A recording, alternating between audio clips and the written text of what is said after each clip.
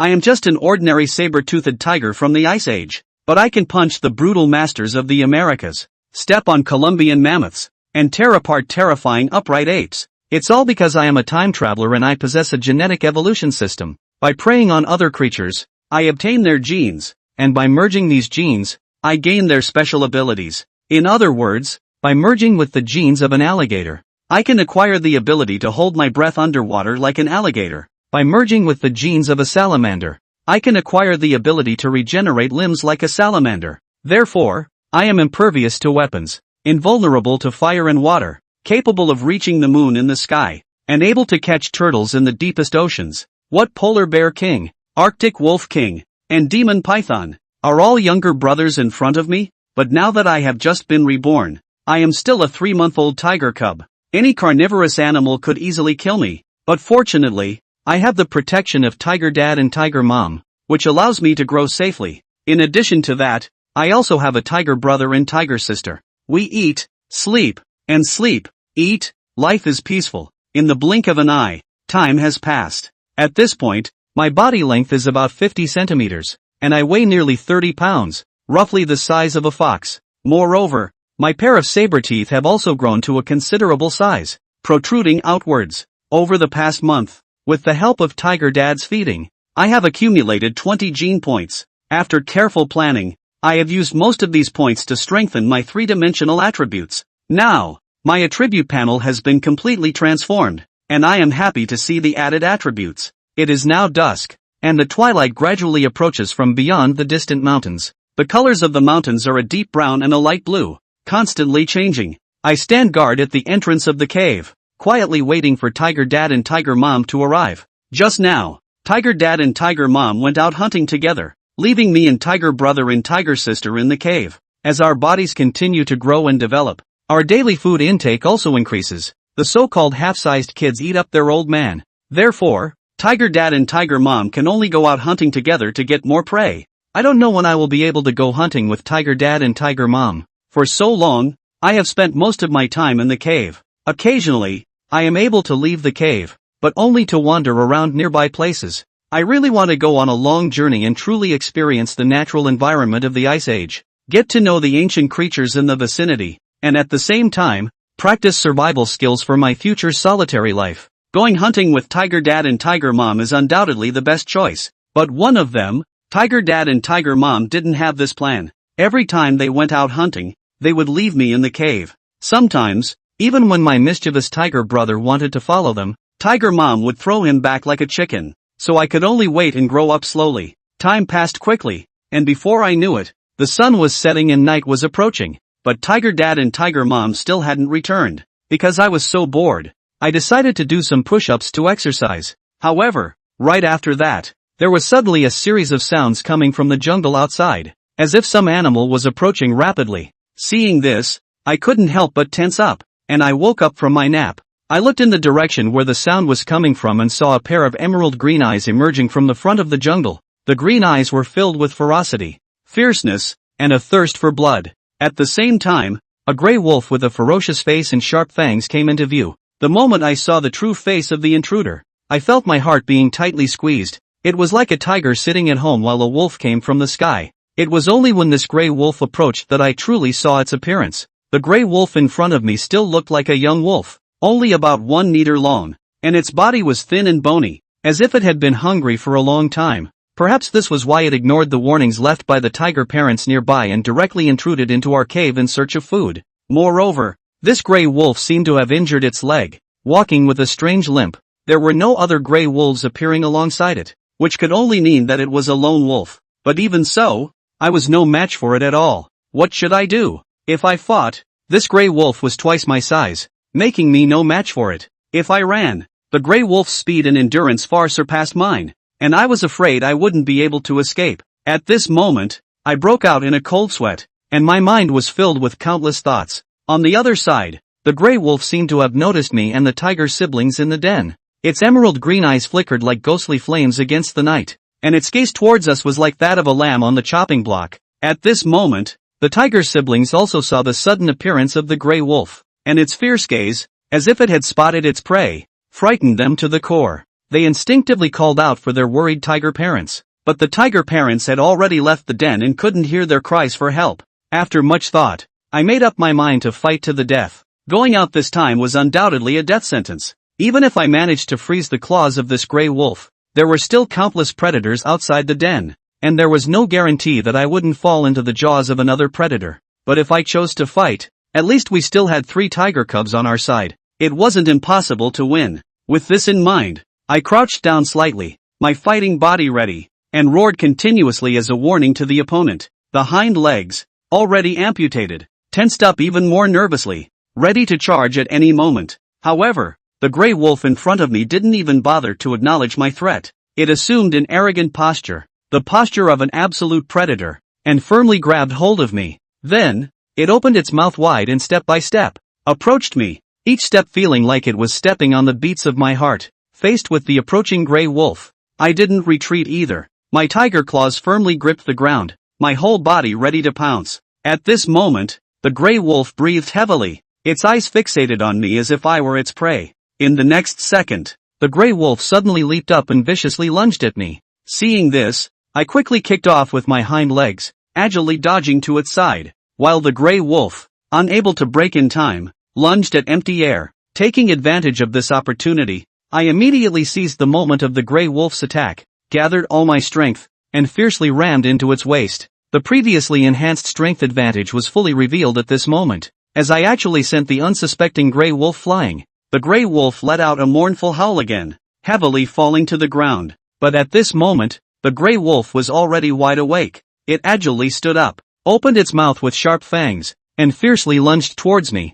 Seeing its posture, I still didn't choose to confront it head-on, but instead took advantage of my small and agile body, constantly dodging and evading. Soon, the gray wolf became infuriated by my guerrilla tactics and ignored me, instead turning its gaze towards the tiger cub and tiger sister inside the cave. In the next moment, it quickly adjusted its posture, took a step forward, and charged directly towards the location of the tiger cub and tiger sister. Upon seeing the charging gray wolf, the tiger cub and tiger sister, driven by their instinct for survival, sprinted towards the depths of the cave. The tunnel in our cave was about 5 meters long, and the final destination was the nursing room where the tiger mother had given birth. When the tiger cub and tiger sister reached this place, there was nowhere else to escape. At this moment, the gray wolf let out another howl, its speed suddenly accelerating, and it pounced fiercely on the fallen tiger sister. I also chased after from behind, but the gray wolf's movements were even faster, and I couldn't catch up at all. Just as the gray wolf was about to pounce on tiger sister, tiger brother suddenly rushed forward and attacked the gray wolf with his body. At that moment, tiger brother's strength exploded, but the result was like a mantis trying to move a tree. The charging gray wolf knocked tiger brother to the ground, and then its sharp fangs went straight for tiger brother. In a moment of desperation, tiger brother rolled on the spot, causing the gray wolf, which had originally aimed to bite its right hind leg, to bite its buttocks instead. Tiger brother let out a cry of pain. At this moment, I finally arrived at the scene. I didn't have time to check on tiger brother's condition. With a kick of my hind legs, my body suddenly shot up, and I landed directly on the gray wolf's back like a divine piano soldier descending from the sky. Then, I opened my mouth and fiercely bit its neck. Although my teeth didn't cause much damage to the gray wolf, my strong jaw held onto its neck, forcing me to imitate the big mouth that tore at tiger brother. Despite this injury, the gray wolf didn't lose its fighting ability.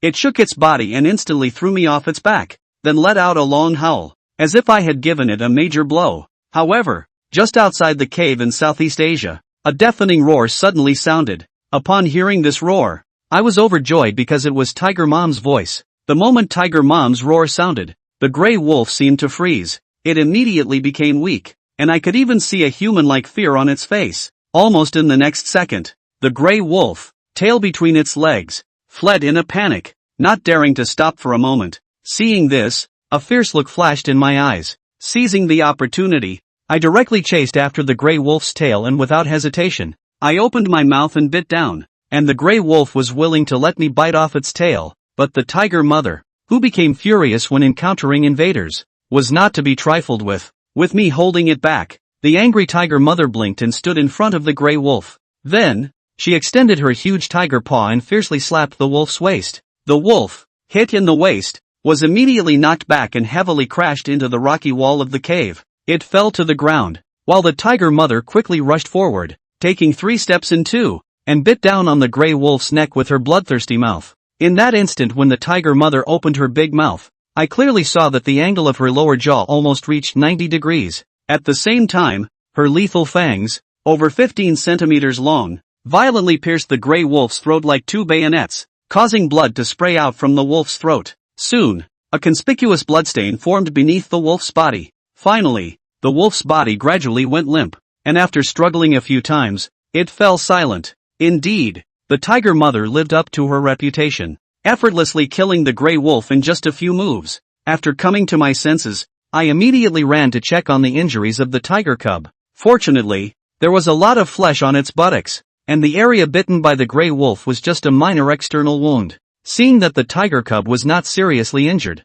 I breathed a sigh of relief. However, the cub was rolling on the ground in pain, looking like it was on the verge of death. The tiger mother quickly extended her tongue and gently licked the cub's tongue. At the same time, the system notification sound suddenly appeared. Ding! Next, I participated in the hunting and killed a gray wolf, gaining 5 gene points. Upon hearing this, I was slightly surprised to learn that hunting animals could also earn gene points. I then learned from the system that hunting animals had 2 different reward systems, killing and assisting. If I completed the kill on my own, I would earn more gene points. However, if I assisted in a cooperative hunt, I would only receive half of the gene points. Obviously, it was Tiger Mom who actually killed that lion or gray wolf, and I just provided assistance. It's good that I assisted in time, because if Tiger Mom hadn't come back, we might not have survived. Actually, I still feel a bit hesitant now, facing the ferocity of these wild animals. I finally realized how dangerous this world can be.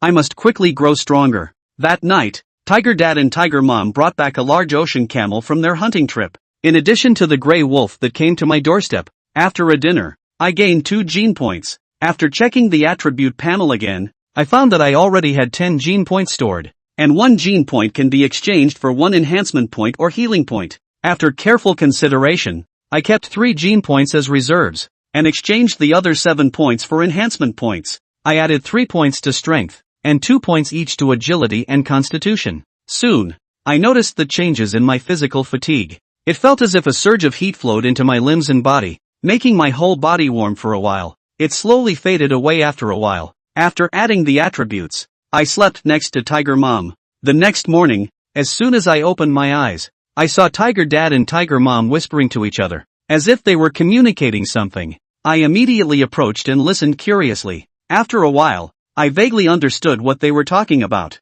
It turned out that after the incident of the gray wolf entering the den last night, Tiger Dad and Tiger Mom were considering moving for our safety. It seemed like they had finished discussing, and Tiger Dad and Tiger Mom woke up Tiger Brother and Tiger Sister, who were still sound asleep. Very early, Tiger Brother and Tiger Sister, who had just woken up, seemed a bit confused and couldn't understand what Tiger Mom meant. Tiger Mom was a bit helpless, turned around and walked towards Tiger Sister, and gently bit its neck, picking it up. On the other side, Tiger Dad used the same method to pick up calm Tiger Brother. As for me, I followed Tiger Mom closely, and so, we embarked on the journey of moving. Before leaving, Fang Yin also looked back with some reluctance. Although the first time he saw this home, he was disgusted. However, after living here for such a long time, he had grown fond of it. When he was really ready to leave, Fang Yin was really a bit reluctant to let go. However, after last night's danger, Fang Yin naturally chose to cling to his tiger parents' thighs. After leaving the bushes outside the cave, what met his eyes was a lush, primitive mountain forest. Early in the morning, the mountain forest, mist and haze, the sky has just revealed the fish belly white, everything has not been mixed into the breath of the animals, everything is pure and refreshing, as if a lighting painting. Tiger Father was in the front, Tiger Mother was in the back, Fang Yin, as well as Sledgehammer and Little Orange, who had been put down, were well protected by them in the center. The mountain forest was overgrown with trees and the terrain was complicated, so the 3 little tiger cubs could easily get lost or fall, so Tiger Dad and Mom were not traveling fast. Along the way, Fang Yin was looking around curiously, like Lulu who entered the Grand View Garden. This was the first time in a long time that he had traveled away from the caves and come into contact with the real Ice Age. He saw magnificent scenery that he had not seen before, and heard the roars of beasts and birds that he had not heard before. There was the sound of wild horses and deer galloping, the bucking horns of bison, and the long bellowing of herds of elephants. North America at the end of the Pleistocene has long been known as a land of giant beasts. Columbian mammoths, short-jawed elephants, juvi-leaf elephants. These titanic beasts, which are even more sturdy and robust than the latter-day Asian elephants, seem as if they were sacrosanct as emperors, and any ferocious predator who encounters them often chooses to retreat and shun them. Longhorned bison, American bison. This pair of bison brothers migrated from the Asian and European continents, has settled in the vast and boundless North American prairie. During the alternating seasons of drought and rain, you can see these huge, horned, powerful creatures gathering in herds almost everywhere, migrating to the next feeding ground. Thousands of bison running across the open grasslands are often an unstoppable torrent of steel. Przewalski's wildebeest, the great forest horse. After millions of years of evolution, the horse. During the Pleistocene period, the genus finally evolved into a long-limbed, tall, single-toed, hard-hoofed, streamlined body, from the fox-sized founder horse to the current tall, real horse image. Horned moose, giant-footed camel, flat-headed reproduce, earth sloth, giant clawed ground sloth, carved teeth beast, big beaver. Many kinds of animals in this piece of land survival, together painted a kind of all kinds of frost in the sky competing for freedom of the spectacular scene. In addition, this is also the arena of countless hideous predators. The giant short-faced bear, which can reach meters in height when standing, is undoubtedly the most terrifying beast in North America at this time. Cougars, tigers, saw-toothed tigers, exotic tigers, panthers, leopard hyenas, and direwolves are among the most notorious prehistoric beasts, with brutal and bloody fights taking place every day. In addition, there are gray wolves, lynx, grizzly bears, jaguars, pumas. These beasts have continued to the 21st century, but also by virtue of their own unique way of survival and wisdom, in this bloody arena with many other beasts on the same stage, and ultimately stand out. The survival of the fittest is the law that applies to all creatures in any period of time. Throughout the morning, Fang Yin's family rushed through the mountains and forests. The big meal from last night was also pretty much digested in their stomachs, and by noon, Fang Yin only felt hungry and thirsty, and Sledgehammer and Little Orange were no exception. Roar! The tiger mother noticed the three little tiger cubs' abnormality in time and roared at the tiger father in front of her, meaning to take a break. Then, she laid down on her side, revealing her white belly. Seeing this action of the tiger mother, Sledgehammer and Little Orange immediately swarmed up and scrambled to grab the tiger mother's nai shui. Really, at least leave a spot for me. When Fang Yin, who was a beat slower, rushed over, he found that this fellow Sledgehammer had actually plopped his entire body right on top of tiger mother's belly, hogging several milk spots. Get out of here! Fang Yin bullied his younger brother without any politeness at all, waving up his tiger palm, aiming at his little butt cheeks was a hard blow. Sledgehammer rolled to the ground with a snap, and the naijui that had just been sucked out of his mouth flowed out from the corners of his mouth before he had time to swallow it. Ow-hoo! The sledgehammer climbed up, shook its dusty fur, and roared angrily towards Fang Yin. Why are you yelling so loud? But Fang Yin didn't even give a damn about him, directly grabbing Sledgehammer's position and cozily starting to drink milk. Sledgehammer looked at his big brother, who was obviously a circle larger than himself, but was very sensible from the heart, and deliberately found a position farther away from Fang Yin, and only then a little depressed to borrow milk to kill their sorrows. After drinking and eating, tiger parents found a shady place nearby to rest their feet. There happened to be a forest lake nearby. The lake was not big, and the sparkling water on the surface of the lake was particularly glittering and dazzling under the sunlight. After walking for so long, tiger parents felt equally thirsty, so they walked straight towards the lake. Fang Yin also butted in. Speaking of which, he still didn't know how he should drink water. When drinking water from an eye, it was fine to just croak and suck directly into the eye head. This was an action that the little tiger cub was born with. But what if one was facing the lake in front of them? How should one drink the water? The structure of the mouth of the tiger is obviously very different from humans. Its jaws cannot be completely closed like humans to form a sucking action, so for them, they need to rely on their tongues to drink water. This obviously involved profound knowledge, so Fang Yin felt that it was necessary to observe how the tiger parents operated from a close distance. Thus, while the tiger parents were burying their heads in water, Fang Yin on the side cocked his head and observed their movements very carefully. Fang Yin, observing in the dark. JPG. What made Fang Yin feel interesting was that the tiger parents' drinking movements seemed to utilize very complicated physics. First of all, instead of sticking their tongues under the horizontal surface to pick up the liquid like canines do, they used the tip of their tongues to make a light contact on the horizontal surface and then quickly retracted it.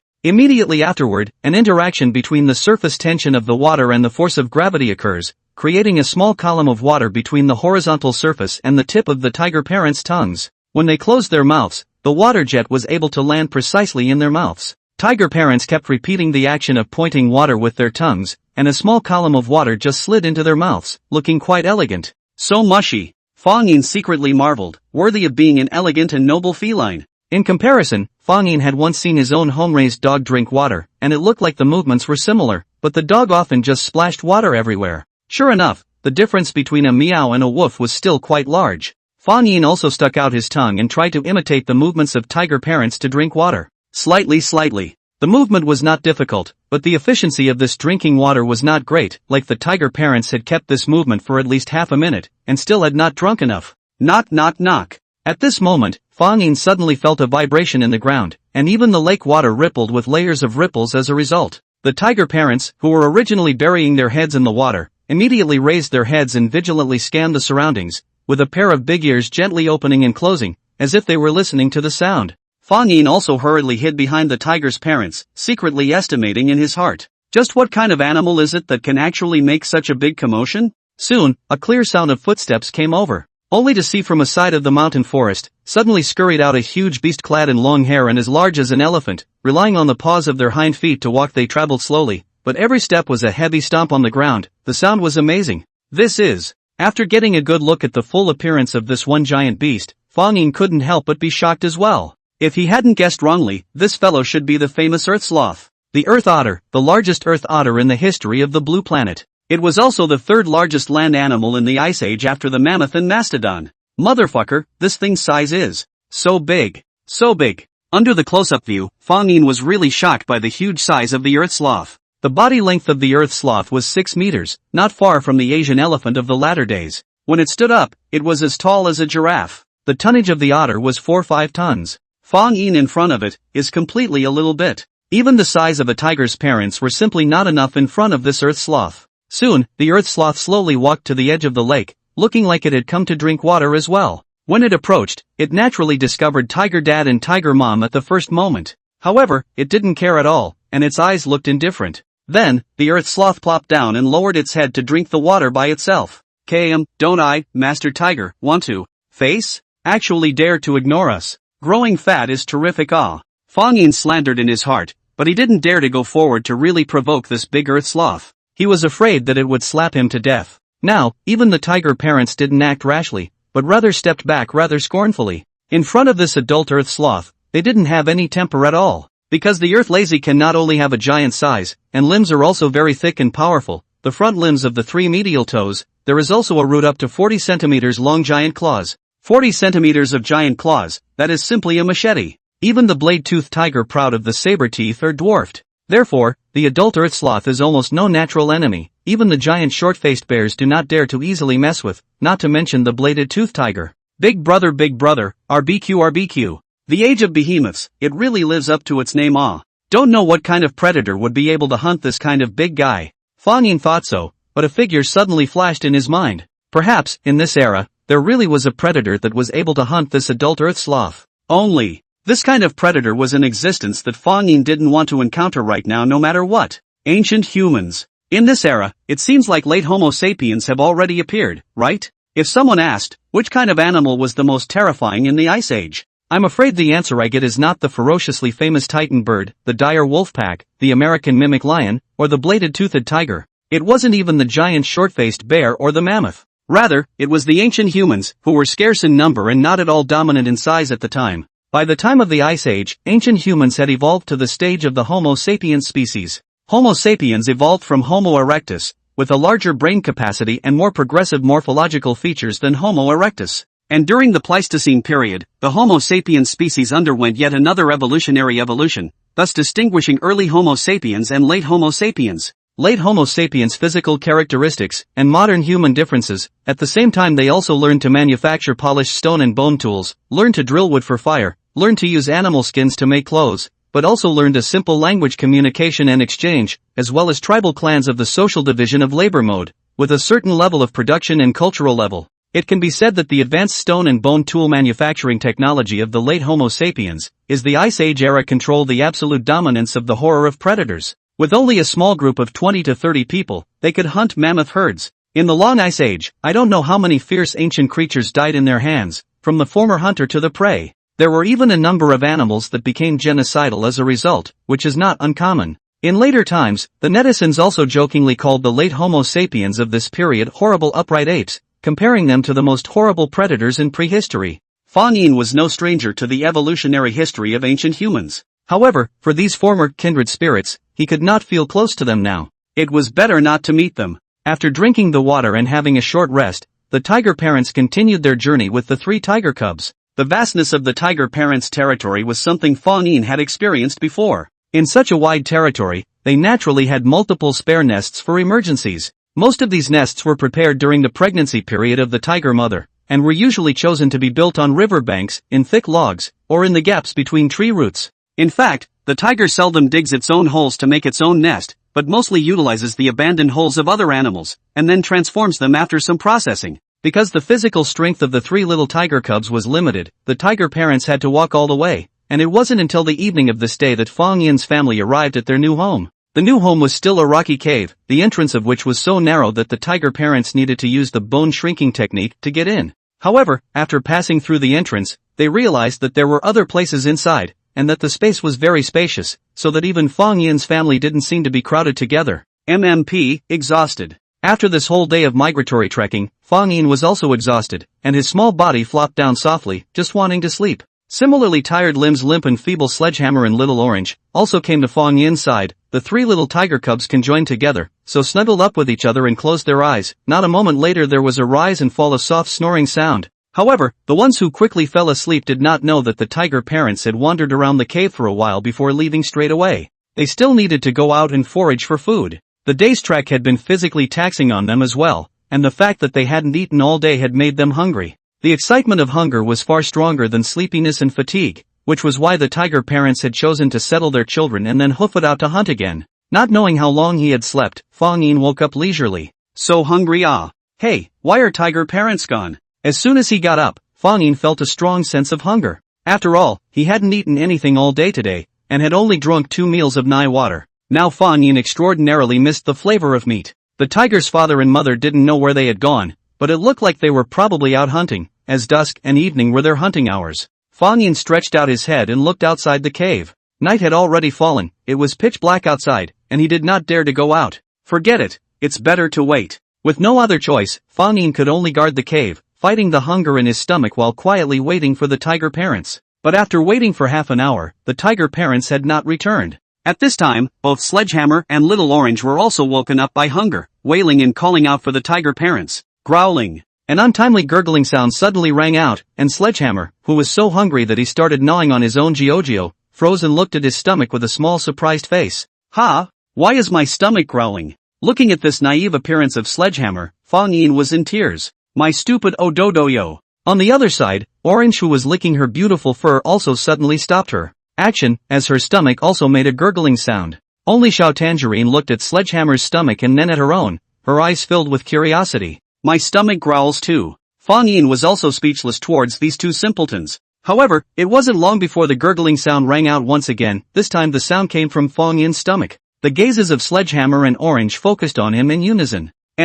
This is a normal physiological phenomenon. Fang Yin covered his face. So humiliating. No, so humiliating, tiger. While Fang Yin was feeling a little embarrassed, a rustling and subtle sound suddenly resounded outside the cave. Fang Yin was startled, and his nerves immediately tightened. Can't it be? It can't be? He hadn't just moved to a new home and met another predator, had he? However, Fang Yin then saw a small animal poking through the hole. Yo, where did a little rabbit come from? Fang Yin's nervous heart instantly relaxed, and he looked at the gray-furred hare with interest. It was a cottontail hare with a tail that surrounded what looked like a ball of cotton, and apart from its relatively large size, it wasn't much different from the cottontail hares of the latter days. However, it wasn't that big either, and looked similar to Fang Yin. Sledgehammer and Little Orange also saw this uninvited guest that had suddenly intruded, and their eyes immediately went straight. The cottontail rabbit was probably also confused in its mind at this time. How could it not expect that there were 3 more bladed-toothed tiger cubs in its newly found nest? For a while, a small rabbit twitter and 3 small brain axes looked at each other fondly. The atmosphere was strange.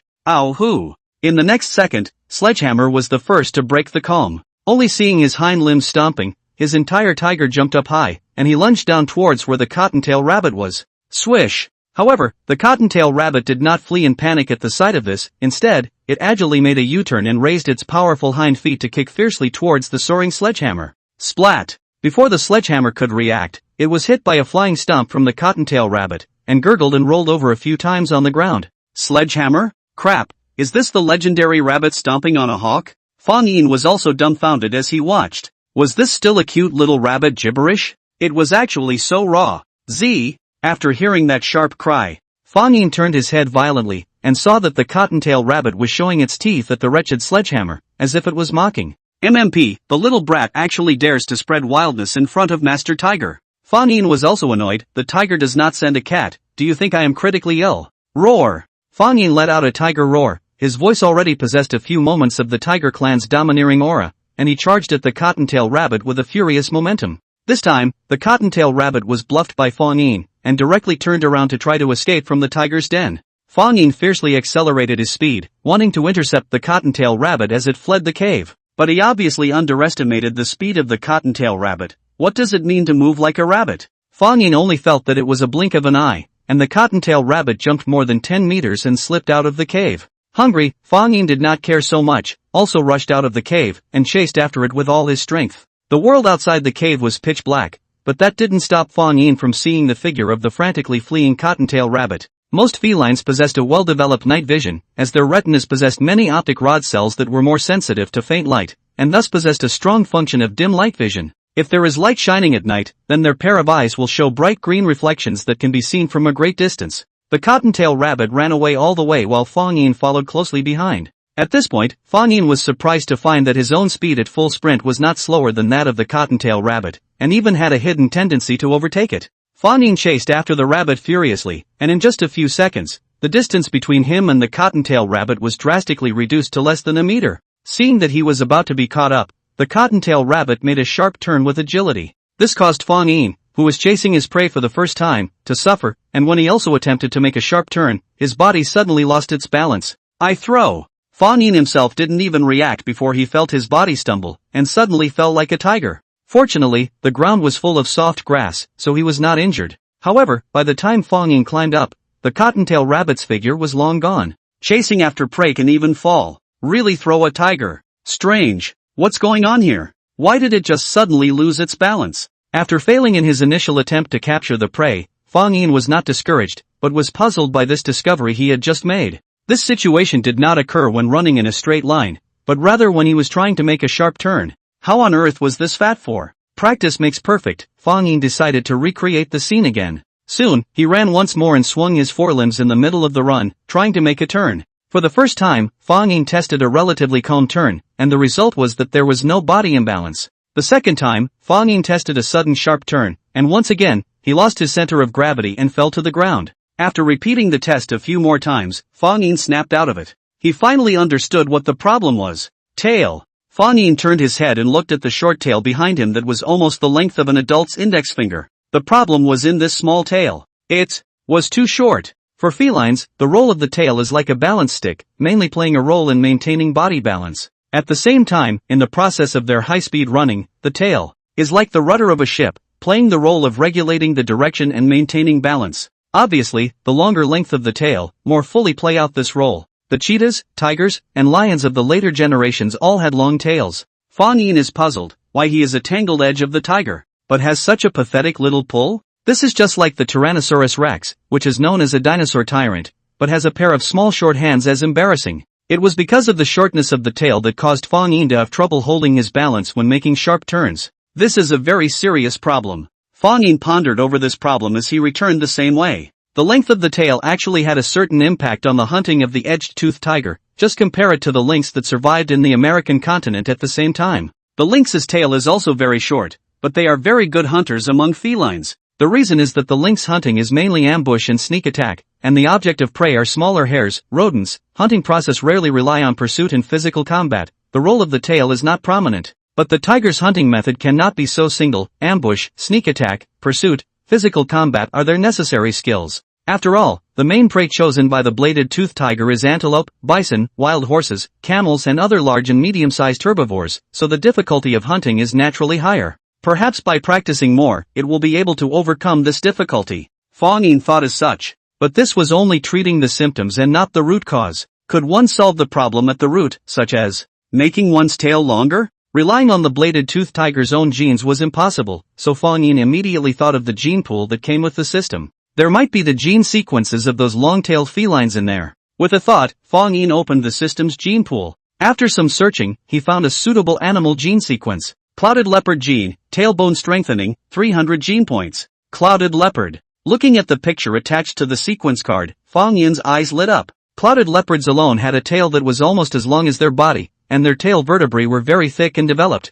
which granted them an extremely strong climbing and balancing ability. Yossi, just 300 gene points is it? I'll book it. Fang Yin decided down and set himself the first small goal in his tiger life. Save up enough 300 gene points to plant a big, long, thick tail on himself. Returning to the lair empty-handed, Fang Yin had just reached the halfway point when he heard the familiar hissing sound of Tiger Mother. Tiger Mom is finally back. Fang Yin's face instantly glowed with joy, and he hurriedly sped up and rushed towards the direction where the sound came from. Just after returning to the lair, Fang Yin saw Tiger Mother anxiously rummaging around, seemingly searching for something. When she saw Fang Yin, who had returned unharmed, the Tiger Mom immediately ran towards him. Roar! Coming to Fang Yin's side, the Tiger Mother licked Fang Yin's cheek with her wet tongue, sniffed around him with her big nose, and let out a dull roar from her mouth. The roar revealed concern. Fang Yin was somewhat helpless as he felt the unique body check of the Tiger Mother, but he was still somewhat touched by her concern in his heart. After determining that nothing had happened to Fang Yin, the Tiger Mother was relieved and led him back to the nest. Inside the lair, Sledgehammer and Little Orange had long been eagerly waiting for him, especially after seeing Fang Yin's return. They rushed over. Aho! The two little guys kept circling around Fang Yin. Cauldron, Cauldron, Little Rabbit Kirikou? Little Rabbit Kiri Pinch? ABA. Fang Yin looked at their expectant little eyes, pretended to know nothing, grunted and went to find Tiger Mom to ask for milk to drink. Time passed like a white horse, more than 2 months passed in a flash. An autumn rain kicked off the prelude to autumn, adding a faint touch of golden color to the mountains and forests. It turns out that the seasons here are also so distinct. Inside the cave, Fang Yin looked at the depressing fall scenery outside and fell into a sigh of emotion. It seemed that the Ice Age wasn't literally 1,000 miles of ice and snow. At least the 4 seasons around the southern part of the Rocky Mountains where he was currently located were still quite distinct. In fact, by the end of the Pleistocene, global temperatures had changed considerably. In 10,000 years ago, the global temperature climbed by a full 6 degrees Celsius, which caused the glaciers of the last ice age of the Pleistocene in North America, the Wisconsin Ice Age, to undergo a massive melting. The original perennial glacier-covered glaciers in Alaska, western maple leaf country, and northwestern bald eagle country have mostly melted away, exposing a corridor of land along the Pacific coast. This also facilitated the access of ancient humans to the hinterlands of North America. However, the signal of the end of the Ice Age and global warming was not good news in Fang Yin's opinion, because it represented that the Pleistocene was actually near the end. When that time comes, the quaternary megafauna extinction event will be staged. Collective extinction of biota. Quaternary extinction event is mainly involved in the weight of more than 40 kilograms of large mammals. Just in North America, there are 33 genera of large mammals completely annihilated in the long river of history, including the edge of the tiger, including. As for the cause of this quaternary extinction event, later generations of paleontologists are divided. No one can agree. Hypotheses such as climate change, human hunting, super-infectious diseases, and even a meteorite hitting the Earth are endless. No matter what the reason was, the extinction of so many creatures was a certainty. It could be said that Fang Yin was now living on the eve of the extinction of the edged-toothed tiger. He didn't know whether to say it was lucky or unlucky. What's the point of thinking so much? We are still alive and well. The happy-go-lucky Fang Yin thought that this was an unfounded worry. At least he didn't see any abnormalities in the surrounding biota. Eat, drink, or walk the road in front of you is more important. The sky is still taller. It was the beginning of fall. The autumn wind was gloomy, and Fang Yin clearly felt that the weather was gradually becoming colder. The arrival of autumn likewise heralded the withering of all things, and for the animals in the mountains and forests, this was the last time of the year when they could enjoy their food. The harsher winter months are just around the corner, and all the animals are busy. The tiger parents are no exception. In addition to their daily hunting trips, they have one more important task to perform: teaching the 3 tiger cubs how to hunt. The 3 tiger cubs are now 6 months old and their nursing period is over. It is time for them to be officially introduced to hunting. Generally speaking, when the cubs are about 2 to 3 years old, the parents will kick them out of their home and let the cubs live outside alone. Before that, the tiger cubs have to master the survival and hunting skills as soon as possible. Otherwise, they will face the duress of hunger and death. And it was worth mentioning, after these 2 months of savage growth, the 3 little tiger cubs' body sizes had all changed greatly. The one that had risen the most pleasantly was still Fang Yin, whose shoulder height was now close to half a meter, and whose body length had also extended to a length of 1 meter too. His weight had even exaggeratedly soared to nearly 80 pounds. Just by looking at his size, Fang Yin was now twice as big as when he had just crossed over. At the same time, Fang Yin's physique had also become more and more robust, and the muscles under the cover of his brown-colored hair had become more and more prominent.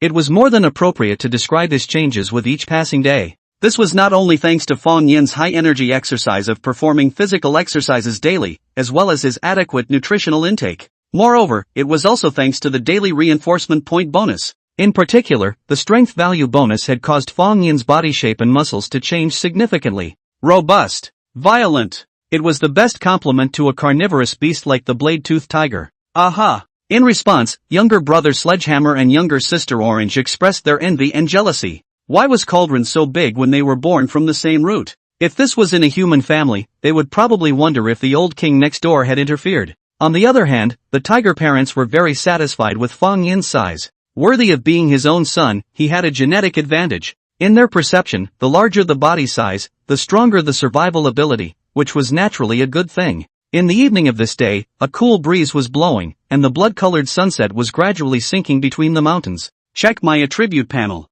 On this day, Fang Yin checked his attribute panel as usual. Host, Fang Yin. Race, deadly blade-toothed tiger, male. Age, 6 months. Strength, 23, plus. Agility, 19, plus. Physique, 17, plus. Gene points, 20. Fused genes, none. 2 months had passed, and Fang Yin had harvested a total of more than 50 gene points, most of which he had used to exchange into reinforcement points to strengthen his three-dimensional attributes. In addition, he also set aside a portion of his gene points, preparing to slowly accumulate them to exchange for useful animal gene sequences later. Roar! The familiar roar of tiger parents rang out, which was the signal that they were about to go out hunting. However, this time, they had brought the 3 little tiger cubs out with them. Is it finally time to start learning how to hunt? Fang Yin followed behind his tiger parents with a tinge of nervousness, as well as a hint of vague anticipation and excitement. The previous failed attempt to catch a cottontail rabbit had made him realize the importance of hunting skills and experience. If Tiger's parents had been in that situation, they would have succeeded in catching the wretched rabbit thief.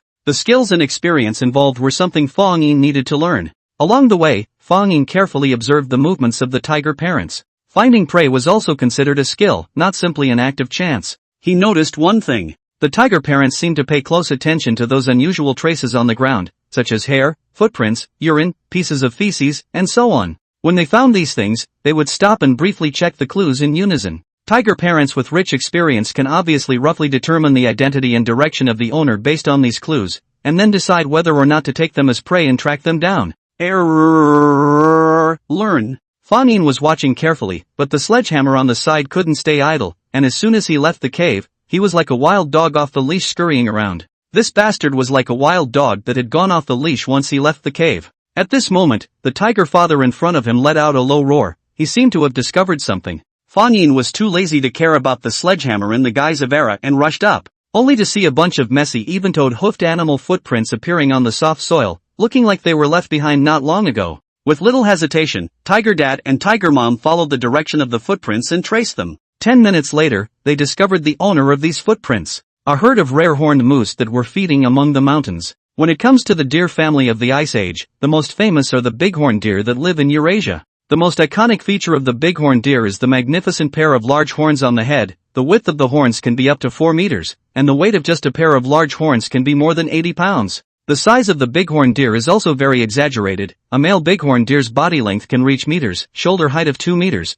The largest individual's weight exceeds 700 kilograms. However, the bighorn deer is far from being the big brother of the deer family, compared to the North American horse deer that still survives to this day, as well as the rare horned moose in front of us. It is definitely the existence of the younger brother of the younger brother. Mom also, is this really a deer animal? This is simply a camel with horns. When Fang Yin saw the size of these horned moose with his own eyes, he couldn't help but suck in a breath of cold air, calling out that it was as terrifying as it was. The adult moose was nearly 4 meters long, with a shoulder height of 2.5 meters, and its weight could be calculated in tons. From a distance, it looks about the size of a van. At this moment, the herd is feeding in a tall pine tree. When feeding high up in the trees, the moose raise their front limbs and stand up. Relying on their forelimbs, the moose would pick at the trunks of the trees and stretch their necks to pick at the leaves and fruits higher up. As you can see, this herd of rare-horned moose is eating at a leisurely pace. The short tail at the back just swings around, carefree. But if you look closely, you can see that each moose is actually keeping an eye on its surroundings,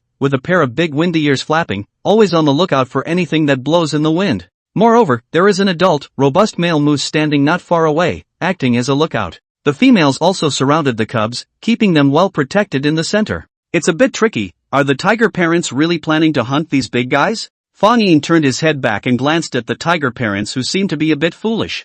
Oof. The tiger parents suddenly snorted muffledly, signaling the 3 little tiger cubs to stay right where they were and not move around. By the looks of it, they were ready to move. The always lively and active Sledgehammer also held down his wild dog temperament, and was held down by one of Fang Yin's tiger paws, obediently staying in place. Sledgehammer was aggrieved in his heart, but for the sake of being able to eat delicious venison later, he endured. Then, with the help of the tall shrubs around them, the tiger mom and dad lowered their bodies and approached the moose herd step by step. Fang Yin was at the back, carefully observing the hunting action of the tiger parents. As a matter of fact, this was the first time he had seen the hunting maneuvers of an adult tiger. Like many felines, the tiger parents used the most common method of stalking and raiding. It was by stalking and constantly trying to approach the target prey, until the target prey is confirmed to be within the effective attack distance, and then suddenly launch an attack to catch the other side by surprise. This is undoubtedly a more advanced hunting method. At least, compared to that kind of stupid method that did not know how to hide its whereabouts and directly rushed across the street, the effect was much clearer. After all, don't look at the moose as a creature with a bulky body, in fact, their movement. After all, not to mention their heavy bodies, moose are actually quite flexible, and their triathlon skills of jumping high, running long distances, and diving into the water can be described as perfected. At the same time, Fang Yin also memorized the movements of the tiger parents and subconsciously imitated them. For humans, sneaking was a technical skill, but for most felines, sneaking was an innate skill. Like the tiger parents, they only need to retract their sharp claws into their sheaths during the stalking process, and by simply utilizing their soft and flexible palm pads, they can approach their prey silently and quietly. 1 step, 2 steps, 2 steps. 1 step is the claws and teeth, the devil's pace. Unbeknownst to them, the tiger parents had already lurked to a position no more than 50 meters away from the moose herd. This had already reached their effective attack distance. Ready to strike. At this moment, Fang Yin's little heart seemed to be raised to his throat. He watched the tiger parents who were about to make their move with unblinking eyes, fearing that he would miss a single second. However, right at this moment, the male rare-horned moose that was responsible for letting the wind out raised its head. It seemed to have sensed something strange and looked towards the bushes where tiger parents were hiding. Tiger dad and mom were old partners. They didn't need to communicate with each other, they knew each other by heart. The moment to strike arrived. The next moment, Fang Yin saw that tiger dad and tiger mom moved at the same time. The thick limbs with perfect muscular lines suddenly stretched out from their taut state. Like a taut bowstring, they let go with a clang. The huge bodies of tiger dad and tiger mom darted out of the bushes like arrows. Expectancy. The moment he spotted tiger dad and tiger mom, the male rare-horned moose let out a short and loud alarm sound. In a flash, all the hand-cooked moose reacted and quickly drew closer together. In the face of the threat from predators, the first reaction of the moose herd was not to run around in panic like ordinary bison and sheep herds. Instead, they form a special protective circle like the African buffalo of later times. The male hand-cooked moose, with its large body and huge antlers, rushed to the front of the herd at this time.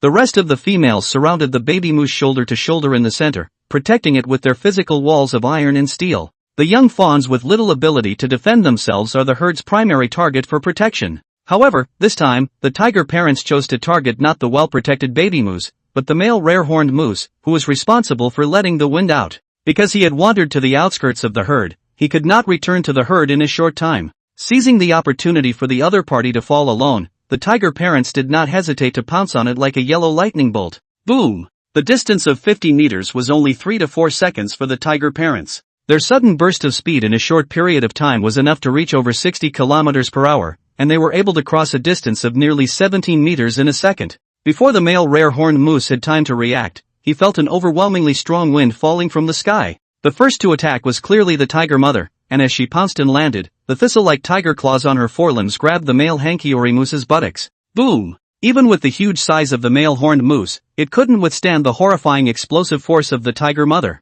With a stumble on its hind feet, it fell to the ground. Immediately after, tiger dad's attack also arrived. His hind limbs were like springs bursting out with amazing bouncing power, and his large body just leaped up and climbed onto the back of the male rare-horned moose. Without the slightest delay, the tiger's father directly opened his bloody mouth at his neck, and an exaggerated arc was shown between his upper and lower jaws. Put! In the next second, the sound of a sharp weapon piercing through flesh rang out. The pair of saber-like saber teeth of the tiger's father pierced through the rough body surface of the male Hankook moose without any lag, and deeply penetrated into its windpipe and carotid aorta. One blow was fatal. The male horned moose, which was more than twice the size of the tiger's parents, was almost powerless to resist under the back-and-forth attack of the tiger's parents. As the tiger father's saber teeth penetrated his vitals, hot blood gushed out, and the male horned moose struggled violently. But the tiger father and mother simultaneously pressed down on its body. A pair of porous forelimbs with strong gripping power firmly fixed its body, not giving it any chance to roll over.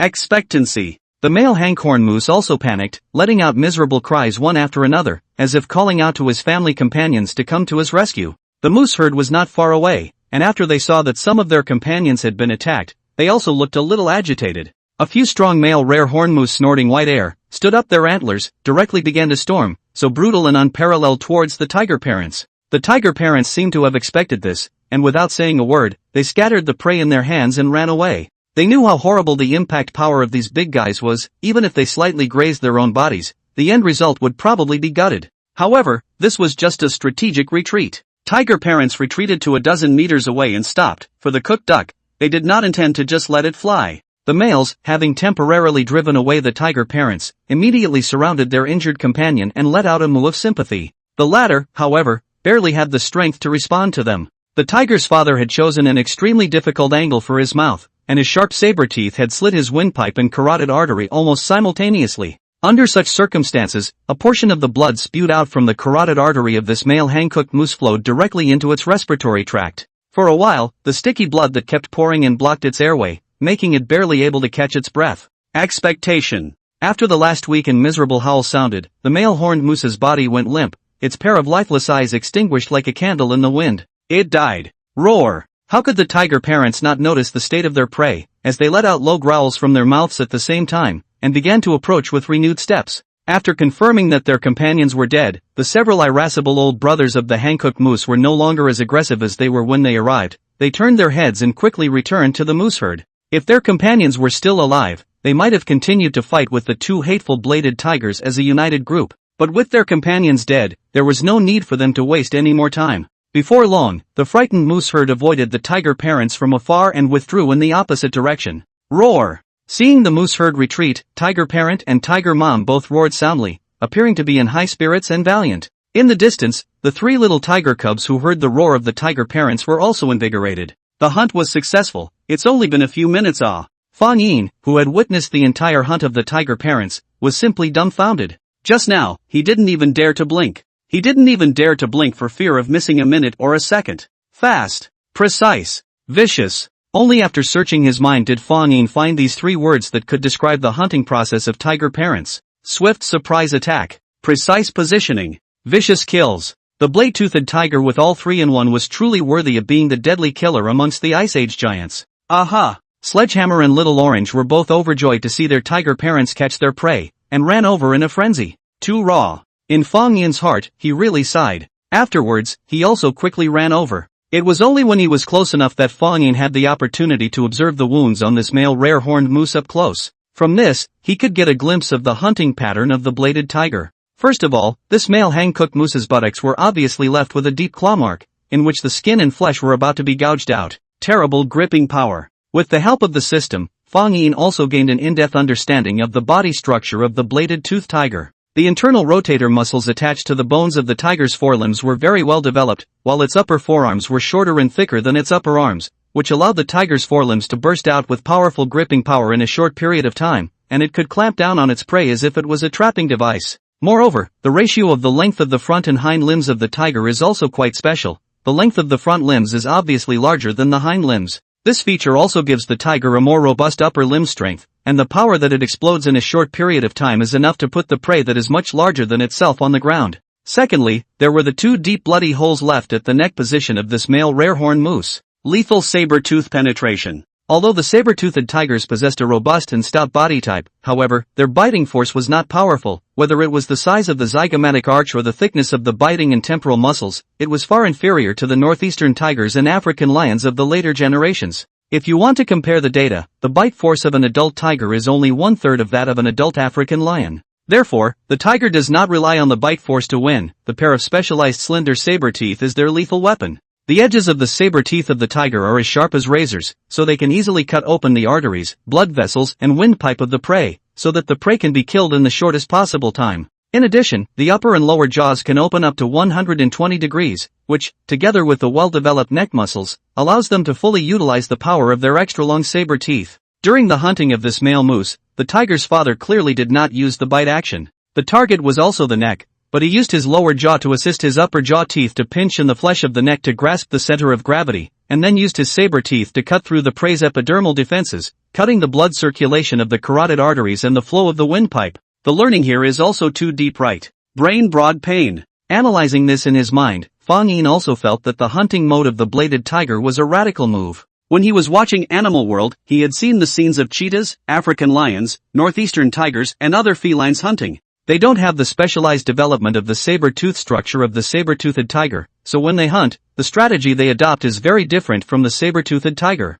These modern big cats usually bite their prey's throat through the well-developed bite muscles of the upper and lower jaws, and then cut off the trachea to suffocate the prey. The whole process is very fast, and usually only need to last a few minutes or so to complete the hunt. This is clearly not the case with the tiger. If you compare the two, then the hunting mode of African lions and northeastern tigers is like the throat-locking technique in unarmed martial arts, while the hunting mode of the bladed-toothed tiger is to take a knife and cut the throat. However, the knives are very fragile. Fang Yin silently sighed again. Don't look at the blade-toothed tiger's saber teeth as being so windy. In fact, its overall construction was also very fragile, and when gnawing on a hard object or subjected to an impact, it might break if it wasn't careful. If this thing breaks, it's just like a man's lifeblood breaking. It won't be able to grow back again. To sum up, Fang Yin felt that the hunting mode of the tiger was, the sword goes sideways. It looked like the hunting efficiency was high, but if you were not careful, you would lose your footing and become 1,000 years of hate. After studying the hunting mode of the tiger, Fang Yin turned back to his senses. At this moment, the tiger parents had already dragged the corpse of the male rare-horned moose to a hidden place, and then proceeded to feast on it without any hesitation. Of course, they also vacated the spot for the 3 little tiger cubs to share the fruits of victory together. The 3 little tiger cubs didn't need their tiger mom to feed them now, and were able to tear the flesh of the prey on their own. Fang Yin got a share of a deer leg and gnawed on it with gusto. However, as he was chewing, he heard the sound of Sledgehammer eating, sucking and sucking. What is this bastard eating? Fang Yin turned around, and then he saw Sledgehammer holding a piece of tender intestines in his mouth, as if he was eating hot and sour noodles, rolling it into his mouth, and then chewing on it. What was even more frightening was that a puddle of fecal water was actually coming out of the end of that cut-off intestine. Is this the legendary large intestine sashimi?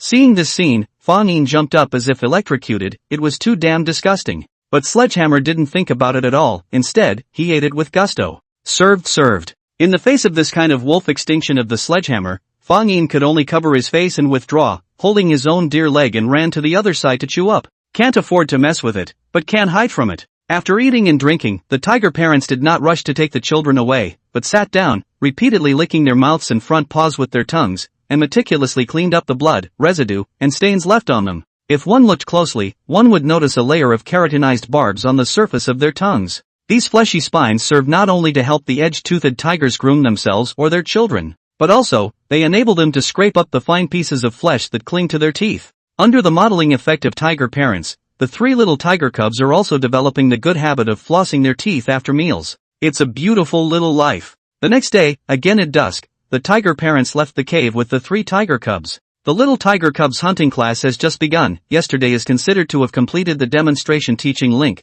Today the tiger parents are going to let them carry out practical exercises. Of course, it is still too early to let them hunt alone, and they have to eat their meals one by one, so it is impossible for them to get there in one go. Therefore, the tiger parents prepared a mock hunt for the 3 little tiger cubs. The tiger's father grabbed a fat North American possum from somewhere and threw it in front of the 3 tiger cubs. The appearance of the North American possum looked about the same size as a field dog. It was not a rodent like a mouse, but a marsupial like a kangaroo. And this poor North American possum was the tool that the tiger parents chose to give the tiger cubs to practice hunting. Squeak! The North American possum shrieked in alarm, only to leave the big tiger's mouth and enter the little tiger's mouth again, spreading its feet and fleeing all the way. Roar! The 3 little tiger cubs also let out a low roar of excitement and scrambled to chase after them. Among them, the most robust Fang Yin was in the lead, his limbs muscles rhythmically. At this time his short burst of speed, estimated to have reached more than 70 kilometers per hour, and in a second's time, he leapt out a distance of nearly 20 meters.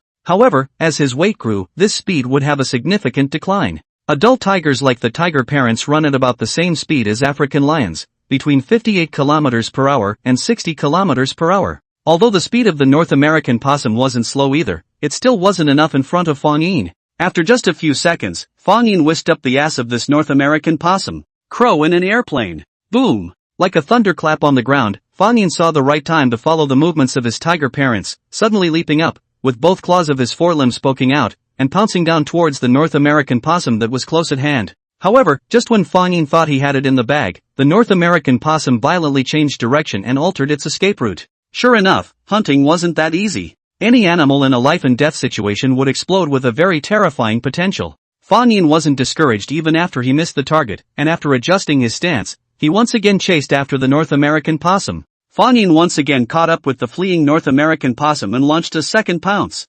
Squeak! With a wail, the North American possum's small body could not withstand Fang Yin's weight, and was directly pounced on by him. Once it was pounced upon, then it could be considered a fish on the chopping block. However, the North American possum did not give up its desire to survive, but struggled violently. Hee, even if you scream your throat out, no one will be able to save you. Fang Yin laughed hideously. This adult North American possum was only the size of a house cat, not even half the size of himself. Where could it escape him? Just as he was about to move his mouth, Fang Yin suddenly realized that the North American possum underneath him had stopped struggling and became motionless. This is how it buckled. I haven't even moved my mouth yet. Fang Yin, who had just grimaced, had to retract his expression, and was surprised to see the North American possum's condition. Only to see that its mouth and eyes were wide open, its tongue spat out, a look of sudden and violent death. PFF. Not only that, a puddle of green unidentified liquid suddenly spewed out from behind its tail, and the liquid instantly gave off a pungent, putrid odor. Yelp! What a stinky fart! Sledgehammer and Little Orange, who had just run over, both choked and sneezed when they smelled this unpleasant putrid odor, and hurriedly turned around and left. Fang Yin similarly felt a wave of sourness go straight to the sky. However, he forced himself to hold back the nauseating reaction and instead opened his mouth wide, raised his sharp saber teeth, and in one fell swoop, stabbed the North American possum in the throat. Even though Fang Yin's saber teeth were not fully developed at the moment, their length reached 8 centimeters, which was also fatal for a small animal like the North American possum. Playing dead with me? You're still too young. As far as Fang Yin knew, possums would play dead when faced with hazards. Not only would it be able to control its breathing and heartbeat, keeping its body stiff and motionless, and it would also discharge a liquid with a putrid odor from its odor glands, making its natural enemies mistakenly think that it was already dead and that its flesh had rotted. As a result, creatures that aren't used to eating rotting corpses are forced to abandon them, and the possum thus retrieved its life. Squeak squeak. It was only at this point that the North American possum that was playing dead was revitalized, hissing hysterically. However, Fang Yin's saber teeth had already slit its throat, and with the continuous loss of blood, this clever North American possum soon stirred its legs and died. Roar! Only after determining that this North American possum was completely lifeless did Fang Yin let go of its neck, allowing its gradually stiff and cold corpse to fall to the ground. This time, this North American possum was truly dead. So this is what hunting feels like, huh? It still feels like a needle not poking. Looking at this one North American possum, Fang Yin had a small sense of accomplishment in his heart. After all, this was considered his first successful hunt. Although the North American possum was a small one, Fang Yin was also just a fledgling little munchkin. Ding! The host has independently hunted a North American possum, gene point +5. At this time, the system's beep also sounded. Unlike the assist from the previous hunt of the subadult gray wolf, this time Fang Yin was rewarded with the head of an independent hunt. Aha! Sledgehammer and Little Orange, who had just been stunk out by the North American possum's fart, suddenly saw it come back from the dead and immediately ran back in amazement. See, learn from Big Brother. You guys are still drawing a picture, so easy to be fooled. Fang Yin grunted at the two little tiger cubs, and then walked to the side with his own prey in his mouth. With one hand pressing down on the North American possum's body to hold it in place, Fang Yin tore into its flesh and blood in one big gulp while doing so, drinking from a big bowl, eating meat from a big mouth. To be a tiger like this, what more could a man ask for? As for what it looked like to eat, it didn't matter at all. What mattered was the pain. Gulp! Sledgehammer and Little Orange watched from the sidelines with their mouths watering, but they didn't have the courage to go up and get a piece of the pie. Big Brother's usual silver might went deep into the heart of the tiger. If they dared to grab the food, they would inevitably be given a fat beating. Not bad, not bad. It seems that my usual beast taming TJ is quite on point. Fang Yin cast a sidelong glance at the two little tiger cubs that were staring dryly from the side. His heart was quite satisfied. As a big brother, of course he had to have the majesty of a big brother. However, Fang Yin was still very protective of his younger siblings, and when he had eaten and drunk enough, he left the remaining rat meat for them.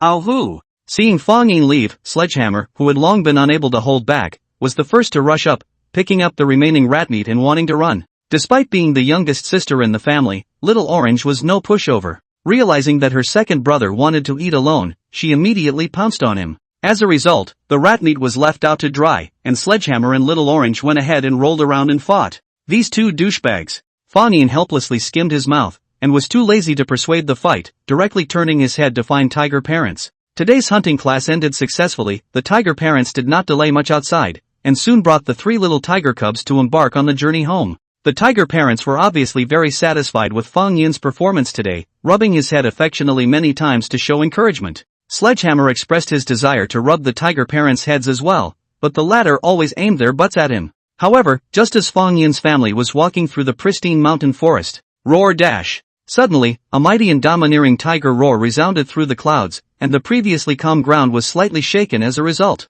Fang Yin was startled by this sudden and unfamiliar tiger roar and hurriedly followed the sound. The tiger's parents also stopped and looked sternly in the direction from which the unfamiliar tiger's roar had come, their mouths letting out warning roars one after another. Roar! However, the unfamiliar tiger roars resounded one after another, and sounded as if they appeared to be getting closer and closer to Fang Yin's position. The sound at first sounded similar to the roar of the tiger parents, but after listening carefully, it felt slightly different. What's going on? Could it be that another predator has intruded into our territory? Fang Yin was immediately startled. One had to know that amongst predators, fights between territories often occurred. The bladed-toothed tiger was no exception. Sometimes, adult bladed-toothed tigers would also specialize in hunting the cubs of other bladed-toothed tigers as a way to cut out future threatening hidden dangers. Thinking about this, Fang Yin couldn't help but get nervous. In the middle of the dense primitive mountain forest, a tiger-type creature with a slightly different appearance from that of the tiger was walking through it. The appearance of this tiger-type creature was 7 to 8% similar to the bladed tiger, and its body size was not much different. However, it did not have the saber teeth of the bladed tiger that were more than 10 centimeters long, and the length of its upper canine teeth was probably less than 10 centimeters.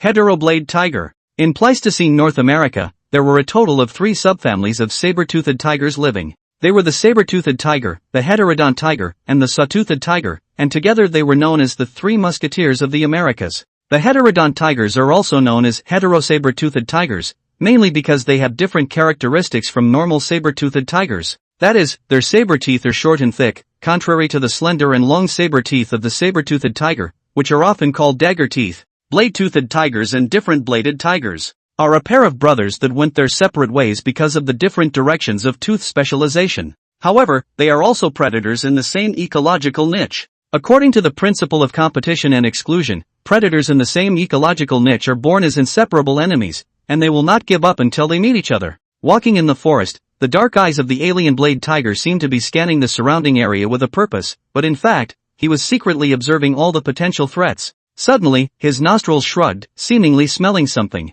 Subsequently, this altered blade tiger was striding straight towards where the tiger parents were. Roar! On the other side, the tiger parent also realized the danger and roared at the 3 little tiger cubs, signaling them to stay behind them. Both Sledgehammer and Little Orange immediately hid behind the tiger parent, their little bodies shivering a little from fear. Fang Yin similarly shrank back. Now was not the time to show off, it was better to hold on to the tiger parent's thighs. Soon, it was as if a strong wind was whistling. The different-edged tiger appeared directly in front of the tiger parents, its eyes burning like flames, its bloody mouth slightly opening and closing, revealing a pair of dagger-like saber teeth. Although it was short, its shrewdness was even more visible. Roar! Meeting with this intruder who dared to break into their own territory, the tiger parents were not polite at all, and their angry tiger roars erupted at the same time, which contained a warning to this uninvited guest. However, the different blade tiger was not the least bit afraid. Its body crouched down, its short tail arched up, and it also let out a roar. The battle was imminent. Roar! In the next second, the tiger's father took the lead and pounced on him, his long sharp claws poking out from his palm pads, and he raised his hand and slapped at the face of the different blade tiger with all his might.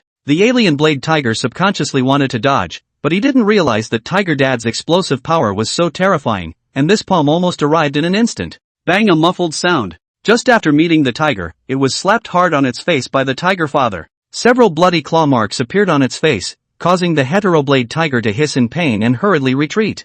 Seizing the opportunity, the tiger's mother stomped her hind limbs with all her might, and like a machine, she pounced on the foreign-bladed tiger with the same swiftness and ferocity. Soon, the field was filled with wild hissing sounds, as the tiger parents and the different bladed tiger ferociously pounced and tangled together, stirring up a large amount of dust on the ground. Both sides are about the same size, the tiger parents and the tiger mom are fighting 2 against 1, it shouldn't be much of a problem, right? Fang Yin, who was nervously watching the battlefield, was thinking this, but suddenly felt that something was wrong. Where did this alien-bladed tiger get the strength to fight against the tiger parents? Could it be? Fang Yin's heart thumped and he hurriedly turned around. Right behind him, not far from a clump of bushes, the appearance of a tiger-type creature was faintly revealed. MD, there's another alien-blade tiger. Despite not seeing it truly, Fang Yin had already guessed this fact. Like the bladed tiger, the foreign-bladed tiger was most likely a pack animal as well. With the male altered blade tiger attracting the attention of the tiger's parents head-on, the other female altered blade tiger would have the opportunity to go around the back and steal the crystals.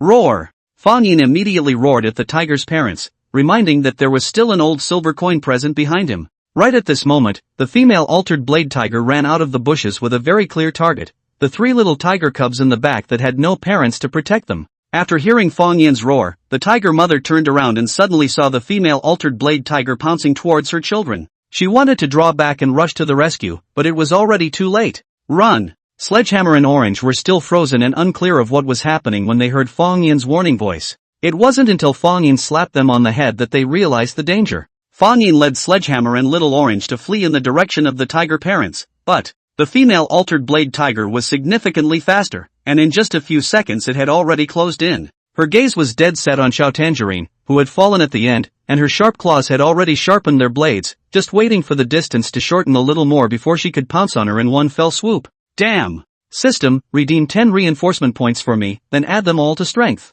Seeing this, Fang Yin immediately gave an order to the system in his mind. Ding! Reinforcement point redemption completed. The host's strength attribute value has gained a boost of plus 10 points. With the sound of a system beep, Fang Yin immediately felt a warm, hot current surging through his body. In a short period of time, he felt his body become much heavier. The muscles on his limbs were also bulging and rhythmic, as if there was an inexhaustible energy hidden within his body. Roar! In the very next second, a majestic tiger roar rang out. Fang Yin violently turned around, his blasted hair dancing in the wind, his body wrapped in astonishing strength, ferociously and incomparably pouncing towards the female altered blade tiger that was in hot pursuit. The female alien blade tiger didn't expect Fang Yin to suddenly turn around and return, and was unable to defend herself in time. Boom! What made her feel even more unbelievable was that this half-sized bladed tiger was surprisingly powerful. Upon contact, the female altered blade tiger's forward-charging body was immediately deflected, and was then directly knocked backward, almost falling to the ground.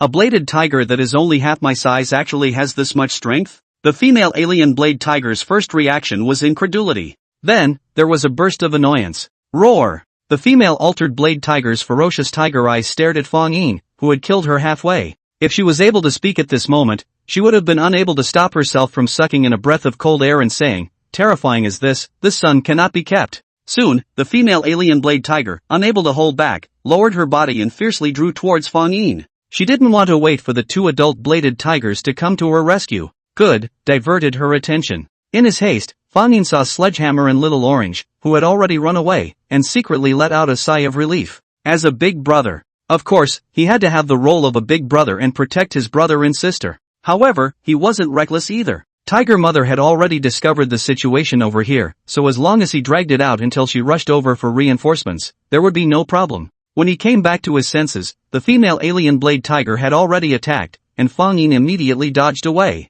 Although Fang Yin's strength had risen considerably, he had a 2-fold size advantage, so he could not possibly be a match for the female Fey-blade tiger in a head-on confrontation. His smaller size was also an advantage, and Fang Yin, who was as agile as a rabbit, made the female alien blade tiger's attacks fall short, and was unable to do anything about it for a while. Come over here. Fang Yin raised his right forelimb and hooked his paw towards the female alien blade tiger. The female alien blade tiger roared like thunder in anger, but when she came over with a tiger pounce, Fang Yin had already jumped and leapt to the other side. Female alien blade tiger at hashtag $%%. Hashtag. Roar. Finally, a shockingly familiar tiger roar exploded in Fang Yin's ears. It was the tiger mom that had arrived. The tiger mother's robust body was far from as agile as Fang Yin's, but it was filled with a majestic sense of force that made people not dare to oppose it at all. Roar! This time, in the face of the tiger mother who was eager to protect her son, the roar of the female alien blade tiger had obviously lost its momentum. Since she had missed the great opportunity to kill her cub,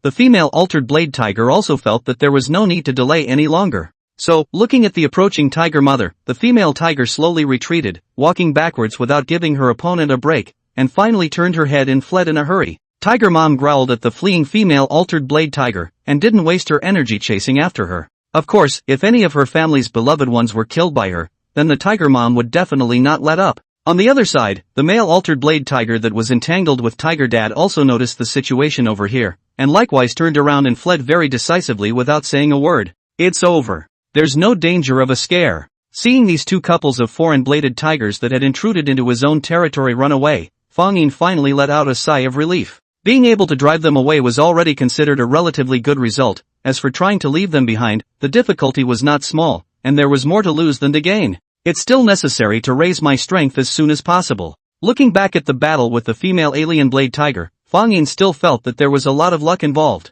After all, like the bladed tigers, the foreign-bladed tigers had thicker, shorter and sturdier limbs, and their small arms and legs were more bulky and not flexible enough. If the next predator he encountered was a cougar, a serrated tiger, or a panther, which had both agility and strength, this tactic would not work. Enhancing your ability to fight head-on is the way to go. The only way to quickly improve one's ability was to accumulate gene points through hunting. The North American possum that was hunted today was just the beginning. From now on, as long as Fang Yin continued to improve his hunting skills, he would be able to hunt more and more powerful prey and obtain more gene points. It was already getting late, and the slightly tired tiger parents were worried that there would be another predator invasion, so they didn't dare to delay in the same place, and hurriedly returned to the nest with their 3 tiger cubs. Only after returning to the safe den did they seem to have completely relaxed. Sledgehammer and Little Orange, who had received quite a scare earlier, quickly fell asleep. Fang Yin had also expended quite a bit of energy today, and rubbed up against the middle of Sledgehammer and Little Orange to lie down. It couldn't be helped. As soon as the fall started, the temperature difference between day and night became much bigger here, and the cold wind whistled at night,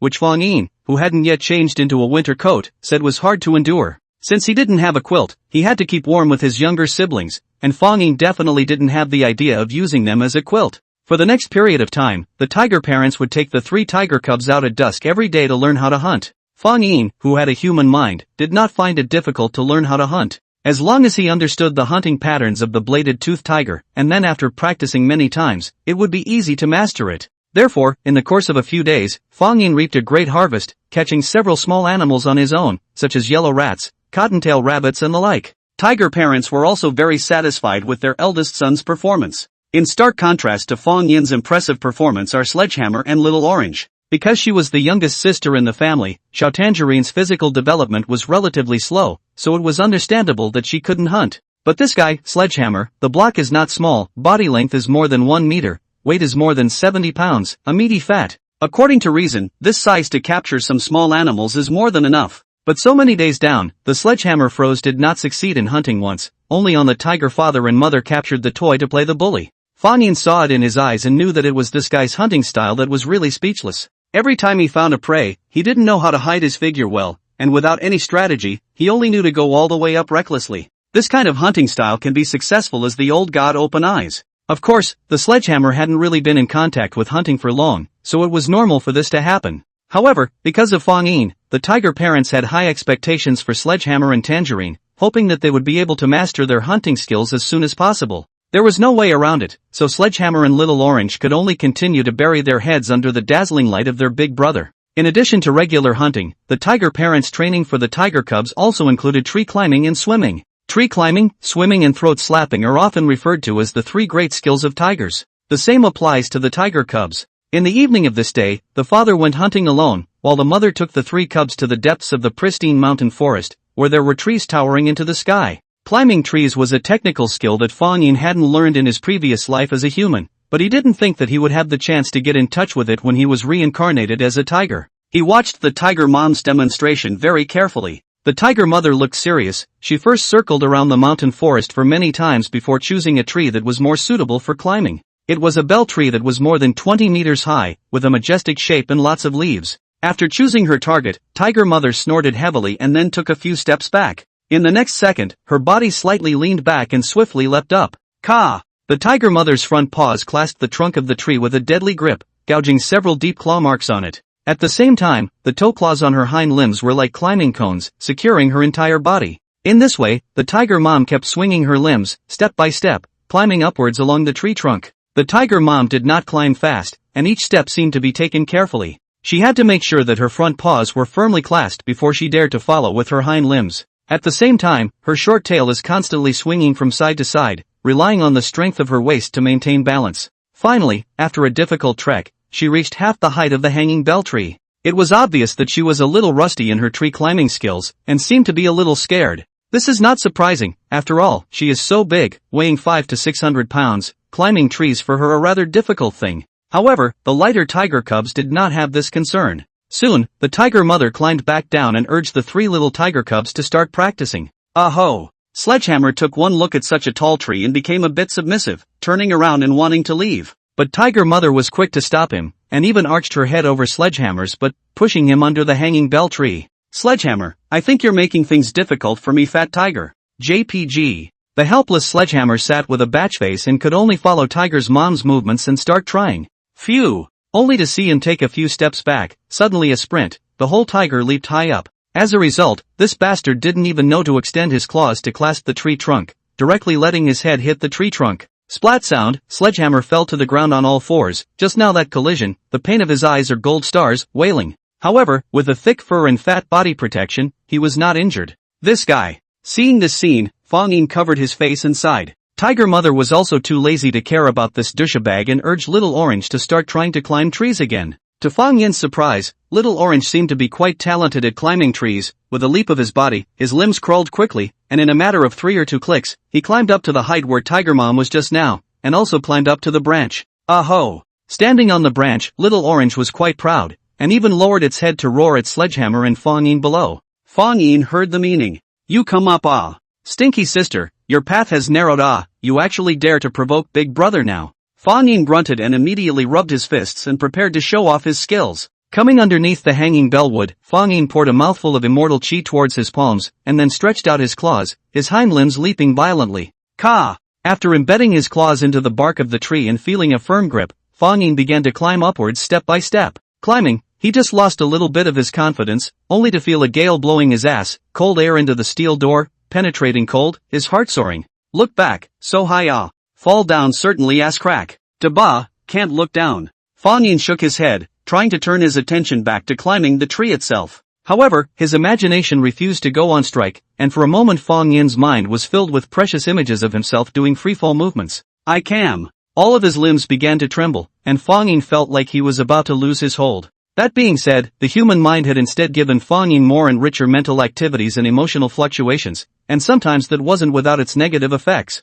After a period of heavenly and human warfare, Fang Yin was only able to muster up the courage to continue climbing upwards, and eventually, with a lot of effort, he was able to climb up to the location where Little Orange was. Your big brother is still your big brother, look at this not coming up. Fang Yin was lying on a branch panting. He had never thought that climbing a tree was actually such a terrible and torturous thing. Underneath the tree, reclimbing up the Sledgehammer is still in the Tiger Mother's forced to continue to practice climbing the tree, repeatedly defeated.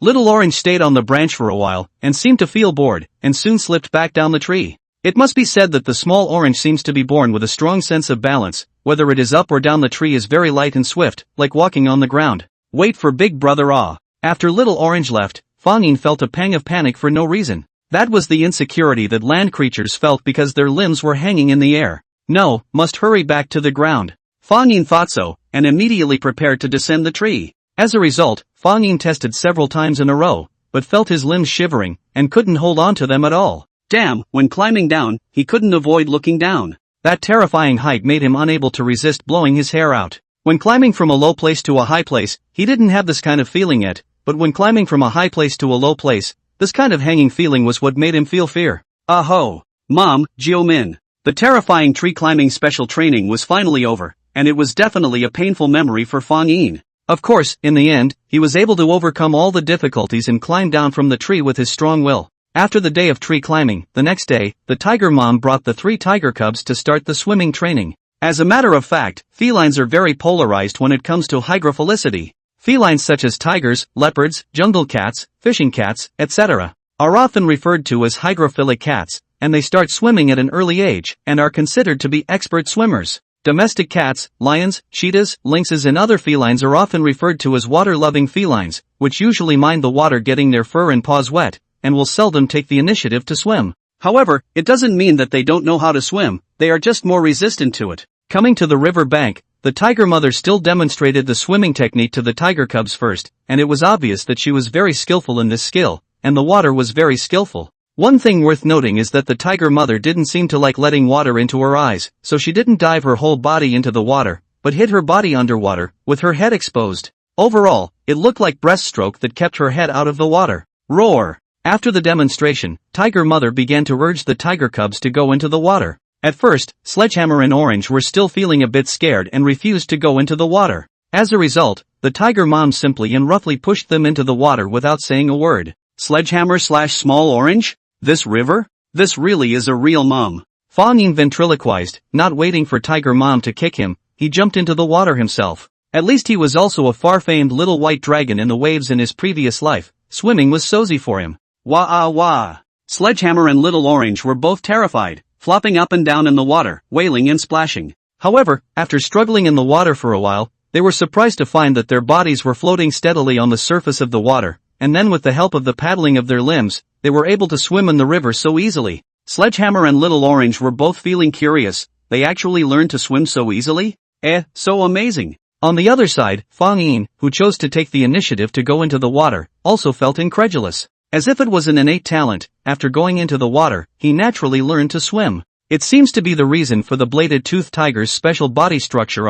Fang Yin gradually came to a realization. Because the bladed-toothed tiger's chest and abdominal cavities were large, it was like having a life preserver attached to their body, making it possible for them to float on the surface of the water with ease. In addition, the bladed-toothed tiger's palm pads had membrane-like semi-webbed webbing attached between their toes, which, like tigers in the latter days, was enough to allow them to paddle and swim well. While swimming in the river, Fang Yin also took a good bath. It was a bit embarrassing to say that. After traveling across for so long, Fang Yin still took a bath in the water for the first time. On weekdays, if the fur is itchy or if parasites or something appear, it can be solved through daily fur grooming. River water temperature. Icy cold and crystal clear, Fang Yin could still see a small, lively fish darting past him. Behind him, Sledgehammer and Little Orange were instantly intrigued as they looked at the countless small fish of various colors below the surface of the water. They subconsciously reached out to fish for them, but as a result, they couldn't even touch the scales of the small fish. Roar! It was at this moment that Tiger Mother, who had already returned to the shore, suddenly let out a roar.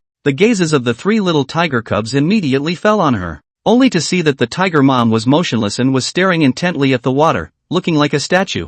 What is Mom doing? Sledgehammer and Orange cocked their heads, somewhat puzzled. Tiger Mom is going to fish? Fang Yin did guess Tiger Mother's intentions and watched her movements with interest. Suddenly, Fang Yin noticed that Tiger Mother's eyes changed. Her gaze was like a camera focusing, snapping to lock onto a point. Obviously, she had found her target. Fang Yin's gaze similarly fell on the water. There was a blurry black shadow on the water, and it was none other than Tiger Mother's shadow reflected on the water. In the area covered by this shadow, a small water whirl appeared one after another. Even if one couldn't really see it, one could tell that there were quite a few fish swimming in it. Swish! In the next moment, Fang Yin saw that Tiger Mother had struck. With her waist, Tiger Mother's body stood up like a piledriver, then violently plunged headfirst into the water. At the same time, the tiger's claws in her palm pads popped out like an organ and plunged viciously into the water. And as the Tiger Mother moved, the shadow she cast on the water appeared deeper and deeper. The fish weren't blind, and at the sight of a dark shadow falling above them,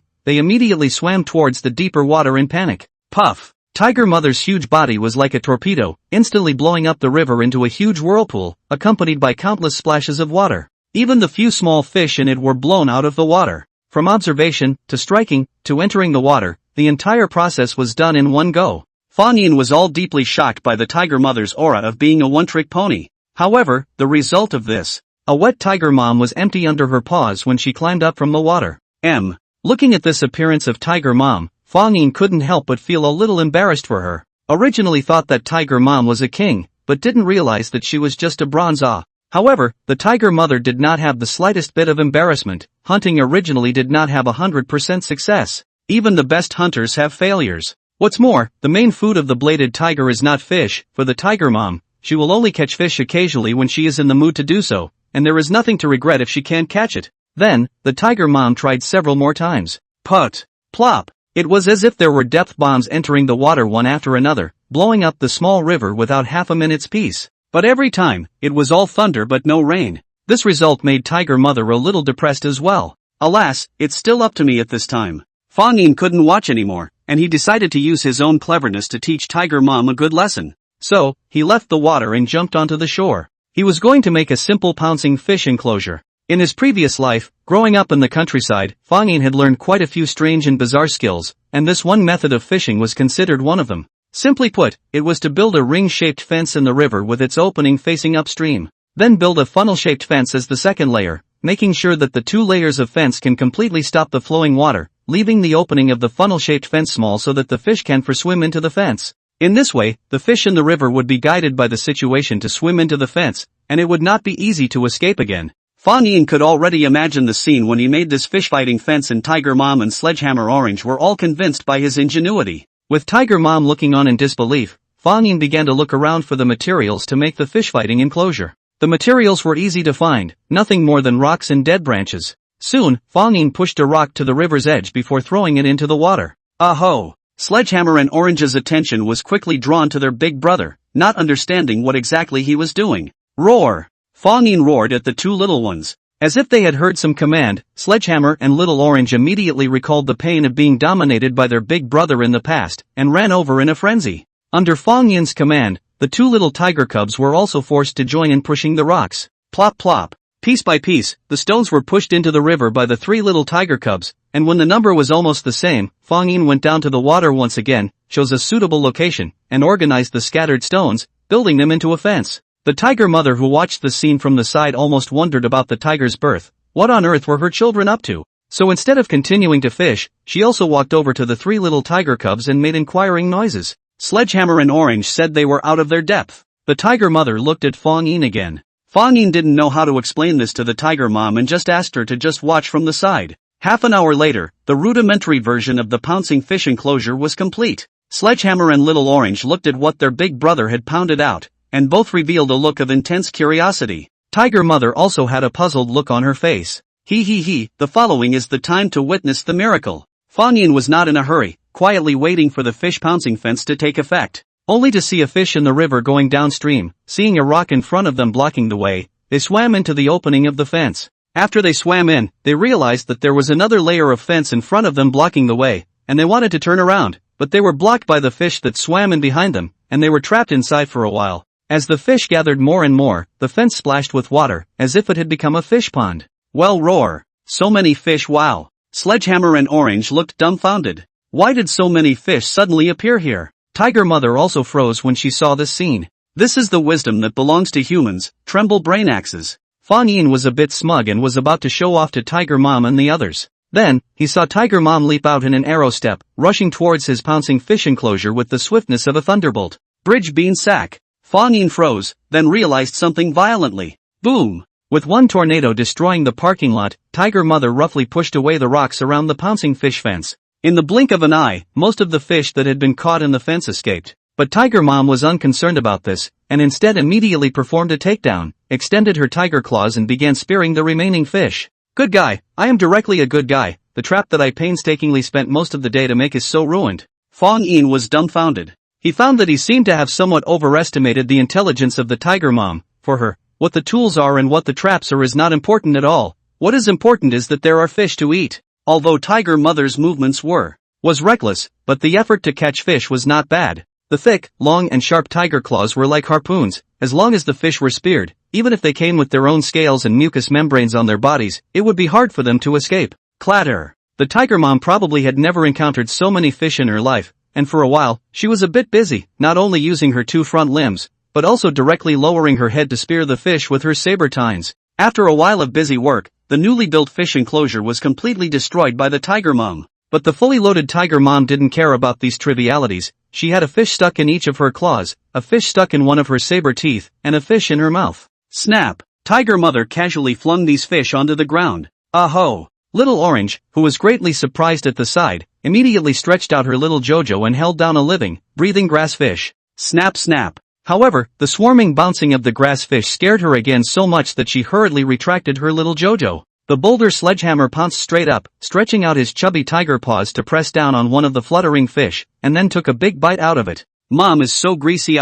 Sledgehammer and little orange's eyes are filled with adoring little stars. Obviously this is all my work. Well, Fang Yin painfully looked at the wreckage of their own traps. Life is not easy, the tiger sighed. Tiger mom is high and mighty. A claw picked up a grass fish, a few mouths will eat it clean, even the bones are not spared. As she was eating, she saw her eldest son glumly on the shore, and couldn't help but growl urgently. What are you standing there for? Come over and eat the fish. Got to, never cross with food. Fang Yin surrendered. Since the fish became a bladed-toothed tiger, it was the first time he tried it. However, before eating fish, one should scrape the fish scales, right? Fang Yin suddenly crossed his mind. Although he felt that it might not be necessary, Fang Yin did it anyway, holding down the tail of this grass carp with one claw, while then using the other claw to start gently scraping on the body of the grass carp. Cluck cluck cluck. Rows and rows of fish scales were sliced off by Fang Yin in unison, scattering on the ground like small ice crystals. After roughly scraping off the fish scales, Fang Yin couldn't wait to tear off a piece of tender fish meat from the grass carp's belly, then swallowed it with a tilt of his neck. Familiar flavor of sashimi. Unfortunately, there was no way to dip it in seasoning. Tiger mothers have big appetites, often eating 30 to 40 kilograms of meat at a time, and can go for days without eating again after a full meal. However, it's not every day that you get a meal like this. A few small fish weighing no more than 5 or 6 pounds are nothing more than a snack for the mother tiger. After eating the fish, the mother of the tiger is eager to go into the water to catch some more fish. However, she was drenched in water and failed to catch any fish. This was very confusing to the tiger's mother. Why was she able to catch so many fish just now on her own, but now she was pulling across so much? Unable to do anything about it, it was getting late and the tiger mom was worried that she might be in danger, so she had to take the 3 tiger cubs home. Waiting for the next morning, the tiger mom rarely get up early in the morning, directly called up the tiger father as well as the 3 little tiger cubs. The tiger father and the 3 little tiger cubs are all sleepy eyes, cannot figure out why the tiger mother so early to wake them up. Roar! Tiger mom roared, signaling tiger dad and the 3 little tiger cubs to follow her. She then left the cave straight away, hurrying quickly in the direction of the riverbank. Fang Yin, who was following behind, suddenly developed a bad feeling. It can't be? It can't be? Tiger mom wouldn't be. As Fang Yin expected, tiger mother came to the place where she had fished yesterday, where the remains of the pouncing fence were still there. Tiger mom perked up and came to the fence, and didn't do anything, just quietly staring at the water, waiting for the fish to converge on the fence by themselves, and then she could have another big meal. Watching this scene, Fang Yin cried and laughed. Watching for rabbits. Tiger mom, this is deep in it. The tiger mother was bewildered for several days before she finally realized that the river water could not gather so many fish for no reason. The sea of bitterness has no boundaries, turning back is the shore. Fang Yin, who had suffered from the torture of waking up early in the past few days, said that he was good. In fact, he had also considered teaching this craft to tiger mother, who was tireless about it. But on second thought, the disadvantages outweighed the advantages. First of all, is the problem of whether the tiger mother can learn. After all, the manufacture of pouncing fish fence is not a simple push stone, but also to build it into the shape of a fence. The difficulty of learning is not small. Secondly, after learning it, the mother will probably become addicted to it. If she turned from the king of the mountains into a fishing cat, then Fang Yin would have committed a great sin. Therefore, Fang Yin finally decided that it would be better to let the tiger mother return to normal. After the tiger mother returned to normal, the hunting lessons of the 3 little tiger cubs returned to their normal track. Sledgehammer and Little Orange were still practicing the basics of hunting, and tiger mom and dad were already considering taking the fledgling Fang Yin to hunt medium and large-sized prey together.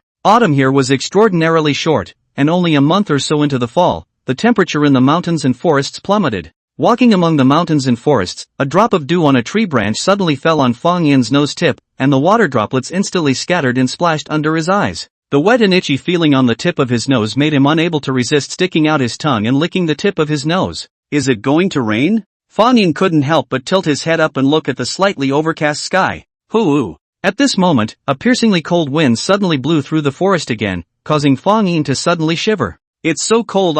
Fang Yin couldn't help but squeeze towards the tiger mom next to him. As winter approached, the body of the edged-toothed tiger had officially entered the stage of preparing for the cold. What could be seen was that Fang Yin's original soft fluffy fur had gradually thickened, and a layer of hard outer body hair had grown on the outermost layer. The combination of the hard outer body hair and the soft, thick inner body hair was like a big coat for the tigers, which was enough to help them withstand the cold of -40 degrees Celsius 50 degrees Celsius. However, Fang Yin's cotton jacket had not yet taken shape, and in contrast, it was obvious that the cotton jacket of the tiger's parents had been knitted faster and thicker. In addition, during this period of preparation, the tigers will eat a lot in order to store fat. At this time, the mom and dad take the three cubs on a journey, trekking through the mountains and water, looking for prey. Both tiger parents were walking in front, with Sledgehammer and Little Orange following closely behind, while Fang Yin fell at the end, looking east and sniffing west. Suddenly, he noticed a strange movement coming from the dense meadow to the side. Fang Yin's gaze immediately became sharp. He quietly crouched down, like a ghost sneaking noiselessly towards that clump of meadows.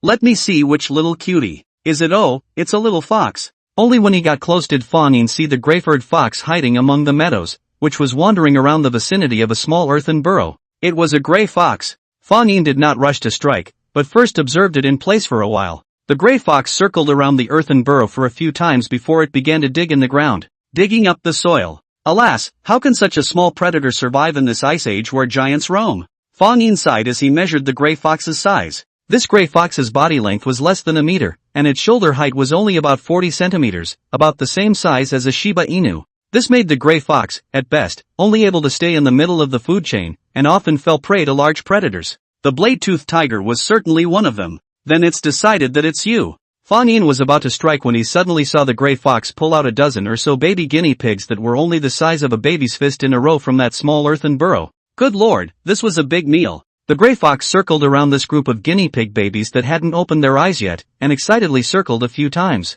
Then with its mouth and claws, it was like pinching bubble wrap, and it strangled them all at once. Oh! This action caused the gray fox to get a little carried away in comfort and couldn't help but howl in a low voice. This seemed to see Fang Yin also some staggering. This goods looked so harmless. Which no actually but so cruel. Fang Yin knew that the gray fox's behavior was called killing behavior. Animals with overkill behavior often like to kill prey that is far more than they can eat at one time. For example, wolves. There was a relevant incident recorded. A herdsman's sheep pen was attacked by wolves. About 13 wolves bit 151 sheep to death. Could 13 wolves eat over 100 sheep? Of course they couldn't eat them. And the wolves didn't intend to take the sheep with them. They ate and drank their fill and then left. In the concept of these animals with killing behavior, it seems that there is no concept of long water flow and sustainable development. In any case, how to have fun, how to come, this is probably from the predator's ferocious nature. Then, the gray fox took the corpses of several baby guinea pigs in one bite, and planned to leave. Swish! However, right at this moment, a strong sense of crisis leapt into the gray fox's heart.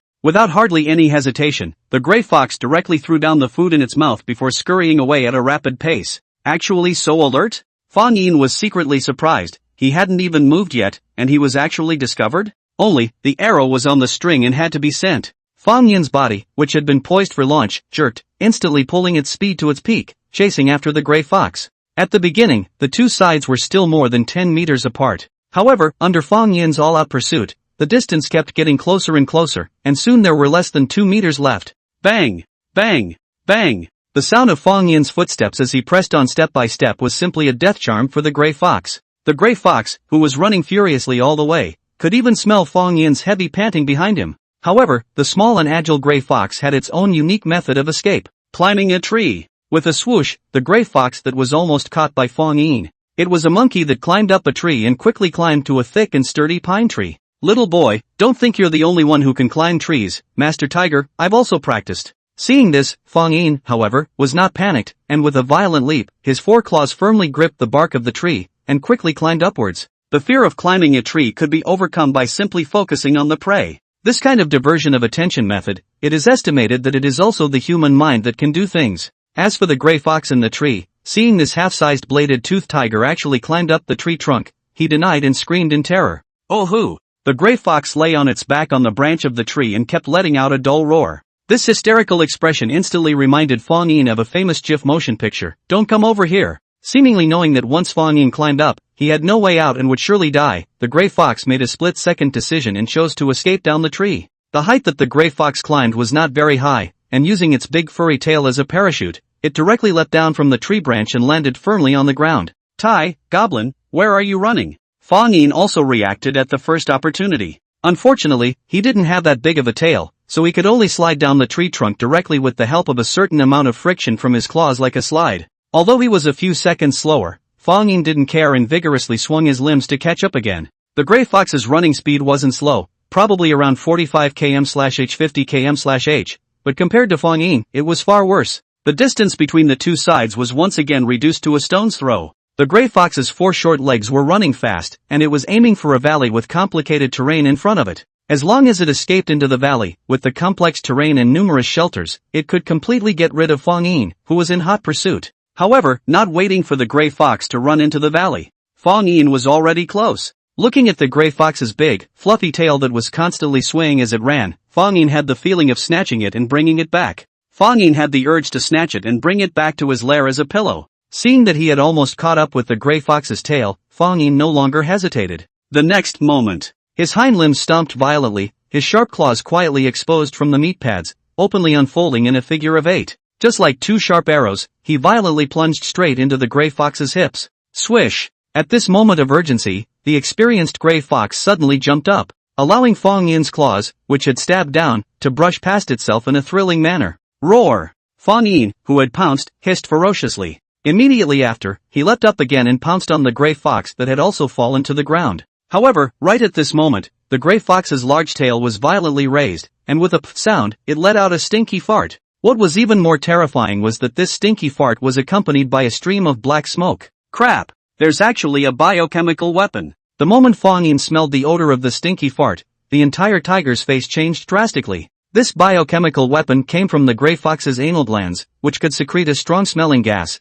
commonly known as fox stench, in times of crisis. With the help of the stench, the gray fox is often able to escape from death, because not many animals can tolerate this odor. This is especially true for felines, which have a particularly acute sense of smell. It had to be said that this fart was truly incredibly stinky, and Fang Yin was dazed for a moment, subconsciously wanting to turn around and run away. However, in his daze, Fang Yin remembered that his prey was right in front of him, so wouldn't leaving at this moment be a half-hearted attempt? Brave tiger, not afraid of difficulties. Holding his breath, Fang Yin suddenly raised his tiger paw and slapped it towards the gray fox's buttocks. I'll let you fart, let's see if Master Tiger doesn't beat your ass. The power of the tiger's paw was not to be underestimated. A northeast tiger of the same size wielded a tiger's paw with a strength of up to 4,000 pounds or more, which translated to a strength of nearly 2 tons per square centimeter. Although Fang Yin was not yet an adult, and his strength had not reached the peak value of the peak value of the blade-toothed tiger, but this palm force was more than enough to deal with a gray fox.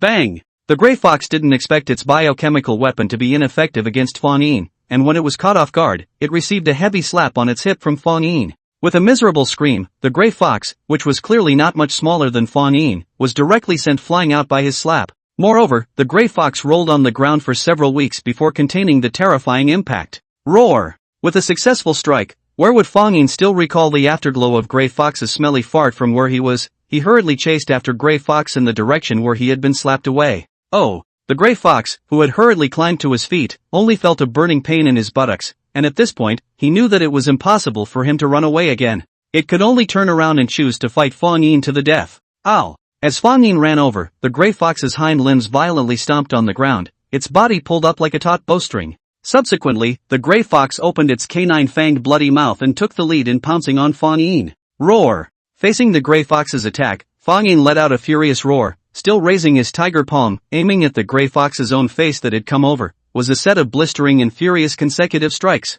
Pa pa pa pa. The speed of the tiger's palm swinging down was incredibly fast, so fast that the naked eye could not see it at all. After only receiving a single blow head-on, the gray fox's momentum of a desperate counterattack was suppressed. Then the thunderous tiger's palms fell one after another, the gray fox was unable to avoid them, and in just a few seconds it was slapped a dozen times by Fang Yin. Its face was scratched by the sharp tiger's claws to the point that it was completely disfigured, its features were no longer intact, and there were blood-red paw prints everywhere with the skin and flesh turned inside out. However, this gray fox should be thankful that Fang Yin was only a half-grown bladed tiger. If it had encountered an adult bladed-toothed tiger, then the other party would have been able to directly smash its skull with just a slap. Oh! At this moment, the gray fox was already out of breath, it buried its head, blood flowing from its face, and had collapsed on the ground like a dead dog. Seeing this, Fang Yin did not let up. In his impression, foxes were very cunning animals, with all kinds of means of escape. Among them, pretending to be dead was even more famous. Therefore, just in case the gray fox played another trick, Fang Yin buried his head and stabbed down at its throat with his saber teeth.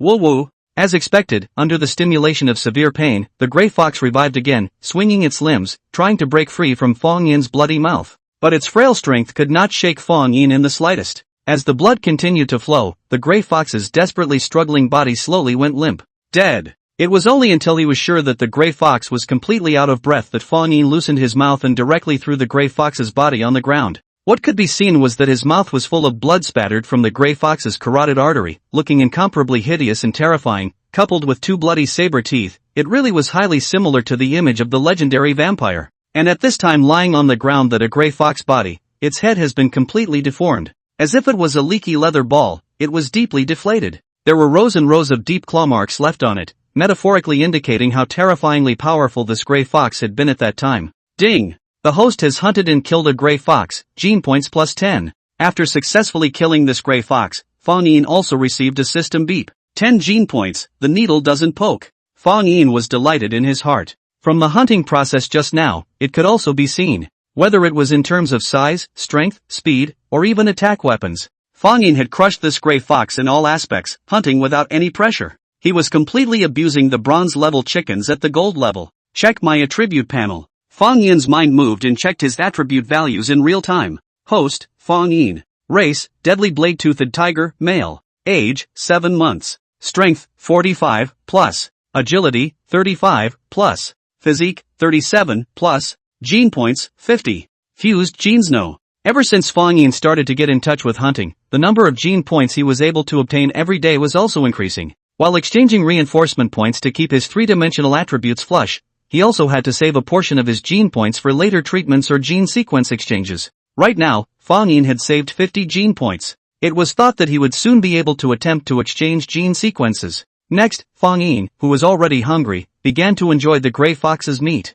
It was said that fox meat was sour and fishy, and Fang Yin was quite hesitant to go down on it. However, it tasted good. Maybe it was because the gray fox had already released the stench within the meat through the fox stench gas just now. After eating a half-full meal, Fang Yin left with the remaining fox meat in his mouth. He had fallen behind for so long, so he didn't want to worry his tiger parents. Returning the way he came and following the footprints and scent of the tiger parents, Fang Yin quickly found them. The tiger's parents hadn't searched for a suitable prey yet, and they were quite surprised when they saw Fang Yin returning with a prey. Aho! Tiger Mom let out a low roar from her nostrils and rubbed Fang Yin's little head affectionately again. Fang Yin gently shook his little short tail while sharing the fox meat he had brought back with the tiger parents. Just as he put down the fox meat, the side of the big hammer that had been salivating early on ran over, following the tiger mom's example and rubbing against Fang Yin's body, wanting to get a piece of the pie. Meat. I want to eat meat. Yeah, you dish a bag, meaty to death. Get lost. Do what you can't, eat first. Fang Yin disgustedly pushed Sledgehammer away. Sledgehammer is Fang Yin default. Without saying anything, a big mouth will bite the tail of the gray fox, neck and then pull hard. With a tearing sound, half of the tail was directly bitten off by him. Oh dear, my fox tail pillow. Seeing the scene, Fang Yin instantly exploded. I managed to find such a warm and soft foxtail pillow, and it was actually ruined by this guy, Sledgehammer? This can be tolerated. What can't be tolerated? Sledgehammer, this goods also feel fun. Stretch out the fat little tiger palm will be half of the fox tail to tear into pieces, chasing after the fox hairs scattered all over the sky, jumping and jumping. Pa! But the next second, Fang Yin's tiger paw greeted him, hitting Sledgehammer with a wail. Sledgehammer wilted then, like a pissed-off daughter-in-law, whimpering and grunting, not daring to resist at all. Fang Yin's anger had not yet subsided. A tiger pounced up, holding down the sledgehammer and beat him up again. The original also wanted to go to rub the meal of the small orange, saw the tragic situation of the second brother, scared his sweating hairs exploded, hurriedly retracted his small claws. Oh, big brother is really too broad afraid. For the fight between the children, tiger parents have always been not interfere. And although Fang Yin liked to bully his younger siblings, his hands were also measured, mainly to give them psychological oppression so that he could further accumulate his experience in taming beasts. Oh. Being taught a lesson, Sledgehammer was aggrieved and ran to tiger parents to complain. But the tiger parents, who were focused on finding prey, didn't have time to pay attention to Sledgehammer, and when they got tired of being disturbed by him, they even pushed him away, causing him to fall solidly into a tiger nibbling siang. Sledgehammer finally felt the warmth and coldness of the tiger's life, and sat on his butt on the ground, playing a trick not to go. Sledgehammer, humph. Anger gas. The kind that can't be coaxed well. However, when he really realized that tiger parents walked away without any intention of staying on their backs, he was scared again and rushed to catch up. Roar! Right at this moment, the tiger father, who was at the forefront, let out a roar. Only then did Fang Yin realize that they had already left the lush, primitive mountain forest and arrived at a river delta plain with fragmented plots of land, abundant grass and long forests. This was undoubtedly a paradise for herbivores. So there's this kind of place in tiger parents' territory. I wonder what kind of creatures live here. Fang Yin couldn't help but be greatly curious. Soon, he met the real owners of this place, the mammoth herd. He only saw a mixed gathering of Columbian mammoths and imperial mammoths, leisurely and comfortably feeding. The big brother of the Pleistocene in North America, the mammoth. TSK, I finally got to see the real thing today. Fang Yin's family hid amongst the dense bushes, gazing from afar at the mammoth herd not far away. Among them, the most eye-catching. Naturally, the mammoth's pair of extra-long tusks. This pair of spiral-curved, the length of nearly 5 meters of tusks, can be compared to the blade-toothed tiger's saber teeth to be much more powerful and domineering. Could it be that tiger parents want to hunt mammoths? Fang Yin was instantly startled and hurriedly looked at the tiger parents. Was this good? It was not good. Whether it was an adult Columbian mammoth or an imperial mammoth, the shoulder height could be 4 meters, with a tonnage of more than 10 tons, comparable to the size of the steppe mammoths of the Asian European continent. In comparison, the tonnage of an adult tiger can be more than 10 times different from them. This is simply the difference between a flyweight boxer and a heavyweight boxer. Fortunately, the tiger parents were only watching from afar for a while and did not intend to fight. The most the bladed-toothed tiger can actually do is to fight the idea of young elephants, and if you want to hunt adult mammoths, then you really have to rely on the tiger sea tactics. But young elephants are usually well protected in the middle of the mammoth herd, and predators rarely have the opportunity to prey on them. Moreover, it is said that elephant herds are very vindictive. Once a young elephant is hunted by those predators, they will often gather a large army to go to the door to ask for revenge. Without staying for long, the tiger parents left the spot straight away, taking the 3 tiger cubs to continue deeper into the river delta. Rumble. As they walked, suddenly, Fang Yin heard a sky-shaking sound of galloping hooves coming from the distance. What is it? Fang Yin was startled and hurriedly climbed to a high ground and looked towards the direction from which the sound came. In that direction, a large group of sturdy wild horses came galloping in a zigzag pattern. That momentum, comparable to a small sandstorm whistling, far away from a large swath of smoke and dust shrouded, covering most of the sky. Looking at this powerful scene, Fang Yin couldn't help but be deeply shocked by it. What does it mean for 10,000 horses to gallop? This TM is only called 10,000 horses galloping.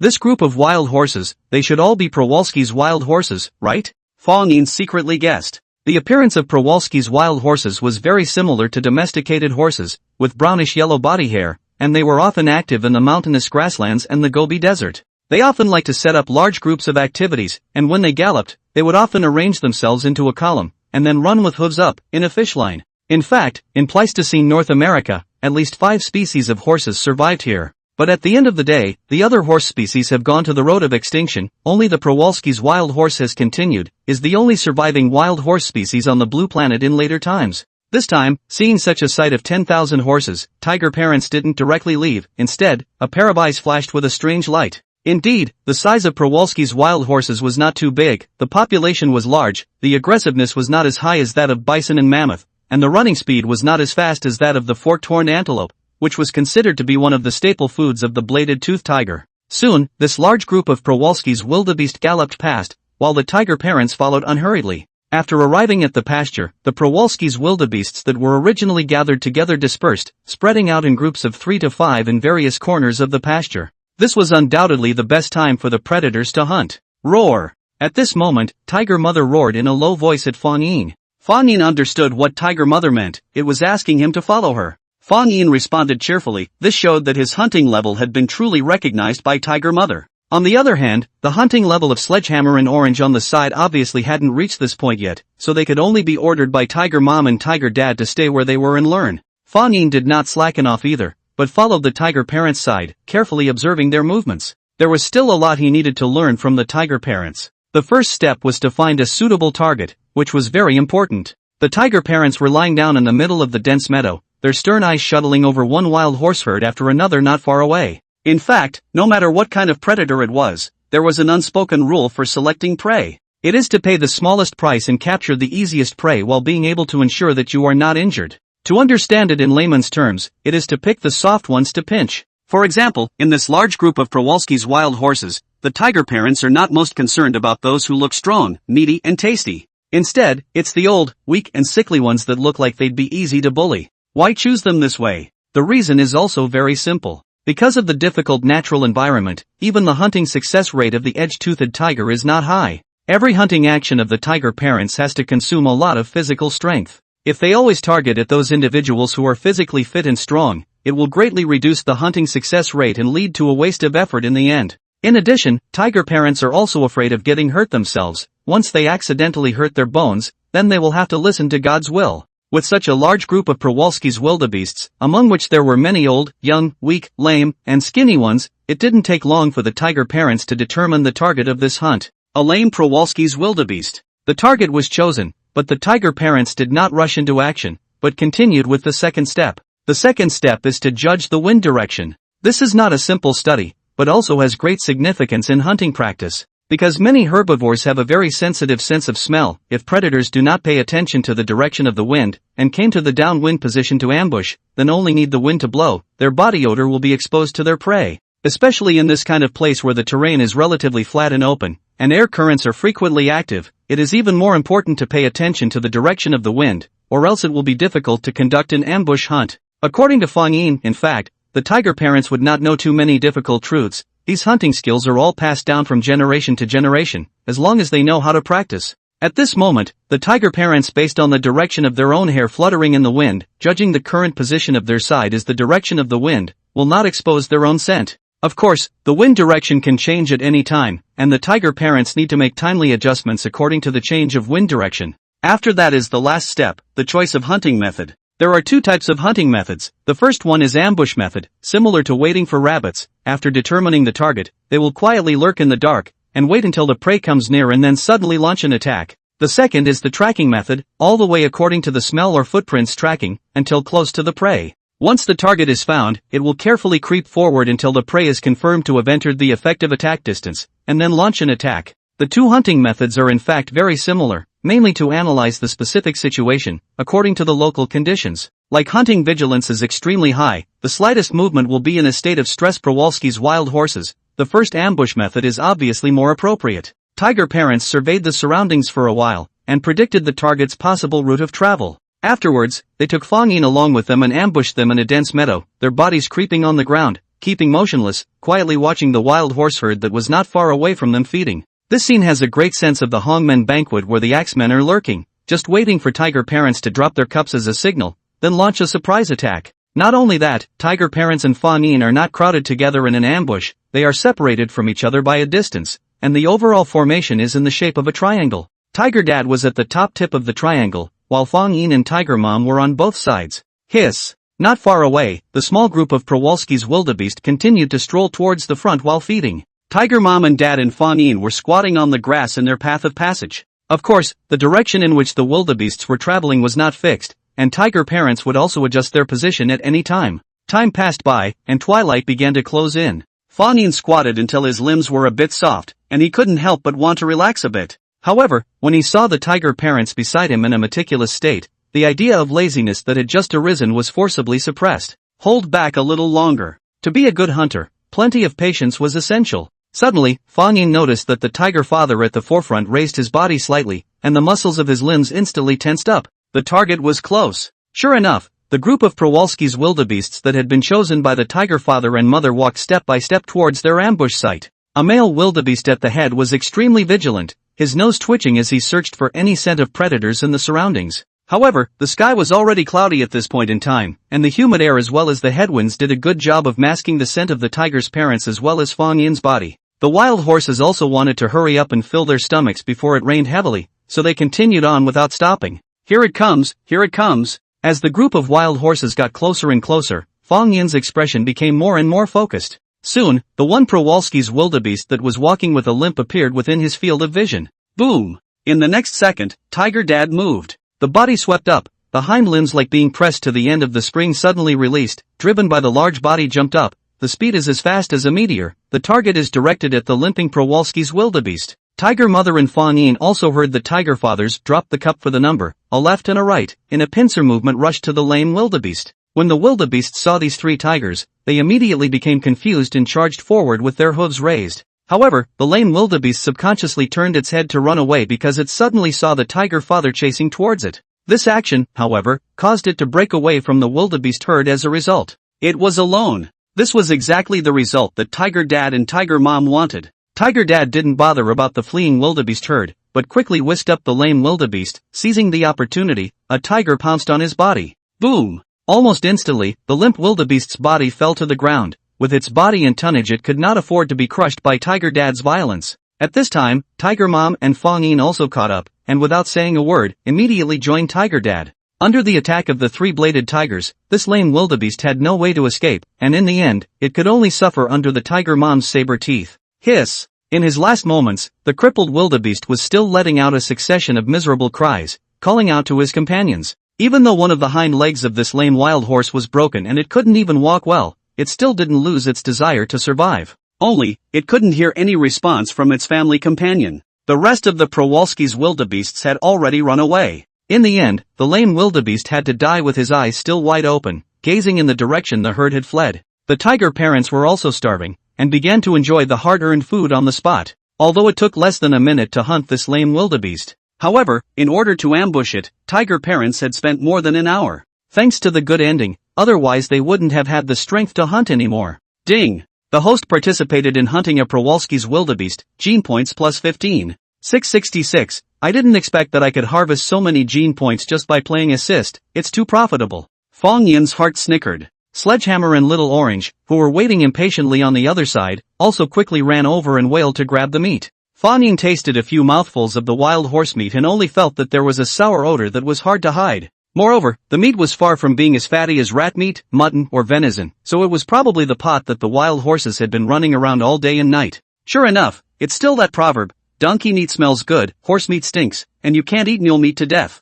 When can I try donkey meat? I don't know if there are any wild donkeys in this era. As Fang Yin was thinking this, he suddenly heard a shrill bird hissing sound coming from the sky. Guo! Guo! Looking up, Fang Yin discovered the owner of the sound. It was two large birds with dark brown feathers hovering high in the sky, seemingly peering from afar at the wild horse carcasses under the claws of the tiger parents. These large birds looked 7 or 8 times like the vultures of later times, with their heads bare, showing a sense of weather-beaten vicissitudes. But these big birds were much bigger, with an average wingspan of more than 3 meters. What kind of bird thing is this? Fang Yin curiously used his system to probe. It turned out that this large bird was called a tailor-tongue bird, a close relative of the vulture, and was very similar to the vulture in both appearance and habits. The alias of the terrapin was called the monstrous bird, which was a typical species in the monstrous bird family. Another famous bird in the family is the Argentine giant eagle. However, the Argentine giant eagle is the king of all raptors, the master of the air. The terrapin, on the other hand, is a conscientious scavenger, usually just picking up the slack after the predator's ass.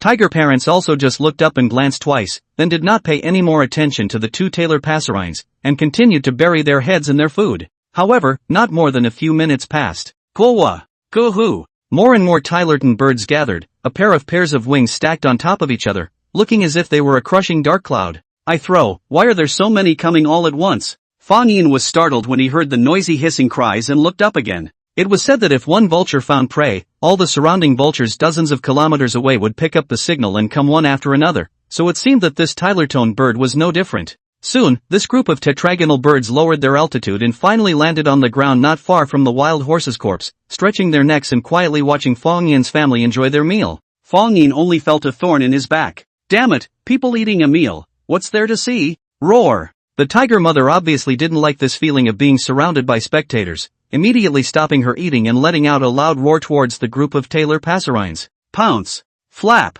The numerous Tylertone birds were so frightened that they immediately lifted their wings and took off. However, when they realized that the tiger mother was just scaring them, they quickly flew down again. Roar! Tiger Dad, who was ruthless, became furious and directly stood up, fiercely charging towards the place where the group of Tylertone birds were. Pounce! Pounce! This time, all the Tylertone birds fled in panic, scattering a lot of strewn feathers. Only after scaring off these nuisances did Papa Tiger turn around with a flourish and head back to the wildebeest carcass. But it wasn't long before the raucous hissing sounded again, and more tailor passerines rushed over and landed back on the ground. When the tiger parents saw the scene, they also booed. Get it, let you guys see enough. Seeing that this family of bladed-toothed tigers had obeyed their hearts, the tetratone birds hissed even more smugly. MD, if I don't get out of this bad breath, the tiger master is not happy in his heart. Fang Yin, however, did not want to give up like this, but secretly pondered in his heart. Don't look at the size of the tetragonal bird, but they were birds, and they weighed about 30 to 40 pounds.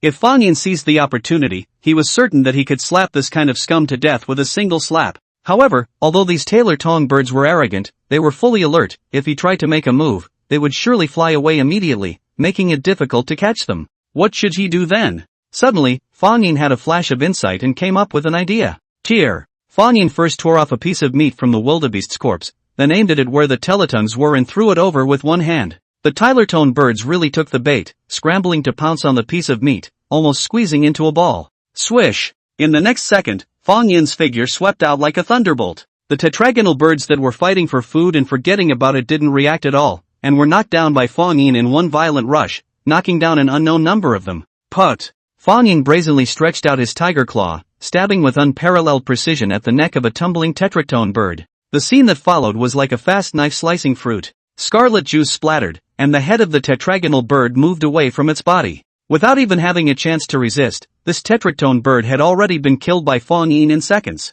After killing it in a single strike, Fang Yin did not stop for a second, and once again rushed towards the other tetragonal bird that had been knocked to the ground. Goo-hoo! This pterodon bird tried to fly up in a hurry, however, just as it flew off the ground, Fang Yin pounced on it. Bzzz. Fang Yin's tiger claw pierced into the backbone of this tailor-tongue bird, then directly hooked onto its flesh and blood, flinging it back to the ground as soon as he could. Roar! Fang Yin roughly held down the body of this tail-tongue bird. His forelimbs' tiger claws erupted with huge force and tore outwards. Ka-ching! Accompanied by a wail from the tail-tongue bird, Fang Yin directly ripped off its left wing, and even the humerus bone in it was twisted off alive. Boom! The tail-tongue bird's body slammed into the ground, and reddish blood gushed out from the gaping hole in its left wing, flowing all over the ground. There was no need for Fang Yin to make up for it. Even if this tetragonal bird wasn't dead now, it was only a matter of time. Roar! Having killed two tail-tongue birds in a row, Fang Yin, whose claws were stained with blood, once again let out a furious tiger roar, completely acting as if he wouldn't stop until all the tail-tongue birds were killed.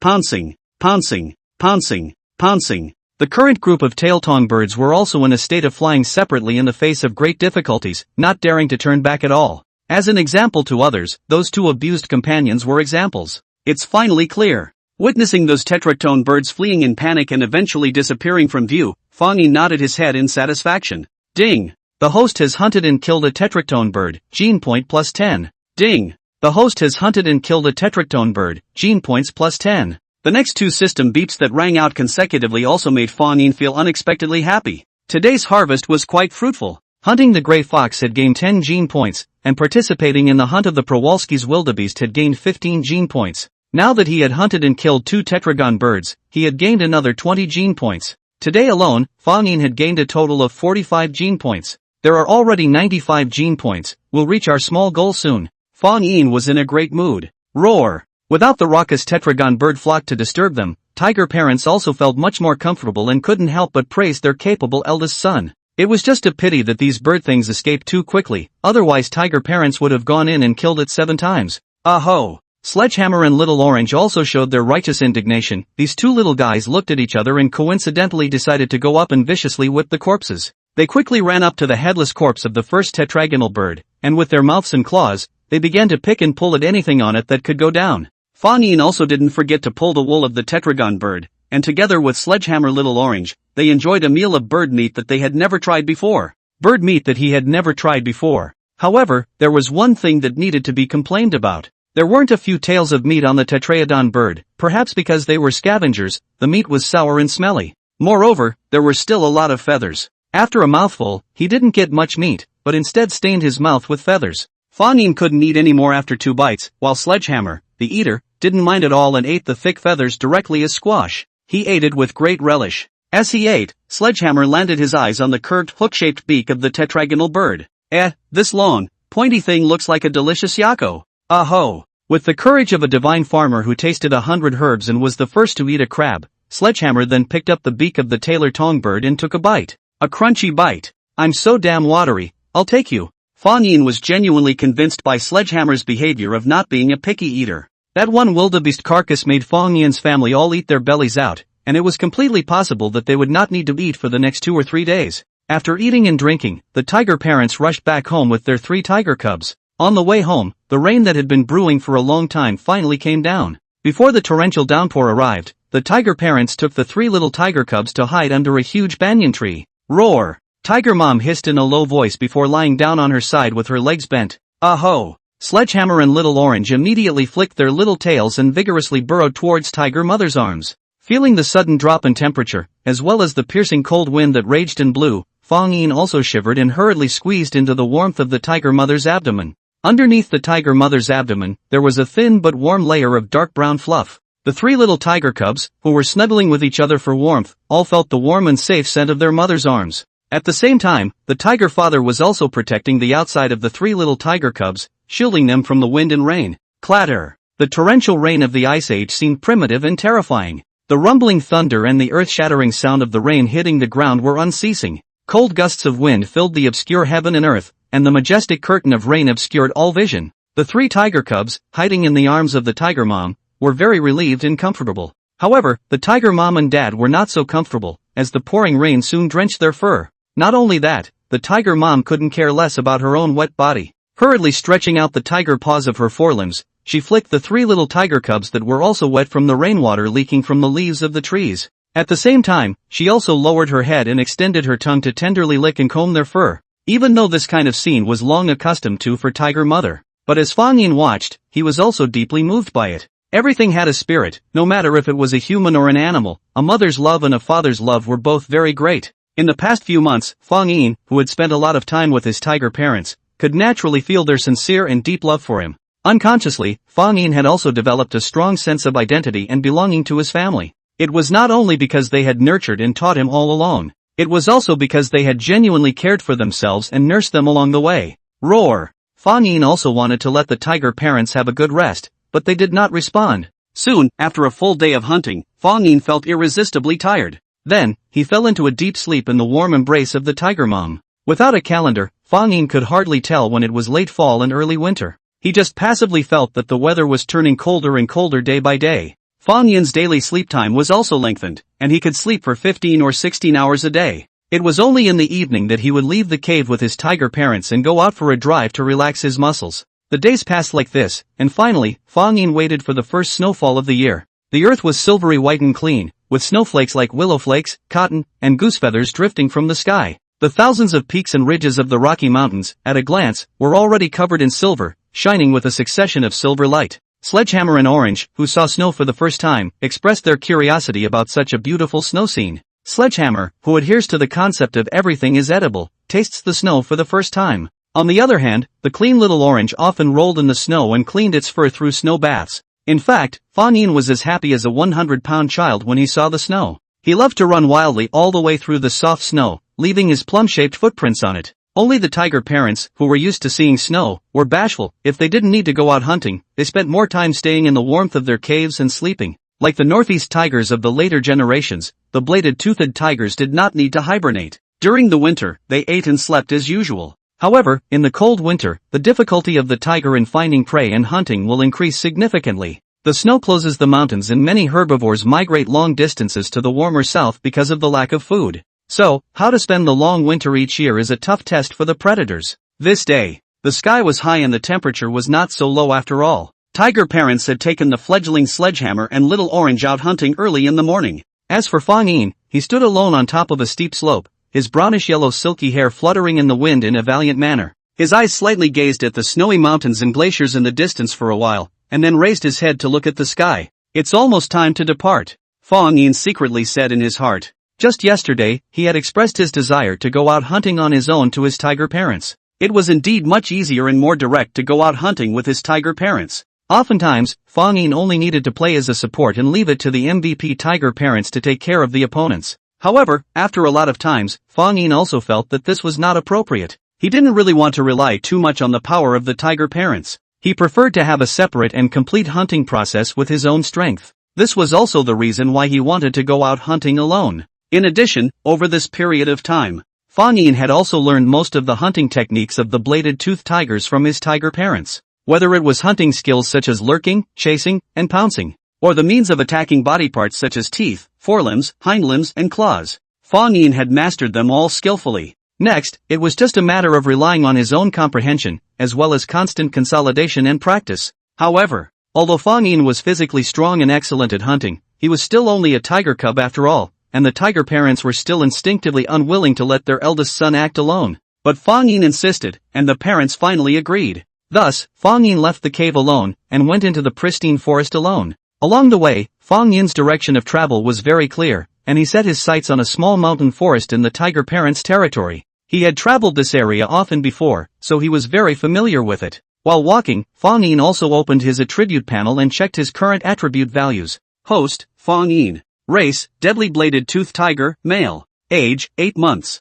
Strength, 50, plus. Agility, 42, plus. Physique, 47, plus. Gene points, 250. Fused genes no. During this month or so, Fang Yin had basically stored all the gene points he had obtained from hunting, only slightly strengthening the basic 3D. Right now, the stockpiled gene points were only one step away from the small goal of 300. I'm going to accomplish this small goal today, and I won't go home until I do. Fang Yin secretly planted a flag for himself. There was no difficult work, only brave tigers. As he walked, Fang Yin's keen sense of hearing suddenly caught some strange sounds. Ho ho! It sounded like snoring. Fang Yin instantly brightened up, following the direction of the sound and quietly sneaking over. Pushing aside the lush bushes, he only saw a fat, ugly pig's head drooping outside the hole of a large tree. Humph! Seemingly sensing something, the big ears of that pig's head had suddenly stood up, and its originally closed eyes opened. Subsequently, the original snoring sound that was like thunder came to an abrupt end. A fierce-looking, fat-headed boar violently jumped out of the tree hole.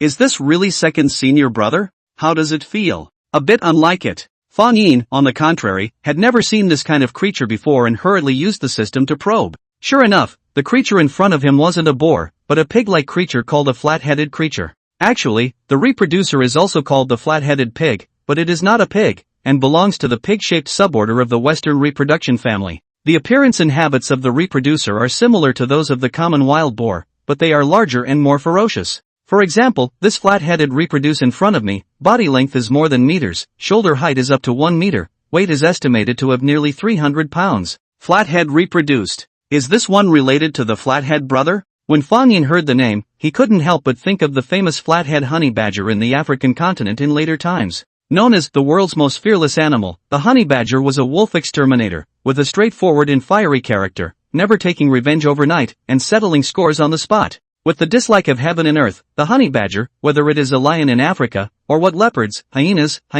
coyotes should be afraid of it 3 times. The reproduced flathead in front of me is probably not related to the flat-headed honey badger, but the fiery temper of their flathead family is inherited from the same lineage. Huff! Right now, this reproducing flathead showed off its gunpowder-like fiery temper as it stared at Fang Yin with its small eyes. For the uninvited guest who dared to disturb his sleep, it was not happy. At Fang Yin, his flat head reproduced a wide grin, revealing a pair of fangs that were similar to those of a carnivore that grew downwards. It was clearly a provocation. The biggest difference between the reproduced family and the pig family is the pair of downward-growing upper canine teeth, which not only enable the flat top to dig out deeply buried plant roots, but also can be used as a defensive weapon to bite opponents. In Pleistocene North America, the reproduce is not to be trifled with, and is usually found in family groups. Only large predators like giant short-faced bears, cougars, edge-toothed tigers, and alien-bladed tigers would occasionally prey on them, while medium-sized predators like dire wolves, gray wolves, and cougars wouldn't dare to easily mess with this group of guys whose temper explodes at the slightest point.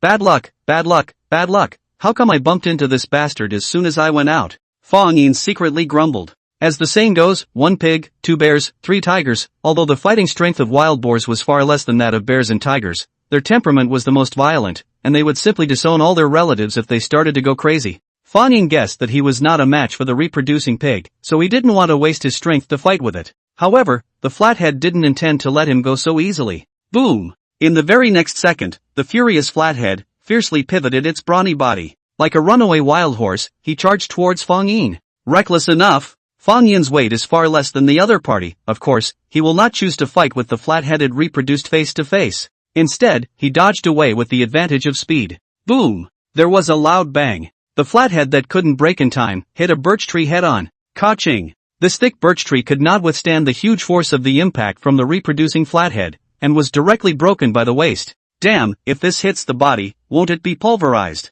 Fang Yin couldn't help but feel a few moments of fear. Huffing and puffing. Huffing and puffing. However, the flathead reproduced himself was also a little bad, only feeling that there were countless small bees flying and circling between his ears, and he was a little unsteady on his feet. Good chance. Facing the aggressive flathead reproduced, Fang Yin also knew that this battle was inevitable. Since this was the case, he didn't have the slightest fear, instead revealing a strong battle intent. It just so happened that Fang Yin had always wanted to test to what extent his combat power had reached. Let's take this audacious flat-headed reproducer in practice. Swish! Right at this moment, Fang Yin struck swiftly, waving his tiger claw in a fierce grab. He was aiming at the shoulder blades of the already reading forelegs. As soon as he clawed down, the sharp claw seemed like a sharp knife, piercing into the flesh of the flathead's shoulder blade. Blood immediately leaked out from Fang Yin's claw. With one strike, Fang Yin wanted to pounce on the tiger, using the usual hunting method of the bladed-toothed tiger to pounce on the flathead to the ground in one fell swoop. Hoof! Under the severe pain, the flathead immediately let out a high-pitched grunt. Immediately afterward, it too showed its ferocious side once again. At the same time as Fang Yin pounced, the flathead violently opened its fanged mouth and tore towards him. The pair of upper canine teeth of the flat-headed reproducer could not be underestimated, with a length of at least 8 centimeters or more, completely turning over and exposing the thick lips, which appeared to be very hideous and frightening. If it was bitten by it, the consequences would be unimaginable. Roar! Fang Yin let out a startled howl and immediately gave up his original attack, avoiding it and retreating away once again. This kind of ferocious recklessness really wasn't that easy to deal with. What should I do? This bastard is not easy to deal with.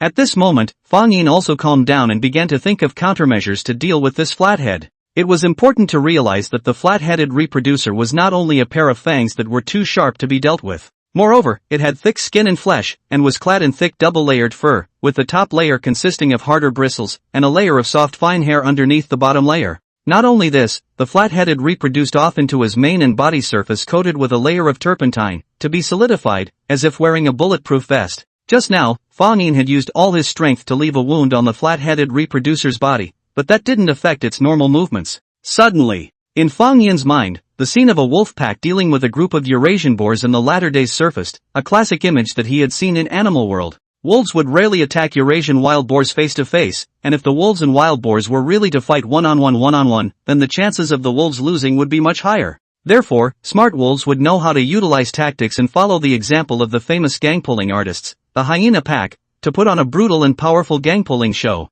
The reason why Fang Yin still remembers that scene vividly is because it was so vicious that just watching it made people's torsos shake and their asses tighten. In this way, the wolves were able to easily make the Eurasian boars lose their balance and have large to violent blood in their juju. Even if they had much more temper, it wouldn't help. Roar! Having already thought of a countermeasure in his mind, Fang Yin immediately let out a domineering tiger roar as he reproduced at flathead. Dead pig, if you continue to give an inch like this, don't blame me, Master Tiger, for being impolite. In the animal world, tactics do not distinguish between what's underhanded and what's not. What works is the king. At the same time, the reproduced flathead readjusted its posture. It clearly ignored Fang Yin's warning. With all of its horsepower on, the resurgent flathead almost instantly rushed in front of Fang Yin, vowing to knock him off his feet in one fell swoop. With a quick leap, Fang Yin dodged another of Fang Yin's attacks. The flathead had also learned a lesson, and promptly stepped on the brakes, stabilizing his body. However, in the next second, it suddenly felt a heart-rending pain coming from some indescribable part behind it. Humph! At this moment, Flathead reproduced his heart like a knife. This little bladed-toothed tiger. It does not speak of martial virtues. Come, cheat. Come, sneak attack. Just now, taking advantage of Flathead's clumsy movements and not turning back around, Fang Yin jumped behind it and directly bit it somewhere. This time, it really hurt like hell. Humph! The Flathead roared hysterically, and then it was all out, frantically kicking and stomping up its hind limbs, wanting to alleviate the immense pain in its buttocks and asshole. And Fang Yin had anticipated this. Therefore, when he bit into something, he swung his head violently, causing his body's center of gravity to sink rapidly. With a tearing sound, the treasure that Pinto readily reproduced was roughly torn off by Fang Yin. Splat! Flathead's desperate backstroke was just a lonely kick. The culprit, Fang Yin, had long since jumped to the side, casually spitting the filthy thing he had just bitten off onto the ground.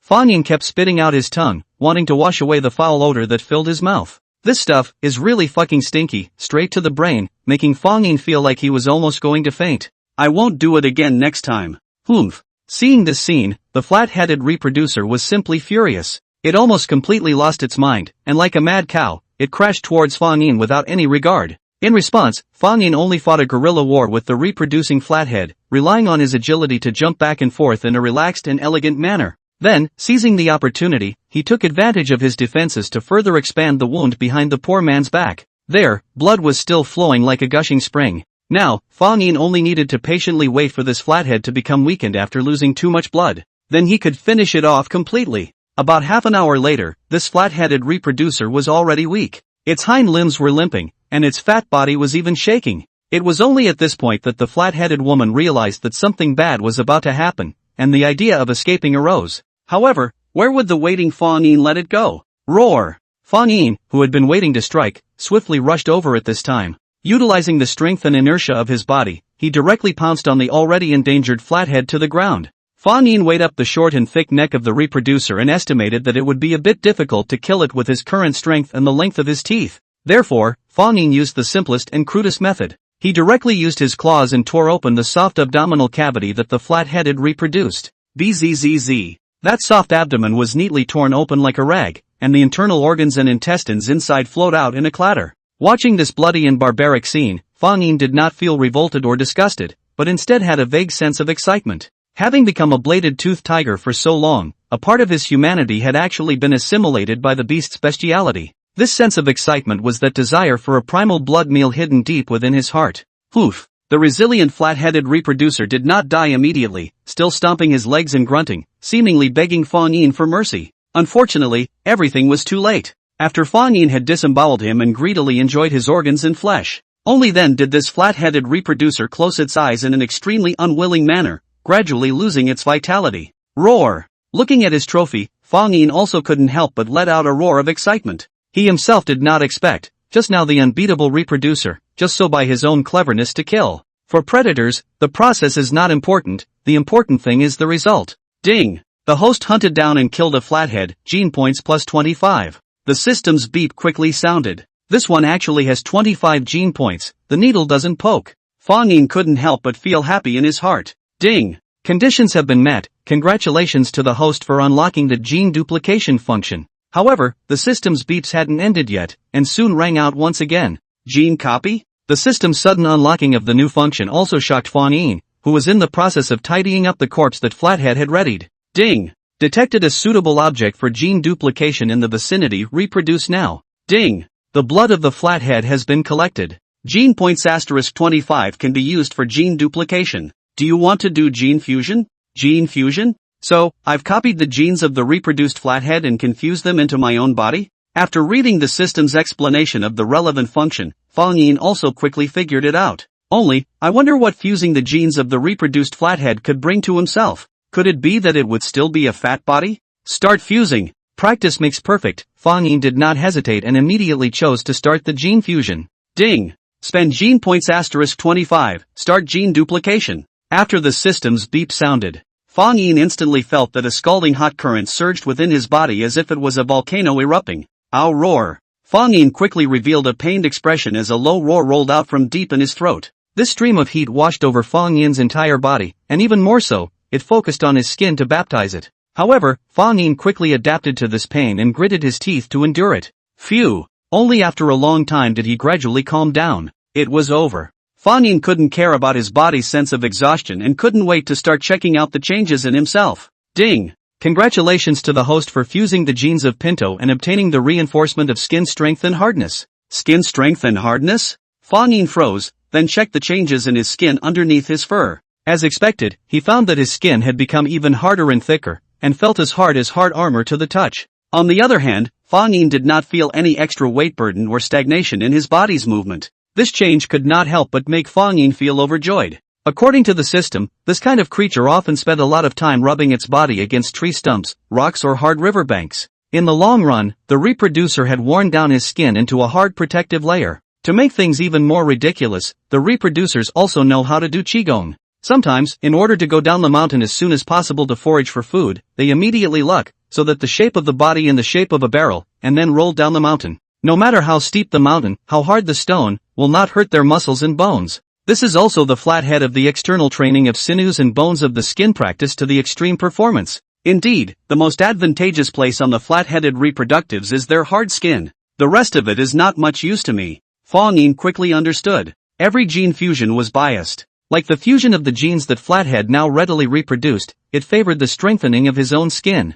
These fused genes played more of a supplementary role. They wouldn't disrupt Fang Yin's orthodox genes as a bladed-toothed tiger. Open my attribute panel. At the same time, Fang Yin pulled open his attribute panel. Host, Fang Yin. Race, deadly bladed-toothed tiger, male. Age, 8 months. Strength, 50, plus. Agility, 42, plus. Physique, 47, plus. Gene points, 250. Fused genes, overlapping. Enhanced parts, skin strength and hardness, LV1. LV1 level. Does this mean it can be further upgraded? Fang Yin noticed this and couldn't help but feel curious. Being able to copy the superior genes of other animals through gene duplication, and being able to obtain the special abilities of other animals through gene exchange, made it difficult for Fang Yin to even predict what kind of Subzi he would become in the future. However, there was no doubt that everything pushed him to become more powerful. The hunt was successful, and next was the time to enjoy the spoils of war. It had to be said that the skin of the reproducing flathead was really thick,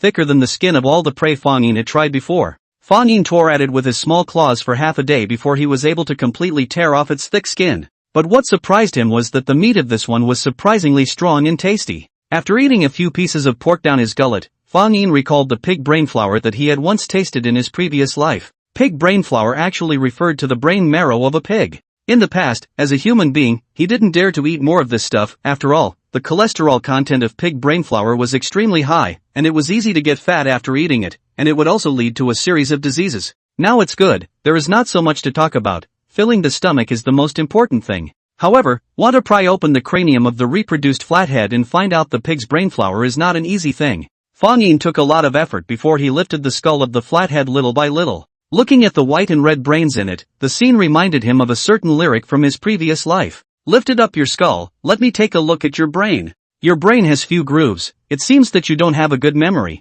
Thinking about it made my scalp tingle. Gulp. Fang Yin scooped up the soft pig brain flour and swallowed it in one bite. I'm really becoming more and more like Brainaxe. As he ate, Fang Yin also couldn't help but sigh with emotion. Eating brain medulla raw like this was something that he wouldn't even dare to think about when he had just traveled here. Now, he was eating it without any psychological burden at all, and even had some taste for it. However, at present, Fang Yin still had a bottom line that he hadn't been able to break through, and that was eating carrion. Blade-toothed tigers were not scavengers, but if they really reached the end of their rope and were starving, they could only go and fight with scavengers like the tetragonal bird and the California divine vulture for carrion. Fortunately, Fang Yin had not encountered such a predicament so far. Perhaps when it really came to that time, Fang Yin would also choose to compromise. After all, living is the most important thing. After eating and drinking his fill, Fang Yin did not rush home, but continued to roam among the mountains and forests. But this time his luck wasn't good. After walking in the mountains and forests for a long time, even as the sun above his head deflected to the western mountains of Shaanxi, he wasn't able to capture any more prey.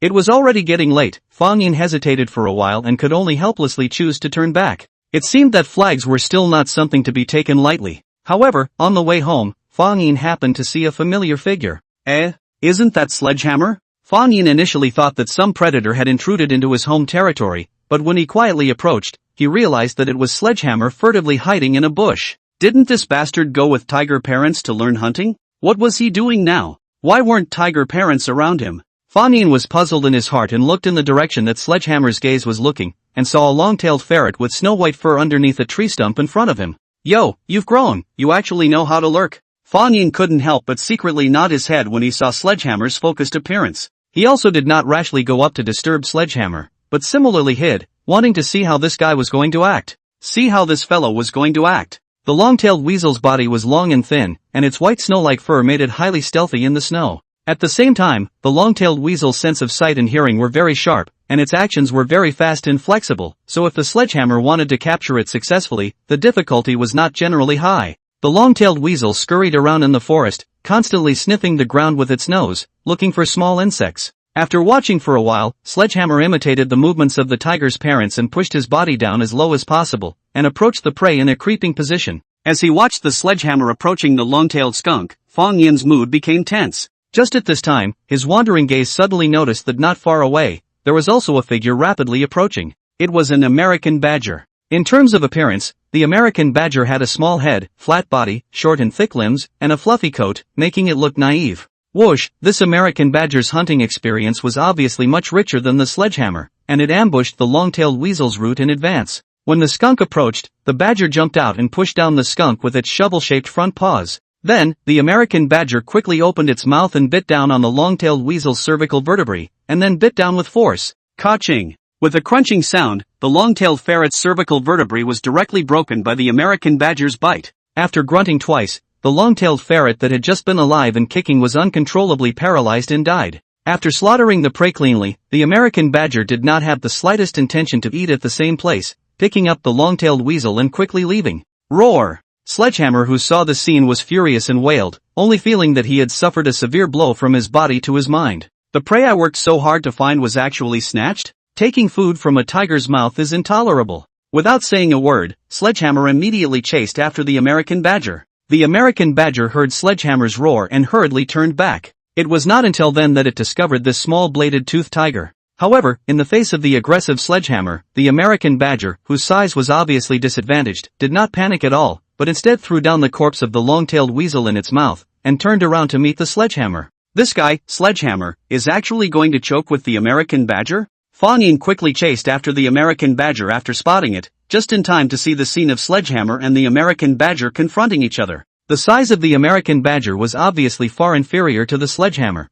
with a body length of only about 70 centimeters and a weight of less than 30 pounds. The 8-month-old Sledgehammer, on the other hand, is well developed, with a body length of 1 meter 2 and a weight of more than 90 pounds. With such a large size difference, it is reasonable to say that the Sledgehammer is a sure winner. But the fighting power of the American badger can't be measured by common sense, who let it is also the cousin of the honey badger, the flathead brother. Although the American badger is not as famous as the honey badger, but the attribute of fierce and aggressive is not inferior to the wolverine and pinky honey badger, and even if encountered, coyotes and cougars are not afraid. When it gets angry, hyenas and coyotes, which are 2 to 3 times bigger than the badger, can't beat it. Therefore, Fang Yin didn't dare to jump to conclusions as to whether or not the Sledgehammer would be able to defeat this American badger. Just in time, let the Sledgehammer receive a social beating. Fang Yin thought for a moment, it would be better for him not to go up and help for the time being, letting the Sledgehammer experience the experience on its own. With that decision made, he sneaked up to a small tree not far away and watched the fight between Sledgehammer and the American badger.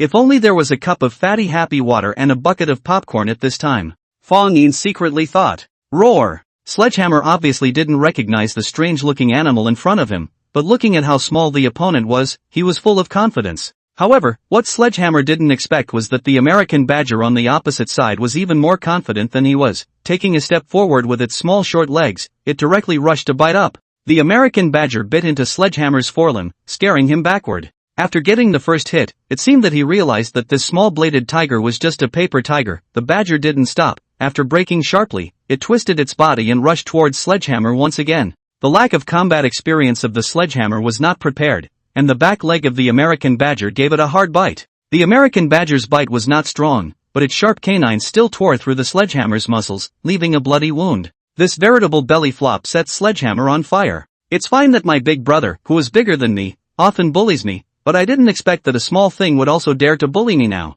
Really think I'm so easy to bully, ah? When the American badger scurried up to tear at it again, Sledgehammer endured the pain and launched a counterattack. Roar! Sledgehammer roared, propped up his front body high, used his thick forelimbs to ruthlessly press down on the American badger, and opened his big mouth before biting towards the back of its neck. The American badger didn't seem to anticipate Sledgehammer's counterattack to be so severe, and under the violent struggle, it still let Sledgehammer bite on its back. The effect of the saber teeth penetrating was immediate, and the thick fur on the American badger's back couldn't resist, leaving 2 bloody wounds. However, before the Sledgehammer had time to be complacent, the sharp pain of the wounds caused the American badger to explode with amazing strength, breaking free from the Sledgehammer's suppression in one fell swoop. With a hiss, the red-eyed American badger jumped up recklessly and bit towards Sledgehammer's throat. Facing the American badger, Sledgehammer was not willing to show weakness, and lifted up his tiger's palm and slapped fiercely towards the American badger's head. Despite not having any previous combat experience, Sledgehammer, as a bladed tiger, had primitive combat instincts and knew how to utilize the 2 most powerful weapons of the bladed tiger, saber teeth and tiger paw.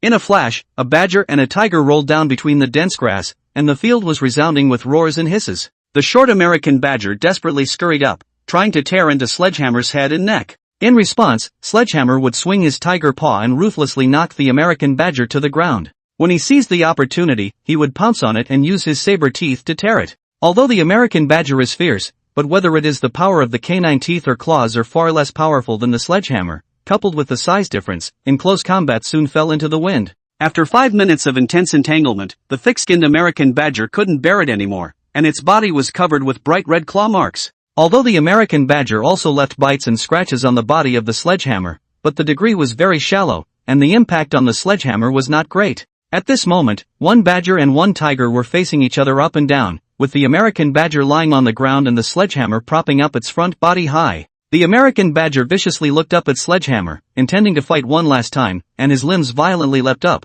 biting towards his throat. But at this time, Sledgehammer had already familiarized itself with its attack method, not waiting for the American badger to bite up. His tiger's palm had already slapped on its spine one step ahead. Stabbing sound. The sharp claws on top of Sledgehammer's tiger paw violently tore through the American badger's fur. A sharp pain so strong that it seemed to have violently hit the nervous system instantly surged through the American badger's entire body. It roared in pain, and even its posture of leaping up to attack was interrupted by the pain. After falling to the ground, the American badger no longer hesitated and immediately turned to escape. Roar! Finally driving this damn thief away, Sledgehammer's spirit was revitalized, and he roared towards the departing back of the American badger. It was filled with the spiritedness of being a victor. It was only until the American badger's figure disappeared into thin air that Sledgehammer came to the long-tailed skunk's corpse with a high spirit and picked it up. Although his stomach was now hungry, Sledgehammer did not eat immediately, but planned to bring his trophy to show tiger parents. Sledgehammer was filled with joy and only felt that the big and small injuries on his body didn't seem to hurt as much anymore.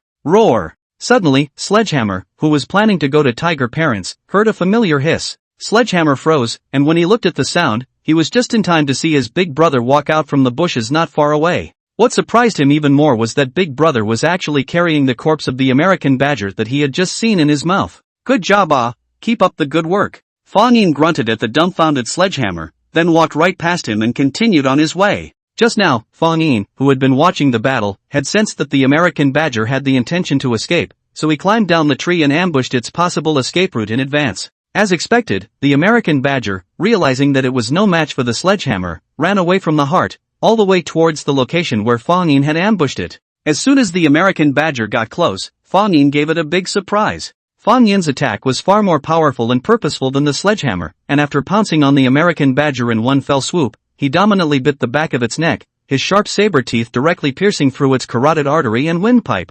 However, this already severely injured American badger was still ferocious, and its violent counterattack before its death caused Fang Yin to suffer quite a bit, and his body was viciously bitten by a few bites. At this time, the effect of the genetically enhanced skin strength and hardness that Pinto readily reproduced manifested itself. The American badger's short canine teeth couldn't break Fang Yin's skin at all, only biting down a handful of hairs. This discovery also surprised and delighted Fang Yin. After a few minutes of stalemate, the American badger's struggles became more and more feeble. There was regret and unwillingness in its eyes, but more than anything else, it was fear before it died. After all, it was a living creature, and no matter how ferocious the badger was, it cherished its own life immensely. Ding! The host has hunted and killed an American badger, gene points plus 20. 20 gene points arrived. Fang Yin excitedly licked the corners of his mouth and licked the blood stained on his mouth clean one by one. Still, he had to thank the Sledgehammer, saving himself a lot of effort. Roar! However, with regards to Fang Yin's act of stealing the credit, Sledgehammer expressed some displeasure and kept staring at the American badger in Fang Yin's mouth with a grudging little eye. However, having been bullied by his big brother so much on weekdays, Sledgehammer just dared to be angry. Soon, Fang Yin and Sledgehammer brought their respective trophies and rushed towards the location where the tiger parents were. The American badger and long-tailed weasel's blood smelled heavy, and the tiger parents could already smell it from a long distance away. In a short while, they saw their two sons walk over one after the other, both with prey in their mouths. The tiger parents looked at each other and were pleasantly surprised. Especially the American badger that Fang Yin was carrying in his mouth. Tiger parents also recognized this fierce little beast that was very difficult to deal with. It's a pity that the corpse of that flat-headed reproducer is too heavy, or else bringing it back would definitely scare tiger parents. Fang Yin pondered. For this kind of medium to large-sized prey, the bladed-toothed tiger would seldom spend a great deal of effort to bring it back to the cave. It usually fed where it was and abandoned it once it was full. This habit was common to most tigers, and it also fit in well with their arrogant temperament. Roar! When Fang Yin and Sledgehammer got closer, the tiger mother who loved her son so much noticed the injuries all over Sledgehammer's body, which hurt her so much that she hurriedly made an inquiring voice. Sledgehammer, however, did not care at all about the injuries on his body, but shook the long-tailed weasel in his mouth, and hinted frantically towards Tiger Mom and Tiger Dad. "Mom, look, I've caught the prey." Fang Yin also knew how to be a good adult, and then placed the American badger in his mouth in front of Sledgehammer, telling tiger parents that this was also Sledgehammer's trophy. Seeing this, the tiger parents couldn't help but be impressed with this always silly second son, and Little Orange, who hadn't managed to capture any prey so far, was even circling around Sledgehammer's trophy, his mouth watering with gluttony. Aha! At this moment, Sledgehammer felt that he had reached the peak of his short-lived tiger life, and even the light of his big brother on the side was overshadowed. On this day, as usual, Fang Yin's family returned home with a full load. All of them had eaten their bellies round, and could rest for another 2 or 3 days. Amidst the thunderous snoring of tiger parents, Fang Yin settled down to sleep. As night fell, the cave was dark. In his sleep, Fang Yin once again dreamt of the quaternary extinction event that had shaken the ancient world. The day before yesterday, I dreamt of rising temperatures and melting glaciers. The day before that, I dreamt of a super-infectious disease. Yesterday, I dreamt of an ancient human hunt. And what will I dream of today? A zombie attack? For some reason, Fang Yin's consciousness remained very clear in his dream, and he could still spit madly inside. However, he couldn't escape this dream, and could only watch it from afar like a movie. Looking around, dark clouds as thick as ink rolled and churned in the sky, covering the sky and barely letting a single ray of sunlight penetrate. What the hell? The end of the world? The brightness of the environment was so low that even with Fang Yin's eyesight, he could see a blur. It was in this dark and silent environment. Bzzz. A bolt of lightning with a bit of blood red suddenly crossed the sky, as if it had torn the canopy in half. At the same time, the heavens and earth were illuminated by this bolt of lightning. At that very moment, Fang Yin saw a huge fire cloud appear in the distant sky. After the light of the lightning disappeared, the only thing left in the darkened heavens and earth was the huge fire cloud that flashed with an eye-catching red light. Boom boom boom. Rolling thunderous booms shook the heavens and earth, like a fiery sun crashing in from the vastness of the stars, which even the vast long sky could not contain. This scene also brought Fang Yin an unrivaled visual impact and mind-blowing shock. What the hell is that? A meteorite? Only when he got closer did Fang Yin finally see what it was. It was a broom-like comet. At this moment, a strong sense of powerlessness and insignificance also arose in Fang Yin's heart. In front of the greatness of nature, any living thing was insignificant and small. At this moment, all the creatures in North America raised their heads coincidentally, looking shockingly toward the flash of red in the dark sky. Although they weren't clear on what exactly that flash of fiery red was, countless creatures had already instinctively generated panic and began to anxiously run. Time passed minute by minute. That flash of fiery red slowly advanced, from the distant sky to midair, and then slid down from midair to some corner of North America. At this moment, Fang Yin felt that his heart was also tightly gripped, as if it had stopped beating. Boom! Suddenly, heaven and earth were eclipsed. The entire world suddenly disappeared into darkness, unable to reach out and see. It was strangely silent between the ears, but the eardrums and spirit endured a long and unceasing shock.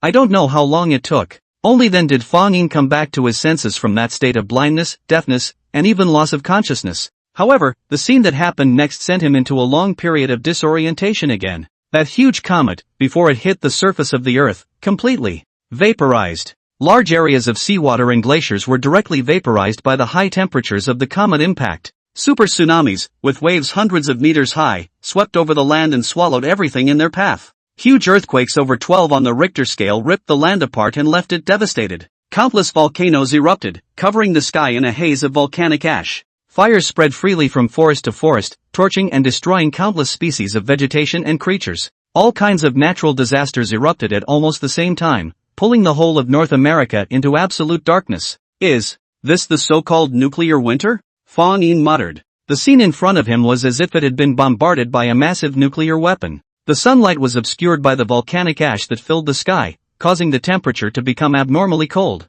Plants were unable to photosynthesize and gradually died out, and made the surface lack oxygen. Herbivores starved to death and carnivores die off. The world is dying. This was a true apocalypse. Roar! In the next moment, Fang Yin violently awoke from this nightmare. It wasn't until he had woken up and looked at the scene around him where everything was as normal that he was relieved, breathing heavily. He recalled that this comet impact was the famous New Fairywood incident. The New Fairywood incident happened about 10,000 years ago, when a comet hit the blue star and exploded over the Great Lakes region of North America, causing the temperature of most of the northern hemisphere of the blue star to plummet, which resulted in the extinction of many large prehistoric animals in North America. Not only that, but even the ancient human communities that inhabited North America were not spared and mysteriously disappeared. After the comet's explosion, the planet Blue experienced a cold period of more than 1,000 years, which had a global impact. At the beginning of the event, temperatures on the planet dropped rapidly, and then rose again after the event. It was this erratic and extreme temperature change that devastated biota across the globe at the time, and a large number of organisms were on the road to extinction.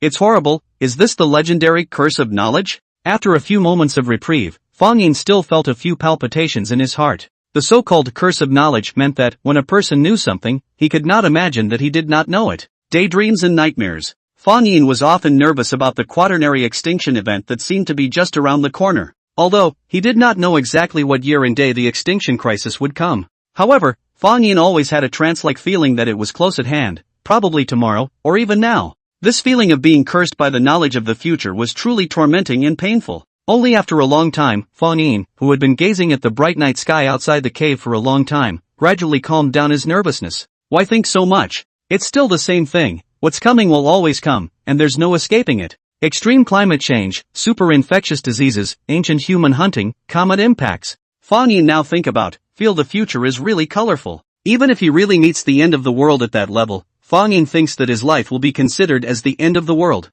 Fang Yin also felt that this life is also considered to be an eye-opening. At least, he was able to confirm the speculations of his later life, whether they were correct or not. Shattered senses, it's still the life of the dog that matters now. Shaking off his head, Fang Yin no longer thought much, and continued to lie down and sleep. Time was like a shuttle. In the blink of an eye another week had passed. In the scenery of the northern country, thousands of miles of ice and snow drifted. The snow had already covered the entire mountain forest, and the endless green forest had turned into a sea of snow. My goodness, this snow is too thick. Walking onto the snowy ground, Fang Yin estimated that the snow on the ground was tens of centimeters thick. With such a thickness of snow, not only did it have a certain impact on his movements, but it was also particularly easy to expose himself. The bladed-toothed tiger's brownish-yellow fur was very conspicuous in the white snow, and coupled with the bladed-toothed tiger's own large size, the difficulty factor of trying to do the usual ambush had increased by more than just 1.5 stars. Alas, why am I not a white tiger? Fang Yin was somewhat helpless. Most of his hunts during this period of time ended in failure.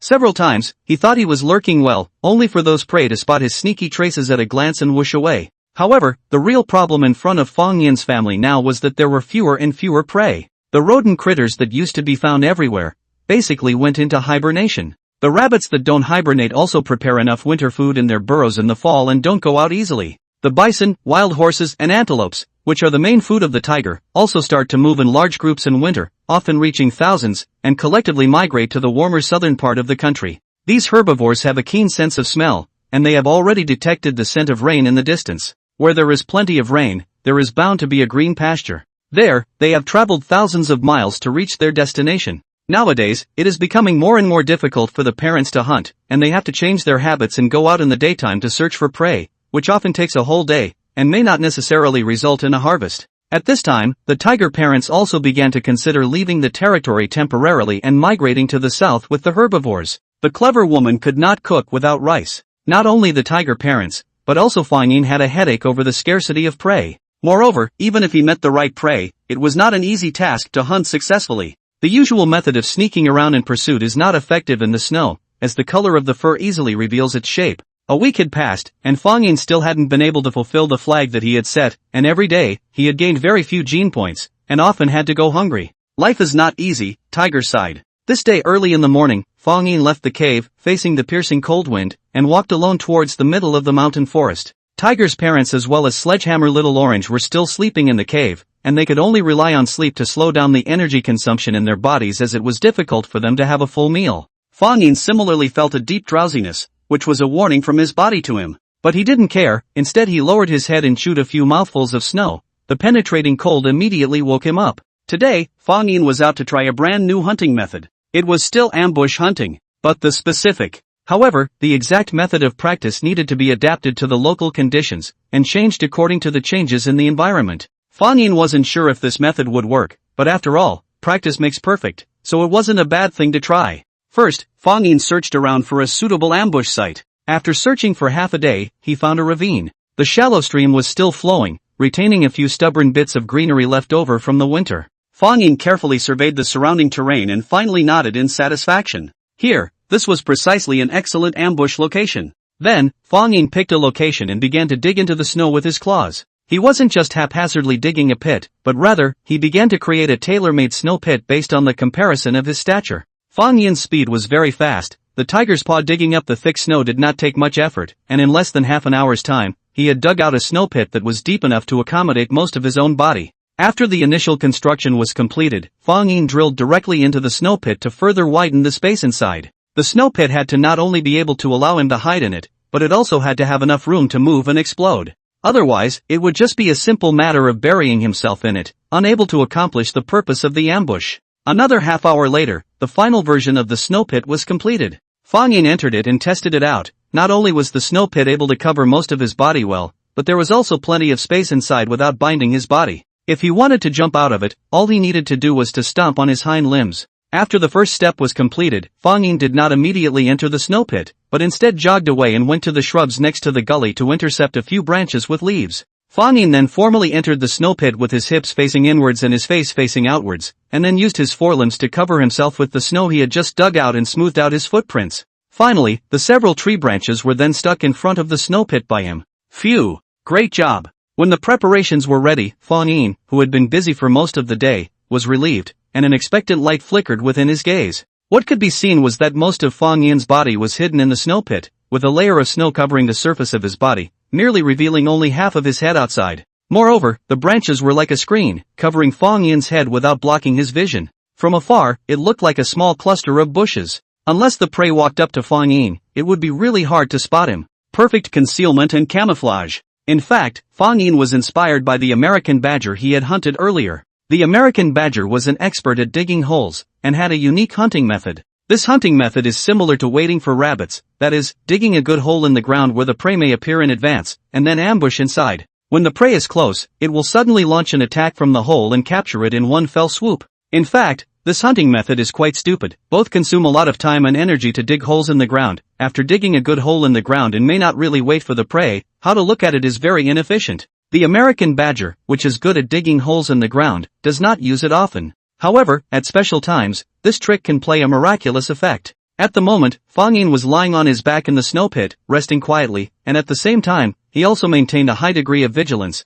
carefully observing the movements around him. Everything was ready, all we needed was the east wind. As long as the figure of any herbivore appeared in the surroundings, Fang Yin, who had already made sufficient preparations, would be able to kill it with a lightning strike. In the forest, a California tapir with a rounded body and a miniature elephant trunk was foraging for food. Tapirs are an extremely primitive mammal of the order odd-footed. Their bodies are round and plump, and their overall shape resembles that of a domestic pig. The tapir's most iconic feature is its soft, drooping, protruding cylindrical snout, which makes it look like a combination of a pig and an anteater. The California tapir is the only solitary herbivore in the forest that is reluctant to migrate. After all, an omnivorous diet dictates that the California tapir does not have a single recipe, and has a variety of choices besides plants. The California tapir crouches low and uses its toes and claws as a plow, turning and digging up the snow and soil beneath its feet. Soon, one or two small, fat, unknown bugs emerged from the exposed snow. With a grunt of excitement, the California tapir ate the bugs and the surrounding snow into its stomach.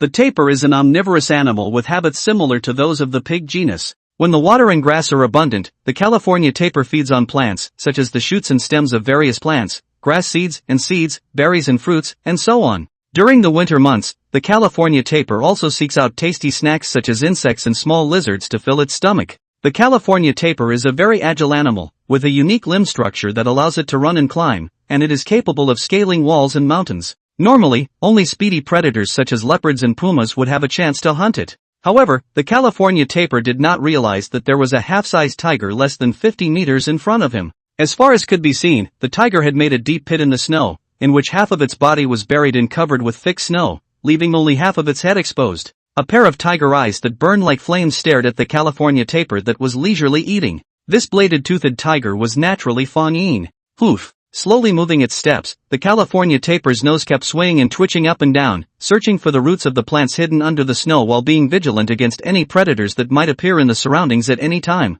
Only, it never noticed that danger was close at hand, and instead, it even took one step closer to the snow pit where Fang Yin had been ambushed. Because there was a cluster of small bushes here that attracted it. Fang Yin was not in a hurry, still lying down in the snow pit, maintaining a motionless posture, fearing that the slightest movement on his part would startle the hard-won prey. 50 meters, 30 meters, 10 meters, 5 meters, Finally, the California tapir slowly paced near the snow pit, its poor eyesight not noticing until now that there seemed to be something unusual about the small bush in front of it. Swish! In the next second, Fang Yin in the middle of the snow pit moved, his body instantly swept up, and the thick snow covering his body was also thrown up high at the same time, drifting in the sky. Fang Yin's pouncing movements had already been refined to be very old and mature. Whether it was the direction of the alignment, the control of the force or the timing of the strike, it had almost formed the muscle memory of 1,000 hammers. Humph! It wasn't until the moment Fang Yin exposed his figure. Only then did the California tapir realize with a jolt that there was actually such a large bladed-toothed tiger hidden in front of him.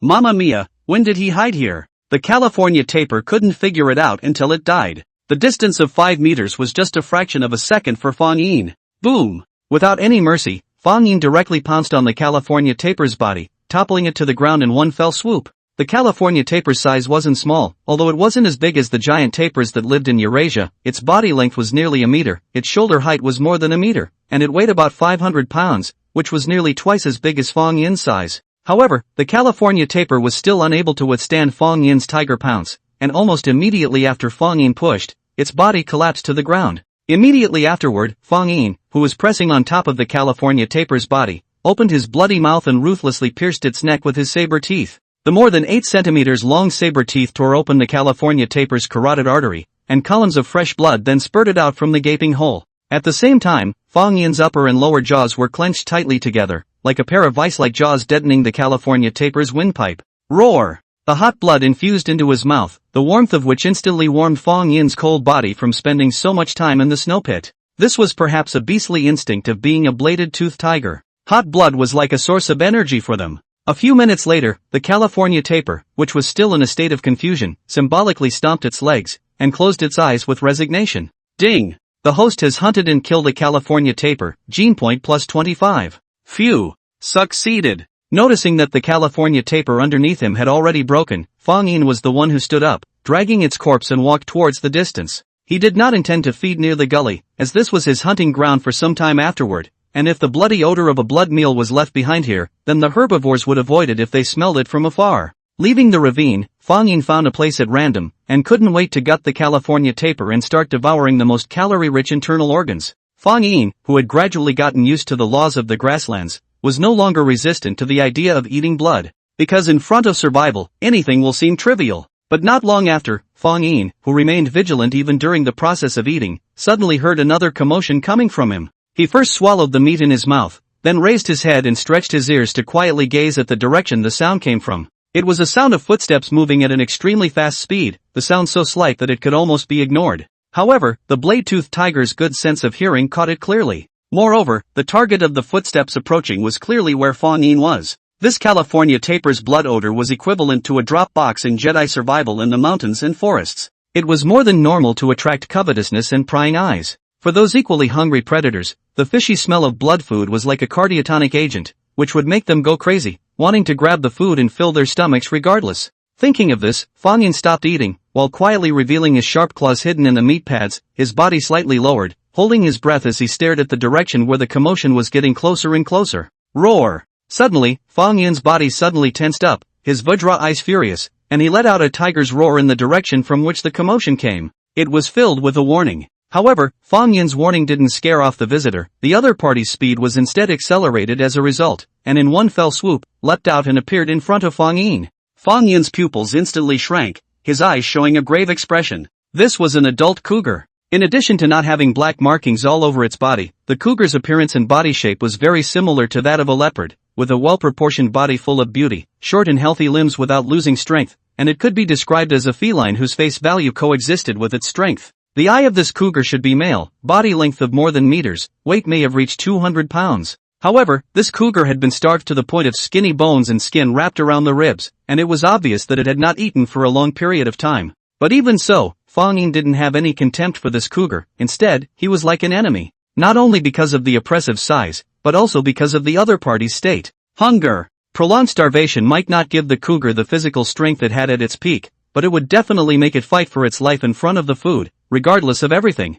The fight of trapped beasts was often the most terrifying, desperate, they would often explode with amazing potential. The cougar only looked at Fang Yin for a second, before turning its attention to the California tapir, which had already been disemboweled, its gaze revealing desire and greed. Immediately afterward, it gasped sharply and slowly moved its limbs, as if ignoring Fang Yin, and approached the California tapir step by step. The most straightforward form of communication between animals was body language. The cougar ignored Fang Yin and walked straight towards its prey, a demonstration and a test. In response to its body language, Fang Yin had only two choices: either to give up his prey, or to give up his prey, or to give up his prey, or to give up his prey. Either give up his prey and show his unwillingness to fight with it, or defend his prey and fight it to the end. Fang Yin stared intently at the cougar, and in his heart, almost without hesitation, he chose the second course of action. Are you kidding me? Why would he give away the prey that he had worked so hard to hunt for the better part of a day? If Fang Yin had encountered a predator that ranked in the first echelon of combat power, such as a giant short-faced bear, American lion,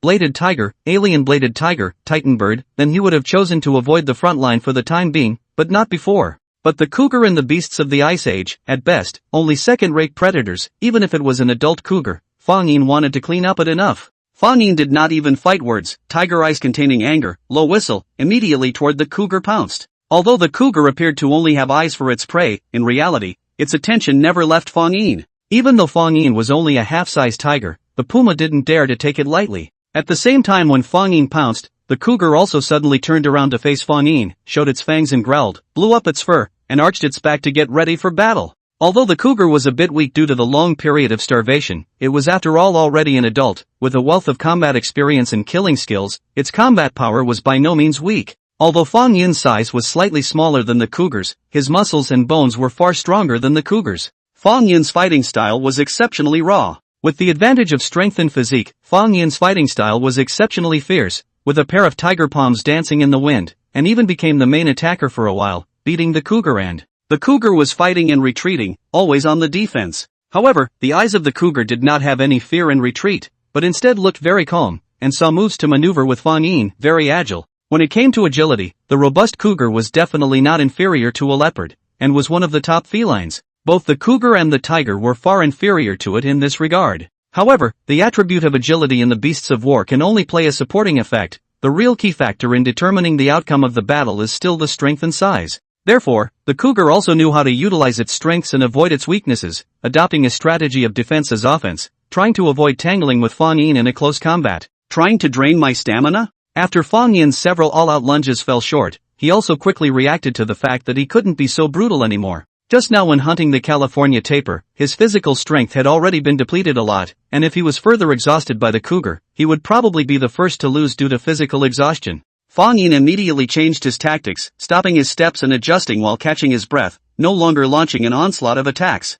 Seeing this, the cougar, which was in a defensive stance, roared twice, seemingly provoking Fang Yin to attack. Fang Yin ignored the provocation, but also lowered his body to a defensive stance, with his burning tiger eyes staring at the cougar. For a while, the two sides were in a stalemate. Fang Yin was not in a hurry, but the one who should have been was the cougar on the other side. The delicious food was right in front of his eyes, and he was already starving, so he didn't have much patience left. The cougar gritted its teeth and finally couldn't hold back. Gulp! Driven by hunger, a hoarse growl rolled deep in the cougar's throat as it took a step towards Fang Yin. In midair, a snowflake drifted down and landed on the tip of the cougar's nose. This snowflake seemed to be the horn for the start of the great battle. The moment the snowflake landed on the tip of its nose, the cougar leapt up and lunged towards Fang Yin. Looking at the cougar that couldn't help but attack himself, Fang Yin immediately let out a cold smile in his heart. The cougar was hungry now, but Fang Yin was not hungry now. This was the reason why Fang Yin was able to take the initiative in this battle. On the premise of not wasting his stamina, he could keep stalemating without a care in the world. But the cougar who wanted to feed urgently could not. In the face of the cougar's pounce, Fang Yin did not choose to dodge, but stood still and waited. He wasn't afraid to engage in a close physical battle with the cougar, and in the battle just now, the cougar had chosen to maneuver and dodge, not daring to confront Fang Yin head-on. Now that the cougar had taken the initiative to launch an attack, it was exactly what Fang Yin wanted, so naturally he wouldn't avoid a fight. But Fang Yin didn't pounce on the cougar head-on, he just lowered his body and waited for the cougar. Fang Yin knew that if he pounced, the cougar would subconsciously adopt a defensive strategy. Therefore, he had to wait until the moment when the cougar really launched its offense came. The hungry cougar did not think about it as much as Fang Yin did, and with a stomping leap of its hind limbs, it showed its sharp canine teeth and tore towards Fang Yin's throat. Phew! Right at the moment when the cougar was about to pounce on his body, Fang Yin finally struck. He instantly opened his eyes angrily, violently raised his front body, and his tiger palm whistled as it cut through the air, slapping fiercely towards the cougar's face. Bang! With a muffled sound, Fang Yin's tiger paw ruthlessly slapped the cougar's face,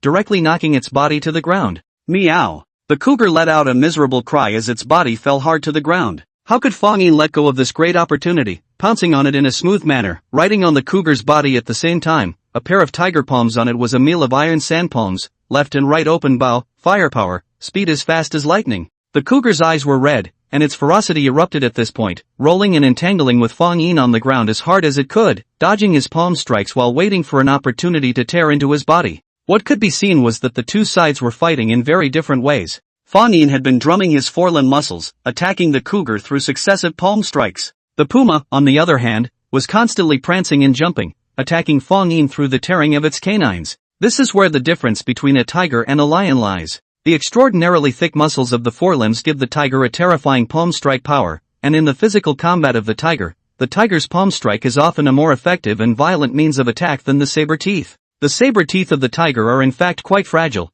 and in the physical combat with other beasts, they may be broken if they are not careful. Therefore, the saber teeth are generally reserved for the final victory of the tiger's means of killing, and easily will not offer this bottom of the card. In contrast, the cougar's limb strength is weak, then palm strike is impossible to beat the tiger. Therefore, its main fighting method is to use canine teeth to tear, and strive to be able to bite the enemy's throat, and then limit its action. At this moment, a lion and a tiger intensely entangled, the battle scene is called a shocking, the field of sand and dust, a mess. After a few minutes of fighting, the cougar was the first to run out of stamina, and was scratched by Fang Yin's tiger's claws to the point where its fur was turned over and bloodied, and it hurriedly escaped. On the other hand, although Fang Yin's body also left a lot of scars from the cougar's bites, the scars were not deep, and most of them were just superficial wounds. This also made the cougar feel depressed. It couldn't understand why this half-grown bladed-toothed tiger had such a thick skin to such an extent. It was comparable to a bison or a western reproduction. Huffing, the cougar panted violently, glancing fondly at the California tapir that was close at hand,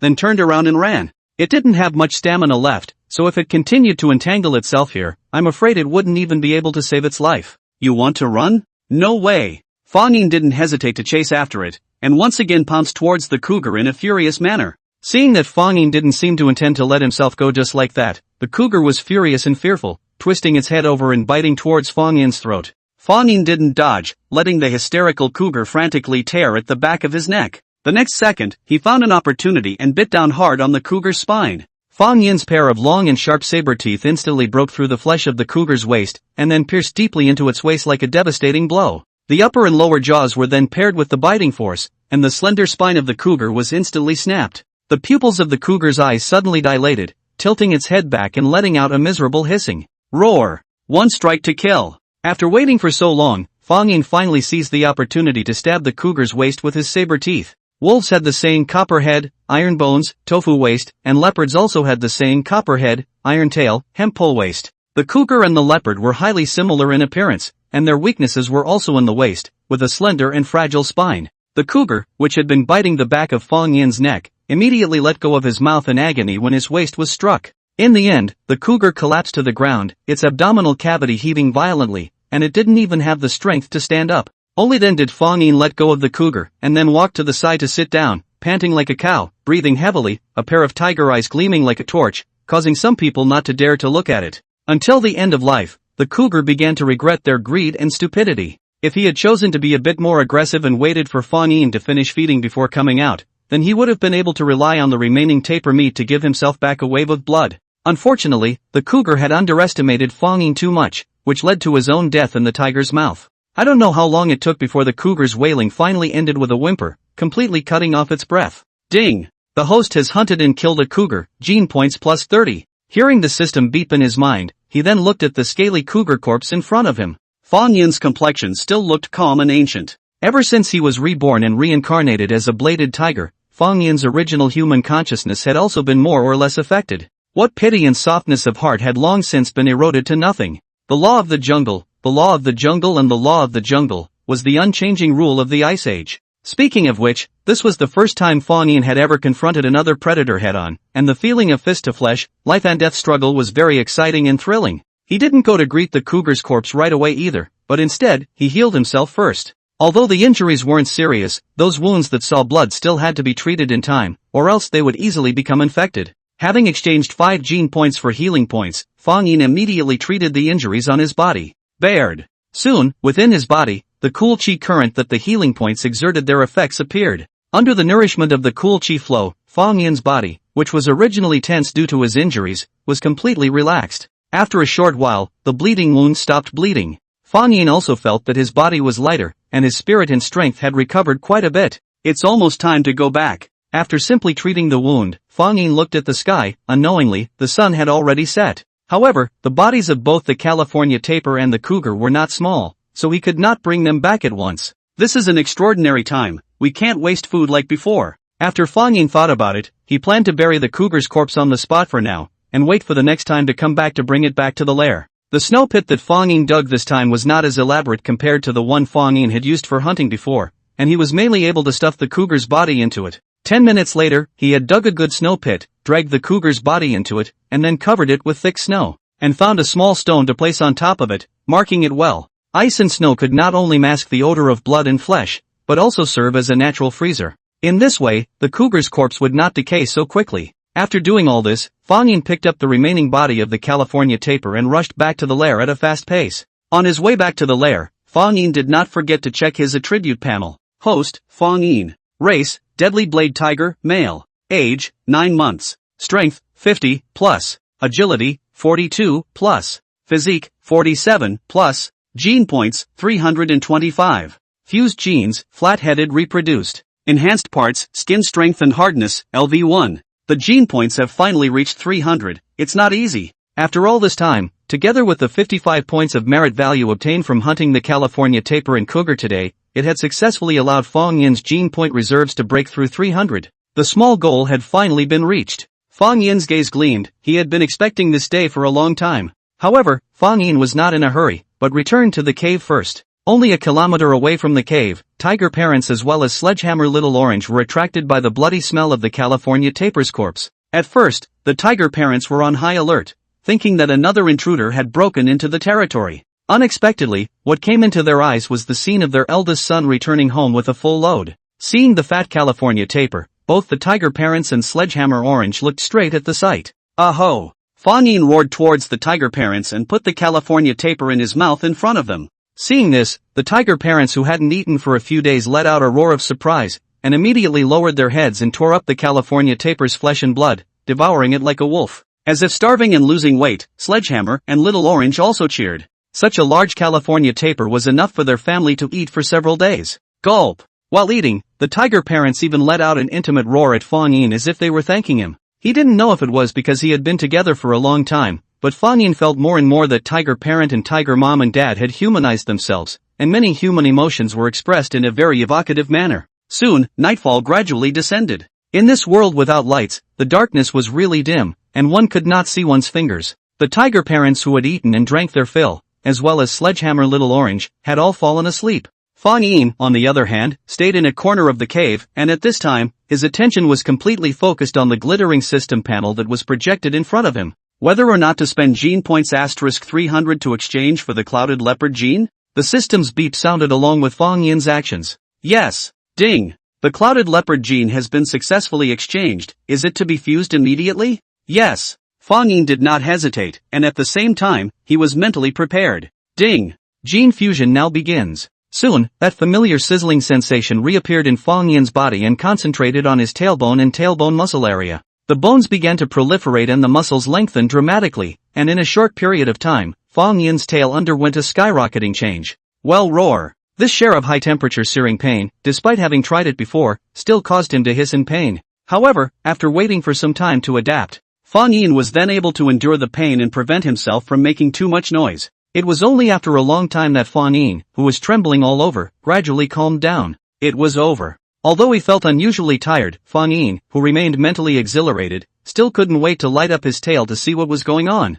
The most intuitive feeling was that the tail had gotten longer. The original Fang Yin's little grab behind his butt was only as long as an adult's index finger. Now, Fang Yin's tail has grown several times longer and thicker, reaching a length of 1 meter, and its thickness is comparable to that of an adult's arm. This was simply a transformation. You have to know, the edge of the toothed tiger that looks super ribbed small grab, and their huge and robust body shape how not match, look, with a very strong contrast. If it is just short, it would be fine. The key is that the little grip cannot play any practical effect. Can't keep balance, can't make smooth steering, can't drive away mosquitoes, can't hold warmth. Is it possible that the edge of the tiger's the small pole is to grow out of the funny? At least Fang Yin hadn't found that the tiger's little grip had any practical effect so far, and could probably only be used to make some simple body language. Now, feeling this long and thick tail, Fang Yin couldn't help but feel a bit of incredulity. It looks like, after fusing the clouded leopard gene, my tail vertebrae have gotten longer and stronger. The muscle attachment area on it has also become stronger. Swish! Fang Yin casually tried to swish his tail, and did not feel any discomfort. Instead, it was more like it had grown naturally, and the tail hair was also one with the rest of the body. The tail hair and the rest of the body were one and the same. A simple tail flick was no problem, and the tail vertebrae could be bent freely and even rotated 360 degrees. This is simply a miraculous change. In order to further test the effect of the tail, Fang Yin sneaked out of the cave and began to test the tail's ability to maintain balance and steering. Running at full speed, Fang Yin once again attempted a sharp turn that had failed an unknown number of times. This time, before making the sharp turn, Fang Yin controlled his tail so that it stretched out from its curled state and stood upright like a balance pole. The usual imbalance in his body was greatly improved, and Fang Yin easily stabilized his center of gravity, thus completing the sharp turn smoothly. Not only that, Fang Yin also tried climbing trees, jumping, and other maneuvers, and this long tail was able to play a big role. If the paleontologists of later generations knew about this, would they individually categorize me into a new species called long-tailed edge-toothed tiger? After the test was completed, Fang Yin, who was in a somewhat agitated mood, fell back to floating thoughts. I also wonder if this tiger's tail has any offensive power? Then, Fang Yin suddenly thought of such a point. He remembered that in the story of Wu Song beating the tiger, there were three very classic descriptions of the tiger's movements. 1 pounce, 1 lift, and 1 scissor. The pounce was the common hungry tiger pouncing on a tiger, which was the tiger's most usual maneuver. The 1 lift is when the tiger fails to pounce on the prey, and then twists its waist after landing, in an attempt to use its body to lift the prey down. The final cut is that after the first 2 maneuvers have failed, the tiger will violently flick its tail, the power of which is comparable to a steel whip, and is capable of knocking the prey to the ground in one fell swoop. However, this is only a novelist's word, and Fang Yin did not believe that the tiger's tail would be so powerful when he first read it. After all, he had never seen any tiger use its tail to fight. Now was the right time to test it. Sure enough, Fang Yin tested it several times in a row, and the tail that was thrown out didn't have much lethality, and the movements were very strange. Simply flicking the tail didn't have much force, and it had to be coupled with the rotation of the hips. Therefore, if Fang Yin wanted to really whip his tail, he still had to twist his butt hard. There's still a little bit of power. I guess it's the equivalent of a whip. It's still not as good as the saber-tooth or tiger palm. Fang Yin shook his head. Perhaps for a human with fine skin and tender flesh, a lash with a leather whip was painful, but for a wild animal with thick skin and flesh, it was nothing more than itching. Moreover, attacking with one's tail had another big disadvantage. Attacking with the tail meant that one's buttocks would be exposed, and for many animals, the weakest place was the steel door. Once one attacked with the tail, it would give the enemy the opportunity to attack one's weak spot, and it would not be worth the loss in any way. Forget it then, the divine dragon's tail swinging move is still not suitable for me. Maybe it will change later after fusing any more animal genes. Fang Yin shook his head, pressed down his excitement and rushed back into the nest. Well, it hurts. Who is it? Half asleep, Fang Yin suddenly felt a stabbing pain coming from his tail, which immediately startled him into jumping up. When he opened his eyes, he saw that the sledgehammer beside him was staring curiously at his tail, and it was him who had just used his claws to pick at it, scratching Fang Yin's tail hairs and dropping a few handfuls. Even if you ruined my foxtail pillow last time, now you want to touch my tail? Fang Yin's fire instantly came up. Swish twitched his tail and flung it at Sledgehammer's face. Splat! The force of the tail twitch was not great, but Sledgehammer was startled by the sudden attack and hurriedly dodged to the side. Aho! It was only at this point that Sledgehammer seemed to have noticed that the long, furry thing just now was actually Big Brother's tail. Big Brother's tail is so strange. Thinking so, Sledgehammer hurriedly twisted his head to look at his own tail. Why is this duck? My tail is obviously very short. After 2 comparisons, Sledgehammer's pair of small eyes were written with curiosity. There's no reason, brat, if you dare to touch my tail again in the future, I will definitely beat your ass. Fang Yin didn't bother explaining to the naive bag Sledgehammer. Instead, he threatened him for a while by showing his teeth. The threat was very effective, and the Sledgehammer, who had long been used to submitting to Fang Yin's silver might, coyly agreed and hurriedly ran away. Fang Yin was about to leave the cave and go outside for some fresh air when he suddenly felt another attack on his tail behind him. Sledgehammer, this one is toast? Fang Yin turned around and saw his sister Xiao Orange pouncing on his tail and trying to open her mouth to bite down. This scared him so much that he hurriedly rushed up and pushed Xiao Tangerine away, which protected his precious tail from the mouth of the Sunran tiger. Aho! After Little Orange, who had fallen on the ground, climbed up, she growled angrily at Fang Yin, not understanding why her big brother was trying to stop her from catching her prey.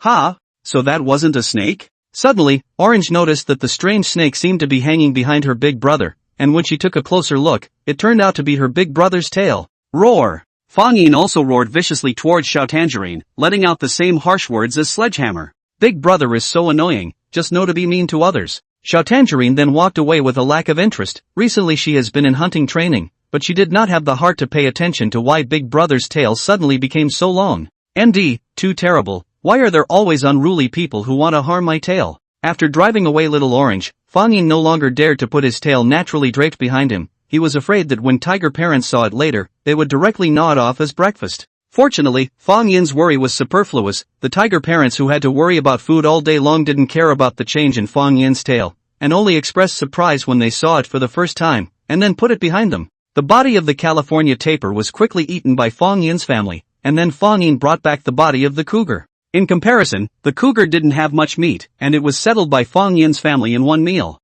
A family that's all big eaters. This winter can be really hard to endure. Fang Yin also couldn't help but secretly lament. As adult bladed-toothed tigers, the tiger parents' appetite was not ordinary. They could eat 30-40 kilograms of meat in a single meal, and after a full meal, they could go without food for several days. Normally, when there is enough food, the parents will not choose to eat a full meal, but will choose to eat half full, and then eat several times, which is also more conducive to the health of the body. However, now is a very special time. Tiger parents also often eat a meal without a meal, so if there is something to eat, often will choose to eat. Do not eat until the stomach does not stop, and then you can always stay in the cave to sleep, to save energy. As for the three little tiger cubs, their appetites were also increasing with their age, and now their food intake was almost half of that of an adult tiger. During this period of time, Fang Yin also continued to try to ambush hunt in the snow pits, but he was able to see very few prey every day. It's time to choose to migrate, isn't it? This winter doesn't know how long it's going to be. If it continues like this, it's really going to starve to death. Fang Yin, who hadn't had any harvest for several days in a row,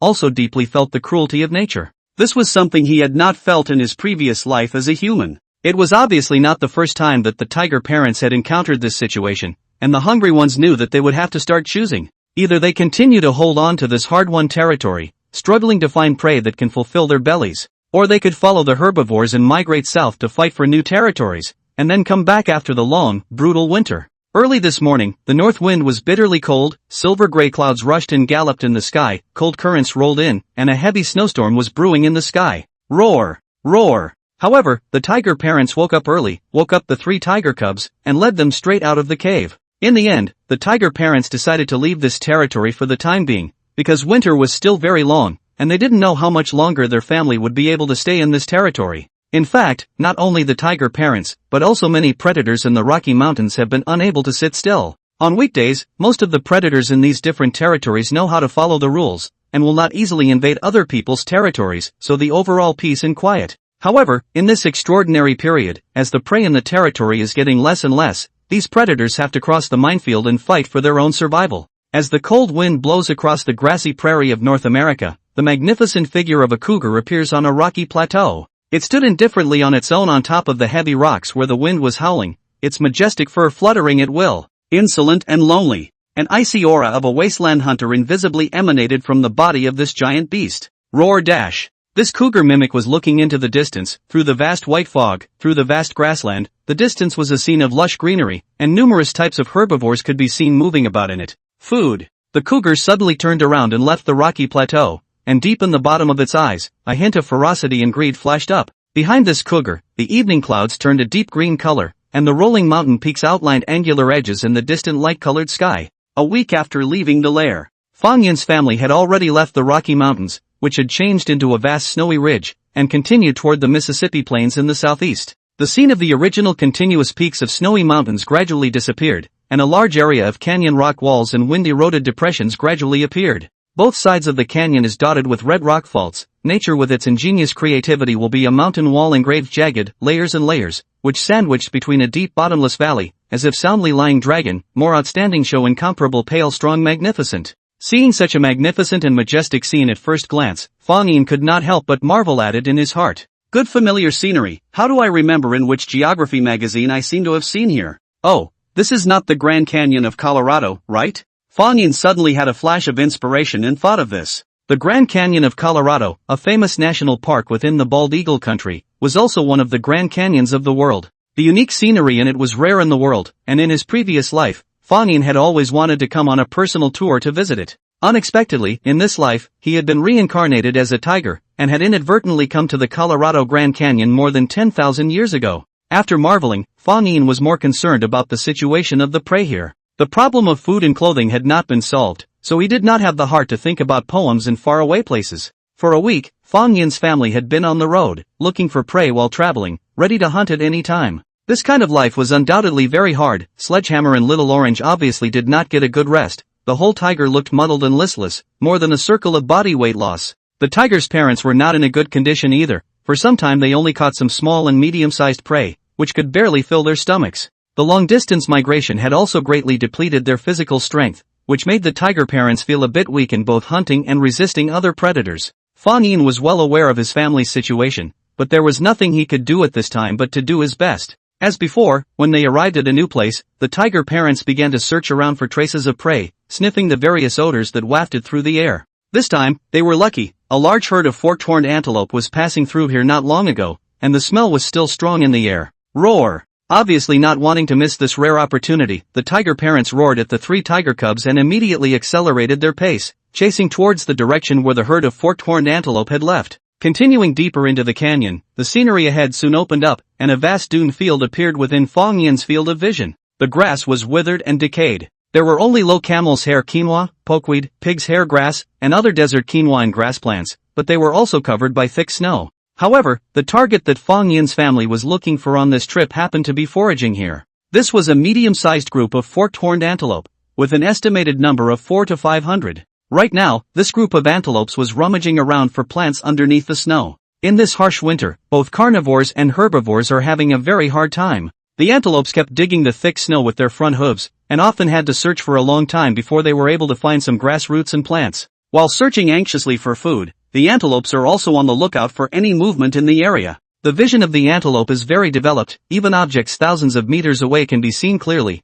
and it is very difficult for any predator to escape from their eyes. At this moment, tiger parents looked at the group of antelope in the distance, and couldn't help but swallow their saliva. The size of the antelope could only be considered medium. The adult male antelope was only a meter in length and less than 150 pounds, which was only enough for a dinner for Fang Yin's family at most. But by this time, the tiger parents were already hungry. Roar! Signaling to the 3 tiger cubs behind them, the tiger parents then lowered their bodies to the ground, slowed down their breathing rate, and began to stalk towards the herd of forked-horn antelopes one step at a time. Fang Yin, Sledgehammer, and Little Orange followed closely behind. This was a hunt that the whole family was mobilizing for, enough to show that they had to be determined to succeed in the hunt. The tiger parents stalked very slowly and cautiously. At this time, neither the time nor the place was on their side. It was not too late in the day, there was plenty of light all around, and the horned antelope had a wide field of vision. Coupled with the fact that there was no cover of dense vegetation around, the flat surface was more thick snow, with the body shape of the bladed-toothed tiger would easily be exposed.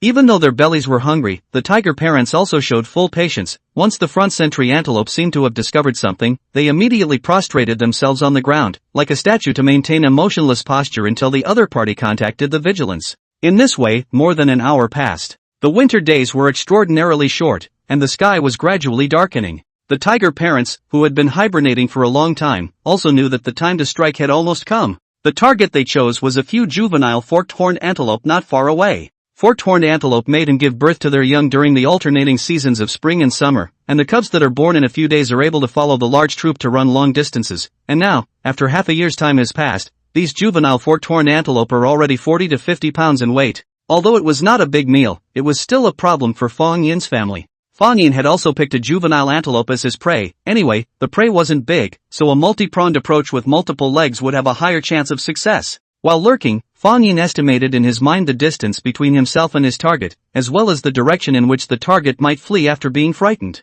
However, right at this moment, as Fang Yin's gaze wandered, he suddenly realized that there was a pair of eyes in the distance that were also eyeing the target intently. Obviously, Fang Yin was not the only predator attracted by this group of forked-horned antelope. On the opposite side of Fang Yin, a panther had also chosen to hunt this group of antelope. The leopard was also called the American cheetah, the North American cheetah, and from its name, one could tell that this guy had a lot of extremely similar characteristics to the cheetahs of the later generations. The same streamlined and slender body type, the same body covered with black spots, the same long and thin limbs, the same small and round head, the same long, flexible tail, the same soft, springy spine. As for why they are called surprise leopard, can only show that the paleontologist's name is really some lazy cancer, and then give it the name of the cheetah in front of the addition of an amazing adjective, and finally condensed into a surprised leopard. At present, the leopard creeping body, the whole body lying in the snow, using the strength of the limbs to wriggle. Frightened leopard's body size is much larger than the cheetah. If you count the tail length, the body length of the adult frightened leopard is generally more than 2 meters.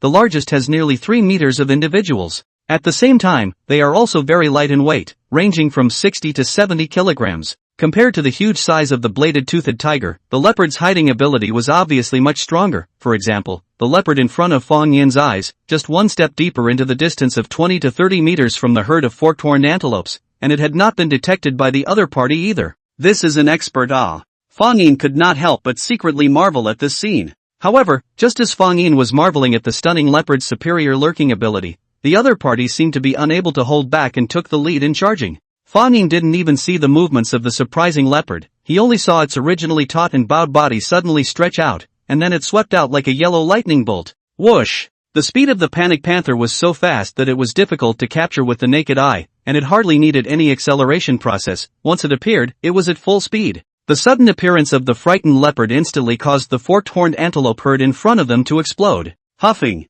without any hesitation at all, the forked-horned antelope didn't even bother to look back to see who the attacker was, and fled away as quickly as they could. What could be seen was that the tufts of white long hairs growing on the hips of the forked-horned antelope all exploded at the same time, resembling a mass of blooming snow lotuses, which was quite comical to look at. This was also the signal that the forked-horned antelope were signaling to their companions. Kam, this one got the jump on us. Seeing that the herd of forked-horned antelope had already scattered in all directions in fear, Fang Yin also knew that he couldn't wait any longer. If he waited any longer, he would only be able to drink the northwest wind. Swish! In the next moment, Fang Yin's body was like a machine, recognizing the young forked-horned antelope, and swiftly rushed up. On the other side, tiger parents and their parents were also on the verge of a kill, chasing after the prey they had chosen. Although there was only a difference of a few seconds between the two sides, but in this moment of life and death race, a few seconds is already enough to decide the outcome. The first panther recognizes an adult female antelope and launches a lightning-fast chase.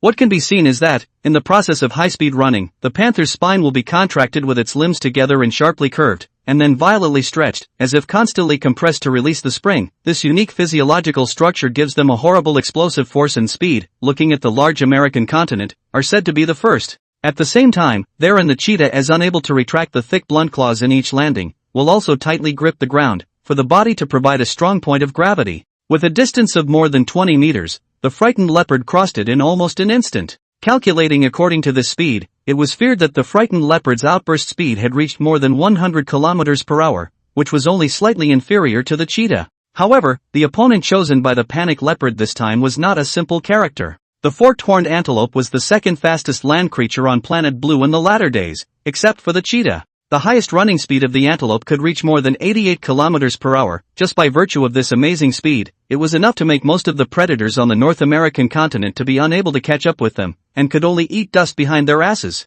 Not only that, the key is the forked-horn antelope also has amazing endurance. According to the record, the forked-horn antelope can be 72 kilometers per hour to maintain running up to 11 kilometers long, which makes the North American gray wolves to endurance are a little hard to eat. Compared with cheetahs and panthers, which are good at sprinting in short distances with high-speed explosive pursuit, the slender limbs, solid body shape, enlarged strong heart and extremely high-density mitochondria and other advantages of the forked-horned antelope make them better in long-distance durable endurance running, and therefore the forked-horned antelope is also known as the most suitable animal for long-distance endurance running on Earth. Therefore, it is also known as the most suitable animal for long-distance endurance running on Earth. What Fang Yin didn't realize was that he had inadvertently witnessed a prehistoric speed race, just like the life and death races between cheetahs and gazelles on the African savanna in later times. The female gazelle was running wildly in a panic, her long and thin limbs swinging rapidly, so fast that her figure was also blurred. Not far behind her, the leopard in hot pursuit is even faster, and the distance between the two sides soon narrows to just 5 meters.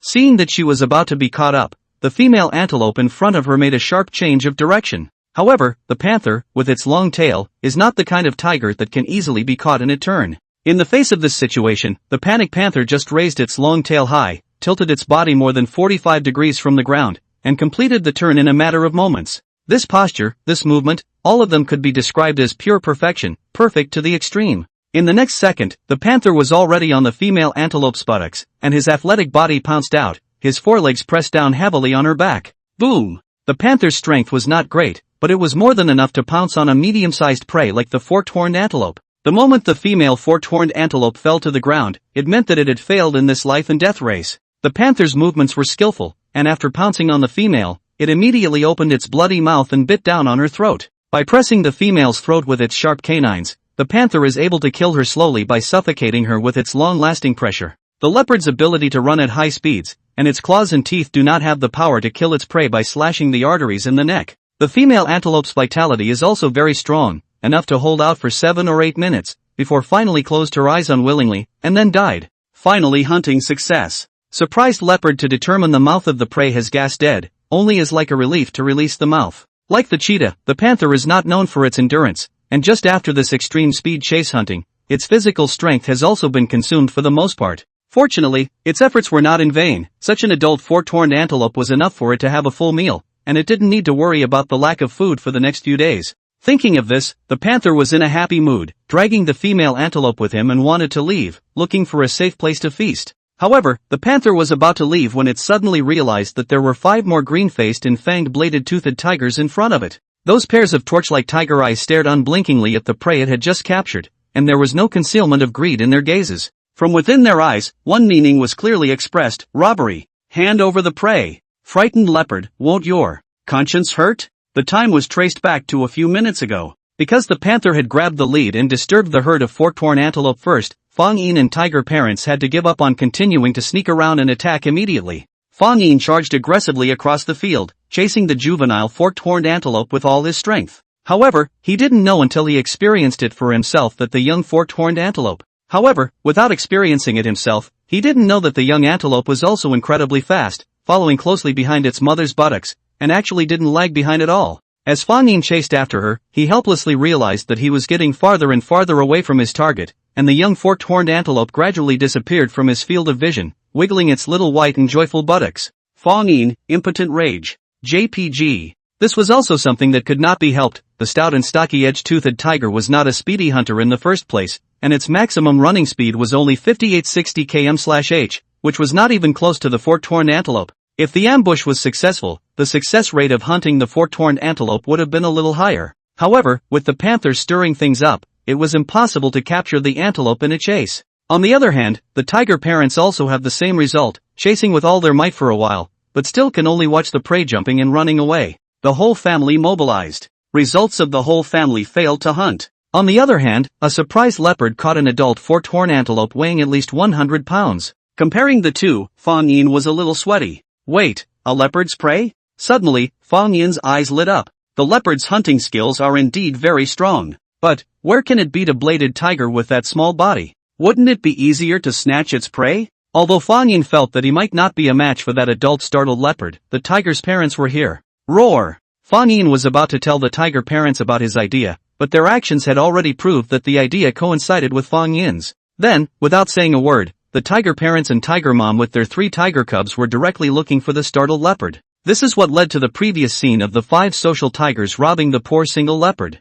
Upon seeing Fang Yin's family approaching, the frightened leopard's heart was also desperate. Just now, it was so focused on hunting that it hadn't even noticed that there were other predators lurking in the original area. The panther was actually one of the most successful predators in the prehistoric North American feline family, although they neither had the specialization of the tiger's horrifyingly developed saber teeth, nor did they have the pervertedly large and proud body size of the cougar. But the panther is able to rely on lightweight, high mobility, super explosive survival strategy, and ultimately in the Pleistocene North America this strong as clouds of the earth hard to kill a bloody road, become the king of the cutside. However, really on the combat power, the panther can only and puma the same rank in the second-class ranks. In a single fight, they were no match for the size-dominant pumas, bladed tigers, and foreign-bladed tigers, and they were also used to traveling alone, and they were often bullied by the large number of leopard hyenas and dire wolves. Roar! At this moment, the panther was protecting the prey that it had hunted with great difficulty, while showing its teeth and sending out a gust of warning towards the tiger parents. Fang Yin's family wasn't the only ones who were often hungry at this time of the year. The startled leopard hadn't eaten for several days as well, and it didn't want to give up its prey so easily. However, Fang Yin could all hear that this guy was just being colorful. Facing a siege of 5-bladed tigers, it didn't have any possibility of victory. Roar! The tiger's parents heralded out an even louder roar, and instead of launching a direct attack, they also kept circling around and hovering in front of the startled panther, similarly letting out a roar full of warnings. A fight that was not necessary, then try to avoid it. Frightened leopard very unwillingly stared at the 2 large adult-bladed tigers in front of him, and soon, it conceded. If there was a green mountain, there was no fear of not having firewood to burn. The panther threw down the female 4-horned antelope that hadn't had a chance to get a taste of it, and hurriedly fled in the opposite direction. Aho! With tiger parents sitting here, Sledgehammer also roared towards frightened leopard in a fox-like manner, and grinned his 2 small tiger teeth. Seeing the panther fleeing away in a sorry state, the bastard even wailed and chased after it, and only after realizing that the other party was running too fast, did he return back with his ass in the air, his face still smug, as if the panther was the one that he drove away.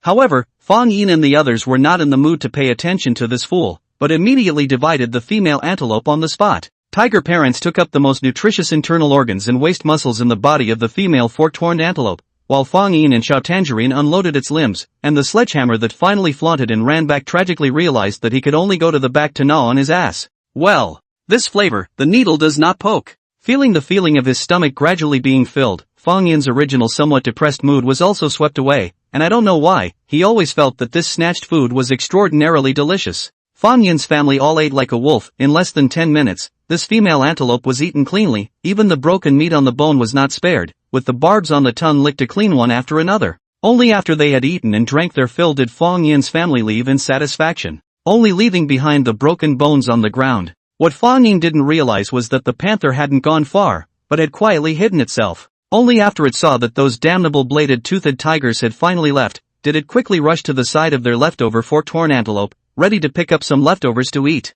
However, when the startled leopard saw the miserable state of this 4-horned antelope, a pair of big bronze bell leopard eyes almost didn't cry out. Special meow, you guys also eat too cleanly, right? Even the bones are not spared. The horned antelope in front of him was only left with a white skeleton, and there was only a little bit of meat scraps left on top of the bones. The panther was so angry that it spun around in place many times, but in the end, the duress of hunger still made it lie down, licking the crumbs on top of the bones with tears in its eyes, even if it couldn't fill its stomach, but at least it was able to get through its mouth. Frightened panther, I hate it so much. Soon, night crept in. After the sun went down, the temperature near the Grand Canyon of Colorado plummeted. From the distance, high above the glacial snow-capped mountains, the rolling cold wind whistled down, decorating the twilight color even more depressed and withered. The most iconic feature of the Grand Canyon of Colorado is the block of red rock faults, which have evolved over hundreds of millions of years of geological deposits. Many of the canyon walls are called a living textbook of geological history, from the bottom to the top of the distribution of the Cambrian to the Cenozoic era of various periods of the rock layers, clear layers, different shades, and contains various geological eras.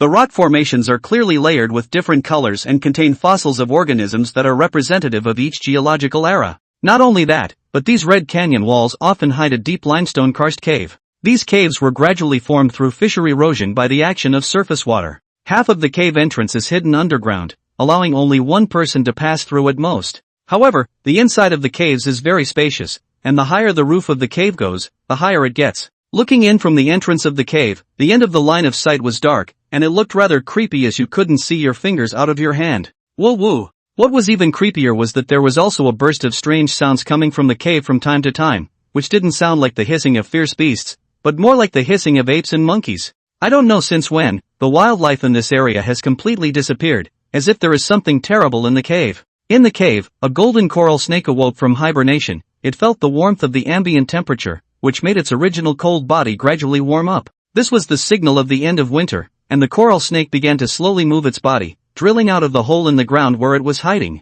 Snap! However, the coral snake had only just slowly crawled out of the hole in the ground when it suddenly felt its body being viciously stepped on. The coral snake that suffered pain catapulted up like an electric shock, and its bow-bent body suddenly straightened out, biting fiercely towards the guy that dared to offend it. Oh! The bitten creature let out a shriek and violently tried to shake off the coral snake. But it was all too late. The coral snake's two crescent-like white fangs had already pierced into the other party's flesh, and a huge amount of neurotoxin was immediately injected into it. The strong neurotoxin was able to quickly paralyze a creature's respiratory organs, causing the creature's respiratory system to be damaged. If it couldn't be treated in time, then there was almost only one end: death by shock. The coral snake released its mouth with a flourish, but it was a pity that the creature was too big for it to eat in one bite, otherwise it would have its first meal after waking up from hibernation. Oh wow! However, just then, the bitten creature's companions rushed over. It was clearly a group of unclothed primitives. They were unkempt and dirty, and their clothes were either dirty animal skins or simply naked, showing off their beautiful/majestic sides.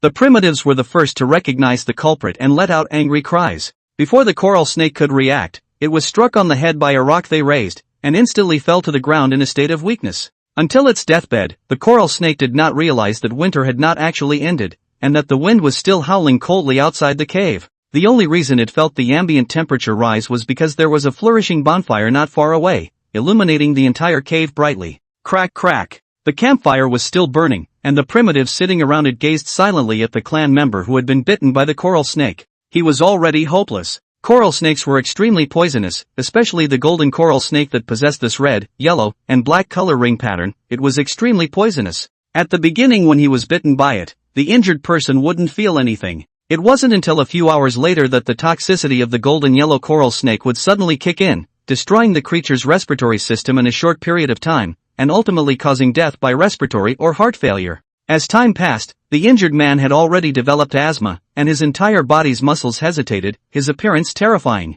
He made a series of slurred grunts. It was a plea for his companions to help him end his suffering. When the crowd heard this, they all landed their gazes on a burly man who looked like an iron tower. This burly man was the leader of the small clan, and his name was Dare. Dare was the best hunter here. He was strong, brave, smart, responsible, and was loved and revered by all the clansmen, and they obeyed Dare's orders and arrangements for all matters, no matter how big or small, within the clans. Dare stood up, walked over to the wounded man and whispered a few words to him. The wounded man quickly showed a peaceful expression. Then, Dare fiercely drew out a stone spear at his waist and sharply plunged the tip of the spear into the heart of the other man, completely helping him to reach liberation. The rest of the primitives also moved quickly, and a group of people left the cave with rudimentary stone shovels, came to a clearing not far away and started digging. This was their cemetery. All the clansmen after death, the body will be buried in the ground here, in order to prevent the scavenging animals such as the tetragon bird and leopard hyena to steal food. Dare stood just a short distance away, his back slumped as he watched this, the blood on the tip of his stone spear already wiped clean.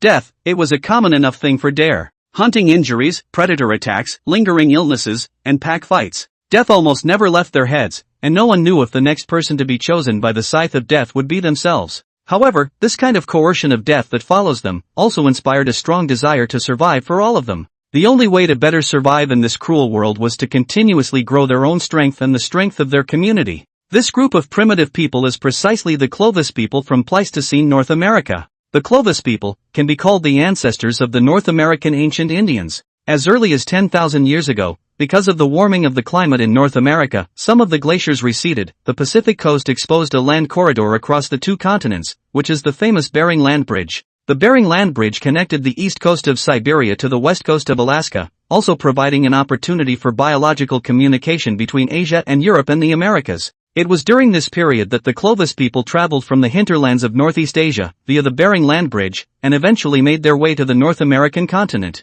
This long and thrilling journey, spanning more than 12 million square kilometers, was the largest transcontinental journey of prehistoric man. It was the largest transcontinental migration of mankind in history. Subsequently, the civilization of the Clovis clan spread its branches throughout the North American continent. In just a few hundred years, the Clovis people's traces have spread throughout the entire North American continent, from Alaska to Patagonia, have left the remains of their community. The Clovis people were a typical hunting people, who not only possessed emotions and a rich linguistic communication system, but also a self-contained social division of labor model, with advanced stone and bone tool manufacturing capabilities. The Clovis stone spear is the iconic symbol of the Clovis civilization, which is a stone spearhead with a sharp tip, sharp edges, and grooves on both sides, and it was the most powerful weapon of the Clovis people when they hunted. With a multitude of advanced stone and bone tools, even behemoths such as the Columbian mammoth, short-jawed elephant, giant sloth, and giant-footed camel, which predators wouldn't dare touch, were tasty prey for the Clovis people. There is no doubt that on this North American continent, these terrifying upright apes were the most feared predators of all.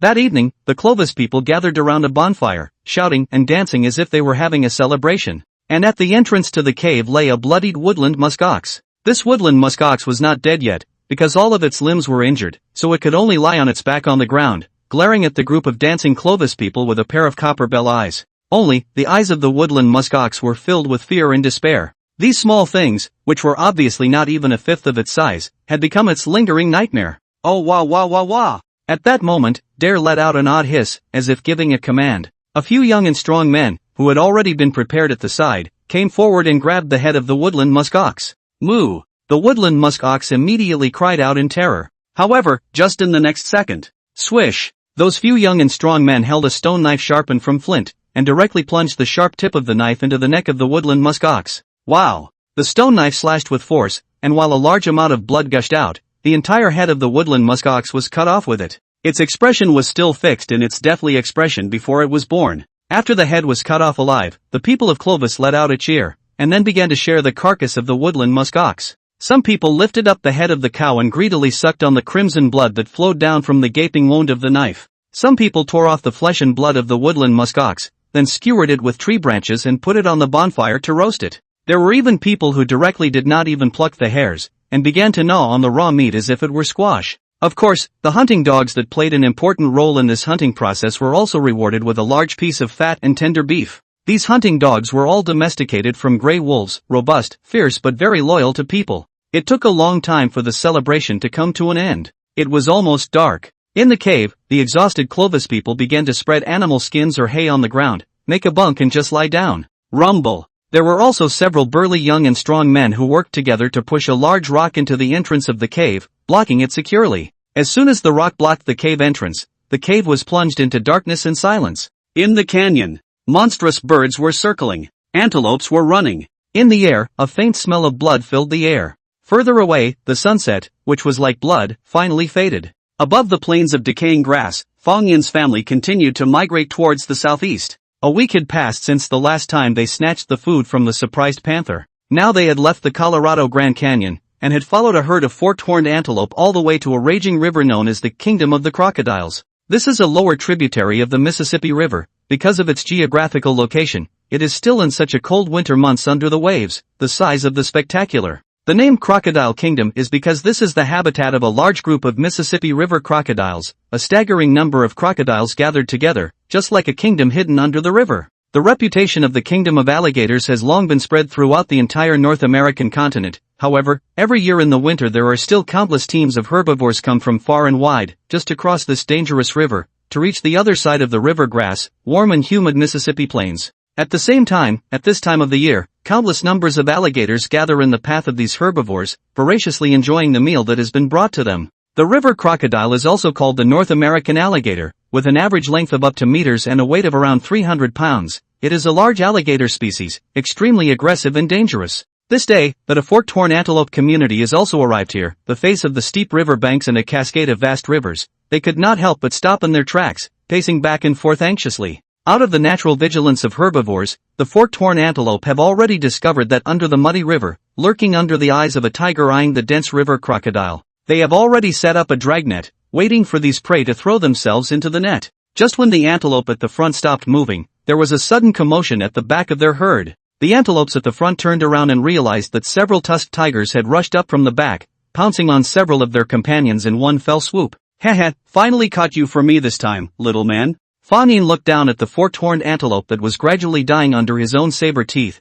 and his original tired gaze regained its luster. During the week of following the herd, Fang Yin's family had of course hunted many times. However, the amazing escape speed of the antelopes really left them in the dust, and they could only eat dust far behind. Now it was good, these forked-horn antelopes could not run any faster, but they had no way to run. Tiger parents also captured 2 antelopes respectively. Hungry, they did not care about the front of the antelope herd, self-centered on the spot to eat up. This scene aroused the fear of the herd. The entire group of horned antelopes were in turmoil, especially the ones at the back of the group. All of them pushed and crowded forward in fear, subconsciously wanting to get away from these cruel and terrifying predators. Gwyn. At this time, the chief of the forked-horned antelope at the front of the group let out a chirp, which was the signal of its intention to forcibly cross the river. Then, this forked-horned antelope leader was the first to go down the river bank, and with a plop, directly jumped into the water. Into the water. Not only the running ability, but also the swimming level is not low. Just see the chief of the horned antelope and the turbulent current quickly cut through the waves, as if a sharp arrow towards the other side of the river sprinting. With the leader of the forked-horned antelope, the 400 to 500 forked-horned antelope at the back of the river also scrambled to rush down the river bank and jumped into the river, and the original river, which was still quite clear, was stirred up by them all of a sudden to a muddy mess. These guys really rushed down. There are so many crocodiles in the river, isn't this for nothing? Seeing this scene, Fang Yin really felt a few moments of shock. However, this was the cruelty of nature, where the survival of the fittest and the survival of the fittest. Even if there were more crocodiles in the river, it was impossible to wipe out such a huge number of forked-horned antelope herds, and could only hunt down a small portion of the forked-horned antelope. The antelope that died in the crocodile's mouth were equivalent to using their own lives to pave the way for the entire herd, helping them to cross the river. It's really a matter of probability. No single antelope is willing to sacrifice itself for the survival of its companions, but in the face of this situation, they have no choice but to pray inwardly that they are lucky. This river was their way to the Mississippi plains, and if they didn't go this way, then the herd would have to take the long way around. In that case, more unknown risks would put the whole herd in greater danger. So, forcing their way across the river by luck is an option that these herbivores have no choice. While the first forked-horned antelope leader was crossing the river, the river crocodiles under the river were still lurking quietly, and they were still waiting for the best time to attack. The second, third. Soon, one forked-horned antelope after another appeared in the rear within the view of the Milk River crocodiles. The shoulder height of the forked-horned antelope was generally around 1 meter, and the water level of the river was so deep that it directly submerged most of their bodies, and almost only their heads could float out of the water. The Milky Way crocodiles, which were swimming in the water, were able to clearly see the fragile and slender necks of the antelope. Seizing the opportunity, the lurking crocodiles finally launched an attack, opening their fangs and mouths to leap towards the antelope in the water. Although the waters are the territory of the crocodiles, but the power of a single dense river crocodile, want to subdue the prey is not an easy thing, so they also often know how to cooperate in the hunt. The first crocodile tore into the neck of the antelope, but was dodged by the latter with a nimble leap. However, before the antelope had time to rejoice, a second crocodile came and bit its hind legs from behind. A row of sharp teeth like the display of blades bit into the flesh of the antelope, and then, the river crocodile also exerted all its strength, dragging the antelope into the water while performing its best skill, the death roll. Clatter clatter. The surface of the water was suddenly churned, and before that forked-horned antelope could react, it felt a violent tearing sensation coming from its hind legs, as if even the flesh and bones were going to be dislodged by that mine crocodile. A hind leg was twisted off alive. It was almost impossible for this forked-horned antelope to have a chance of escape. Soon, the first dense river crocodile whose attack had fallen short also rushed over and once again tore into the neck of the forked-horned antelope. Ka-ching! The life-threatening death tumble reappeared. The forked-horned antelope was almost defenseless. Its fragile neck was twisted off alive by its huge force, presenting a bizarre bending angle that was shocking to the eyes. Finally, the dead antelope was dragged into the water by 2 crocodiles. Similar scenes are still being staged in this river. 2 or 3 Milky River crocodiles cooperated to hunt medium-sized forked-horned antelope, and in a short period of time, an unknown number of forked-horned antelope were dragged into the water, and were torn into pieces by a large mouth with fangs. The gushing blood colored the water, but it was quickly washed away by the rushing water. However, even though so many of their companions lost their lives in front of their eyes in the mouth of the crocodiles, the rest of the antelopes continued to follow, and even stepped on the corpses of their companions to continue to cross the river. Not far away from the river bank, Fang Yin saw such a spectacular and bloody scene. The shock in his heart was also difficult to express in words. Finally, after a lot of hard work, the last forked-horned antelope also made it through the river without any danger. The whole group of antelope came ashore successfully, but they didn't dare to stop for a while after using up most of their energy in the water, and immediately went forward again towards the unknown. The process of crossing the river is not too long, not too short, in fact, less than 10 minutes. However, in this short period of time, the more than 50 Milky River crocodiles lurking in the river killed at least more than 30 forked-horned antelope, which was already a very heavy loss for this medium-sized group of forked-horned antelope. However, this loss is worth it. More antelope have successfully landed. The next thing waiting for them is the thousands of miles of fertile land in the Mississippi plains. The abundance of food here is enough to sustain an entire herd of them through this cold winter. As the herd of antelope that had successfully landed on the other side of the river faded away, Fang Yin's family had already eaten all the prey that they had just hunted. After eating and drinking their fill, the tiger parents had to start thinking about what to do next. Their destination for this migration was also the Mississippi plains, so it would be fine to follow the route traveled by the herd of forked-horned antelope. However, with such a large and ferocious river where alligators gather, even tiger parents don't have the courage to force their way through it. Wouldn't it be better to take the long way around? Tiger parents quickly rejected this idea. Not only were they unfamiliar with the other routes, but there were too many unknown dangers without the protection of prey. In that case, the only way they could go was to cross the river. However, forcing their way across the river was too dangerous. The thinking of the tiger parents is obviously opposite to that of the forkhorn antelope herd. They will always want to solve a matter with the smallest cost, and will avoid fights and injuries as much as possible. It is almost impossible for the tiger parents to make a move like the forked-horned antelope to rush into the river, sacrificing their own family for the sake of the whole.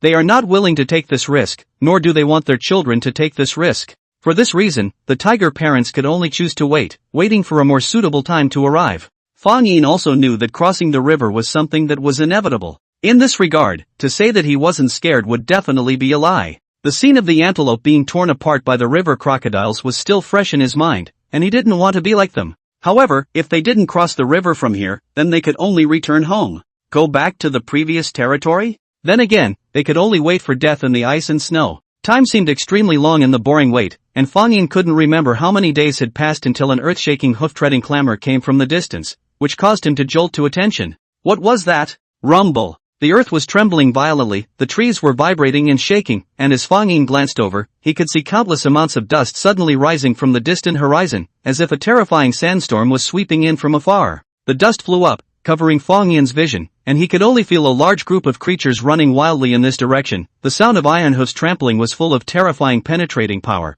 like a drum beating directly to the heart of the earth. The sound of iron hooves trampling was full of terrible penetrating power, like a drum beating straight to the heart of the earth. It's the longhorn bison herd. It was only when he got closer that Fang Yin finally got a good look at these terrifying fellows. When it came to the most dangerous herbivores in the North American continent, it wasn't the huge mammoths, earth sloths, or giant camels, but the bison in front of him. For no other reason, the bison's aggressiveness is extremely strong, and the temper is also very violent, coupled with its amazing size of the group into a herd, often other predators to avoid the dangerous existence. In the North American continent, the bison population has been very prosperous and thriving, including longhorn bison, American bison, ancient wind bison, bush cattle, woodland muskox and other bovines have flourished here, with a huge number of herds. The longhorn bison is undoubtedly one of the king of the bull. The adult longhorn bison body length of more than 4 meters, shoulder height of up to meters, weighing as much as 2 tons, its size than the American bison but also nearly half the size, is a true giant of the cattle.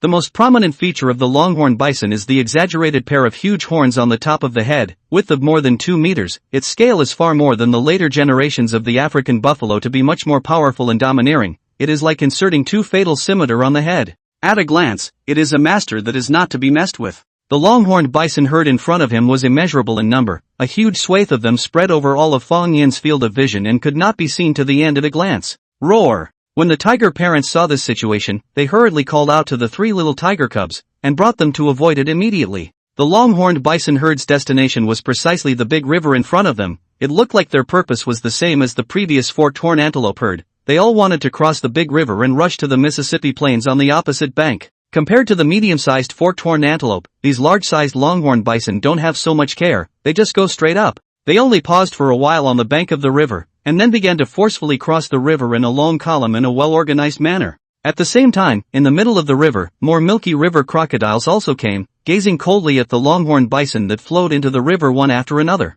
As for the longhorn bison, the mite crocodile, who had always been fearless, was not the least bit afraid of the longhorned bison. Even if it was a mammoth, they closed their eyes and dared to open their mouths and bite on it. Soon, seizing an opportunity, several milky river crocodiles cooperated with each other and bit into a longhorn bison from several directions. Moo! The attacked longhorn bison immediately screamed in pain, desperately flailing and struggling in the water. The milky river crocodiles were about to bring out their own special skills. However, in the next second, the few longhorn bison at the back suddenly jumped up and raised their large iron hooves, then directly stepped on the bodies of these few milky river crocodiles. This time, it was estimated that the internal organs of those river crocodiles were going to be shifted, and the severe pain immediately forced them to let go of their mouths. Afterwards, more longhorn bison from the rear crowded and rushed in, and a pair of iron hooves mercilessly trampled on the bodies of the several dense river crocodiles. Not long after, the body of these river crocodile belly to the sky is slowly floating out of the water. The original flat body was squeezed even flatter, more like a pile of rotten mud on the surface of the river. Until then, the other river crocodiles realized that this time I am afraid to kick the iron plate. The body of the large and robust longhorn bison is not so easy to deal with. They are not only very strong, but also very united. A party in trouble, companions will come to support. A little carelessness, the river crocodile hunting cannot, but will also put their own life into the fold. However, the milky river crocodiles were obviously not willing to give up, and instead targeted the smaller bison cubs. Roar! Just as the longhorn bison herd was forcing their way across the river, the tiger parents were also finally letting out a roar, which was the very signal that prompted the 3 tiger cubs to cross the river together. Fang Yin also quickly understood the intentions of the tiger parents. They wanted to cross the river together with the longhorn bison herd. In this way, with the huge number of longhorn bison as a cover, those dense river crocodiles would easily overlook their own mixed in. Moreover, Fang Yin remembered that crocodiles seemed to be highly myopic like snakes, and relied more on their sense of smell and sensory contacts on their muzzles when hunting in the water. In that case, the success rate of trying to cross the river by muddling through the water was still quite high. Soon, under the leadership of the tiger parents, the 3 little tiger cubs also gathered courage and walked towards the river bank of the big river. The long-horned bison waiting at the riverbank to cross the river also discovered Fang Yin's family at the first opportunity. However, they did not choose to run away, nor did they have any panic. Instead, they lowered their heads and swung the pair of huge horns on top of their heads as if they were flaunting their honor, looking stupidly eager to move. Longhorned bison's huge horns are precisely their powerful weapon of defense. Their skulls are large and hard, neck muscles are also very developed. The power of the charge is simply incalculable. During the breeding season, male bison fight fiercely for the right to mate. They also tend to be fearless in the face of predators, fighting them to the bitter end. Even large predators such as the American mimic lion, bladed-toothed tiger, and isoblade tiger would have to be terrified in the face of the mad bull-like longhorn bison, and if they weren't careful, they could be stabbed by its extra-long horns and have their hearts flutter. Roar! The tiger parents leading the way, however, ignored the mooing longhorned bison, and instead focused their attention on the raging waters of the great river. The dense river crocodiles had already shifted their target, and several times they struck out to pounce and bite at the bison cubs that were less able to resist. Although the cubs were protected by adult bison, they were in the middle of the water and could not defend themselves against the crocodile's sneak attacks. Caught off guard, one poor calf is dragged into the water by several Milky Way crocodiles. The bison's mother chases after the calf like a madwoman, shooing away the crocodiles that have surrounded the calf. However, by the time she rescued the calf, she herself had broken away from the bison herd. By this time, more crocodiles had gathered and surrounded the lone bison mother and cub. This time, even though the bison mother tried desperately to protect her child, she could not defeat them with 2 fists. The thin bison cub was soon bitten off by the milk river crocodiles and drifted down the river with the turbulent water. The original bison herd that wanted to come over for reinforcement also failed to save the bison cub, but only drove away the gathered Mai crocodiles and saved the wailing bison mother. Moo! There was no way that the bison cub that had drifted downstream could have escaped. The Mai river crocodiles that were scrambling to swim to it dismembered it almost instantly, and began to enjoy a delicious meal right on the spot. Too ferocious. Fang Yin, who had witnessed the entire process of the Milky River crocodile group hunting the bison cub, couldn't help but shiver. The size of that bison cub was not too small in his opinion, with a body length of meters and an estimated weight of 400 pounds, at least a bit larger than Fang Yin's current size. However, the bison cub of this size was also powerless in front of the Mai crocodile group, so what if it was himself? Fang Yin didn't dare to think about it. It was at this moment that the pupils of Tiger Dad, who was at the very front, condensed and let out a roar. He then took the lead and jumped into the river. Tiger Mom followed closely behind, and only after that were Sledgehammer, Orange, and Fang Yin. Puff dash. The depth of the water level of the large river was a little deeper than Fang Yin had imagined, and when he leapt into it, the raging river water immediately submerged most of his body, with only a head was able to surface. The unknown was the most frightening thing. In such a big river, Fang Yin could not tell when a crocodile would attack and kill him. Fang Yin didn't have time to think too much about this. He could only quickly swing his limbs and swim towards the other side of the river as fast as he could.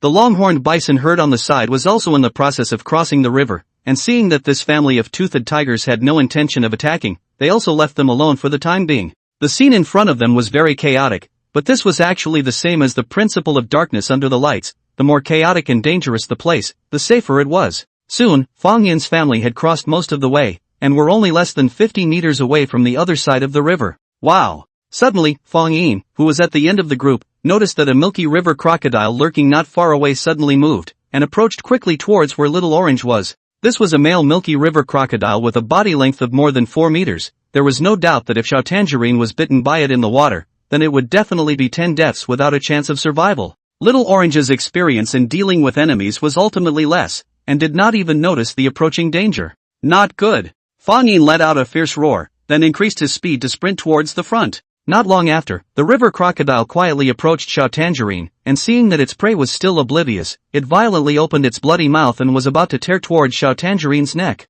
It was only at this point that Xiao Tangerine realized the mighty crocodile was close at hand, and instantly fled in a panic by digging into the water. Roar! Seeing this, Fang Yin's heart was burning with anxiety. He let out a furious roar, and without hesitation, he pounced on the milky river crocodile, lifting his tiger palm out of the water, and slapping it against the milky river crocodile's upper jaw. Bang! Before the river crocodile could react, its just open mouth was slapped down by Fang Yin's slap. He capitalized on his victory and continued to swing violently towards the river crocodile's head one after another. But Fang Yin was after all in a turbulent river, his body lacked a point of gravity, and soon he was unable to attack because he lost his balance. The mighty crocodile that had received a heavy blow was instantly enraged. Its target changed from orange to Fang Yin, and with a movement of its body, it once again opened its bloody mouth as it rushed towards Fang Yin. Swish! What a terrifying explosive power! Fang Yin only felt a strong wind coming from his face. The seemingly heavy body of the mighty crocodile directly jumped. Its upper body was like a spring that suddenly popped up, its fangs and mouth directly biting at Fang Yin's head. Roar! The tiger parents at the front also noticed Fang Yin's dangerous situation, and at the same time opened their mouths to roar towards the river crocodile. But how could the milky river crocodile care about their roars? Just in the nick of time, a panicked longhorned bison suddenly passed between them, its huge body knocking Fang Yin away. The bloody mouth of the river crocodile, which was originally aimed at Fang Yin, also hit the longhorned bison. The highly nearsighted river crocodile thought it had bitten Fang Yin, and violently exerted its strength to drag the longhorned bison into the water, launching a frantic death roll. Blood quickly stained the waters, and Fang Yin, who had been knocked out of the way, quickly reacted after flailing around in the water. He took a deep breath, then together with Sledgehammer Orange, he desperately dashed towards the riverbank. Finally, 10 seconds later, Fang Yin's family successfully ascended the riverbank. Only after ascending onto the land, Fang Yin instantly fell limp on the ground, panting heavily, obviously already physically exhausted. Not only that, his whole body was in pain, probably due to the longhorned bison's collision, and he was probably suffering from some internal injuries. Thinking back to that thrilling scene, Fang Yin still felt a wave of fear in his heart. Being hit by the longhorned bison was not so bad. If he had been bitten by the Milky Way crocodile, Fang Yin guessed that he would have already received his box lunch. Even a tiger parent would be a piece of meat on the chopping block if they were attacked by a crocodile in the water. Roar! The tiger parents were also finally relieved after seeing that their children had all managed to disembark. And in order to avoid being trampled by the large force of the longhorned bison herd on the bank, they immediately left the riverbank with the 3 little tiger cubs. After casually finding a safer grassland boundary, Fang Yin's family temporarily rested. Fang Yin lay on the ground panting like a cow, his chest heaving violently, his heavy breathing even stirring up the sand and dust around his mouth and nose. Ah-ho! Seeing her son in this state, Tiger Mother's tawny pupils were filled with heartache. However, she didn't know what to do, so she could only stick out her tongue and lick Fang Yin's head, hoping to help ease his pain. Sledgehammer and Little Orange also came up, circling around Fang Yin uncontrollably, their mouths emitting grunts and cries, their tones also anxious. On the other hand, Tiger Dad did not delay much, and after resting for a while, he left to go hunting. The family had not eaten for several days, and as the father, the burden on his shoulders was significantly heavier. Fang Yin didn't have the strength to respond to Tiger Mother and Sledgehammer Little Orange for the time being, but instead call out to the system through his mind. Check my attribute panel. Host, Fang Yin. Race, Deadly Blade-toothed Tiger, male. Age, 10 months. Strength, 53, plus. Agility, 45, plus. Physique, 50, plus. Gene points, 20. Fused genes, overlapping, clouded leopard. Enhanced parts, skin strength and hardness, LV1, tail, LV1. Convert all 20 gene points into healing points. Fang Yin's mind moved and immediately gave a command to the system. The internal injuries sustained this time were obviously much more severe than the external injuries sustained from the previous battle with the cougar, and it was estimated that they had injured the bones, and the 20 healing points would not allow him to heal completely, but they did ease his pain to a large extent. Phew! It's okay, it didn't affect the mobility. After the effect of the healing points had passed, Fang Yin finally regained some strength and stood up, briefly moving his muscles and bones. Although he might have stumbled a bit when walking, it was good that at least his little life was not in danger. Seeing this, Tiger Mother and the others were also overjoyed, and they let out roars of exhilaration. Roar! After accompanying Fang Yin for a little while longer, Tiger Mother told the 3 little tiger cubs to stay where they were while she went to hunt with Tiger Dad. The only prey in the nearby area was probably the longhorned bison, and with the appalling size of the longhorned bison, I was afraid that it would be difficult for Tiger Dad to handle it single-handedly. Fang Yin didn't try to be brave, so he stayed put and rested. About 2 hours later, the tiger parents came back, having found nothing. There was nothing they could do. The longhorn bison had always been the most difficult prey in the tiger's diet, and one successful hunt out of 10 was already a great achievement. The tiger's parents returned empty-handed, obviously feeling guilty, because they were unable to catch any prey, and the family was going to go hungry again. Naturally, Fang Yin would not blame the tiger parents, they had done their best. Anyway, after starving for so long, another night of starvation wouldn't kill them, so they would just endure for a while. Early the next morning, Fang Yin woke up, his stomach grumbling with hunger. The sound of hunger in his stomach was really a good alarm clock. He got up and moved around briefly, realizing that his body had recovered quite a bit, and there was no longer any obvious pain. As such, the feeling of hunger was especially strong without a competitor. However, when Fang Yin looked around, there was not a single herbivore to be seen at all. The longhorned bison herd had already left, and the Mississippi plains were still some distance away, so in order to be able to enjoy their food as soon as possible, they were traveling day and night. Enduring their hunger, Fang Yin's family had to continue their journey. In the evening of this day, a rich verdant landscape finally appeared within their vision. Rivers of origin flowed through it, attracting various communities of creatures from all directions. Here was a brand new world, nurtured with vigor in the furnace-like winter. Mississippi Plains. Looking at the vibrant new home not far away, tiger parents and their eyes were filled with a touch of joy. After a half-month-long migration, they had finally arrived at this fertile southern land. Roar! Soon, the tiger parents brought the 3 tiger cubs to truly set foot on the land of their new home. Feeling the slightly moist grass under his feet, Fang Yin only felt that even the air seemed to have become much fresher and could not help but take a deep breath. After entering this vast grass field, Fang Yin also finally saw the figures of many herbivores. The Columbian mammoth, imperial mammoth, and short-jawed elephant made up the wild elephant group. A group of ground sloths consisting of earth sloths, giant-clawed ground sloths, and paramount grinders. Camelid herds consisting of giant-footed camels, anthropomorphic camels. The bison herd consisting of longhorn bison, American bison, bushbuck, and woodland musk ox. The wild horse herd consisting of Przewalski's wild horse, big forest horse, and western wild horse. The wild deer herd consisting of rare-horned moose, North American horse deer. Antelope herds of pronghorn antelope and high-nosed antelope. And creatures such as the eagle-toothed beast, flathead, big alpaca, hindbows, arrow-toothed beast,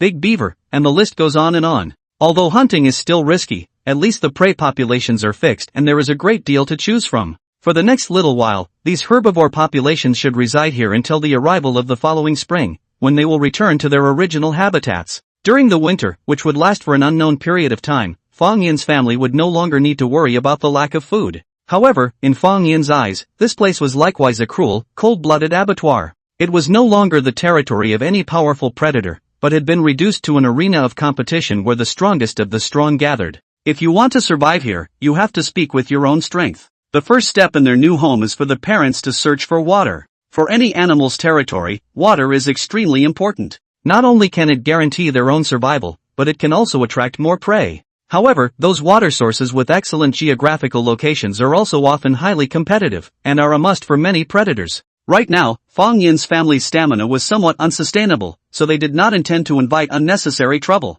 About half an hour later, the tiger parents finally found a small, hidden water source. There were no scents or fur markings of other predators in the area, and it looked like it should be a piece of uninhabited land. Roar! The tiger father stood at a high place and looked around for a while, then suddenly raised his neck and let out a hiss. The mighty and domineering tiger's roar was so loud that it was estimated that it could be heard clearly from several thousand meters away. And the horrifying pressure of the king of all beasts was truly inspiring. This tiger's roar is not just a whim of the tiger's father, but is his announcement to the other predators announcing that this area already has a master. However, the tiger dad and mom didn't stay too long in the new territory, nor did they have time to rest. They had to find some food to fill their stomachs before the sun completely set. Otherwise, if they continued to starve like this, they would completely lose their hunting strength. On the Mississippi plains, searching for prey was no longer difficult. There were herbivore groups everywhere. Fang Yin only needed to choose from them. Soon enough, the tiger parents made their choice, targeting a group of North American deer that were drinking at the water source. The size of the North American deer was not as large as the rare antlered moose Fang Yin had encountered before, but they were not small, with an average length of more than 2 meters and an average weight of more than 600 pounds, and hunting an adult North American deer was enough to give Fang Yin's family a full meal. The most important thing is that, after all, it is a deer family animal. The North American deer's temperament is relatively docile, not strong aggressiveness, and their cluster sex is not strong. Even in winter is also a small group of activities. The group of North American horse deer in front of him was just like that. there were only 6 of them, 2 of them were fawns, and the others were all adult horse deer. I heard that venison belongs to the pure yang. It can replenish the spleen and benefit the qi, and strengthen the kidneys and the yang. It's just the right thing to replenish the body, Fang Yin secretly said in his heart. In the beginning, Fang Yin's family had set their minds on those 2 horse deer fawns. However, these 2 little ones had been well guarded by the North American horse deer herd in the center. If they were to strike at them rashly, they would inevitably be surrounded by the angry weight of the North American horse deer herd. So, their eyes continued to wander, eventually locking onto an elderly North American horse deer that had been ostracized by the herd and waited until the other North American horse deer had finished drinking before they could drink. In the animal world, there may be a concept of love for the young, but the concept of honoring the old is almost non-existent. Under normal circumstances, few wild animals live to the end of their lives, and those that do are often ostracized and marginalized in their communities. In the process of aging, they are often killed by predators or competitors as their space for survival narrows. The age-class structure of human life doesn't work in the wild. By now, the herd of North American equids that had finished drinking water had left, and the one older North American horse deer had only just taken a few sips of water, and by the time it came back to its senses, the herd had already walked some distance. It had fallen off the trail. This was a perfect moment not to be missed. Papa Tiger's eyes were already focused on this one lone elderly North American horse deer. His body leaned forward slightly, and his robust muscles bulged from his neck, arms, shoulders, spine, and hind legs, hidden under the thick fur that was crisscrossed with patterns. The next moment, the tiger father quickly adjusted his posture, and with a self-imposed aura of ferocity and violence, he lunged towards his prey. Immediately after, Tiger Mom, Fang Yin, Sledgehammer, and Little Orange were also out at the same time, ready to intercept the elderly North American horse deer from different directions. The whole family was mobilized. Fang Yin didn't believe that he wouldn't be able to take this prey this time. Moo! The North American horse deer was truly myopic, however, with its poor eyesight, it had a very sensitive sense of hearing and smell. Almost at the moment Fang Yin's family moved out, this elderly North American horse deer sensed the incoming unsuspecting predator. With a mischievous click, it immediately spread its 4 hooves and hastily turned its head to escape. Want to run? No way! No matter how hard he ran, he couldn't shake off his tiger father, and the distance between the 2 sides continued to shorten. Right at this moment, Tiger Mother's figure suddenly appeared from the front of the elderly equine deer, scaring the latter into immediately reversing its direction. It wasn't long before Fang Yin let out another roar and killed from the side,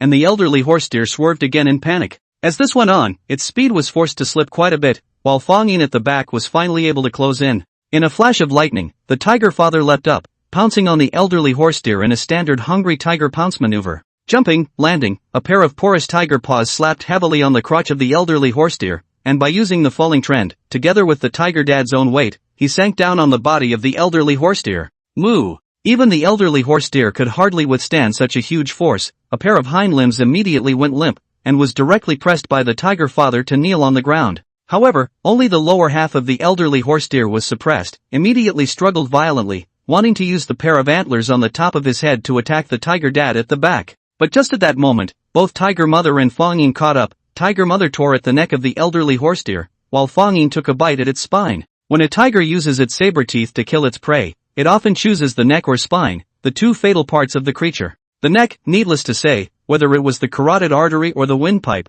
as long as it received a little damage, it would be fatal for the creature. As for vertebrates, since a part of the nervous system was in the middle of the spine, once the spine was damaged, it would cause irreparable damage to their body movement. Eventually, Sledgehammer and Orange arrived, and now that they too had begun to try to hunt medium and large game with their tiger parents, they were still only able to fight their way through. Finally, this elderly horse deer's violently struggling body helplessly went limp, with blood foaming from its mouth, and its pair of lifeless eyes completely lost their luster, and closed unwillingly. Ding! The host participated in hunting a North American horse deer, gene points plus 15. The hunt was successful. Fang Yin didn't know how long he had been hungry. Anyway, at this moment when he saw the fresh blood food, he couldn't restrain himself anymore, and with his mouth open, he started to frantically tear the skin and flesh from the elderly horse deer. Tiger father and mother, they also did not care at all about any table manners, vividly demonstrating what is called wolf swallowing. A family consisting of 5-bladed toothed tigers, when placed in the former Rocky Mountains, could definitely be described as a dominant party.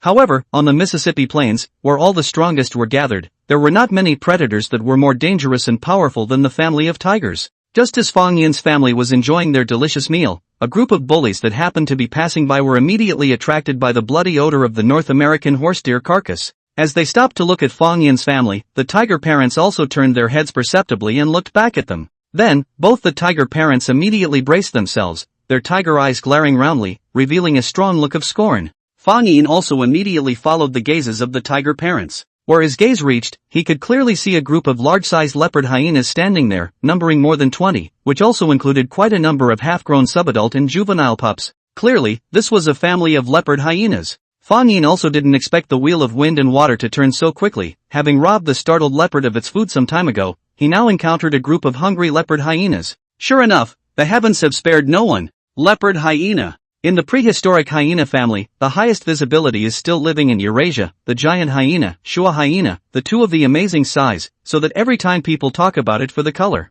Giant hyena body length of up to meters, shoulder height of meters, weight is able to reach more than 300 kilograms, is later African spotted hyena size of the whole 4 times. Then the adult African male lion also weighs 60-70 kilograms. The succumbent is a little smaller, but can also reach more than twice the size of the African spotted hyena. However, the glory of the hyena family has not been passed down. Compared to the two predecessors, the giant hyena and the great hyena, the leopard hyena, which lives alone across the ocean, does not seem to have much honor. A large part of the reason for this was because the leopard hyena had always been hard-pressed by another biological group on the North American continent. That would be the dingo pack. In fact, in the beginning, leopard hyena packs were some of the first predators to enter North America via the Bering Land Bridge. They occupied a different ecological niche than the giant short-faced bears, cougars, and edge-toothed tigers, so there wasn't too much competition. However, with the strong rise of dingo packs, representatives of the canid family, leopard hyenas were soon sidelined and eventually retired prematurely from Ice Age history. Today, the leopard hyena pack is arguably much smaller than it once was, and with a narrower and narrower space to live in, it is on the verge of extinction. However, the strength of this group of bullies is still not to be underestimated. Although the size of the leopard hyena is not as large as the giant hyena and the Shua hyena, its body length can also reach 2 meters, shoulder height in meters. The average weight is generally more than 50 kilograms. With such a size, it was actually comparable to an adult dire wolf. Tiger father and mother were also acting as if they were on the verge of an enemy at this time. Their muscles were tense and they were nervously watching the leopard hyena group that was pressing forward step by step. Leopard hyena is a medium-sized predator. If there is only one of them, it's not a big deal. The panther, puma, lynx and other second-rate predators can clean it up. However, the reason why leopard hyenas and dire wolves could be ranked among the first-rate predators was because they tended to move out in clusters and knew how to work together, so their combat power multiplied exponentially. At this moment, the leopard hyena group instead let out a burst of roars as if provoking. Roar! How could the tiger parents stand the arrogance of these dogs and directly dislike them with a signature tiger roar? There really was no tiger in the mountain, but the monkey was the king. Even if the leopard hyena pack was numerous, they were not the least bit intimidated. The only thing that made the tiger parents a little wary was the 3 little tiger cubs behind them, so they didn't dare to act rashly. In the group of leopard hyenas, the leader was a leopard hyena queen with dark black fur and an extraordinarily strong body type.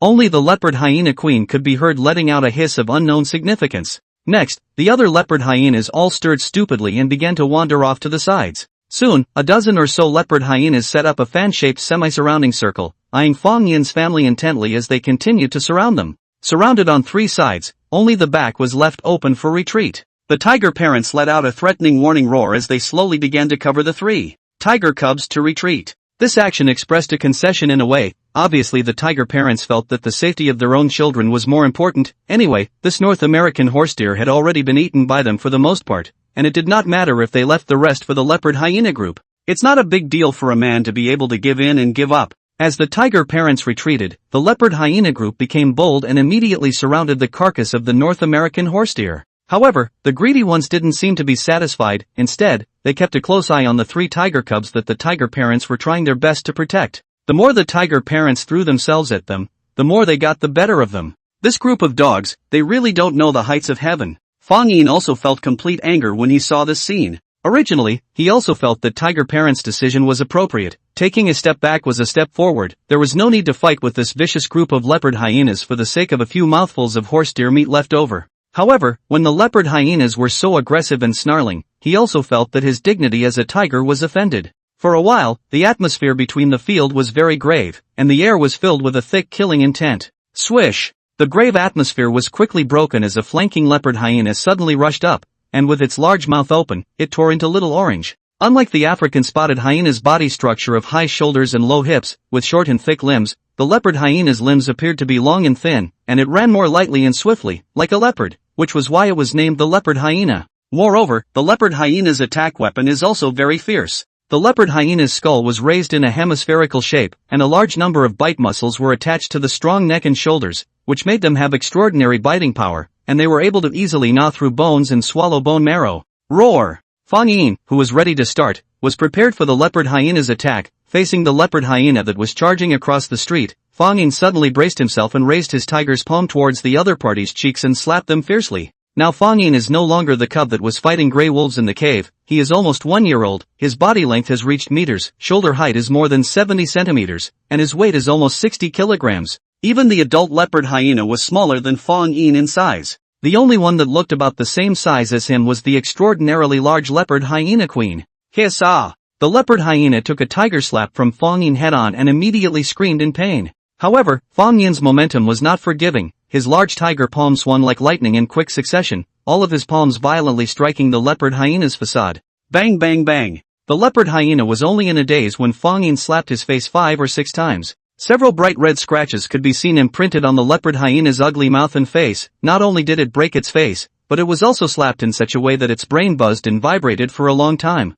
Roar! And just when this leopard hyena was dizzy, the tiger mother who was eager to protect her son had already pounced up angrily, her millstone-sized tiger paw whistling and slapping down fiercely. Ah! In her extreme anger, the power of the tiger mom's palm strike was amazing. With a click, Fang Yin could clearly hear the sound of the leopard hyena's bones cracking, which was exceptionally creepy. The leopard hyena screamed miserably, and its body fell to the ground violently. It didn't die immediately, but its eyes had already begun to fill with blood, and blood was flowing out of its nostrils. Tiger mother's palm just now, the power contained in it was feared to be no less than a ton. The leopard hyena could not withstand it at all, and most of its life was lost. Seeing that tiger mother was so brave, Fang Yin's heart also settled down, and his tiger eyes flashed with a burning will to fight. However, the tragedy of his companions did not scare off the leopard hyenas, but stimulated them deeply. In the next moment, all the leopard hyenas surrounding Fang Yin's family rushed up at the same time, seemingly intent on taking them down in one fell swoop. In the field, the tiger parents attracted most of the leopard hyenas, while the remaining small portion of the leopard hyenas surrounded the 3 tiger cubs in a frenzied attack.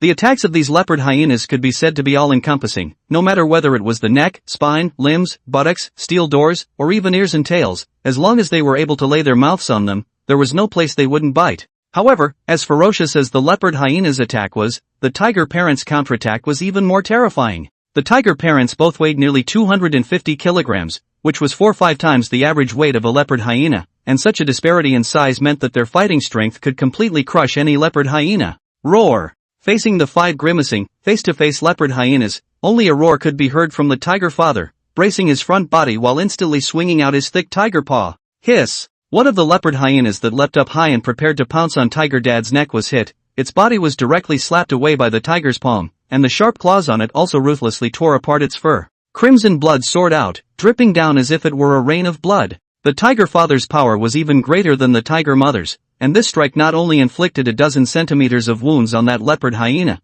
but also directly broke several of its ribs. Ah! The leopard hyena wailed and fell heavily to the ground again. The broken ribs in its abdominal cavity caused secondary damage to its internal organs, and one of the ribs even directly inserted into its heart. The severely injured leopard hyena still tried to struggle to get up, but soon it spat out a mouthful of blood and fell to the ground with a thud, dying. Tiger Dad simply and brutally slapped a leopard hyena to death. Such a scene really shocked the other leopard hyenas. On the other hand, the mother tiger was also very tough, and she was even more agitated and anxious, trying desperately to break away from the group of leopard hyenas. The love of a mother tiger for her cubs needs no explanation, and any creature that dares to harm her cubs will be subjected to her full wrath, even if she has to fight for her life to do so. Not far away from the leopard hyena queen, who was in charge of directing the members of the leopard hyena group, also did not expect that the tiger parents would explode so terribly. However, now that the arrow was on the string and had to be sent, if they retreated at this time, not only would they lose the prey they had snatched, but they would also lose their 2 companions.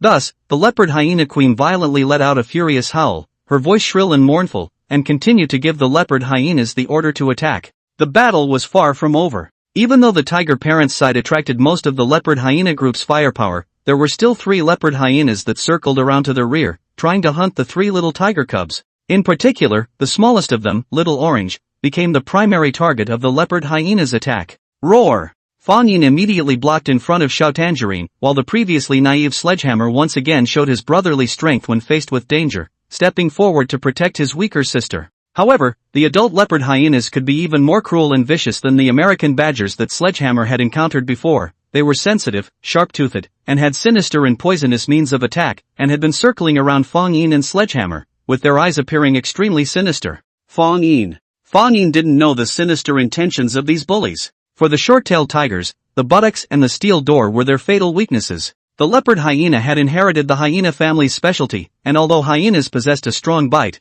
they did not have the jumping ability to jump on the back of their prey to lock their throats like a feline. Coupled with the fact that hyenas are generally shorter in shoulder height and can generally only reach the hips of their prey, so for them is a tried and true means of attack. In the animal kingdom, there is no mean and sinister means of attack, effective is the most important. This skill in fact many predatory animals will, but the hyena family can become one of the representative animals, also enough to see its ability. Therefore, when facing the attack of a hyena pack, the best thing to do was to sit on the ground and protect the buttocks and jugs behind oneself as much as possible. When Fang Yin watched Animal World in his previous life, he had also seen the fight between a lion and a hyena pack, and those bloody scenes were still fresh in his mind. He immediately sat on his butt on the ground, his sharp claws popping out of the tiger's paws, ready to launch a counterattack. Roar! At the same time, Fang Yin did not forget to remind Sledgehammer and Little Orange beside him to do the same as he did. Even though Sledgehammer and Orange didn't understand the meaning of this action, they obediently did as they were told,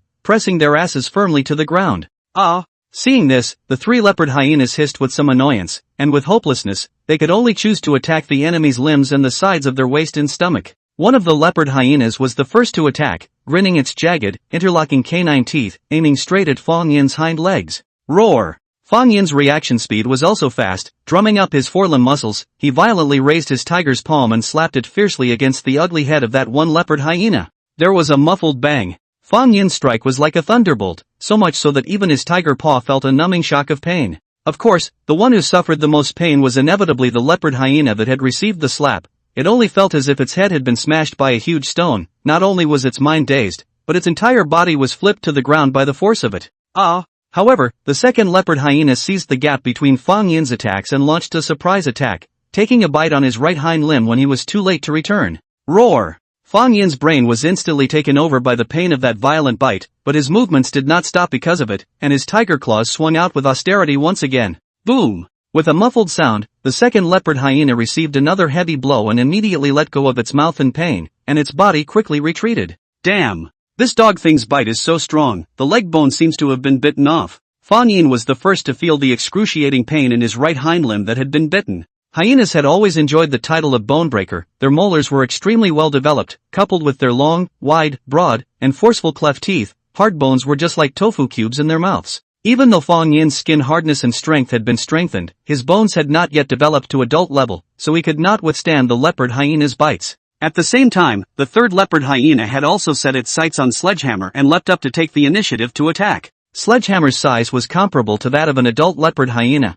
but in terms of combat experience, it was far inferior to the other party, and had to fall into a passive defense stalemate. Fortunately, there was Little Orange at the side to help deal with the enemy, so that Sledgehammer did not lose so quickly. On the other side, Fang Yin, who was facing the two leopard hyenas alone, was in a significantly more dangerous situation. System, convert all the remaining 15 gene points into reinforcement points, giving +8 points to strength and +7 points to physique. During the stalemate of the battle, Fang Yin quickly gave a command to the system in his mind. Ding! The conversion of reinforcement points is complete. The host's strength attribute value has increased, +8 points, physique attribute value has increased, +7 points. Ding! Please note to the host that with your current physical development, both the strength and physique attribute values have reached their peaks and cannot be further enhanced. If further enhancement is required, the host will need to enter the next stage of growth. Ding! Attribute values have peaked? The next stage of growth? Fang Yin was about to ask a question when he heard those two leopard hyenas let out a strange cry, one on the left and one on the right, charging towards Fang Yin once again.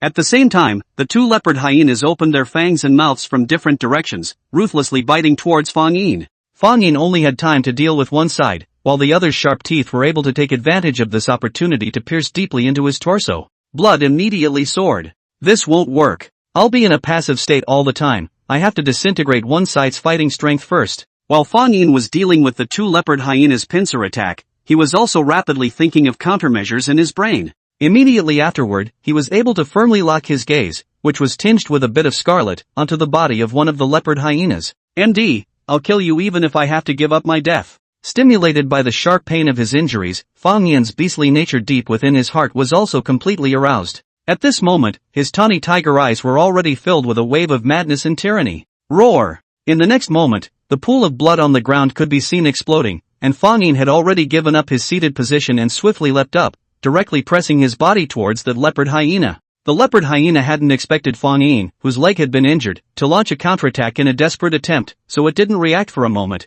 and was overturned on the ground by Fang Yin, who had pounced down in one fell swoop. What did he want to do? When the leopard hyena reacted, he saw Fang Yin's bloody mouth, infinitely enlarged in front of his eyes. Finally, snort! The saber-like curved, long and sharp saber teeth pierced directly within the thick and short neck of this leopard hyena. With its neck pierced through by the saber teeth, the leopard hyena immediately began to struggle in panic. Under the threat of death, the leopard hyena erupted with amazing strength, and Fang Yin, who was unsteady on his feet, was quickly thrown to the ground. However, Fang Yin did not let go of his mouth. His upper and lower jaws were still clenched tightly on the leopard hyena's neck, causing the saber teeth to penetrate deeply into the leopard hyena's trachea and carotid aorta, from which a large amount of blood spurted out. The leopard hyena was threatened by its life, and began to struggle desperately as if it had gone berserk, but Fang Yin's forelimbs pressed down on it, not giving it any chance to break free. Soon, a sense of suffocation and powerlessness swept over the leopard hyena's mind, causing its resistance to become weak. However, another leopard hyena also rushed up ferociously at this time, launching a fierce attack on Fang Yin. Sharp pains began to surge from all parts of Fang Yin's body. But at this moment, Fang Yin knew deep in his heart that if he couldn't carry on and let go, then what awaited him would inevitably be defeat. Therefore, no matter how much the second leopard hyena screamed, how much it tried to attack him, he ignored it all. And in order to protect his weak position, Fang Yin always pressed his buttocks tightly to the ground, only revealing his back and limbs, not allowing the leopard hyena to have a chance to. Ka-ching! The second leopard hyena also knew the truth of falling into a well, and aimed at Fang Yin's previously injured right hind limb, and once again tore into it. A clear bone cracking sound came. This time Fang Yin could be certain without a doubt that his leg bone had been bitten off. The pain was so severe that his mind went blank. However, the more intense the pain Fang Yin suffered, the harder his mouth tore. Undoubtedly, he had now fallen into a maniacal fighting state. And in this fighting state, Fang Yin would undoubtedly inspire a stronger physical potential. Soon, the leopard hyena, whose neck was constantly bleeding, could no longer support itself, and its already shaky body collapsed onto the ground with a loud thud. Although the leopard hyena did not die immediately, its nearly exhausted life force was no longer enough to last long. Roar! And then, Fang Yin was able to turn around expansively, looking angrily at the second leopard hyena with a posture that was drenched in blood. After seeing this scene, this leopard hyena instantly froze in place like a thunderbolt. Fang Yin just stomped on its companion's corpse. With crazy and tyrannical eyes, a body that was intertwined with wounds and blood, and a pair of white sword teeth that were still dripping blood, it looked as if it was an overwhelmingly ferocious beast from hell. Oh! This leopard hyena shivered and backed away, its heart already harboring the intention to retreat. However, the leopard hyena group was a very social breed, and without the leopard hyena queen's permission, no leopard hyena would dare to desert the battlefield. Because once it became a deserter, it would be ostracized or even attacked by the entire leopard hyena pack. And a lone leopard hyena that was rejected by the group, it was difficult to survive in this ice age where giant beasts were rampant. For a while, the leopard hyena was caught in a dilemma.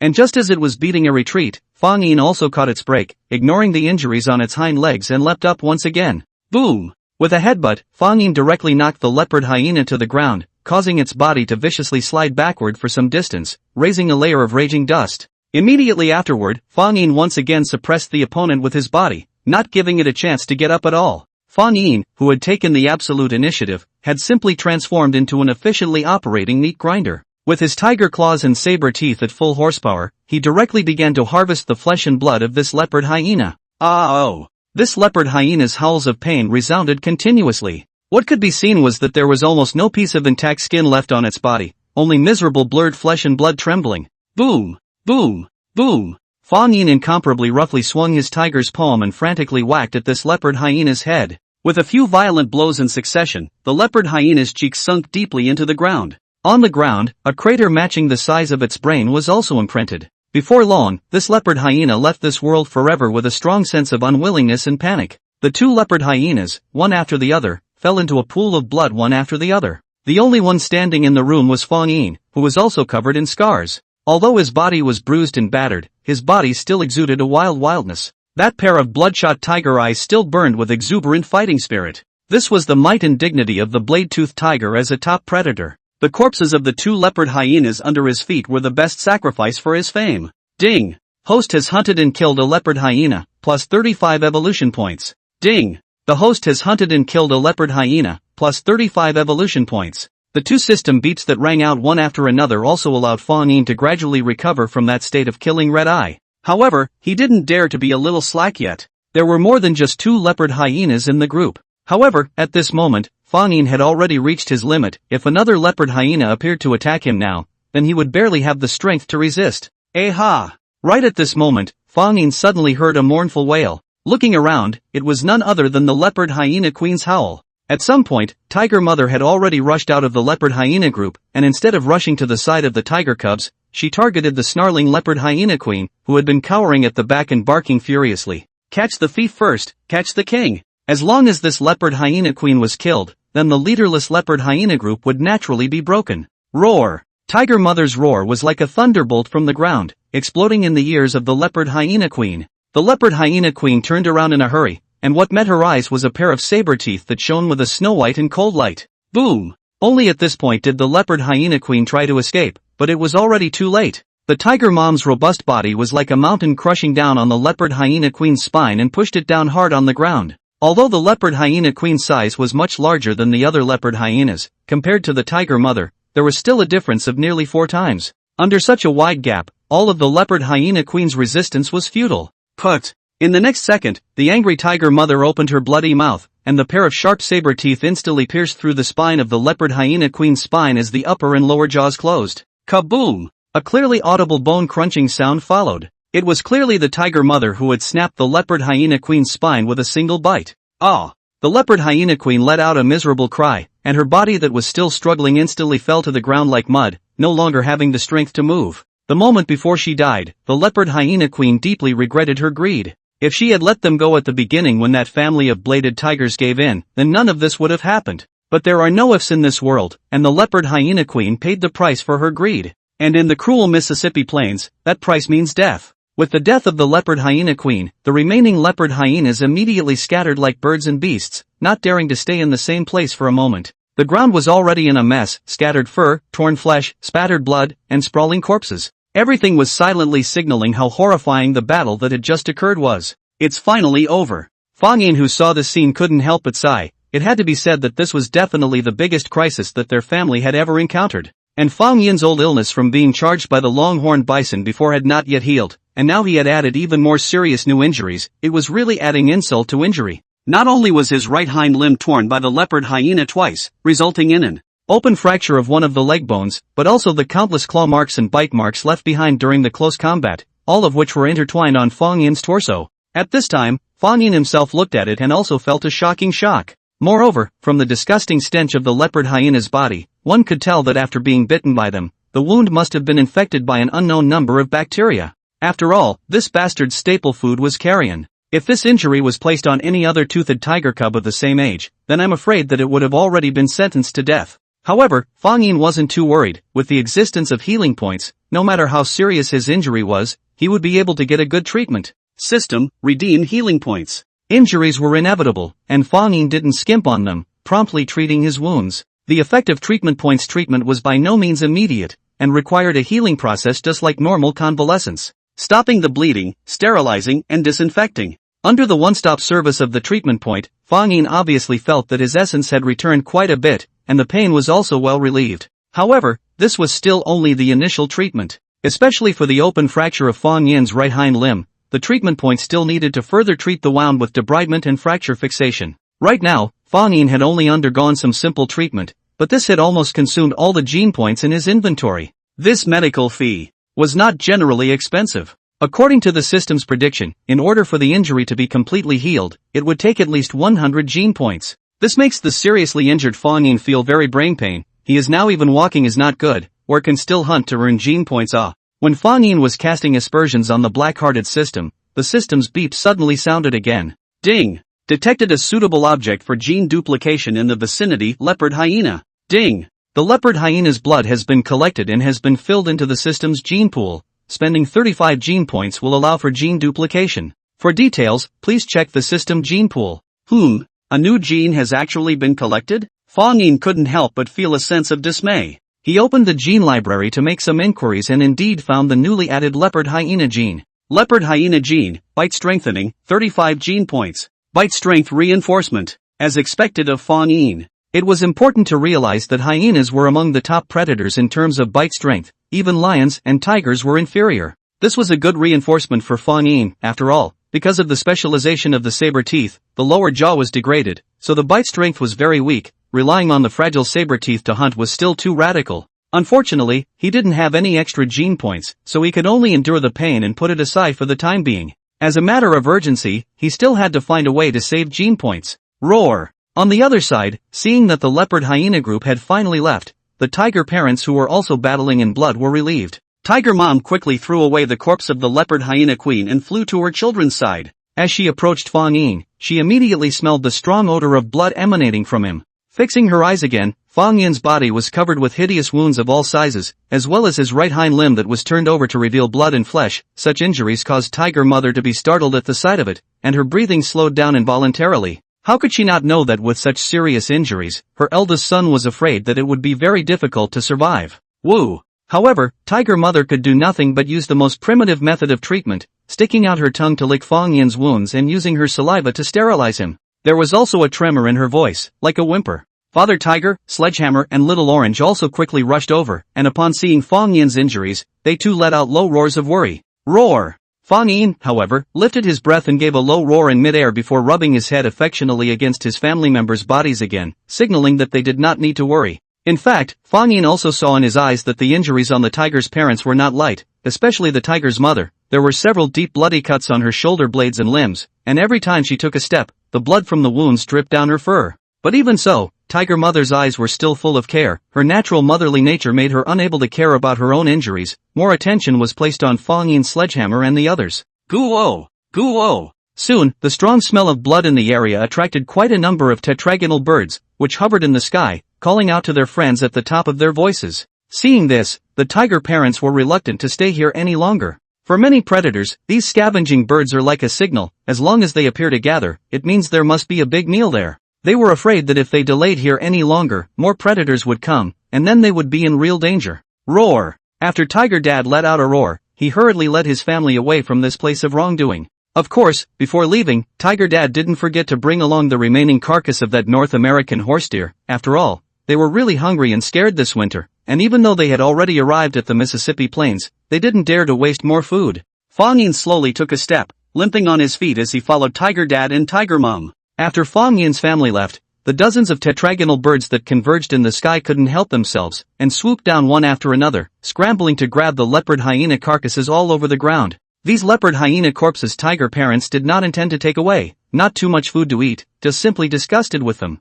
After returning to their new territory, Fang Yin's family was exhausted after a big battle, and they all got down to rest. Tiger Mother was still carefully sterilizing the wounds on Fang Yin's body, licking almost every inch of his wounds, as if this was the only way she could relieve her inner anxiety and discomfort. Although the wounds had all been treated by the healing point, Fang Yin did not refuse Tiger Mother's kindness and obediently lay down on the ground to rest. As he was squinting his eyes and taking a nap, Fang Yin suddenly felt another sticky sensation coming from somewhere else in his body. Turning back to look, at some point, Sledgehammer and Little Orange also came up, licking the wounds on Fang Yin's body following Tiger Mother's actions. Pfft. However, it seemed that they couldn't stand the pungent smell of blood. Sledgehammer and Little Orange soon wailed and sneezed several times one after another. Looking at this naive appearance of theirs, Fang Yin couldn't help but be dumbfounded, but felt his heart warm. It was so good to have such a family. Even if you were injured, you wouldn't be able to hide in a corner alone and lick your wounds in silence, but instead, you would have the comfort and companionship of your family.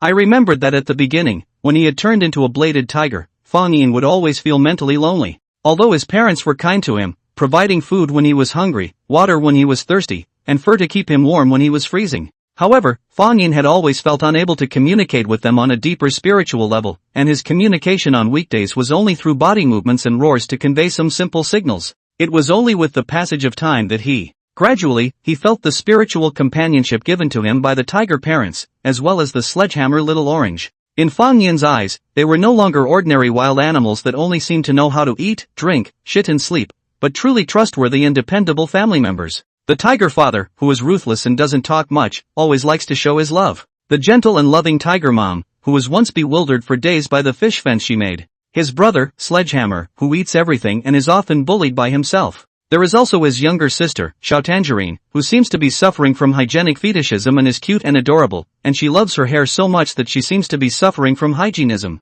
Thinking about this, Fang Yin's mood gradually calmed down, and his state of mind was also much better. The recuperation of his injuries was one aspect, and the adjustment of his own mindset was another. Soon, Fang Yin's eyelids felt as if they weighed 1,000 pounds, and a tidal wave of sleepiness completely overwhelmed him. After a short while, Tiger Mother heard Fang Yin's loud snoring, which revealed that he was not weak from his serious injuries, but was still full of energy. Not long after Fang Yin's family left, the strong smell of blood here attracted many creatures one after another. A startled leopard was the first to arrive at the scene, sniffing the pungent smell of blood along the way. Soon, in the middle of the startled leopard's line of sight, a set of leopard hyena corpses that hadn't decayed yet and seemed to have died only a short while ago appeared, lying on the ground horizontally and vertically. Goo-oh! Goo-oh! And, a black swarm of teletone birds had gathered on the corpses, so numerous that it was difficult to measure them. The scene looked chaotic as the teleton birds were gulping down their food and fighting with strange cries. Roar! The startled leopard that suddenly saw so many fresh blood meals could be said to be looking at them with straight eyes. It had also migrated thousands of miles from the northern Rocky Mountains, and hadn't eaten for several days during the rush, and now that there was such a piece of pie falling from the sky, the startled panther didn't hesitate to run up and roar angrily at the flock of tailor-tongue birds. Goo-oh! Kowa! The tetraodon birds, which have always been afraid of the weak and fearful of the tough, were so scared that their feathers exploded when they saw the raging panther, and they fled in a panic. The already hungry frightened leopard didn't have the time to care about these strange screaming big birds, but immediately wolfed down the food and started eating. Roar! Suddenly, the surprised leopard shrugged its nostrils as it caught a familiar scent from the lingering odor in the air. It was the scent of a bladed-toothed tiger. And, it was the same family of bladed tigers that it had encountered robbing its own food back in the Colorado Grand Canyon. This was not good news for the panther. It didn't want to encounter those damnable robbers again. It was better to hurry up and fill its stomach before shifting away. However, just as the frightened leopard was feasting, roar dash! An hissing sound rang out violently, and the previously calm ground trembled slightly as a result. The startled panther instantly raised its head alertly and braced itself, its gaze looking towards the direction from which the sound came with a startled uncertainty. Roar! Roar! That one raspy scolding sounding roar rang out one after another, and appeared to be getting closer and closer. Roar dash! The frightened leopard also couldn't help but tense up. It felt a full threat from that roar, and at that moment, all of its muscles tensed up, its mouth roared low and loud, ready to answer the enemy at any time. However, the moment it saw the figure of the visitor, the original hostility was transformed into deep fear, only to see a huge beast with an appalling size, walking with a lazy and casual pace, slowly appearing from the dense jungle. That was an adult cougar with a body length of more than 3 meters, extraordinarily strong, blocky explosive muscles moving with its pace, very visual impact. Its body was covered with old wounds that represented the experience of battle, and there was no doubt that this was a mark that could only be left after countless bloodsheds and battles. Its brownish-yellow pupils were filled with the indifference of the superior, as if all the animals within reach of its gaze were just lambs to be slaughtered in its eyes. This cougar seems to be born as a king, with a look of disdain between its eyebrows. Roar! The cougar immediately let out a warning roar when it saw the startled leopard in front of it. That pair of cold and violent eyes looked straight into the heart of the startled leopard. Compared to the bladed tiger that the startled panther had encountered before, the cougar in front of him was a much more terrifying existence. The average body length of an adult lethal bladed tiger was around 2 meters, and its weight was around 500 pounds. However, the cougar's size was much larger than it, with an average length of up to 3 meters and a weight of 700 pounds. That's not to mention the stunning leopard. Such a robust and massive size also allowed the American lion to be called the largest prehistoric cat along with the Eurasian cave lion of Europe and the destructive edge-toothed tiger of South America. Even in the North American continent of the Pleistocene, the panther and the cougar could be called the first-class predators, but when the panther saw the cougar, it could hardly raise the slightest bit of courage to fight against it. Facing such a terrifying creature, just by feeling the fishy odor and hideous smell that came to its face, it already made its heart tremble with fear, so how could it still have the courage to fight with it? Well, roar. The frightened leopard did not hesitate, nor did it dare to have any hesitation, and immediately turned around and ran away. Although a meal picked up for nothing was rare, it was no more rare than its own life. Roar! The cougar mimic wasn't interested in chasing after this jumping clown either, but instead walked step by step towards the leopard hyena corpses that were sprawled out on the ground. Strangely enough, it didn't seem to be interested in these fresh blood meals, but instead kept shrugging its nose near the corpses as if it was searching for something. Only after a while did the cougar roar as if it had made a discovery. Well, if there are no accidents, this should be the masterpiece of a certain family of bladed-toothed tigers. Based on the residual odor and the depth of the wounds, the experienced cougar anthropomorphic lion could tell that there had been 5 bladed tigers lingering here, and 3 of them might even be cubs. Roar! After having the answer in his heart, the cougar hissed in a low voice, and a ferocious light suddenly appeared in his eyes. Being able to personally kill off a couple of the edge-toothed tiger cubs whose wings were not yet full, cutting out potential rivals, this was definitely something that made it feel exuberant and crazy.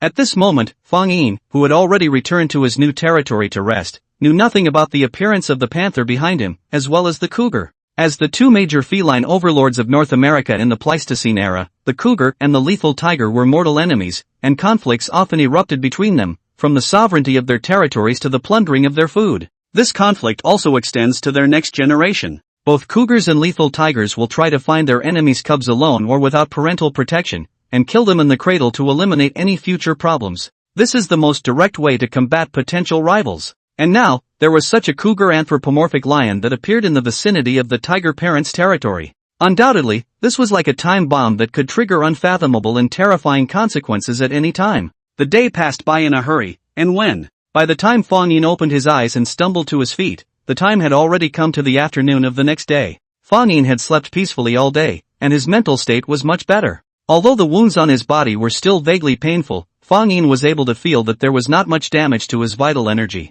However, the depletion of his stock of gene points had stretched Fang Yin to the limit again, making it impossible for him to take the next step in treating the leg wound. No way, the gene points gained from eating alone is too little, it's simply not enough. Fang Yin, who was burying his head in devouring the carcass of the North American horse deer, suddenly let out a sigh of emotion, with a worried expression on his face. This was a very serious problem. If it dragged on like this, Fang Yin's injuries would only continue to deteriorate, and by then he might actually be disabled. However, the only way to earn gene points quickly was to hunt. In Fang Yin's current state, he definitely couldn't follow his tiger parents on a hunting trip. What should he do then? Forced to open for business, Fang Yin pondered for a while, or recalled the scene of building a fishfighting enclosure by the river a long time ago. Indeed. Although Fang Yin's physical condition did not allow him to perform intense hunting maneuvers now, he could use his brain.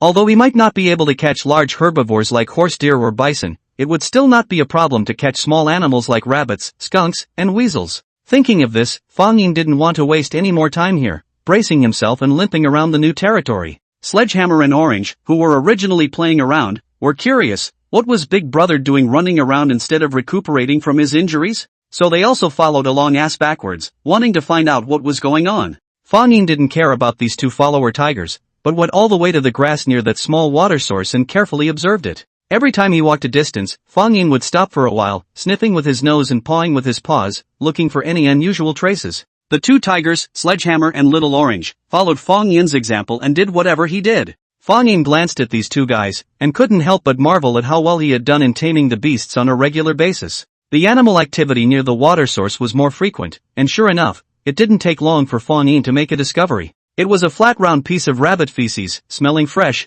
probably fresh from the anus in the last few days. Next, Fang Yin expanded his search with this pile of rabbit feces as the center. He remembered clearly that rabbits are cautious and timid creatures, and they have a quirk that they love to take the same old paths. As long as they are not disturbed or frightened by other animals, they will choose to take the same path every day when they go back and forth, when they leave their nests, and when they eat. In this way, as long as the traces of the rabbit were found, it was not difficult to find its whereabouts. This search took Fang Yin half a day, and it wasn't until late afternoon that he finally found a hidden hole in the grass. Outside the hole, there was also newly turned out soil and shallow footprints, which meant that there must be animal activity inside. Seeing this, Fang Yin was delighted, secretly saying that his luck was not bad. However, Fang Yin did not start hunting immediately, but turned towards the water source again. He still had one more crucial step to complete, and that was to cover his scent. After all, rabbits had a very sensitive sense of smell and were very vigilant, and they were naturally incredibly familiar with the scents of these predators. The water source in front of him was a small pond. The water in the pond had dried up a lot,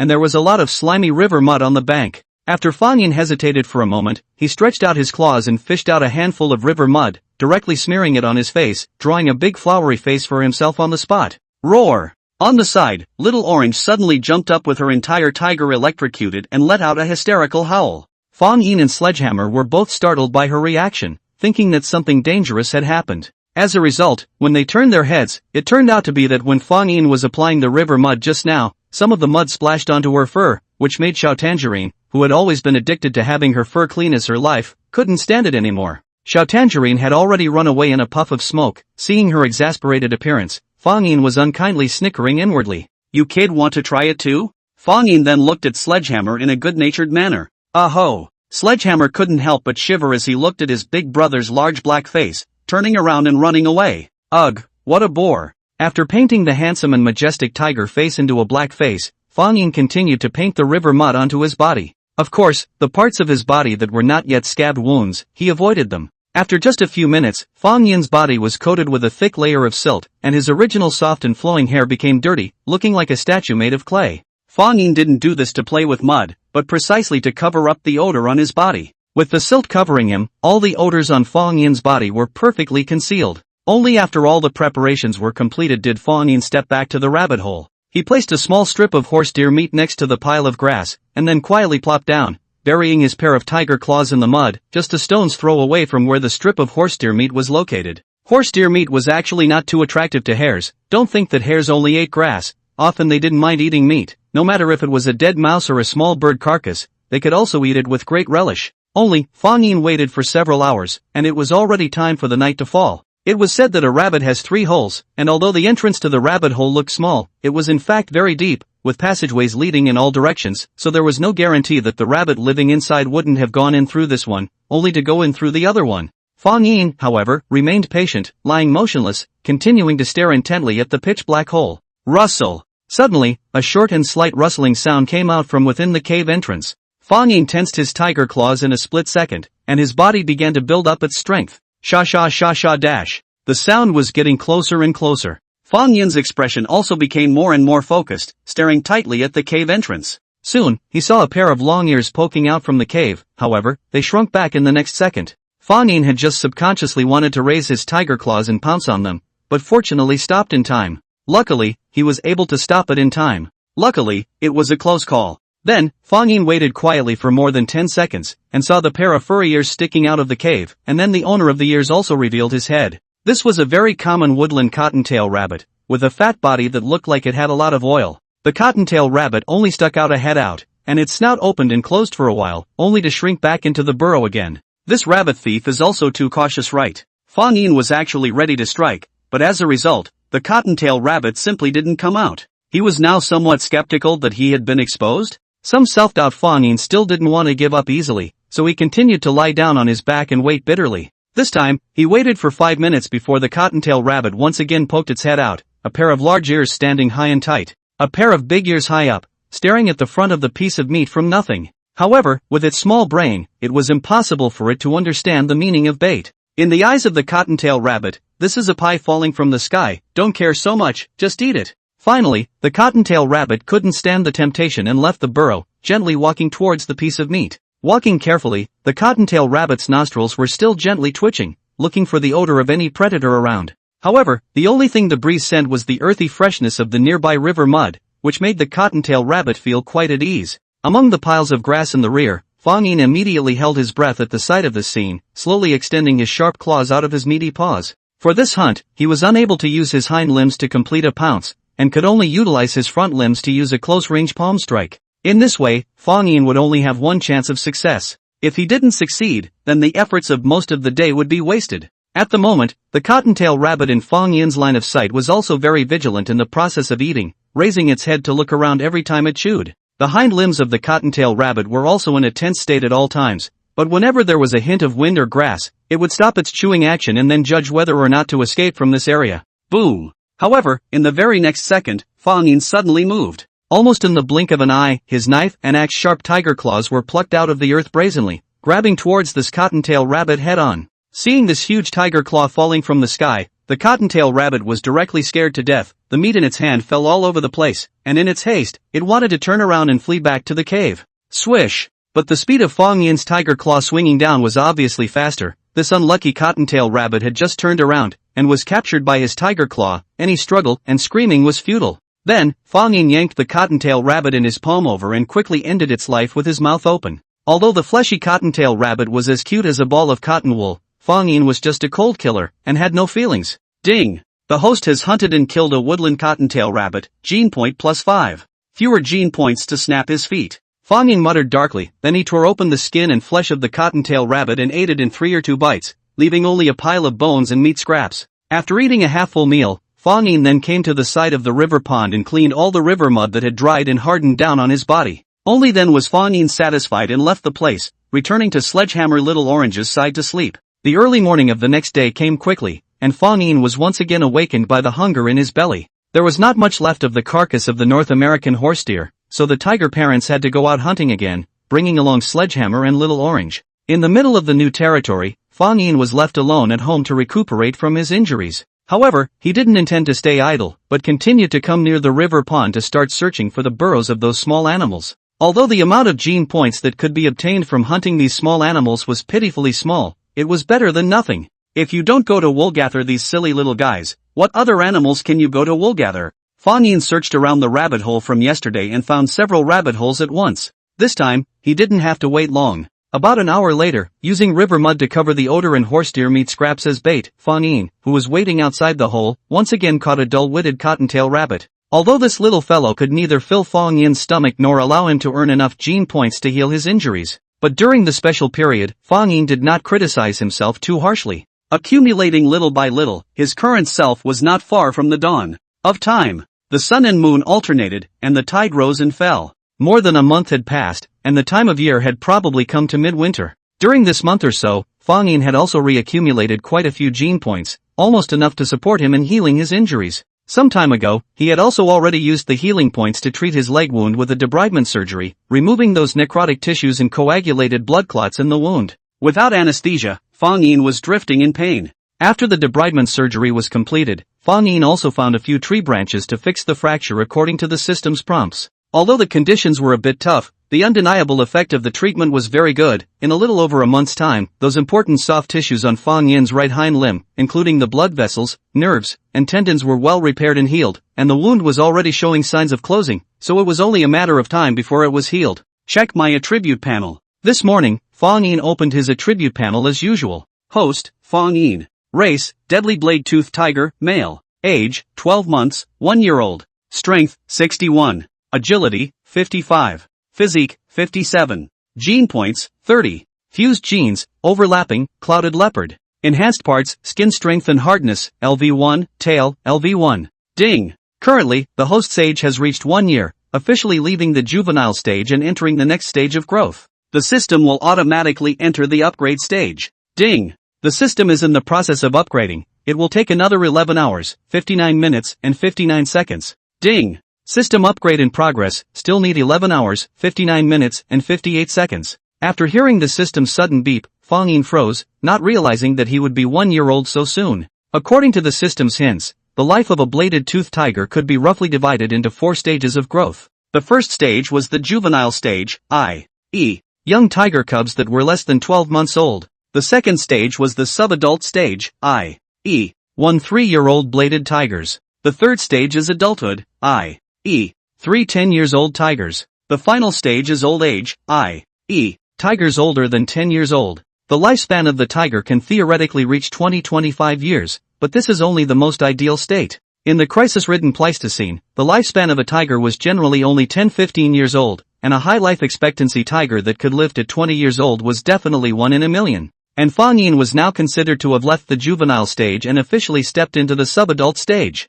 After entering the subadult stage, the attribute values can also continue to increase, right? Ever since the last time the system indicated that his strength and physique attribute values had reached their peaks, Fang Yin had no way to use his strengthening points to add to these 2 attribute values. Later, when Fang Yin strengthened his agility attribute value to 55 points, the system also indicated that it had reached its peak value. If he wanted to continue adding points, he would have to wait until he entered the next growth stage, the subadult stage. Now, Fang Yin couldn't help but be filled with anticipation as well. The grass near the river pond. What could be seen was that almost all of the rabbit holes in the area had been leveled by Fang Yin, and the wild rabbits inside had become completely extinct. Fang Yin also couldn't remember how many hares he had caught in the past month or so. Anyway, he was now afraid of rabbit meat when he saw it. Not only that, but because of the extinction of the hares, other small herbivores were also in danger, and had withdrawn from the area. Nowadays, it was rare for Fang Yin to see a single prey item even after searching the new territory for half a day. On this day as well, while tiger parents were out hunting, Fang Yin searched around the territory, and didn't find a single hare. As it was getting late, Fang Yin, who had an empty stomach, could only come to the river pond and drank a few mouthfuls of water to fill his stomach. Gulp! Gulp! However, just as Fang Yin was drinking from the bank with his head down, a water whirlpool quietly appeared on the surface of the river pond not far away. Fang Yin froze, and then he saw a large black shadow float out and swim towards the shore. What kind of animal was that? The first thing that caught his eye was a long, thick, robust tail, the back of which had a row of jagged ridges attached to it. Then, Fang Yin was able to see the figure of the other side: large hard shell, cone-shaped raised shield, short and thick limbs, long sharp claws, triangular crocodile-like head, firm as a steel whip of the tail. This is exactly a freshwater animal king known as the North American big snapping turtle. The North American snapping turtle is one of the world's largest snapping turtles. North America big snapping turtle is one of the world's largest freshwater turtles. Ferocious temperament, extremely aggressive, in the general freshwater field is undoubtedly the top predator. When in a group, it is a river bully that can even hang on to cougars and crocodiles. The North American snapping turtle in front of Fang Yin's eyes was even larger than usual, with the length of the shell on its back exceeding 50 centimeters, and a rough estimate of its weight of 30 to 40 kilograms. Their best hunting skill is to wait for those small animals that come to drink at the shore, violently flinging up their big tails to knock them down, and then dragging the prey into the water to enjoy it slowly. However, judging by Fang Yin's size, the North American snapping turtle would not dare to choose it as its prey. However, it wasn't afraid of Fang Yin at all. Instead it swaggered up the bank in front of him. What a big kingbird, ah! But why do you have to waltz in front of me? This road is narrow, ah! Fang Yin looked at this one North American big snapping turtle, and a morose and cold light flashed up in his eyes. It was estimated that the gene points from hunting this North American big snapping turtle would not be small, so how could Fang Yin let it go? However, just as Fang Yin attempted to get closer to the North American predator turtle, the latter suddenly opened its mouth wide and opened its short legs, instead rushing directly towards Fang Yin. Oh, it was quite fierce, blowing up at the slightest touch. What could be seen was that the North American snapping turtle's mouth had a curved hooked upper and lower jaw at the front end of its mouth, just like the beak of an eagle's beak was as sharp as the beak of an eagle. I remember in my previous life, there are a lot of people like to raise the big snapping turtle as a pet. The result is that when you feed it food, you accidentally give a direct bite off the finger. This thing's powerful bite force was in the same vein as that of the crocodile. However, Fang Yin was not afraid of this, and after waiting for the North American big snapping turtle to approach, he nimbly circled around to the side, and then he violently raised his tiger palm and directly pressed it to the ground. The North American snapping turtle was instantly pinned down by Fang Yin, unable to move at all. It desperately fluttered its limbs and flicked its tail, wanting to break free from Fang Yin's suppression. But it was all in vain. Fang Yin, now a week old, had grown considerably in size compared to a month or so ago. His body length had reached meters, his shoulder height was nearly 80 centimeters, and his weight had reached 65 kilograms. With his physical development, it could be said that he was already at least 2 months ahead of his peers. Sledgehammer and Little Orange, who were clearly born on the same day, were both a full circle smaller than Fang Yin in size. While suppressing the North American snapping turtle, Fang Yin was also thinking,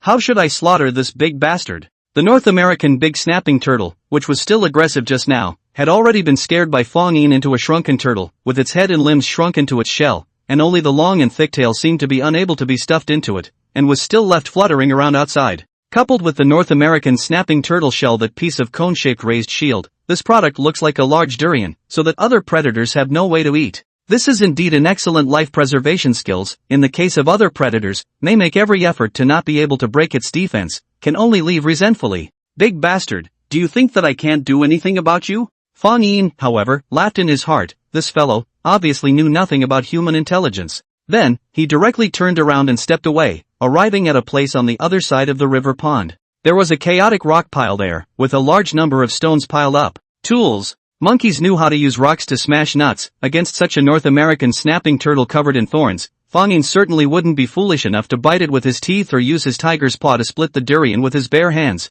When Fang Yin turned away, the turtle thought that he had retreated, and slightly poked his head out, wanting to return to the river pond. However, it soon saw Fang Yin pushing a large rock over. The North American snapping turtle was so frightened that it hurriedly retracted its head again. After coming to the side of the North American snapping turtle, Fang Yin first grabbed the bottom of its shell with both claws and flipped it over like a pot lid. This time, the four-legged North American predator turtle exposed the cross-abdominal armor on its abdomen. In comparison, the hardness and thickness of this layer of abdominal armor was obviously not as big as the turtle shell. Relax, it won't hurt. Then, Fang Yin used both claws to hold up this large stone that was the size of a facebowl. Just in the next moment, it was smashed hard onto the belly armor of the North American predator turtle. Boom! The first hit. A shallow groove-like mark was directly left on the belly armor of the North American big snapping turtle. Boom! The second blow. Most of the shield pieces of the North American predator turtle's ventral armor were smashed to the point of being deformed and bent. Boom boom boom. Next, the North American predator turtle's body was met with Fang Yin's violent smashes that rained down like a storm. The North American snapping turtle was like a fish on a chopping board, and in just a minute's time, the defense that it had been so proud of was mercilessly destroyed. Fang Yin was like an overlord demolition office, violently demolishing the house of the North American snapping turtle in 3 strokes. When the belly armor of the North American big snapping turtle was completely shattered, the flesh and blood hidden underneath it was also finally exposed to Fang Yin's vision. Roar! Fang Yin also threw away the blood-covered stone as he reloaded his teeth and claws. Only a few minutes later did the North American predator turtle, which had died in pain under Fang Yin's lynching, swallow its last breath very unwillingly. Looking at its body that could be described as fragmented, Fang Yin was also muttering in his heart. This is probably the first North American snapping turtle ever to be slaughtered by directly breaking the defense. Other predators would rarely choose this kind of guy as prey. After all, the snapping turtle, this kind of creature, don't look at the body. Weight is not small, but in this the proportion of the weight of the turtle shell is the big head. After removing the shell, claws and other parts, the meat left on their bodies that could be eaten was pitifully small. Coupled with the fact that it was so difficult to break the defense, for the predators, spending a lot of effort to hunt them was really not worth it. Soon, the system's beep also sounded. Ding! Host hunted and killed a North American snapping turtle, plus 20 gene points. 20 gene points, this was the biggest harvest Fang Yin had gotten in this month or so. Just in time, the leopard hyena gene that was copied earlier can be redeemed. Fang Yin's mind moved and immediately called out the system's gene pool panel. Leopard hyena gene, bite strengthening, 35 gene points. Ding! Spend gene points *35, start gene duplication. Soon, a strong burning sensation was once again set off in Fang Yin's mouth and jaw area. This burning sensation touched the bones, muscles, and teeth inside his mouth and jaw, making him feel like he had swallowed a ball of fire. The first thing that changed was the zygomatic arch area above Fang Yin's jaw, the most important function of the zygomatic arch being to accommodate the biting muscles. Next, there was the sagittal ridge at the lower part of the jaw, which served a similar purpose as the zygomatic arch, with the temporalis muscle attached to it. The zygomatic arch and sagittal ridge are the 2 parts of the skeleton and muscles that are responsible for the powerful bite of the iguana. The well-developed biting muscles of the zygomatic arch provide them with the ability to consistently clench and break bones. The strong temporalis muscles of the sagittal ridge provide the explosive force when the upper and lower jaws bite hard. Together, the biting and temporal muscles give the hyena a bone-breaker bite. Finally, it's time for the teeth. This is also very important. If the teeth are not hard enough, then what is the point of having a strong bite? A fierce bite down, the prey may not have been bitten to death, their own teeth cannot withstand the pressure and tense broken, that is a joke. The most important factor in determining the hardness of teeth is the layer of enamel attached to the surface of the teeth, which is also the hardest part of the mammalian body. An important part of the enamel layer is a microscopic structure called enamel bands. The number and arrangement of the enamel bands determine the hardness of the enamel layer.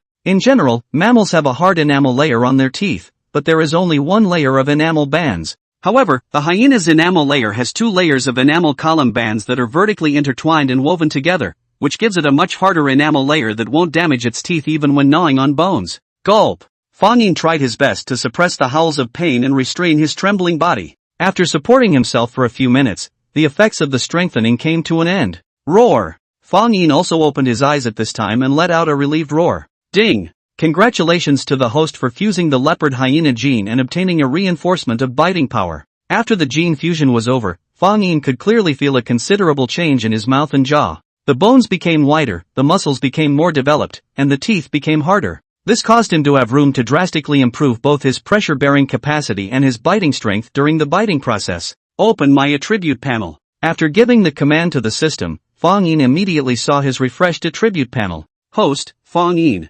Race, deadly blade-toothed tiger, male. Age, 1 year old. Strength, 61, plus. Agility, 55, plus. Physique, 57, plus. Gene points, 15. Fused genes, overlapping, clouded leopard, leopard hyena. Enhanced parts, skin strength and hardness, LV1, tail, LV1, bite strength, LV1. I also wonder how strong my bite force is now? Unfortunately, there wasn't any instrument that could help Fang Yin measure it, so he can only choose to use the North American giant snapping turtle for a simple comparison. Fang Yin aimed at the North American snapping turtle's stout tail. His wide upper and lower jaws opened up with an exaggerated arc, and then bit down violently, like a pair of vice-like pliers, pressing down on the vein arc and tail vertebrae of the North American predator turtle's tail with tremendous force. There was a pft sound. Between Fang Yin's ears, the sound of the flesh of the North American predator turtle's tail being pierced and torn apart could be clearly heard. Cluck dash. Finally, another crisp ringing sound could be heard. The North American predator turtle's vein arc that was attached under the tail muscles and used to protect the blood vessels and nerves was then completely crushed, and the tail vertebrae that supported the entire tail even showed signs of fracture. Sure enough, the bite force has gotten much stronger. Fang Yin, who saw this scene, couldn't help but feel happy. If it was before, even if he exerted all his strength, it would be impossible for him to bite off the tail vertebrae of the North American great snapping turtle. Now, he had done it. This was the most intuitive manifestation of the substantial strengthening of the bite force. However, Fang Yin quickly noticed another problem. That was his pair of saber teeth. The saber teeth of the blade-toothed tiger were actually exactly their upper canine structure. For felines, the canines were the most important killing weapon when hunting prey, and under normal circumstances, the upper and lower canines should be developed evenly, so that when attacking, the upper and lower canines would be able to merge together, thus biting the prey to death. However, the ratio of the upper and lower canine teeth of the bladed tiger was completely out of proportion. The upper canine teeth evolved to be so huge, comparable to 2 sabers, while the lower canine teeth were relatively degraded, as short as 2 daggers. Although it was said that an inch long, an inch strong, the risk of breaking a weapon that was too long would be greater. During the strengthening process of the leopard hyena's genes, Fang Yin's saber teeth had also received a certain degree of hardness strengthening, but this still did not put him at ease. The surface hardness of the saber teeth was enhanced, but the internal brittleness was still great. The two were completely different physical concepts. To solve this problem, either completely remodel the structure of the saber tooth, or is to ensure that the saber tooth can still regenerate after damage. Fang Yin thought as he did. Remodeling the structure of the saber teeth was something Fang Yin didn't have the slightest clue about for the time being, or it was simply impossible. Saber teeth were also normal teeth, the structure of any animal's teeth was the same, and Fang Yin couldn't possibly figure out the titanium alloy or whatever Edelman alloy structure of the teeth from the genetic sequence of any animal, could he? Then, there was only the second way to solve this problem. Tooth regeneration ability. If a saber tooth breaks, it's okay, just grow it again. I remember that there is an animal gene sequence for this ability in the system's gene pool. Come to think of it, it's a shark's gene. Fang Yin continued to rummage through the system's gene library, and soon rummaged through it to find the answer he wanted. Shark gene, tooth regeneration ability, 300 gene points. Fang Yin remembered that he had seen a documentary in his previous life, which talked about the amazing tooth regeneration ability of sharks, which often had to replace tens of thousands of teeth in their lifetime. If he was able to fuse the shark genes, then he wouldn't have to worry about his fragile pair of saber teeth breaking in battle. Then the next small goal is to fuse the shark gene. In this regard, Fang Yin set a second small goal for himself. Save up enough 300 gene points to buy a tiger body insurance for his saber teeth. Roar! Not far away, the familiar roar of the tiger's parents suddenly rang out, and Fang Yin looked around at the sound. Yin followed the sound, and when he looked over, he saw that they had brought the body of a small half of a Przewalski's Mustang with them. Roar! Fang Yin responded cheerfully, immediately getting up and trotting towards them. Tiger parents were also looking at Fang Yin's injuries as he recovered day by day. Although they were unable to understand the reason for this, and were not sure how Fang Yin had recovered from such a serious injury in a short period of time, but it didn't matter, for them, as long as their child was healthy and alive, it was enough. Ooh-oh! Seeing Fang Yin walking towards him, Tiger Mother also greeted him with quick steps, placing the small half of the Przewalski's Mustang in front of him, signaling with a dull roar. This was the food they had packed for Fang Yin. Fang Yin looked at the Przewalski's wildebeest on the ground, and then at Tiger Mother. At this time, he realized that the wound on the tiger's mother's shoulder blade had burst open again, and a lot of blood was flowing out. This wound was exactly what she had left when she fought with that family of leopard hyenas more than a month ago. Originally, the wound was about to heal, but it was assumed that something had happened during this hunt, causing the wound to deteriorate. Fang Yin didn't know what Tiger Mother had gone through, but looking at that hideous wound, he couldn't help but feel some heartache and sourness in his heart. It was a pity that the system's healing points could only be used to heal Fang Yin's own wounds, but could not be used on Tiger Dad and Tiger Mom. This had always worried him. If one day Tiger Parent and Tiger Mom and they also suffered the same serious injuries as himself, what could he do? At night, the stars shone brightly, the bright moonlight shone above the Mississippi plains, and the world was quiet. The evening wind blew gently, and the waves of grass undulated with the wind, which seemed very cozy. The tiger parents who had labored for a day, the tiger parents, the sledgehammer, and the little orange had already gone to sleep. The well-fed and well-drunk Fang Yin also didn't wander around anymore, but laid down next to the huffing and puffing sledgehammer, resting peacefully while quietly waiting. Ding! System upgrade in progress, still needs 0 hours, 5 minutes, and 59 seconds. Ding! System upgrade in progress, still needs 0 hours 5 minutes 58 seconds. Half hazy and half awake, Fang Yin suddenly heard a system beep. Ding! The system has been successfully upgraded. The current version is. Welcome host to use the genetic evolution system version. The mechanism of attribute point reinforcement and the authority to use healing points have changed. Please familiarize yourself with it as soon as possible. What's changed? Fang Yin inquired. Because the host's current physical development has stepped into subadulthood, the baseline for three-dimensional attributes has changed with it. Therefore, in the future, the exchange ratio between gene points and reinforcement points has been adjusted to 10:1, with 10 gene points being exchanged for 1 reinforcement point. At the same time, the permission to use healing points is fully open. The host can use healing points on other objects, and the number of healing points will be based on the specific injuries. After listening to the system's introduction, Fang Yin's gaze flickered slightly, his mind having its own thoughts. The upward adjustment of the exchange ratio between gene points and reinforcement points was actually something to be expected. For himself, who was still a juvenile before, a rapid increase in attribute values was a guarantee of survival. Now that he had stepped into the subadult stage, his physical development was becoming more mature by the day, and if he wanted to further break the limits of the fatal blade-toothed tiger race, the difficulty would naturally increase. 10 gene points for 1 reinforcement point. The ratio wasn't too exaggerated. Secondly, the full opening of the permission to use healing points also meant that Fang Yin could use them on his tiger parents, Sledgehammer Orange, and even his future partners or family members.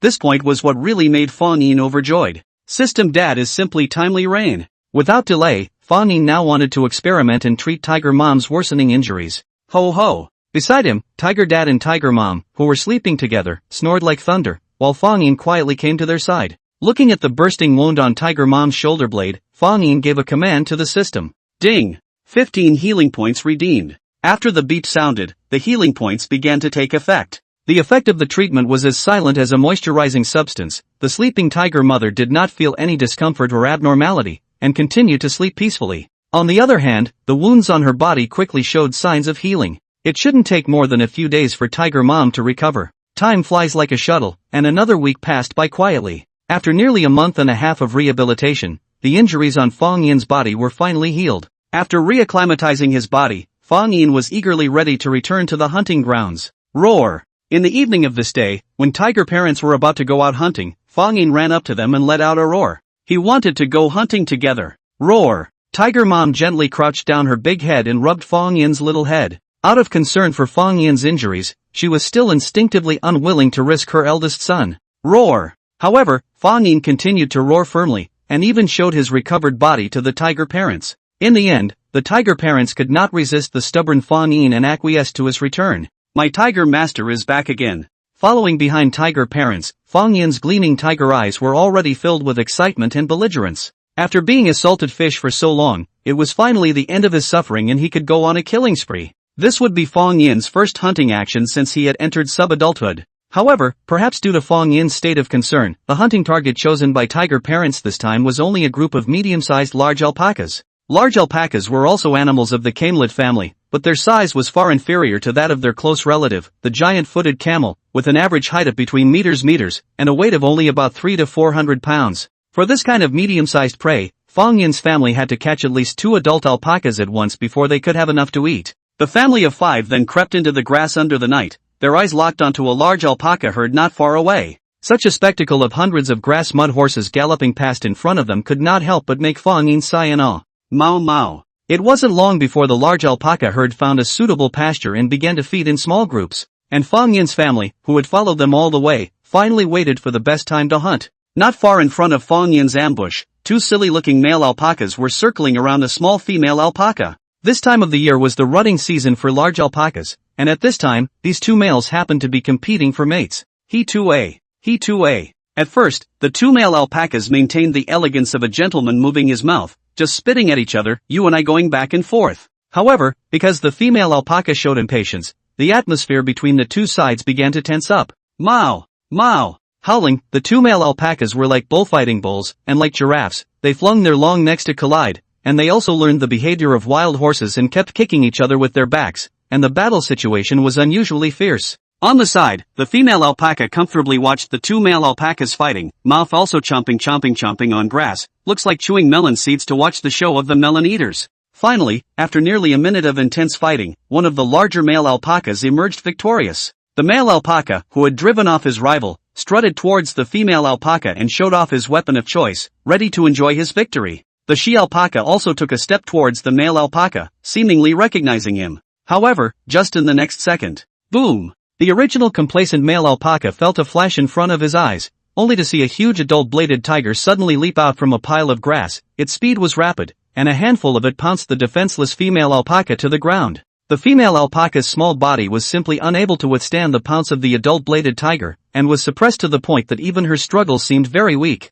Meow! The female alpaca could only let out a hysterical howl, seemingly pleading for the male alpaca to come to her rescue. But at this moment, plucking Diao's ruthlessness was revealed in the male alpaca's body. Where did he care about this female alpaca that had not yet passed away, and hastily fled in the opposite direction? Put! The tiger father who successfully pounced on the female alpaca didn't have any pity for her. A bloody mouth aimed at her neck and bit down. The sharp saber teeth easily pierced through the surface fur and pierced straight into the female alpaca's windpipe and carotid artery. The female alpaca's body twisted feebly for a while, and soon completely lost its life. Unfortunately, the male alpaca didn't have time to take the female alpaca's first blood before the halfway killed tiger father took it away. At the same time, the male alpaca panicked and fled in front of him, while there were enough three-bladed toothed tigers chasing after him. Even though they were only 3 half-size tigers, they were terrifying predators that the male alpaca didn't dare to fight against, so he could only use all his strength to run wildly all the way. At the back of the ram's camel, Fang Yin was in the lead, while Sledgehammer and Little Orange followed closely behind.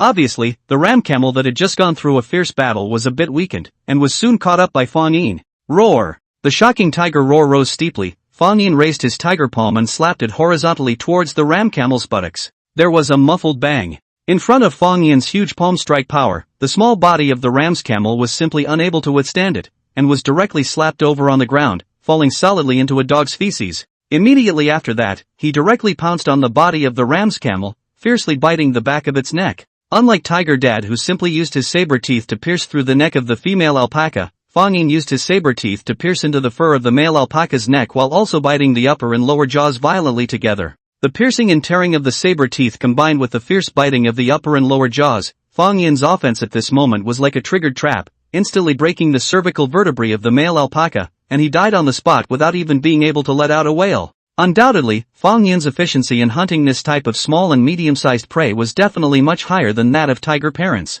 Aha! The Sledgehammer and Little Orange, who had arrived late at the back, both let out a roar strangely when they saw the male alpaca that had already lost its voice. Phew! Cool! It's been a long time since I've experienced the thrill of this kind of hunting. Fang Yin greedily drank the hot blood that gushed out from the ram camel's wounds with a strong color of excitement in his eyes. Ding! Host has hunted and killed a large alpaca, gene points plus 20. Soon, the system's beep sounded. Only 20 gene points, still too little. Fang Yin muttered with some dissatisfaction. However, dissatisfaction being dissatisfaction, Fang Yin took a bite of this male alpaca's corpse and tried to weigh it. It was around 300 pounds. Big alpacas were not the kind of North American snapping turtles that had a lot of bones and little meat. On the contrary, their meat was tender and tasty, and the hunting difficulty was not too great, so it was the kind of prey that many predators liked to prey on. The 3 tigers, Fang Yin, Sledgehammer and Little Orange, immediately ate where they were and ate with gusto. Tiger parents also wolfed down the female alpaca. To die under a peony flower, to be a ghost, you can also rest in peace.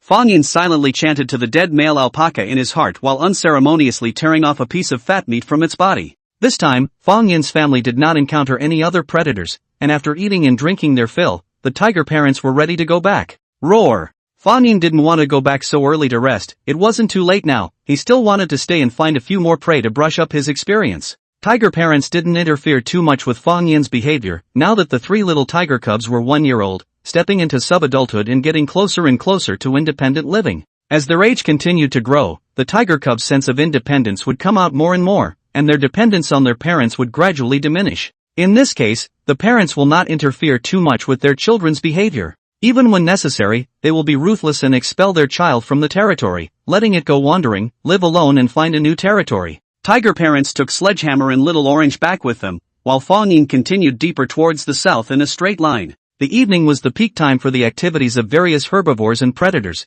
and chases and fights between the two could often be seen on the large plains. Packs of dire wolves were persistently chasing a lone forked antelope, although the antelope ran as fast as it could. But how could it get rid of the bony and gangrenous dire wolves? It was a marathon tug-of-war. A pair of different blade tiger couple in ambush foraging wildebeest group, grinding teeth and sucking blood, waiting for the time to strike. A pack of leopard hyenas looking up from time to time at the tailor-tongued birds fluttering and circling in the sky, keeping an eye out for their movements. These two scavengers, one in charge of searching for carrion and the other in charge of snatching carrion, could be called the best partners. While traveling, Fang Yin tried his best to avoid meeting these predators, specializing in detours. After walking for a while, perhaps out of good luck after recovering from a serious illness, he soon found several reproducing flatheads foraging in the forest. It looked like a family of flatheads, with 2 adult flatheads leisurely foraging among the bushes, while 3 rounded flathead cubs had apparently had enough to eat, and were just wandering blindly around their mother's feet, seemingly full of curiosity about the outside world. Looking at that one flat-headed reproducing family in his line of sight, Fang Yin hesitated for a moment in his heart before finally deciding to attack. The 3 flat-headed reproducing cubs were only the size of rabbits. The fighting power of the 3 rabbit-sized flathead cubs was negligible. The 2 adult flatheads were about a meter long and weighed about 300 pounds. Estimated that Fang Yin was still confident that he could deal with them. After finalizing the idea in his mind, Fang Yin immediately stopped hiding his figure and violently rushed out, aiming at the largest male flat-headed reproducer. Roar! The deafening sound of the tiger's roar resounded through the field, startling many birds and beasts. However, the always fearless flat-headed reproducer only froze for a moment, especially when he realized that Fang Yin was the only half-sized bladed-toothed tiger that had appeared, and his temper instantly flared up. Huff! The male flat-headed reprobate snorted grumpily, burying his head and moving his stubby hooves to meet Fang Yin instead. The pig surged forward. Swish dash. Seeing this, of course Fang Yin would not foolishly come into a close contact with it.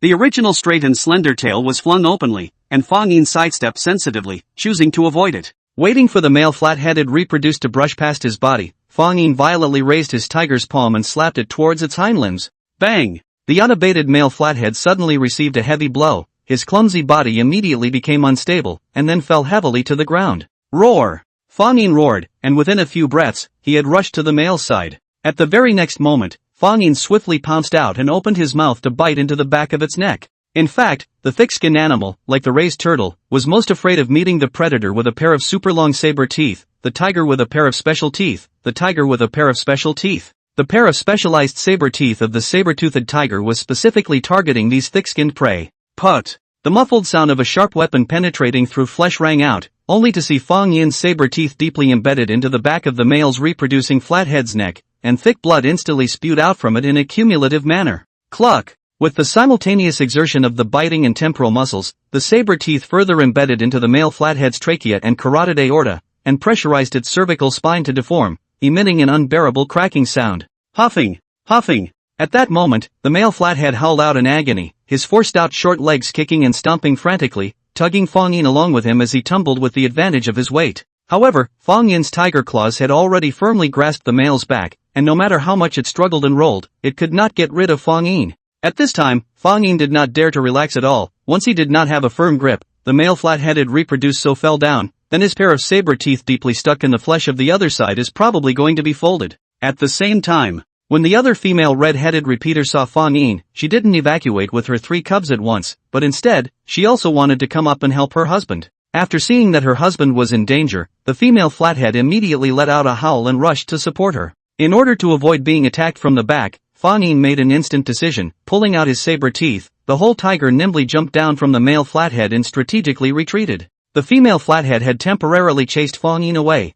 and instantly came to her husband's side, humming and howling in a low voice. Oof! The male flathead desperately tried to stand up, but the weakness of losing too much blood and the choking feeling of a blocked airway made it almost lose most of its strength, stumbling a few steps and falling to the ground with a loud thud. Fang Yin didn't need Fang Yin to make up for his mistake. The male reproduced his words, and it was clear that he wouldn't be able to survive. Seeing this, the female reproduced her rage and anger, but instead looked fearfully at Fang Yin, who was eyeing him intently not far away. Roar! Without hesitation, Fang Yin lunged up, his bloody mouth wide open, a pair of bloodied saber teeth emitting a chilling aura. Unable to care about her severely injured husband, the female flathead reproduced turned her head and ran. While running, she also let out a mournful howl to the 3 cubs behind her, who did not know what to do. When the 3 flat-headed cubs heard their mother's roar, they immediately scattered and instantly disappeared into the bushes. Huff! However, right at this moment, the male reproduced flathead somehow got back up, and as if it was a return to life, it recklessly charged towards Fang Yin. Seeing this, Fang Yin couldn't help but stop his chasing steps and hurriedly avoided it.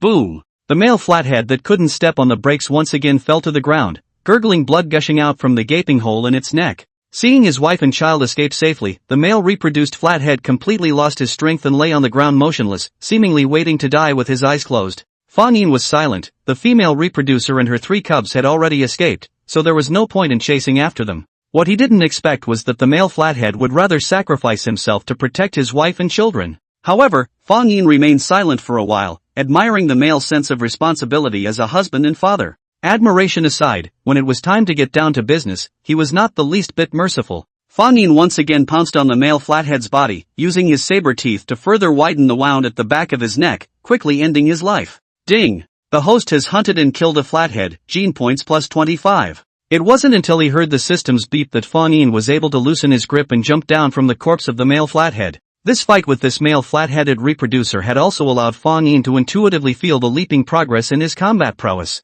He remembered that more than 2 months ago, when he had gone out hunting alone for the first time, he had also encountered a male flathead that was about the same size. At that time, Fang Yin could only emulate the hyena's gang trick, consuming the opponent's stamina bit by bit and spending more than half an hour in total. Now, he was able to quickly suppress and kill the reproducing male in a frontal battle, and it only took him 2 to 3 minutes to do so. From this, it was clear that compared to 2 months ago, Fang Yin's combat power had increased by more than 1.5 stars. Only earned 25 gene points, still not enough. While devouring the rolling hot internal organs inside the flat-headed reproducer's belly, Fang Yin pondered on his next move. Searching for prey by luck like this was too time-consuming. Was there any other way to attract prey quickly? Suddenly, Fang Yin had a flash of light and looked at the corpse of the male reproducing flathead that had already died a horrible death and muttered, "A good man does what a good man does to the end, send the Buddha to the west, just help me one last time." Whether they are herbivores, carnivores, or scavengers, a keen sense of smell is an essential ability for them. Among them, especially those scavengers have the sharpest sense of smell. Even if the smell of rotten blood is thousands of miles away, they are able to accomplish precise localization, so that they can come not far away. The corpse of this reproducing dead man who had just died a short time ago was emitting a strong smell of blood, which was floating in the air above this small mountain forest. The smell of fresh blood is much more attractive than that of rotting corpses, and it wasn't long before 2 California vultures circled by. Both the California vulture and the Taylor bird were diligent scavengers of carrion on the American continent, and wherever they passed, the skin, flesh, and even bones of dead animals would be swept away. Although the California vulture is slightly smaller than the Taylor vulture, it has a larger population and a greater capacity for survival, which is why it has survived the quaternary extinction. This is why they survived the quaternary extinction event and thrived on the American continent for 10,000 years. In the eyes of other predators, however, California vultures are notorious bandits. They hardly ever hunt their own prey, preferring to sit back and watch, waiting for other predators to kill the living thing and then trying to get a piece of the action. Go! Coo! These 2 California vultures were both very vigilant. They had already spotted the corpse of the flathead on the ground, but instead of immediately approaching, they stopped at a large tree not far away, carefully observing the corpse of the flathead for any abnormalities. They were looking at the flathead's abdomen to see if there was any undulation, pupil rotation, to determine whether it had really died. After observing for half an hour, they didn't make a move. In fact, if they weren't hungry, they would have been able to continue this behavior for a day or 2. However, these 2 California vultures were clearly starving, and they couldn't endure for that long. Goo! One of the California vultures let out a cry. During this half hour of observation, that flat-headed reproduced nothing, not even any slight undulation of its abdomen, so it decided that the other party was already dead. The other California vulture responded in kind. Then, they flapped their wings and swooped down to the ground, carefully and cautiously, step by step. They approached the dead body of the flat-headed reproducer. It is also in this kind of preparedness, they dare to accept head reproduces the corpse. In the meantime, if the flathead even had the slightest movement, these 2 California vultures would not hesitate to fly away immediately. Soon, the two California vultures came to the side of the corpse. They suddenly stretched out their beaks and pecked the corpse with great force, then quickly jumped away. They were cautious to the extreme. But the flathead was really dead. It couldn't move even if it wanted to, and lay on the ground like a stone statue. The two California vultures are completely relaxed, swooped down on the corpse of the reproduced dead, and began to feast on its flesh and blood. In front of the food, the two California vultures gradually relaxed their vigilance, and their wings were retracted, pecking at ease. Swish! Right at this moment, a black shadow suddenly swooped out from the bushes, aiming directly at the two California vultures. It was as fast as a shadow, just like an arrow that had left the string. The pupils of the two California vultures shrunk, and they were scared to death, panicked and unfolded their wings, wanting to take off. But the speed of that black shadow was too fast, and it even swept up a gust of wind and sand. Before the two California vultures had time to fly, they were already pounced upon by the black shadow, and both of them rolled down to the ground. Go! In the heat of the moment, the two California vultures fiercely fluttered their wings, and both of them used their curved hooked beaks to peck fiercely towards their enemy. Bang! Bang! But the other party's strikes were even faster, and with one sweep of a huge palm, they knocked the two California vultures to the ground once again in one fell swoop, letting out agonizing wails. Roar! And in the next moment, the wailing of one of the California vultures came to an abrupt end. It only felt its neck, which seemed to have been pierced by some kind of sharp object. And as its consciousness gradually collapsed, it only saw a pair of tawny cold pupils gazing at itself without any emotional fluctuations. Single chapter, discussion about shark gene and panda gene. Regarding the discussion of the shark gene and the panda gene, I'm grateful for everyone's opinions, so the author will do a brief little summary here. First of all, the shark gene. We all know that sharks have a very strong tooth regeneration ability. A lifetime can replace tens of thousands of teeth. However, the structure of the shark's teeth is different from mammals. Their tooth roots are very short, and not directly fixed in the jawbone, but embedded in the gums, which leads to their teeth are easy to fall off. This kind of teeth are generally we call telangiectasia. Precisely because the shark's endogenous teeth are easy to lose, so the shark will have multiple rows of teeth as a backup. Once in the outermost layer of the teeth occur one shedding, and in the inner row of teeth will immediately move to the front, used to fill in the replacement of the shed teeth of the empty cavity position. Secondly, there is the panda gene, and to be honest, the repairing ability of pandas' teeth is something that the author didn't know before. According to the Institute of Metals of the Chinese Academy of Sciences, the enamel of giant pandas' teeth is able to undergo automatic restoration at the micro and nano scale after deformation and damage has occurred. This is more in line with mammals in terms of dental results, but there is another point. The restoration ability is not strong, limited to the micronanometer scale, just to cope with the panda's teeth wear and tear every day when gnawing on bamboo. The effect of the bladed tiger's ultra-long saber teeth may be overstretched. After discussion with several book lovers, the author decided to change back to the original shark gene, and the system will also make some adjustments to the shark gene according to the structure of the protagonist's teeth to make it conform to common sense. Please understand the inconvenience caused to everyone's reading. Please understand, the small author here to thank you for your support.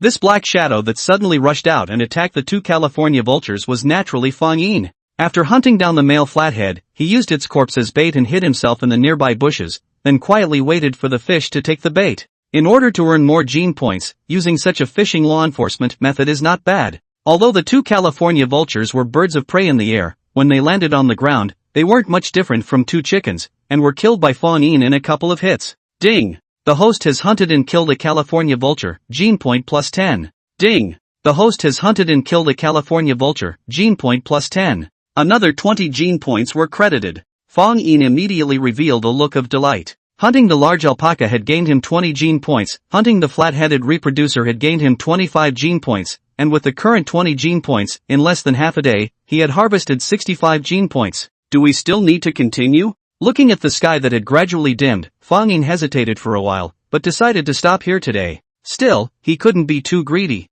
Newbie. Just as Fang Yin was picking up the corpse of the reproducer with a flat head and preparing to bring it home, a sharp hissing cry suddenly exploded from behind him, as if it was a bolt from the blue. As soon as Fang Yin turned around, he saw a hideous-faced, tall giant bird slowly walk out from the dense forest. This is the Titan bird. This name then popped up in Fang Yin's mind. He also did not expect that he had actually caught such a terrifying fellow. The Titan bird was a giant carnivorous bird belonging to the Ornithischia craniiformes Dinoceratidae family, and like the bladed-toothed tiger, the Titan bird was also the last member of the Dinoceratidae family, which could be called the ultimate evolutionary form of the avian predatory hunter. In fact, Titan birds are all about the size of an African ostrich, with an average body length of over 2 meters and an average height of over meters, up to 3 meters. However, the weight of the Titan bird can reach 200 to 300 kilograms, at least more than twice the same size of the African ostrich. This determines a very different ecological niche for the two. African ostrich is an omnivore, mainly to plants for food, while the Titan bird is an uncompromising predator, wildebeest, wild deer, antelope. These large and medium-sized herbivores are their recipe for prey. And just by looking at the appearance of this Titan bird, Fang Yin felt a suffocating sense of oppression. The point that made him feel most oppressed was the suppression in height. The Titan bird in front of him was estimated to be nearly 3 meters tall, compared to Fang Yin, who was less than 1 meter tall at the shoulder, not as long as its legs, so he could only look up at it. Then there was the Titan bird's huge head, as well as its thick and sharp beak. If the saber teeth of the tiger were compared to a sharp saber, then the beak of the Titan bird was simply a powerful axe. Not only is its edge extremely sharp, but its sturdiness is also incomparable to the saber teeth of the tiger. Titan bird's beak and other bird's beak is formed by the upper and lower jaw protruding forward, a kind of horny structure. The internal is bone, the external is wrapped in a layer of horny structure, the same composition in human nails, not only hard and strong, and will also be. It is not only hard and strong, but also grows continuously. It is estimated that even the already thick-skinned guy can't withstand a few pecks from the Titan bird. Not only that, another deadly weapon of the Titan bird is their thick, slender, muscular hind limbs. This pair of strong hind limbs, so that the Titan bird not only has up to 65 km/h running speed, but also has a life-threatening flying kick of the hefty reputation. Leopard hyenas, dire wolves, such a small body, it is estimated that the Titan bird cannot withstand a big foot kick. Undoubtedly, the Titan bird was definitely a first-class predator on the American continent, not much better than the cougar, the bladed-toothed tiger, and the alien bladed tiger. Therefore, upon discovering this Titan bird, Fang Yin immediately went from his heart. This guy was not something to be messed with. It was estimated that even if a tiger's parents encountered it, they would have to be scared of it. It was still the best plan to go. Fang Yin could not care less about the corpse of the male reproducing dead horse, and immediately took to his heels to escape in the opposite direction. Naya. Fortunately, the Titan bird had no intention of pursuing, and only rushed towards Fang Yin's fleeing back, once again letting out a sharp, dysprosium-like hissing cry. Only then did it come to the reproduced corpse of that flat-headed man, bending its legs and lowering its head as it began to enjoy the food that it had picked up for nothing.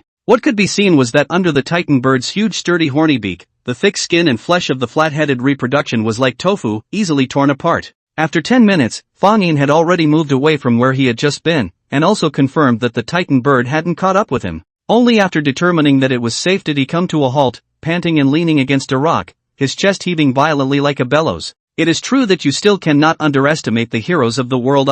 In the American continent where giant beasts roamed, there were few animals that posed a fatal threat to Fang Yin, so he still had to be more cautious. After resting for a while, Fang Yin rushed straight back home. From afar, he saw the figures of the tiger's parents wandering around the territory, stopping from time to time to look into the distance, seemingly searching for something. Fang Yin froze before realizing that they were waiting for him to return. The saying that a mother worries when her child travels thousands of miles also passes in the animal world. Roar! Finally spotting Fang Yin's figure, the tiger mother also let out a low roar in his direction, which carried the meaning of inquiry. Roar! Fang Yin also responded loudly and quickened his pace towards the tiger parents. Seeing that their son had returned unharmed, they also let go of their hearts, and only then did they prepare to go back to rest. Fang Yin followed the tiger parents back to the cave where they lived, and as soon as he entered, he saw Sledgehammer and Little Orange who were sleeping in each other's arms. Compared to Fang Yin, who always liked to go out on his own, Sledgehammer and Little Orange were obviously much more homely, and would not leave the territory unless their parents took them out. Every time the tiger parents went out hunting and came back, Sledgehammer and Little Orange fooled around for a while, and then lay down early to rest. This is actually the normal animal's life pattern: eat and sleep and eat. As long as they can fill their stomachs, there is nothing to worry about. It's quite good to be carefree like these two guys. Fang Yin looked at Sledgehammer Little Orange's cute appearance as he huffed and puffed, and his heart gave birth to a lot of emotions. The reason why he was running around, tossing and turning was simply because he was worried about his future life and was aware of the crisis, wanting to grow and enhance his strength as soon as possible. I wonder how these two guys would fare in the future when they were living on their own. Time passes slowly, the long winter seems to have no end in sight, and a cold current from the north suddenly swept across the entire Mississippi plains. In this land, all the living beings have to face different challenges every day. No one is easy. Every animal has to be in this furnace of the weak and the strong, to make a big wave of sand. In the evening, the sky was lightly snowing. The snow was not big, but the wind was blowing fiercely. The cold wind was like a steel knife, scraping Fang Yin's nose raw. This was the case with most mammals on land. The nose with a keen sense of smell was an important asset for their survival, but it was also a very fragile part. Fang Yin had to twist his head to hide his nose and his thick fur to mitigate the damage that the cold wind did to it. While rushing back home, Fang Yin was tallying up today's harvest. I've only harvested 30 gene points today. It looks like the small goal will be delayed back a few days again. Fang Yin looked at his attribute panel. The accumulated gene points on it already amounted to over 200 points. He still didn't dare to slack off, and almost every day, he would choose to go out and start a small business to earn gene points. However, Fang Yin never chose to show off either, and when faced with other predators on a narrow path, he would fight if he could, and run if he couldn't. During this period of time, Fang Yin's solo actions were all very smooth as well, harvesting a considerable amount of gene points. Returning safely to the territory, this time, Fang Yin did not see the watchful tiger parents. Roar! Roar! However, Fang Yin had only just walked up a hill when he heard a few furious tiger roars coming from the grassland not far from their family's habitat. Among them, there were the familiar voices of the tiger parents, as well as several unfamiliar roars. Could it be that there are intruders? Fang Yin was creeped out in his heart and immediately rushed towards the direction from which the sounds came. When he arrived at the place of the incident, he saw a couple of bladed-toothed tigers confronting the tiger parents. The age of the tigers could be judged roughly based on the color of their fur and the development of their saber teeth. This should be a young couple of tigers who had just recently bonded. Every midwinter and midwinter is the rutting period of the tigers, which is also a kind of adaptation to their natural environment. After more than 3 months of pregnancy, the cubs were born on a day when the weather was neither too cold nor too hot. Once the male and female tigers are married, it is time to start preparing for the next generation. The first step, naturally, is to have a territory of their own. For some time, this couple of tigers have been wandering around without a suitable territory. Now, finally, they had found a piece of feng shui precious land. Even though this piece of territory already had an owner, they didn't care and chose to directly force their way in. Roar! Roar! In the face of the tiger parents' warning, this pair of toothed tiger couple didn't have the slightest compromise. Instead, they hissed with a strong attitude.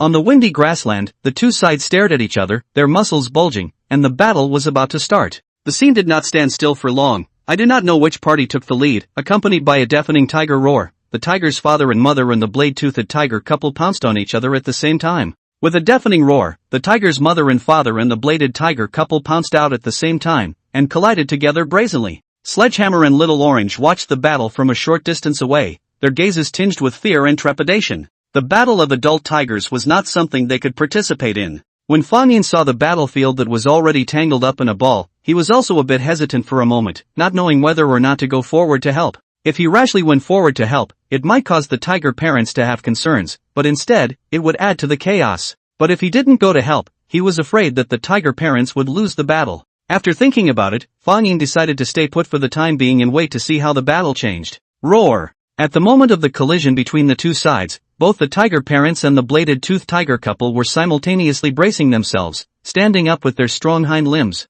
Bang! The huge tiger paws of the forelimbs swung. Ow! Bloody mouths with sharp saber teeth tore. That crazy twisting neck, that upside-down hair, and that pair of eyes that were scarlet like blood fueled by anger. The two sides just crashed hard into each other, as if a pair of wrestlers were wrestling with each other, prancing and jumping madly in place, all their movements following the most primitive animal nature. Soon, wounds of varying degrees appeared on the bodies of the tiger parents as well as the bladed tiger couple. Blood soaked their fur, looking exceptionally hideous and gruesome. However, as time passed, the battle situation became a little clearer. The young female bladed-toothed tiger was the first to be defeated by the experienced tiger mother, and was beaten by the latter's chain of palm strikes that were as powerful as a rainstorm, causing her to retreat back and forth, and bouncing in a lousy manner to dodge out of the range of the tiger mother's attacks. Roar! How could the tiger mother give up this great opportunity? And riding on her victory, she pounced over and overturned the female blade-toothed tiger on the ground in one fell swoop. Raising her paw, the tiger mother who had suppressed her opponent launched her attack lightning fast, and for a while, the female bladed tiger could only parry in haste, howling in pain.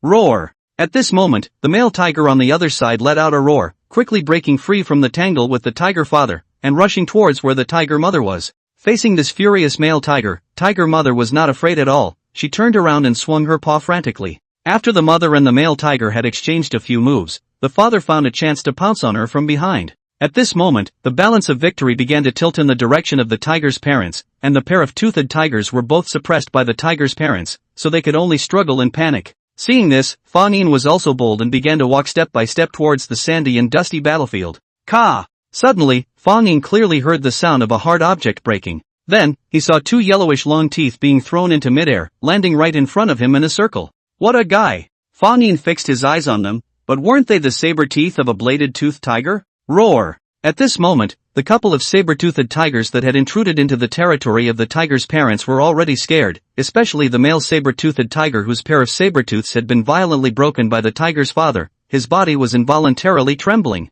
They were also very decisive in their retreat, hysterically launching an attack towards the tiger parents, and then when they retreated to evade, they pulled their legs and fled in the opposite direction. The tiger parents had no intention of pursuing. For them, as long as they could drive the invaders out of the territory, it was enough. However, what stunned them all was that their eldest son had lurked on the side at an unknown time, and when he saw the couple fleeing, he suddenly leapt out and directly pounced on the male tiger. When the couple desperately launched a counterattack, Fang Yin guessed their intention to escape. This battle for territorial ownership was undoubtedly a victory for the tiger parents. However, as Fang Yin looked at the male bladed-toothed tiger that had lost a pair of saber teeth, a bold idea emerged in his heart. This guy had been seriously injured. If he could cooperate with the tiger parents to slaughter it, then the gene points that he could earn would certainly not be expensive. If the tiger's parents weren't there, Fang Yin would never dare to mess with an adult bladed tiger, even if the latter was seriously injured. But now, the tiger parents behind him were his backbone. Fang Yin felt that it might not be impossible to try something.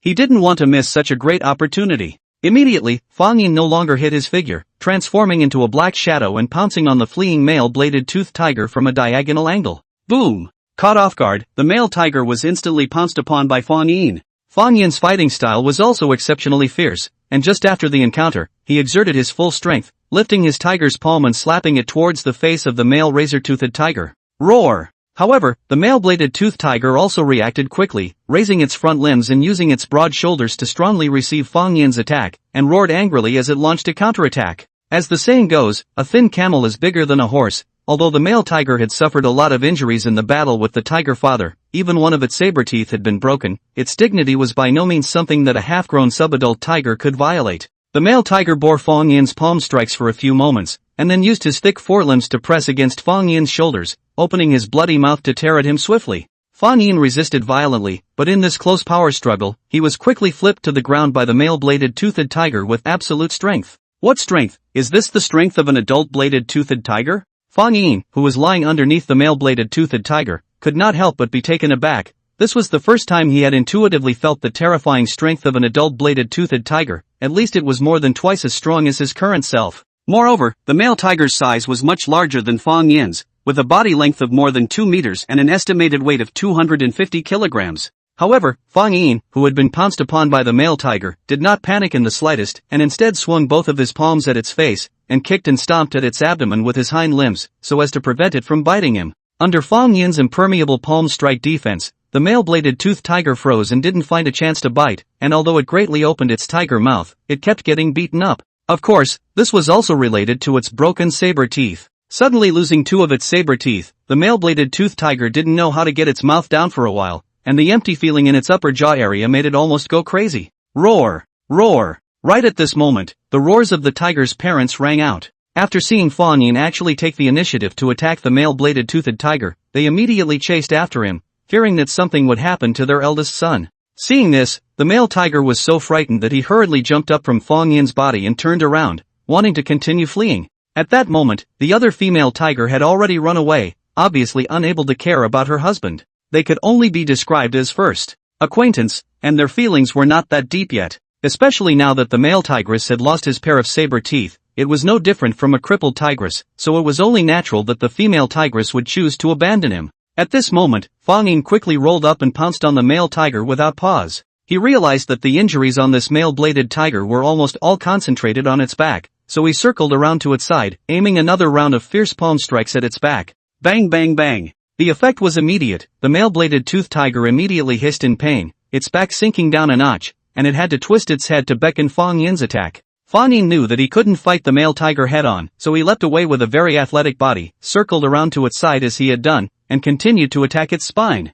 This time, Fang Yin scratched and bit, attacking with great ferocity. Immediately, several bloody wounds appeared on the male-bladed-toothed tiger's back, and the intense pain caused it to let out a howl of pain that sounded very creepy. Roar dash! Finally, the male-bladed-toothed tiger became enraged, and it recklessly lunged back towards Fang Yin, its pot-sized tiger paw rising up in an awe-inspiring manner. Fang Yin subconsciously leapt to the side, wanting to avoid the male-bladed tiger's pounce. However, the latter's explosive power was truly astonishing. A muffled bang reverberated, and in the next second, Fang Yin's body directly flew backwards, smashing heavily on the ground, overwhelming a patch of wild grass. Roar! The male-bladed tiger was not spared. His entire body swiftly pounced out, grinning widely, and tore into Fang Yin's spine in the process. LOL. However, what the male saber-toothed tiger didn't expect was that no matter how hard he bit, he couldn't even penetrate Fang Yin's flesh. Obviously, having lost the penetrating power of a pair of saber teeth, the male-bladed tiger with a weak bite could not help Fang Yin, whose skin hardness and strength was comparable to that of an even-tempered reproducer, and was only able to bite down a handful of hairs. This result instantly made the male-bladed tiger angry, and his blade-like sharp claws shot out of their sheaths, pointing straight at Fang Yin's throat, wanting to kill this one who did not think he was strong enough. Roar! Roar! However, before it had the chance to do so, the tiger's parents both rushed over, pouncing it to the ground with one left and one right. Under the suppression of the tiger's parents, the already seriously injured male-bladed tiger had no ability to resist, and was reduced to a fish on the chopping board to be slaughtered by others. Cluck! It was first bitten through the spine alive by the tiger father, and then its hind legs were bitten off by the tiger mother. Boom! Soon, the entire body of the male-bladed toothed tiger collapsed backwards, while the pupils in its eyes began to lax. Roar dash! Seizing the opportunity, Fang Yin leapt up once again, and while holding down the head of the male-bladed tiger with his forelimbs, he bit down on its neck with a vicious bite. Put! Fang Yin accurately bit down on its throat. His saber teeth were like a crack under the force of his bite, directly penetrating into its trachea and carotid artery.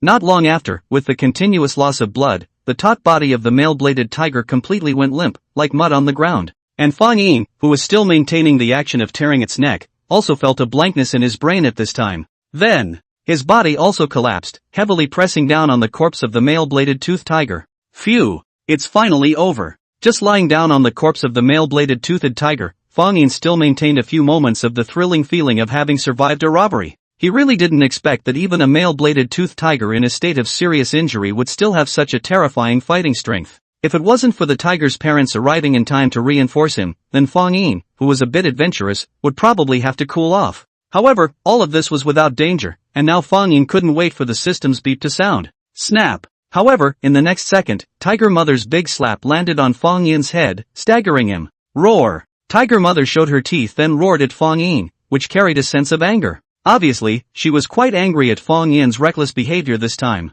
Ow roar! Fang Yin, who had staggered to the ground, responded in a low voice, his body slightly curled up, burying his head into the crook of his arm, his voice carrying a few hints of weakness. If you have a mistake, you have to admit it. If you are beaten, you have to stand upright, and Tiger Mother was only concerned about herself. With this one physical action he was doing now, he was showing obedience to Tiger Mom. Roar! Seeing this, Tiger Mother also softened her heart, and after lowering her head and rubbing Fang Yin's head, and realizing that he only suffered a slight bruise, she didn't dwell on this matter anymore. Ding! The host participated in the hunting of a deadly bladed toothed tiger, gene points plus 50. At this time, Fang Yin also received a system beep. 50 gene points just for assisting. Wouldn't it be hundreds of gene points if you were able to hunt and kill it alone? Fang Yin was secretly delighted. Open my attribute panel. Host, Fang Yin. Race, deadly blade toothed tiger, male. Age, 1 year old. Strength, 62, plus. Agility, 56, plus. Physique, 60, plus.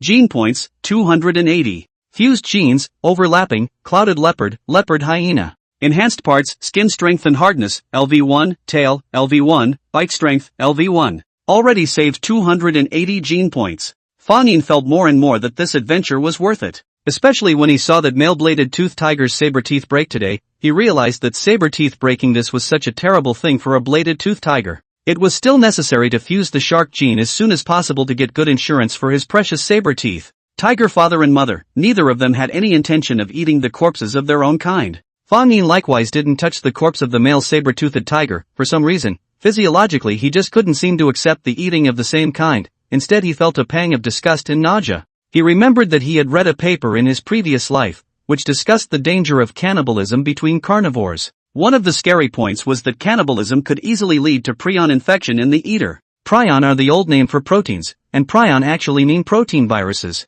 However, to be precise, prion are not actually viruses, not even living organisms, not even containing nucleic acids. They are a special class of proteins that are self-replicating and infectious. Animals infected with prion suffer from chronic wasting disease, brain and spinal cord damage, and exhibit a variety of zombie-like symptoms, blank stares, skinny bones, uncoordinated limbs, drooling, and extreme aggressiveness. Carnivores are particularly susceptible to these prion if they regularly consume the corpses of their own kind. For example, the familiar mad cow disease was caused by the addition of cattle bone marrow and internal organs to cattle feed, which led to the inadvertent ingestion of the carcasses of the same species, thus infecting them with prion. The disease was caused by the addition of bone marrow and offal to cattle feed, causing the cattle to inadvertently eat the carcasses of their own kind and become infected with prion, which made them violent and aggressive. No doubt this is the same for the tiger. Although the tiger parents didn't know anything about prion infection, but the awareness of forbidding to eat the carcasses of their own kind was deeply engraved in their genes.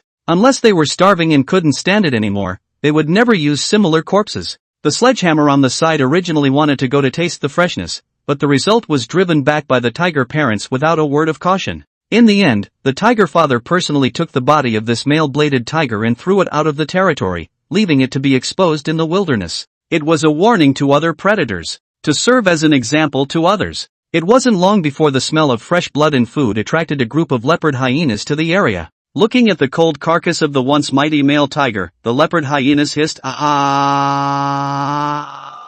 as if in mockery. The largest leopard hyena queen was the first one to come to the front of the male tiger's body, tore open its abdomen and began to swallow its internal organs. The rest of the leopard hyenas also rushed forward, and in the blink of an eye, they tore the corpse of that male-bladed toothed tiger into pieces, feeding on it greedily. Ow dash! However, the group of leopard hyenas had only just enjoyed this feast for a short while when a loud and clear wolf howl was violently heard. The blades of grass around them shook, and the sound of rustling footsteps came from them, and the leopard hyenas who had buried their heads in their mouths to eat only then realized that their party had been surrounded at an unknown time. Ow! Another high-pitched howl rang out. Along with the howl, there were a dozen or so gray-furred dire wolves. Ah! The leopard hyena queen hissed lowly, warning the surrounding pack of dire wolves with a dull voice. The pack of dire wolves did not attack at the first opportunity either, but instead spontaneously made a path, as if waiting for something. Then, there was another shake among the grass, and a burly dire wolf with a body length of about 2 meters walked over. In the group of dire wolves with an average length of only meters, this extraordinarily large dire wolf stood out from the crowd and was very conspicuous. Undoubtedly, this burly dire wolf was the king of this dire wolf pack. Ah! Even with the size of the leopard hyena queen, she was dwarfed in front of this dread wolf king. Coupled with the fact that the dread wolf pack was more numerous than her side, the leopard hyena queen was wise enough to choose to back down, letting out a howl of weakness at that dread wolf king, ceding this male-bladed toothed tiger corpse to them. Ow! However, the dread wolf king seemed to have no intention of letting them go, instead letting out a dull howl, causing the dread wolf pack's encirclement to shrink step by step. The leopard hyenas couldn't stop howling, but it didn't tend to deter the dread wolves that were closing in step by step at all. Instead, it exposed the fear and trepidation in their hearts. Just like the tiger and the cougar, which are natural enemies, the leopard hyenas and the dire wolves are also a pair of rivals that seem to have an unshakable grudge, and whenever one of them has the chance to kill the other, they will never be merciful. And in this racial battle, the dire wolf obviously has more advantages. First of all, the size of the dire wolf is generally larger than the leopard hyena,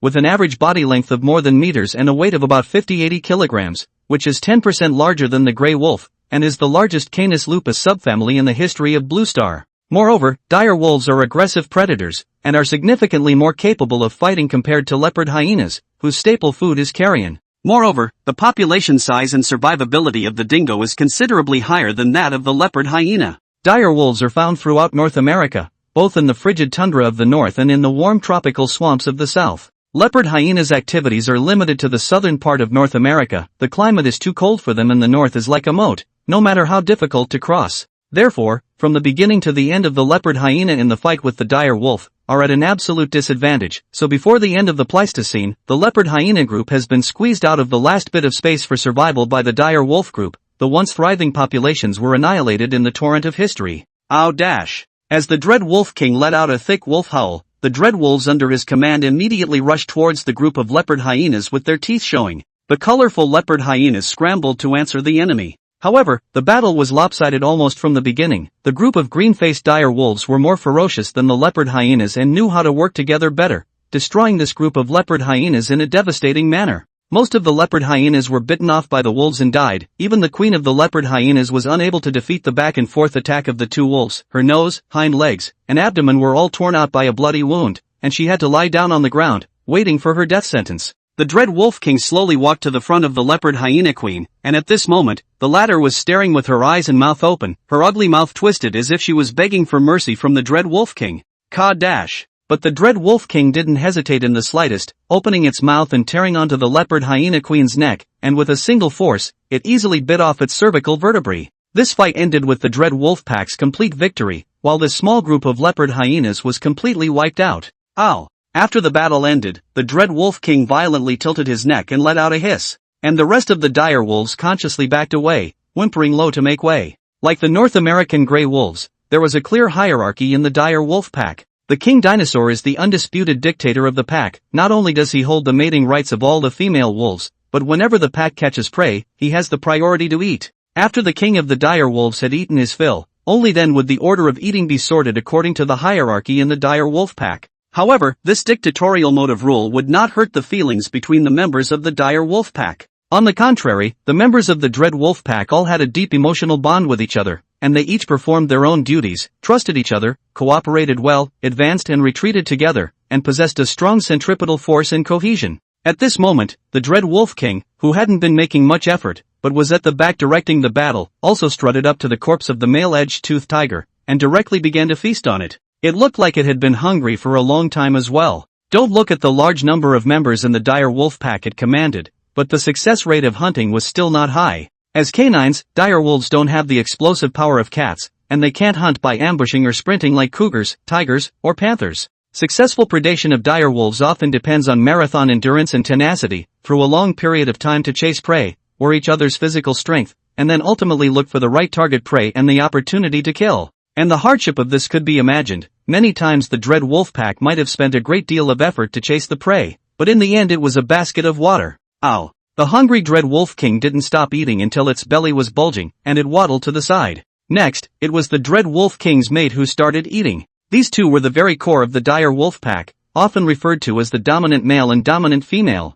This was followed by the subdominant males and females, and the lower-level peripheral males and females. The next group is the subdominant males and females, and the lower-level peripheral males and females. Other than that, there are the wolf pups that have not reached adulthood. At this moment, this group of dire wolves was eating in order according to this community hierarchy, and no dire wolf dared to overstep its bounds. After the carcass of the male-bladed tiger was almost eaten up, the remaining dingoes that were not yet full ate the carcass of the leopard hyenas silently, not picking at all. Fights between the dire wolves and the leopard hyenas happened from time to time, and this was nothing new to Fang Yin. However, when he followed his tiger parents out of the territory in the evening of the second day, he was still surprised when he passed through the battlefield. The first thing that caught his eyes was the blood and corpses that filled the ground, shocking to the eyes. The corpses of the mutilated leopard hyenas all had bloodshot eyes, their mouths were wide open, and they seemed to be wailing hysterically. The disheveled fur was intermingled with the mud of blood, looking unusually bleak. Chirp dash. A few crows chirped and cawed lowly from the branches of the tree, spots of blood still hanging from the edges of their beaks. The body of that male-bladed toothed tiger had even been gnawed on, leaving only a pile of white bones. Seeing this scene, Fang Yin suddenly felt a bit sad, as if he had seen himself in the future. Even the most valiant and brilliant king would come to a bleak end and finality. This seemed to be the fate of predators like them. Wandering, fighting, sickness, death. In this life, it seemed that it had all been predetermined, and no one could escape the trajectory of fate. It was cruel, yet realistic. But even so, if all the animals on the prairie are still working hard and fighting for survival, and will never easily succumb to the judgment of fate, this was the greatness of life. In silence, Fang Yin followed his tiger parents as they quickly walked past the wreckage and once again ran towards the hunting ground in the distance. In the hunting ground, the light snow that had fallen yesterday had almost melted, the grass was wet, and Fang Yin's fur was wet as he traveled. After being nourished by the melting snow, the greenness of the grass was also a bit more delicate, attracting quite a few herbivore communities to stop and eat. Fang Yin and his family started to look for suitable hunting targets as usual. Originally, the tiger parents were still deciding whether to hunt wildebeest or moose, but a couple of never-seen-before guys appeared in their field of vision. The appearance of this strange guy is very similar to a camel, but without a hump. The neck looks like a giraffe. Their body size was also extraordinarily large, with an eyeball body length of 3 meters, a shoulder height of 2 meters, and a tonnage likely to reach 1 ton. What's strange is that above their lips there is a long trunk similar to that of an elephant, which is similar to that of a tapir. With such a freakishly long trunk, combined with a slender neck and limbs, this guy looks like a mix between a short-nosed elephant and a camel. What kind of animal was this? Fang Yin curiously queried the system and was surprised to learn that this one had an odd name, harem beast. Harem beast? There's something about that name, Fang Yin secretly slandered. The tiger parents who had been wandering the world for many years had never seen this strange-looking herbivore, and in fact, most of the harem beasts' populations were located in South America, and it was rare to see them within the boundaries of North America. Although there is a saying that curiosity kills the cat, many felines have a lot of curiosity about new things. However, when they saw the hindbows, which they had never seen before, the tiger parents did not intend to go and find out what it was all about, but only observed it from a distance for a while and then walked away. In the process of hunting, the tiger parents still favored caution and stability, without understanding the living habits of the backbow beast, population habits, attack methods, etc. They would never act rashly. However, while the tiger parents didn't choose to hunt those few backbow beasts, there was another predator that had its sights set on them. Newt. Newt. When he heard that sharp hissing cry, Fang Yin reacted at the first moment. It was the Titan bird. Just as those few backbow beasts were leisurely feeding on the young leaves on the branches, a Titan bird suddenly leapt out with a strange cry, its two thick hind limbs swinging rapidly as it rushed towards one of the backbow beasts at a swift speed. This Titan bird was the one Fang Yin had encountered earlier. The group of backbow beasts instantly exploded, pulling their legs and running. The backbow beasts, whose bodies seemed as bulky as a camel, ran with a posture like a giraffe, alternating between the two legs on the same side and the two legs on the other side, as if they were jumping and running away quickly, at a surprisingly fast speed. However, the speed of the Titan bird chasing behind was obviously faster, and, in the process of running, the wings of its short forelimbs were still fluttering, as if it was a pair of gas pedals that boosted its speed to the extreme. In this way, both sides ran out several hundred meters on the vast grassland in the blink of an eye, and the chase continued. This scene surprised Fang Yin, who was watching from the sidelines. The Titan bird was not only fast enough to run, but also had such a strong endurance. It was worthy of being the last descendant of the legendary dragon race. If it was a bulky tiger, if it couldn't catch up with its prey within a few hundred meters in a chase, it would basically give up. Finally, after a long distance chase, the Titan bird had closed in on the backbow beast that had fallen at the end. Humph! The backbow beast also felt the fear engraved deep in its genes when it faced these two terrifyingly large birds. Even with a height of 2 meters, it could only look up to this Titan bird that was 3 meters tall. Newt! The Titan bird tore its throat out and hissed, and after approaching the backbow beast, it immediately made its move. Instead of leaping onto its prey's spine and locking its throat like a feline, it relied on its height advantage and violently pecked down with its giant beak at the prey's hind limbs. As if it was a heavy axe chopping down, with just this one blow, the backbow beast's blood flowed like a stream, with only half of the flesh of one hind limb left attached, looking exceptionally bloody and horrible. Huffing. However, the life force of the backbow beast was also very tenacious. Even with this serious injury, it was still running with all its might, without the slightest pause. However, the Titan bird that was in hot pursuit did not show any mercy at all, but kept pecking at its hind limbs with its huge beak like a sword and axe. It wasn't long before the backbow beast couldn't support itself any longer, and its body slammed down heavily on the ground. It was over. Although this backbow beast was not dead yet, its next fate could be imagined as it had already fallen to the ground. Nyan. The Titan bird's movements were also swift, aiming at the slender and fragile neck of the rear bow beast and stomping down its big foot fiercely. The Titan bird was a typical three-toed bird, and on each of the big toes of its feet, there were huge toenails up to 7 or 8 centimeters long.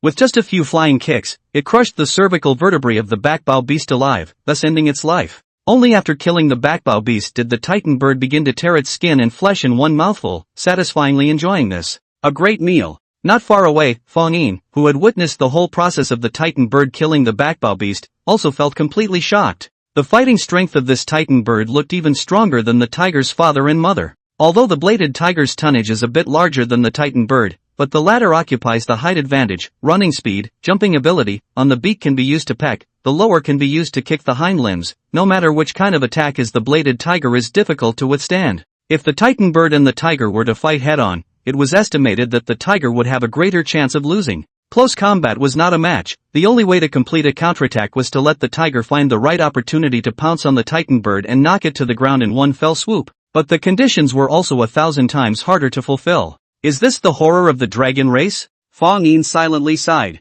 The dragon race referred to the creatures of the sauropods, especially the dinosaurs that had once dominated the entire Mesozoic era. Correspondingly, the short-faced bears, cougars, and tigers were the beasts of the haplodontiforms, which were the creatures of the haplodontiforms. Although now in the Cenozoic era, the former glorious dinosaur dynasty has long since come to an end, and the mammalid beasts have risen. According to the theory of evolution, birds are precisely the Mesozoic period of the dinosaur descendants, such as titan birds such as large carnivorous land birds, but also those fierce carnivorous dinosaurs' distant relatives. Titan birds, the last of the dragons, are still the top predator in North America, representing the last vestiges of the dragon race. On the other hand, the tiger parents didn't pay much attention to the titan birds hunting the postbow beasts, but quickly picked out the target of this hunt, a herd of western wild horses. North America had been the center of origin and evolution of equids during the Long Ice Age. From here the equids originated and radiated in all directions, spreading to Eurasia through the Bering Land Bridge, entering Africa in the Pliocene, and stepping into South America through the Central American Isthmus, where populations have always flourished.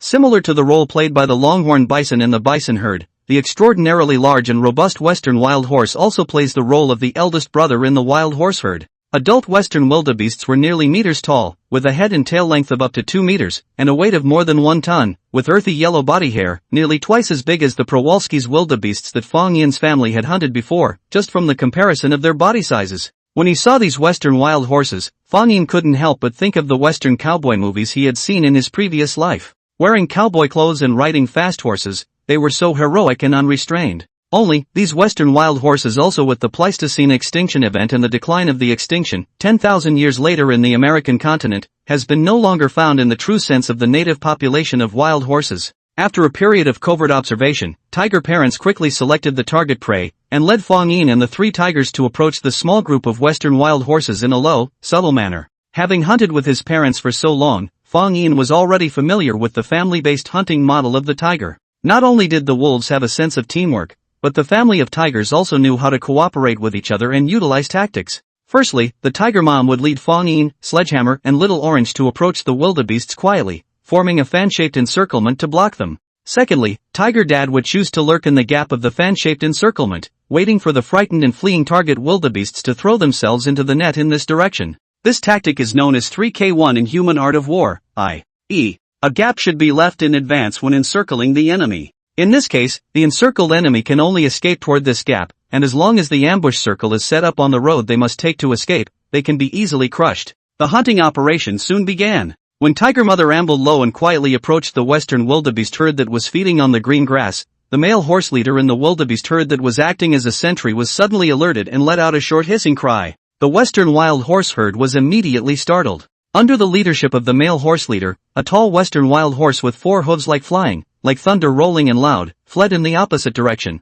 Roar! At this time, Fang Yin, Sledgehammer, and Little Orange also rushed out from the sides of the western wild horse herd, letting out a loud hiss. Even the subadult bladed-toothed tigers were no less intimidating to these herbivores. In a state of shock and panic, the western wildebeest herd ran towards Tiger Dad, who was ambushing in the bushes. And Tiger Mother, Fang Yin, Sledgehammer, and Little Orange immediately gathered around and roared while driving away the western wildebeest herd. Roar! Just as the western wildebeest herd was about to escape into the bushes, the hidden Tiger Dad leapt out from a diagonal, directly charging towards one of the subadult western wildebeests. Of course, Tiger Dad would not choose to charge the western wildebeests head-on. After all, the iron hooves of these wildebeests are no joke. Once caught in them, the end result would be either death or injury. Seeing the tiger father chasing after him, the subadult wildebeest braked in fear and fled to the right. However, the tiger mother at the back, as well as the 3 Fang Yin tigers, also flanked up at this time, blocking all the retreating paths of the subadult wildebeest. On the other side, the western wildebeest herd that fled in haste also left behind his companion,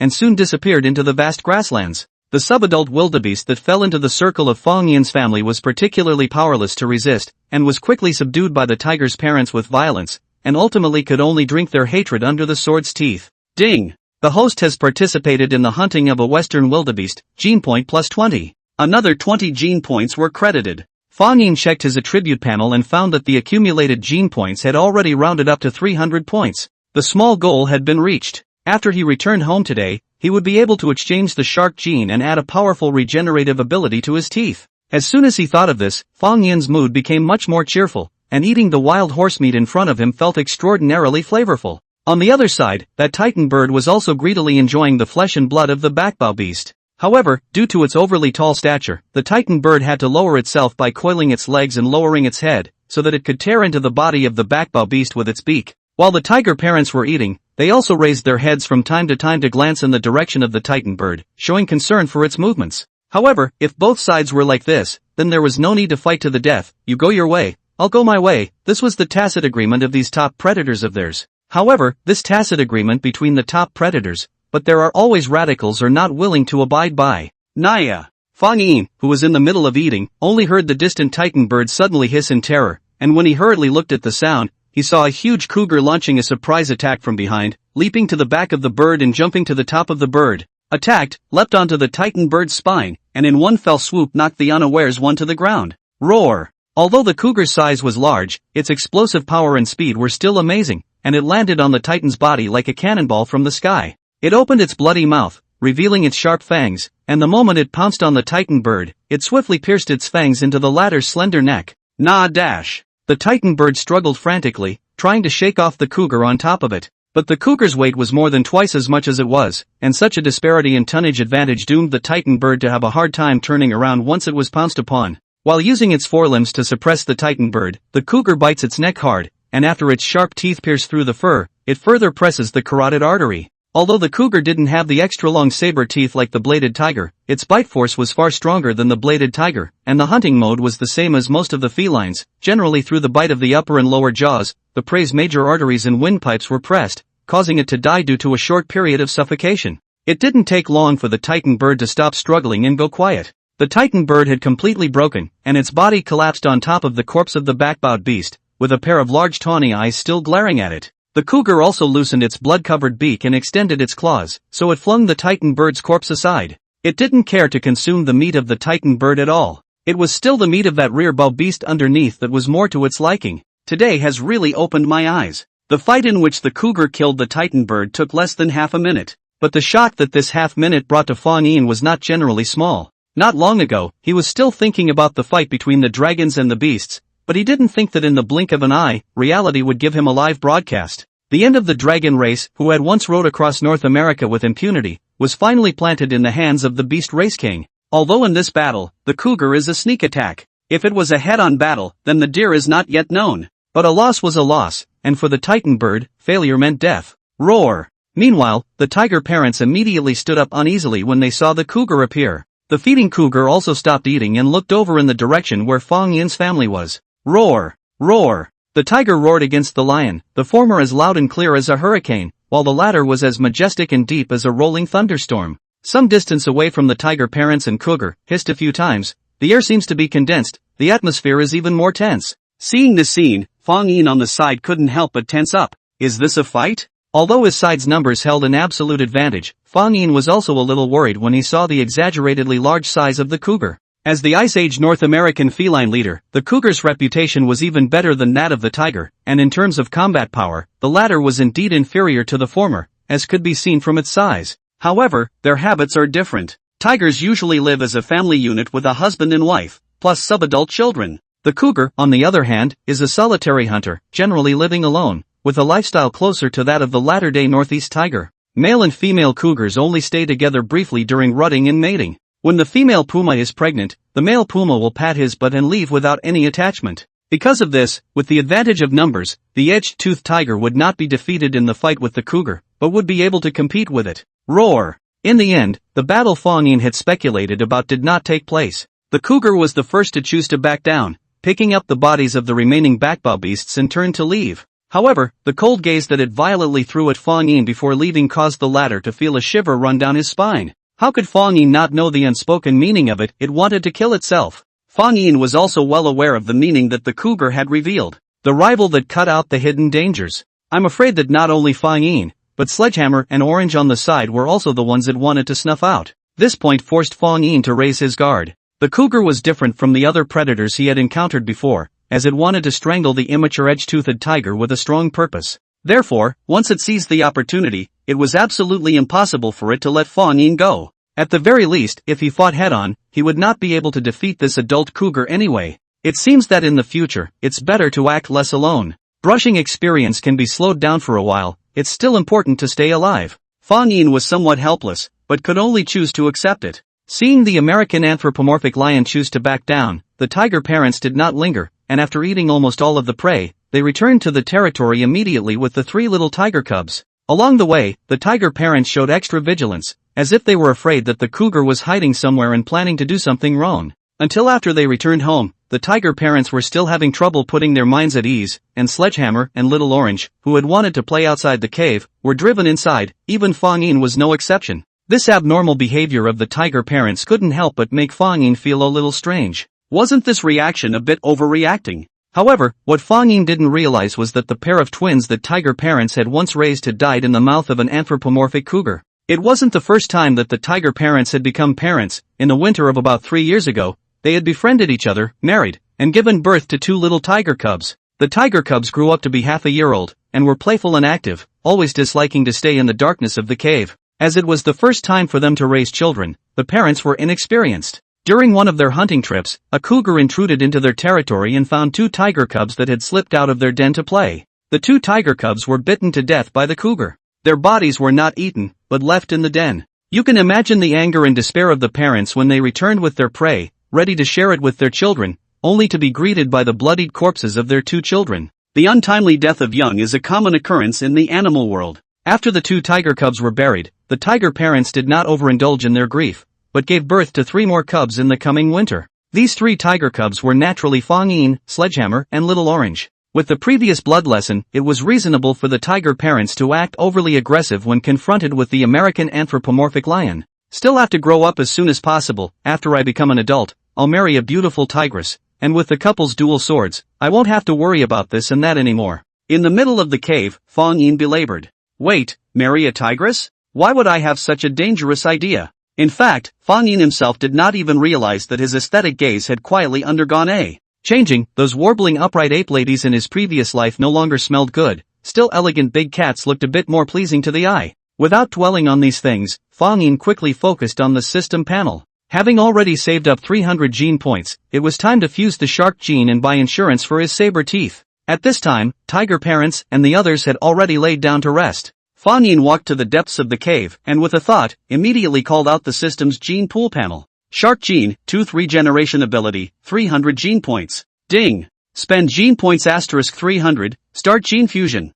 Soon, the burning sensation that was like oil on fire surged up Fang Yin's body and focalized on the inside of his mouth. Every tooth in it set off a wave of pain as if it was being pulled. It was only after a while that the pain subsided, and Fang Yin gasped for air, still feeling a vague pain in his teeth. Ding! Congratulations to the host for fusing the shark gene and obtaining the ability to regenerate teeth. According to the system's introduction, Fang Yin also understood the principle of this tooth regeneration ability. The fused shark gene did not change the structure of Fang Yin's teeth, but rather fine-tuned the genes in it. Although the structure of a shark's teeth was very different from that of a mammal, both shared an identical gene that controlled tooth regeneration. This gene, which controls tooth regeneration, is found in the cells of the dental plate in numbers as many as 400. Under normal circumstances, most of these genes disappear or go dormant when mammals milk and permanent teeth begin to grow. The regeneration genes within shark teeth, however, are always active, allowing them to continually regenerate teeth. So if there was some way to reactivate these genes that control tooth regeneration, then mammals could do the same thing as sharks and constantly regenerate their teeth.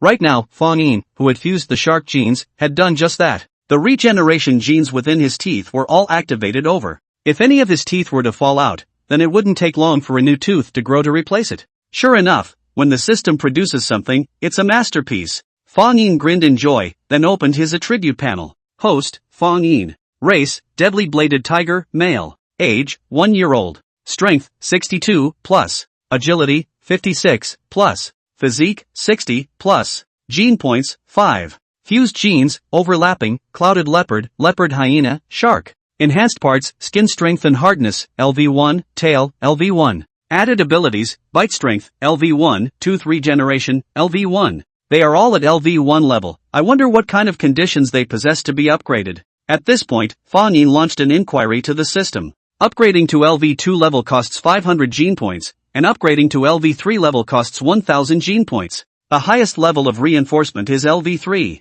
After upgrading, that strengthened part or ability will be further enhanced. The system quickly gave a reply. So that's how it was. Fang Yin realized. According to this, whether it was the strength and hardness of his skin, the value of his bite force, or the speed of his teeth regeneration ability, there was still room for further improvement. Have to say, this hang is really open more and more big. Fang Yin already cannot anticipate how bullish the future self will be. What cougar, anthropomorphic lion, titan bird, short-faced bear, all have to give the tiger master climb. On this day, the sky was cloudy. A sudden snowstorm descended. The snowflakes in the sky matched the pace of the gale, giving vent to its crazy power. The sky and earth were even dimmer, and visibility was extremely low. Mississippi Plains side actually even has such a big blizzard. Ice Age weather is also too weird. In the face of such erratic weather changes, Fang Yin's family could only hunker down in a cave and hug each other to keep warm. By the time the blizzard stopped, it was already the evening of the day. The snow was already much lighter, but the snow on the ground had already built up a thick layer, almost half a meter thick.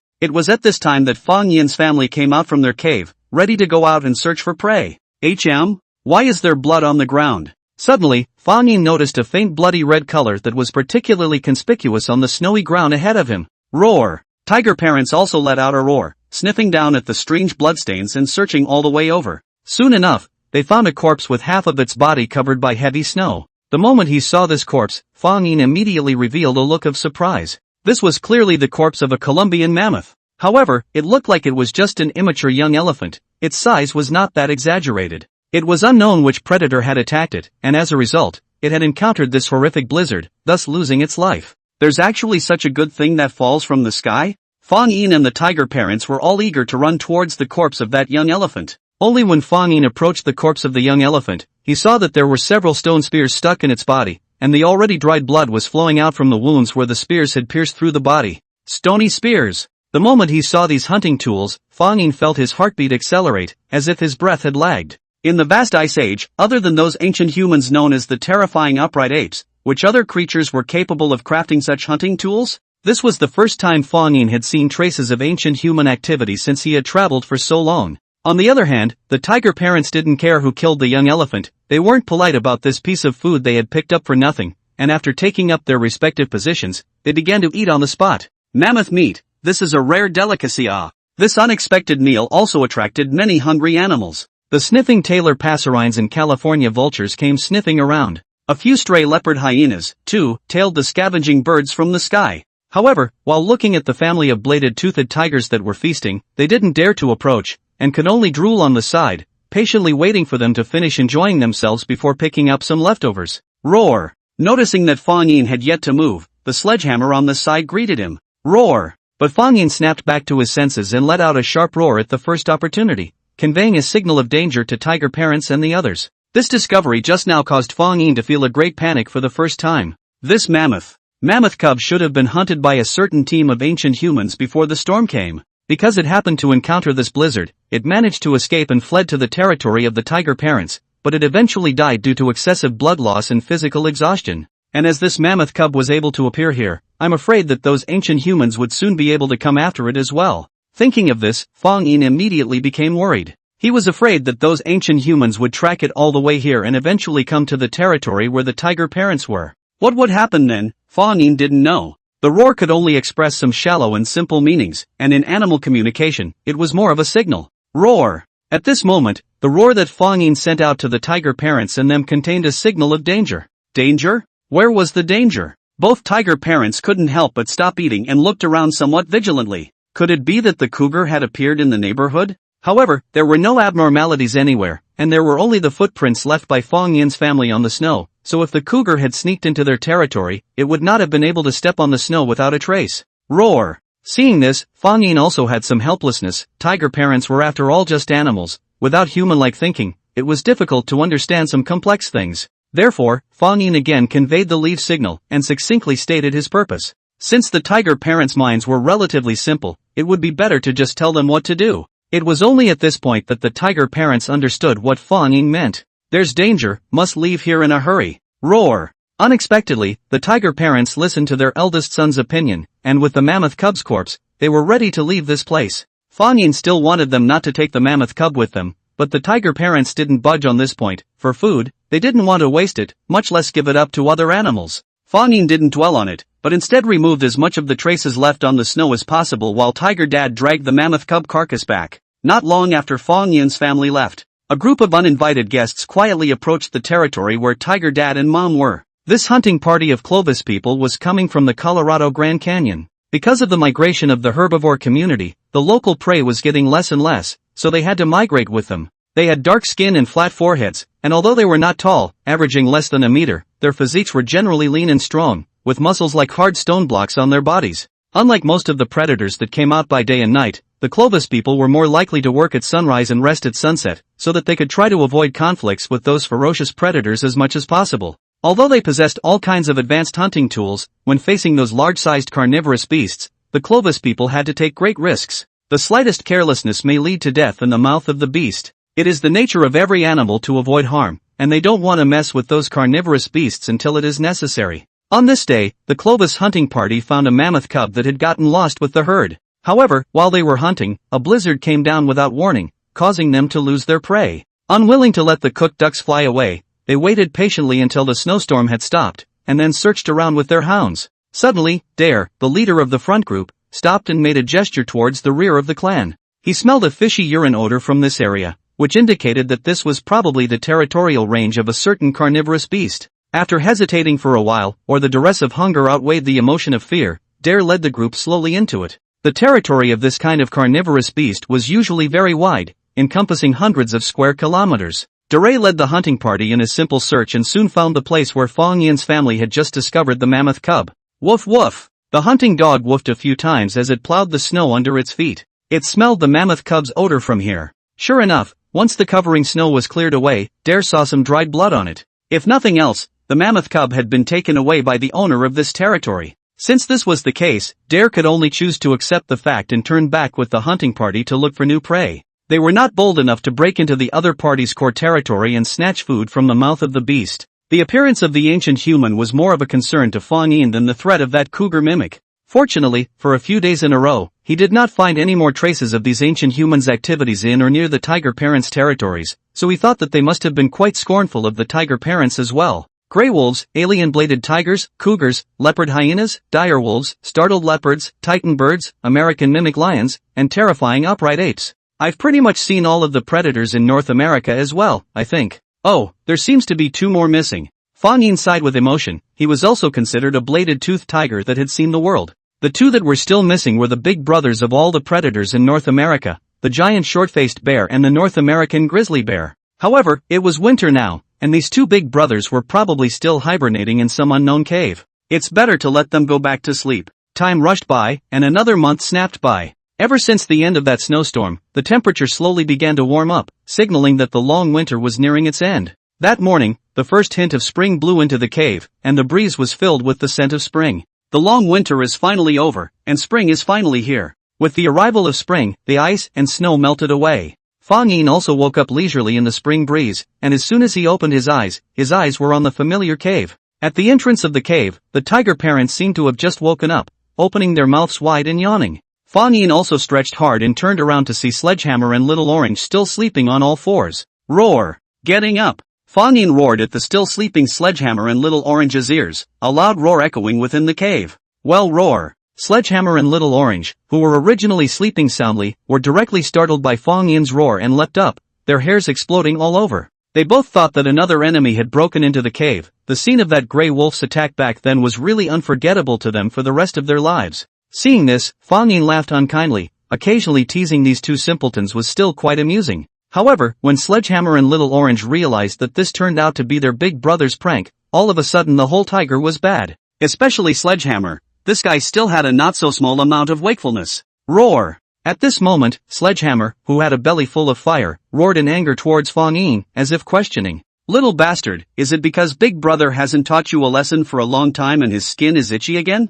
Fang Yin's tiger eyes glared as he raised his tiger's palm and gave Sledgehammer a popping chestnut, letting him feel the pain and love from his big brother. Ah-ho! After being hit by Fang Yin, Sledgehammer whimpered and ran to Tiger Mother's side, then rubbed his head vigorously against her chest. It looked as if it was complaining to Tiger Mom. Really, what a big tiger, still pampering Tiger Mom all day long. Fang Yin muttered secretly. However, the tiger father and mother ignored this complaining guy. They seemed to have something urgent, casually pushed Sledgehammer away, and after that, they left the cave in a hurry. Sledgehammer was a bit unwilling, and farted to follow. As a result, it wasn't long before Fang Yin saw Sledgehammer running back wailing, his expression as wonderful as if he had eaten a fly. This bean, even tiger parents have to go up and smell Tiger Mom's bowel movements. Is it because he wants to taste the flavor? In the end, Fang Yin was completely convinced of this stupid brother. In the cold winter, most of the animals were sleepy, and often after eating and drinking, they could sleep for a day or two, and their hangover had accumulated quite a lot. That odor, that sourness, for Fang Yin, smelled once can be called lifelong unforgettable.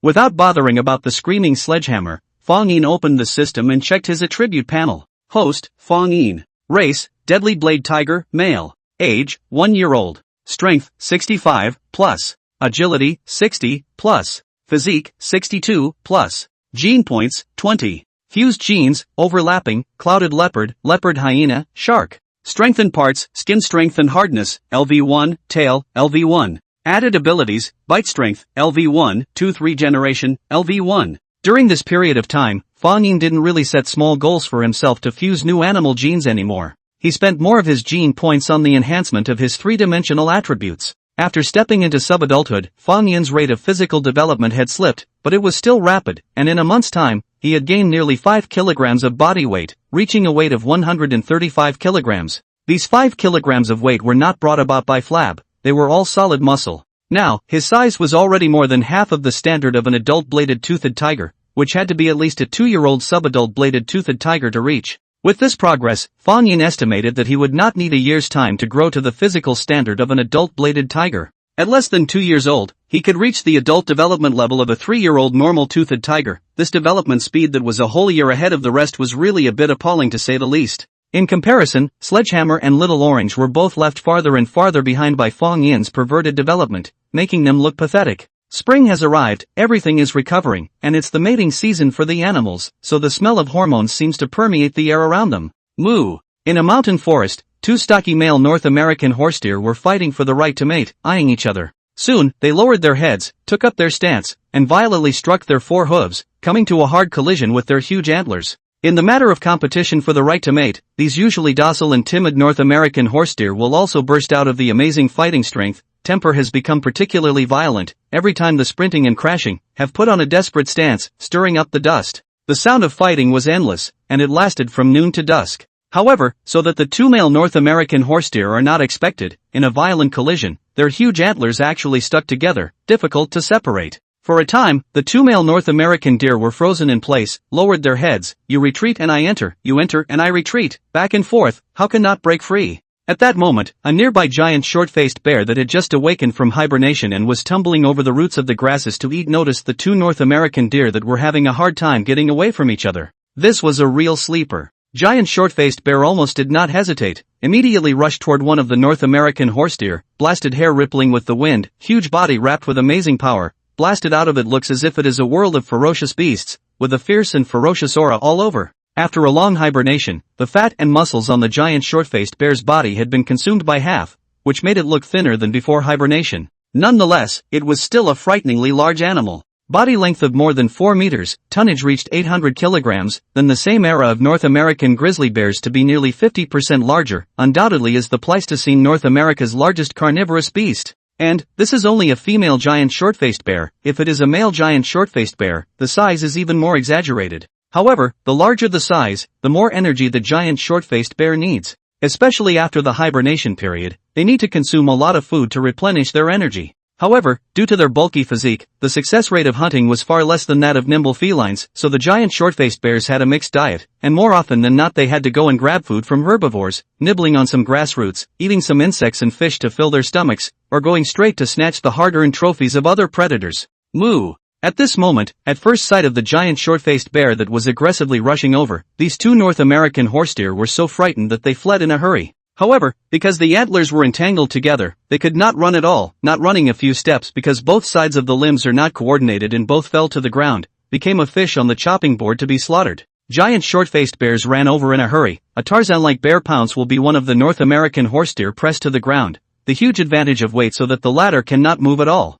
The bear's claws pressed down on the other's neck and snapped it off with a single bite. The other was killed in the same way, with very little effort. After taking down the 2 deer with ease, the giant short-faced bear didn't feed on the spot, but dragged one of the deer with one hand and brought them back to his den. Although there were quite a few predators along the way that smelled the strong odor of blood, after seeing that the owner of those prey was a giant short-faced bear, they immediately turned around and left, not daring to linger any longer. Ow! After approaching its own hidden cave, the giant short-faced bear hissed in a low voice towards the cave. Soon, 2 naive little bears ran out excitedly, circling around the prey that their mother had brought back. The giant short-faced bear's ferocious-looking face rarely showed some softness, and while tearing the skin and flesh of the North American horse deer, he fed it to the two cubs one by one. However, during the feeding process, the giant short-faced bear with a sensitive sense of smell suddenly caught a trace of a strange odor, which instantly alerted her as a mother. Roar! The giant short-faced bear let out a hiss, causing the two cubs to immediately return to the den. And then, without hesitation, she rushed towards a certain direction,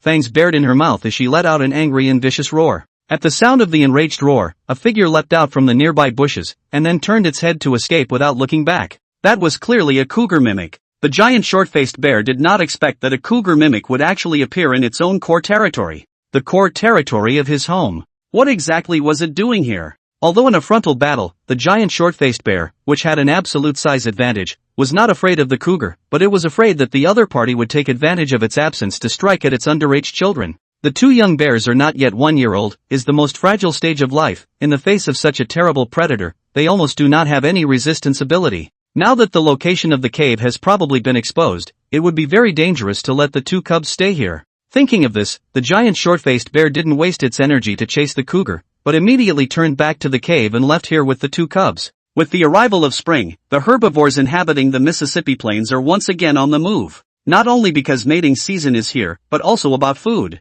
Because during the winter, most of the plants in the forest meadows in this area have been consumed by them. Therefore, many herbivores that have a huge appetite have begun to migrate to the north again, preparing to return to their homeland. This hectic migration is a yearly event for these herbivore groups, and there is nothing troublesome about it. In order to survive, they all need to do their best. However, the tiger parents were not in such a hurry to go back, and continued to live and hunt here as usual. At night, the moon stars were sparse. This night, Fang Yin's family didn't catch any prey, however, they did find a sumptuous dinner in front of them. This was the prey that a group of leopard hyenas had hunted. Leopard hyenas were not purely scavengers, and they liked to travel at night, but they would also hunt in large groups from time to time, and organizedly hunt wild deer, wild horses, and wild cattle. On this occasion, the leopard hyena pack captured a high-nosed antelope. This fresh-looking antelope gets its name because of its oddly bulging nose, which looks like a large tumor and is quite creepy. However, a mother doesn't mind her son's ugliness, so how can a predator mind that her prey is ugly? This small family of 5 leopard hyenas swarmed up and tore into the belly, neck, limbs and all parts of the body of the antelope, greedily enjoying this hard-earned meal. However, they hadn't enjoyed their meal for long before they suddenly saw a family of bladed-toothed tigers running wildly towards their position, and with that stance, they were precisely rushing towards their prey. Roar! The tiger father's loud and clear tiger roar exploded among the field, shaking the leopard hyenas present to their core. Ah-oh! The female leopard hyena in the lead panicked and let out a hiss, turning around and darting away, not even caring about the chunk of meat she had just bitten into. The rest of the leopard hyenas also dispersed in a flurry. Without an absolute numerical advantage, it was completely impossible for them to be a match for the bladed-toothed tiger family. Roar! However, Fang Yin's family didn't seem to intend to let go of this group of leopard hyenas, especially Fang Yin, who didn't bother to take a glance at the corpse of the high-nosed antelope. Instead, he chased straight towards the fleeing group of leopard hyenas. Leopard hyenas with medium size and long limbs generally run at a speed of 55 km per hour or more, and have excellent endurance, running at this speed for 3 to 4 kilometers without even panting. Theoretically speaking, it is very difficult for the tiger, whose running speed and endurance are not as good as that of the leopard hyena, to catch up with them. However, due to the feline's strong acceleration ability, they could often reach their top speed within a short time after starting, while the leopard hyena was the opposite. Their shoulder-high and hip-low stature made their acceleration ability weak, and they often had to run for quite a while before they could reach their top speed. Therefore, in the terrified gazes of the several leopard hyenas, Fang Yin, who had suddenly increased his speed to the peak, chased after them as fast as lightning, and in a short time, he pounced on the last leopard hyena and flipped it over on the ground. Boom! A violent palm strike. The slowest running leopard hyena was slapped by Fang Yin and tumbled to the ground. Its limbs struggled for a while, but it couldn't get up for a while. Taking advantage of this opportunity, Fang Yin leapt up and while suppressing the leopard hyena with his weight, he fiercely bit down on its neck. With the penetration of the saber teeth coupled with the force of the bite, the upper and lower jaws came together with a click,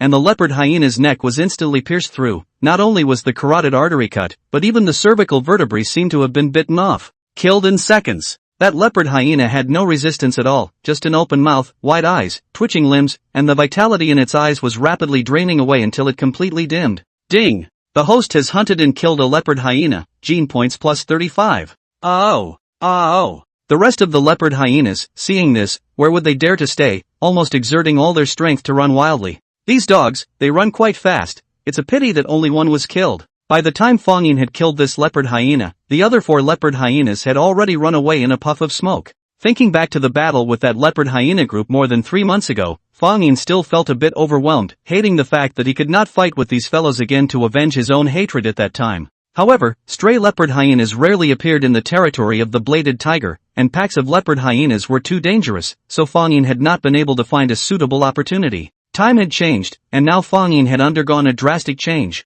In terms of size alone, Fang Yin had already reached twice the standard of the average male leopard hyena, and in a head-on one-on-one situation, it was easy to kill the opponent in seconds. Even if he faced 3 or 4 leopard hyenas at the same time, he was still sure of defeating them. Moreover, in terms of running speed, he was far superior to the leopard hyena. Except for his endurance, which was limited by the body of the edge-toothed tiger and might still be slightly insufficient, it could be said that he completely crushed the leopard hyena in all other aspects. However, with Fang Yin's physical attributes, the endurance would slowly improve. Without bothering about the leopard hyena's corpse, Fang Yin quickly returned to the tiger's parents and enjoyed the fresh flesh and blood of the high-nosed antelope with them. Soon, after eating and drinking their fill, Fang Yin's family returned directly to their home.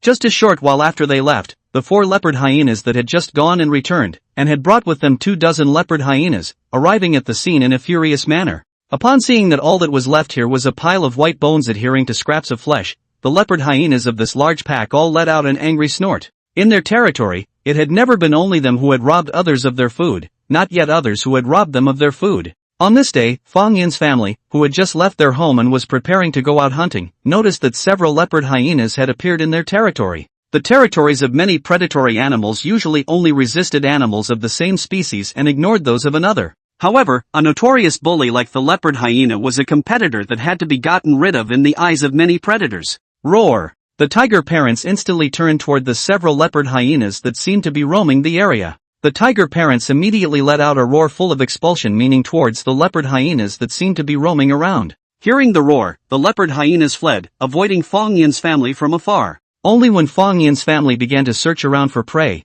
they soon discovered the silently trailing figures of the leopard hyenas. Fang Yin had already recognized that those leopard hyenas were the same ones that they had robbed of their prey a few days ago. Could it be that they wanted to come for revenge? However, with just this small number of leopard hyenas, there was no way they could pose a threat to his family. Thinking of this, Fang Yin looked around even more vigilantly, his eyes showing a grave expression. Could it be that there were more leopard hyenas lurking nearby? Otherwise, these bullying fellows wouldn't have the guts to provoke the bladed-toothed tigers. Roar! The tiger parents were also extremely enraged at these trailing leopard hyenas, letting out an angry roar while charging towards them. However, those leopard hyenas immediately turned and ran away after realizing that tiger parents had made a move. After chasing the tiger parents for less than 100 meters, they stopped panting and looked helplessly at the snarling leopard hyenas in the distance. Fang Yin didn't make a sudden move either, but kept his eyes peeled for movements in the surroundings. Who knew if this was a trap to invite the king into the jar? Never underestimate the intelligence of animals.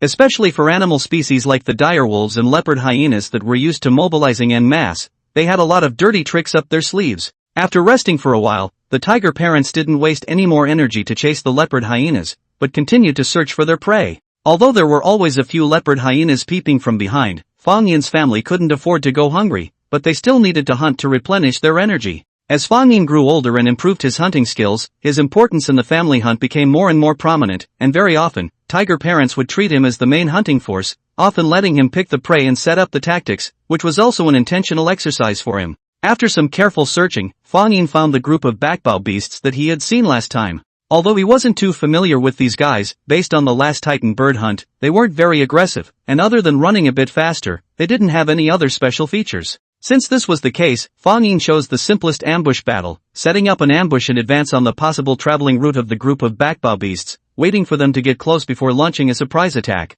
This group of backbow beasts is traveling all the way from the west, and there is a herd of American bison to the east, so they shouldn't be going to grab the pasture with a huge number of bison herds. So, they will only likely head toward the northern pasture. That's just the right position upwind for an ambush. While keeping an eye on the movements of the backbow beast herd, Fang Yin pondered their possible next moves in his mind. Sure enough, it wasn't long before the backbow beasts began to shift, moving slowly right towards the northern pasture. With the ambush point set up, the last thing was to pick the target prey. The number of this group of backbow beasts was not large, and there were no old, weak, or sick individuals. They all looked as if they were rich and strong.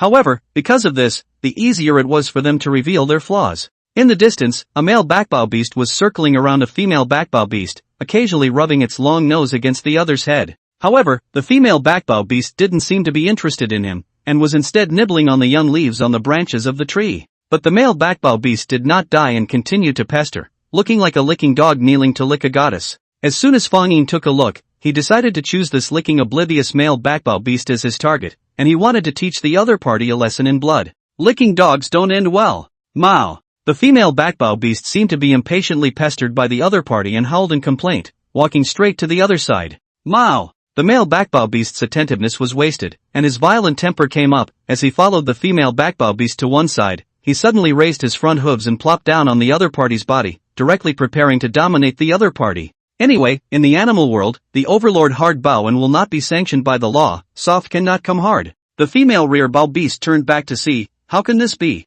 Immediately, like a stubborn donkey, kicked back. The difficulty of this task is not small, and the male rear arch beast is obviously inexperienced. Although he desperately wanted to control the female hobow beast not to move, but within a few clicks, the latter was struggling to run out. The male backbow beast was still not dead, and continued to pester him. However, he tried several times in succession, but was unsuccessful. This made Fang Yin, who was secretly observing from afar, anxious for this stupid male harem beast. How could this guy be called a harem beast when he couldn't even dominate a harem beast? Though he was spitting in his heart, Fang Yin still watched the movements of the pair of male and female harem beasts with rapt attention, and kept trying to adjust his lurking position. As time passed by, under the unremitting efforts of the male harem beast, the female harem beast finally showed a hint of taming, and her resistance was not as fierce as before. The male rear arch beast was the first to notice the change in the goddess, and immediately revitalized himself and came behind her, ready to make another attempt. Fang Yin, who was peeping in, did not change his face, but instead secretly cheered for that male harem bow beast in his heart.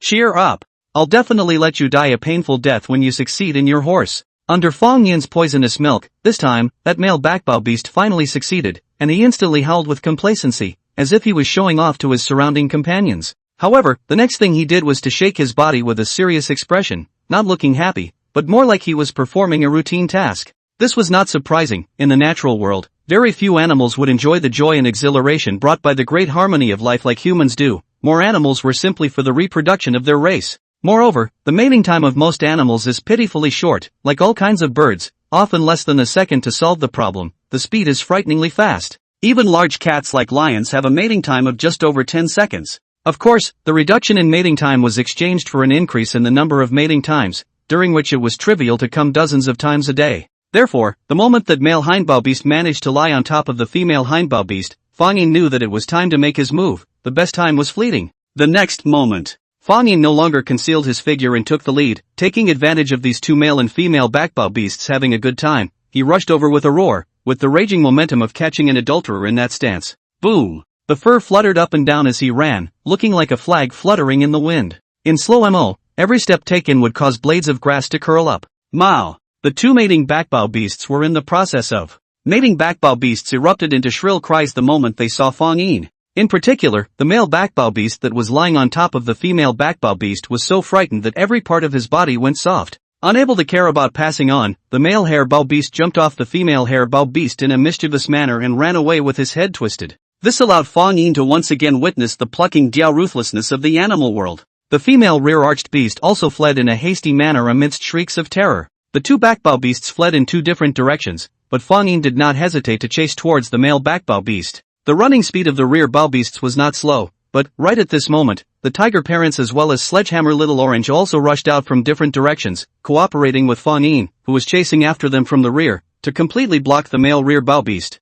Roar! Fang Yin was the first to jump up, pouncing from the rear towards the male backbow beast that had slowed down its pace, and grabbed the latter's buttocks with both claws. The male backbow beast ran in panic, dragging Fang Yin for a few steps before stumbling and falling to the ground. When he struggled to get up again, the tiger parents had already arrived and quickly pounced on him. Everything, the dust settled. The male hindbow beast hissed sadly and desperately, struggling helplessly, his eyes all glazed over with terror. On the other hand, the female backbow beast on the other side had already run away, following the rest of the clan to flee the dangerous land in a panic. Put! In the very next second, Fang Yin bit through the throat of this male backbow beast, completely ending his life. Ding! Host participated in the hunting of a backbow beast, gene points plus 25. After the system's beep sounded, Fang Yin also loosened his mouth and prepared to enjoy this never-before-tasted meal with tiger parents and the others. Ah-oh! Ah-oh! However, right at this moment, the hoarse roar of the leopard hyenas suddenly rang out from a short distance away. As Fang Yin followed the sound, he saw the several leopard hyenas that had been quietly trailing along the way approaching towards them tentatively while barking strangely. Moreover, not far away in the dense bushes, more leopard hyenas had burrowed out, numbering about 30 of them. They let out bursts of laughter-like cries, noisy and ear-piercing, one after another, like sharks that had smelled the odor of blood, rallying over. Sure enough, there was a large leopard hyena colony in the neighborhood. This time, they were clearly prepared, pouring out under the leadership of the leopard hyena queen. All along the way, there were several leopard hyenas staring at Fang Yin's family, watching as they ran all the way and used up a lot of strength in hunting their prey. Now, they also knew that the opportunity was too good to miss, and took advantage of Fang Yin's family's exertion to gather a large force to appear. In the face of absolute numerical superiority, the leopard hyenas could be described as aggressive and arrogant, drooling and salivating as they looked at Fang Yin's family and the carcasses of the backbow beasts they had just hunted. Tiger father and mother, as well as Sledgehammer Little Orange, began to feel uneasy. The number of leopard hyenas they encountered this time was even greater than the one they encountered 3 months ago. Roar dash! Tiger parents took the lead, baring their blood-covered saber teeth and letting out an angry and threatening whistling sound, issuing a warning to the leopard hyena group. In the group of leopard hyenas, under the leadership of the leopard hyena queen, many leopard hyenas began to spread out, approaching in an encircling position. The great battle, it seemed, was about to start. Roar! The tiger parents roared angrily, their faces grimacing with a vicious and terrifying expression. However, they did not directly go forward to attack, but stayed in place and remained vigilant. Tiger parents were familiar with the insidiousness and cunningness of such creatures as leopard hyenas. When snatching food from other predators, they had always relied on the strength of the group, by creating chaos, constant harassment and provocation. It was like a wheel war, slowly wearing down the patience and physical strength of the enemy. Once the enemy is exhausted, the leopard hyena pack will rush in and snatch the prey. Therefore, neither the tiger parents rushed up recklessly and wasted their physical strength. As for the leopard hyena pack, they did not dare to take the initiative to attack for a while, but only circled around the Fang Yin family's periphery, emitting all sorts of strange cries of provocation and harassment, as if they wanted to lure the other party into chasing after them.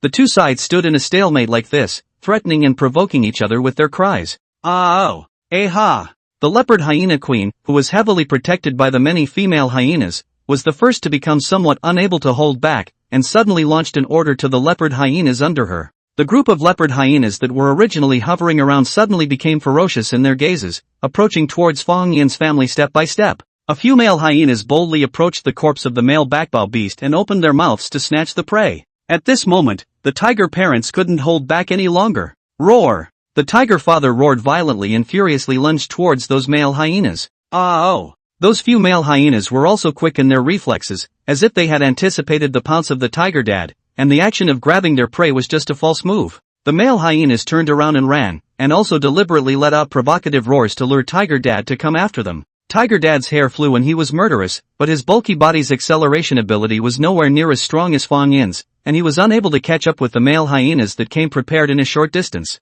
At the same time, Tiger Mother was also charging straight towards the leopard hyena queen. Capture the thief first. The experienced Tiger Mother was able to instantly recognize the leopard hyena queen, which was the largest and heavily protected by the other female hyenas. As long as she was able to kill it, then even more leopard hyenas would be defeated due to the lack of a leader. However, this leopard hyena queen obviously also had rich experience in dealing with enemies, and immediately began to run under the flanks of other female hyenas. They took advantage of the dense bushes around them and scurried around, with the enemy advancing and retreating, and the enemy retreating and advancing, never letting the Tiger Mother touch a single hair of sweat, as if they were walking her. The Tiger Mother had already used up a lot of her energy in the hunt, and after chasing them for a while, she had to stop and could only hiss angrily. Hey hey hey! A mocking-like grunt came out of the leopard hyena queen's mouth, leading the female hyenas to circle around the Tiger Mother as if they were deliberately provoking. At the same time, right after the tiger parents chose to strike, the rest of the leopard hyenas surrounding the corpse of the male backbow beasts moved forward,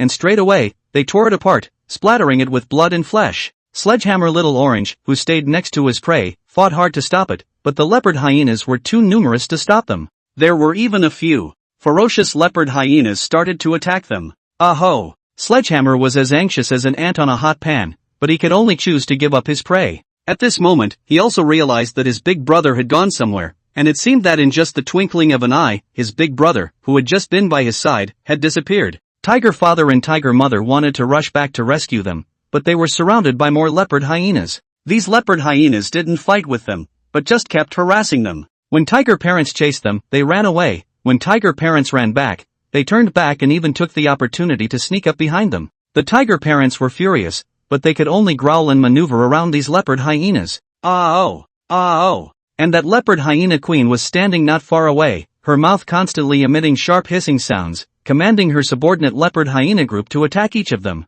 And by her side, there were also several fat female hyenas, which were none other than her personal guards. Suddenly, the leopard hyena queen who was looking at the whole situation realized a strange place. Obviously, she had seen that this family of bladed hyenas had a total of 5 bladed hyenas before. But now, why did she only see 4? And where did a half-grown subadult bladed-toothed tiger go? Oh! At this moment, a female hyena guard beside her suddenly let out a shriek, and the leopard hyena queen turned around in a hurry, just in time to see the scene of that female hyena guard getting her neck snapped off with a bite. The murderer who killed this female hyena guard was that subadult bladed-toothed tiger that had suddenly disappeared. He actually circled around to the back of the leopard hyena group at some point. Roar! After killing the female hyena guard with a single strike, Fang Yin turned his body around and once again leapt out like thunder, directly charging towards the leopard hyena queen who was at the center of the group. Although the queen's size was huge amongst the leopard hyenas, weighing in at 70 kilograms, she was nearly twice as big as Fang Yin.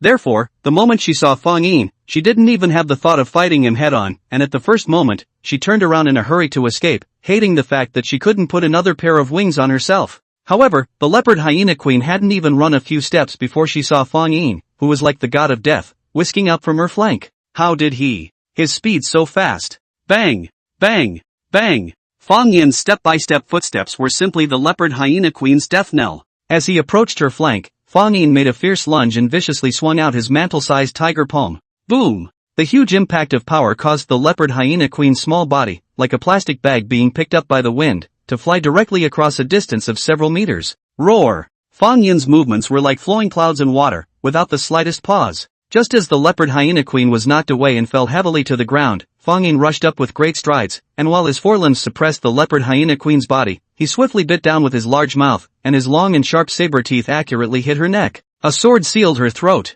The leopard hyena queen seemed to be in disbelief. Her eyes were wide open and her limbs were still spasming violently. Ah-oh! Ah-oh! It was only at this moment that the other few female hyena guards beside the leopard hyena queen were able to react, grimacing as they rushed towards Fang Yin. Fang Yin coldly picked up the leopard hyena queen's body that was about to die and gazed sharply at the female hyena guards. Neither dodging nor retreating, he just stood in the middle of the leopard hyena queen's blood, his gaze filled with the colors of coldness and cruelty. Even when facing a total of 4 strong female hyena guards in front of him, he did not have any fear at all. Ah-oh! The 4 female hyena guards hurriedly braked their footsteps just as they approached Fang Yin, bluffed by the latter's calm and icy aura, and hesitantly didn't dare to take another step forward. Soon, the leopard hyena queen in Fang Yin's mouth swallowed her last breath unwillingly, and was casually thrown to the ground by him. It was only at this time that the female hyena guards reacted violently. The leopard hyena queen was dead. Then, from today onwards, they would be the candidates for the new queen.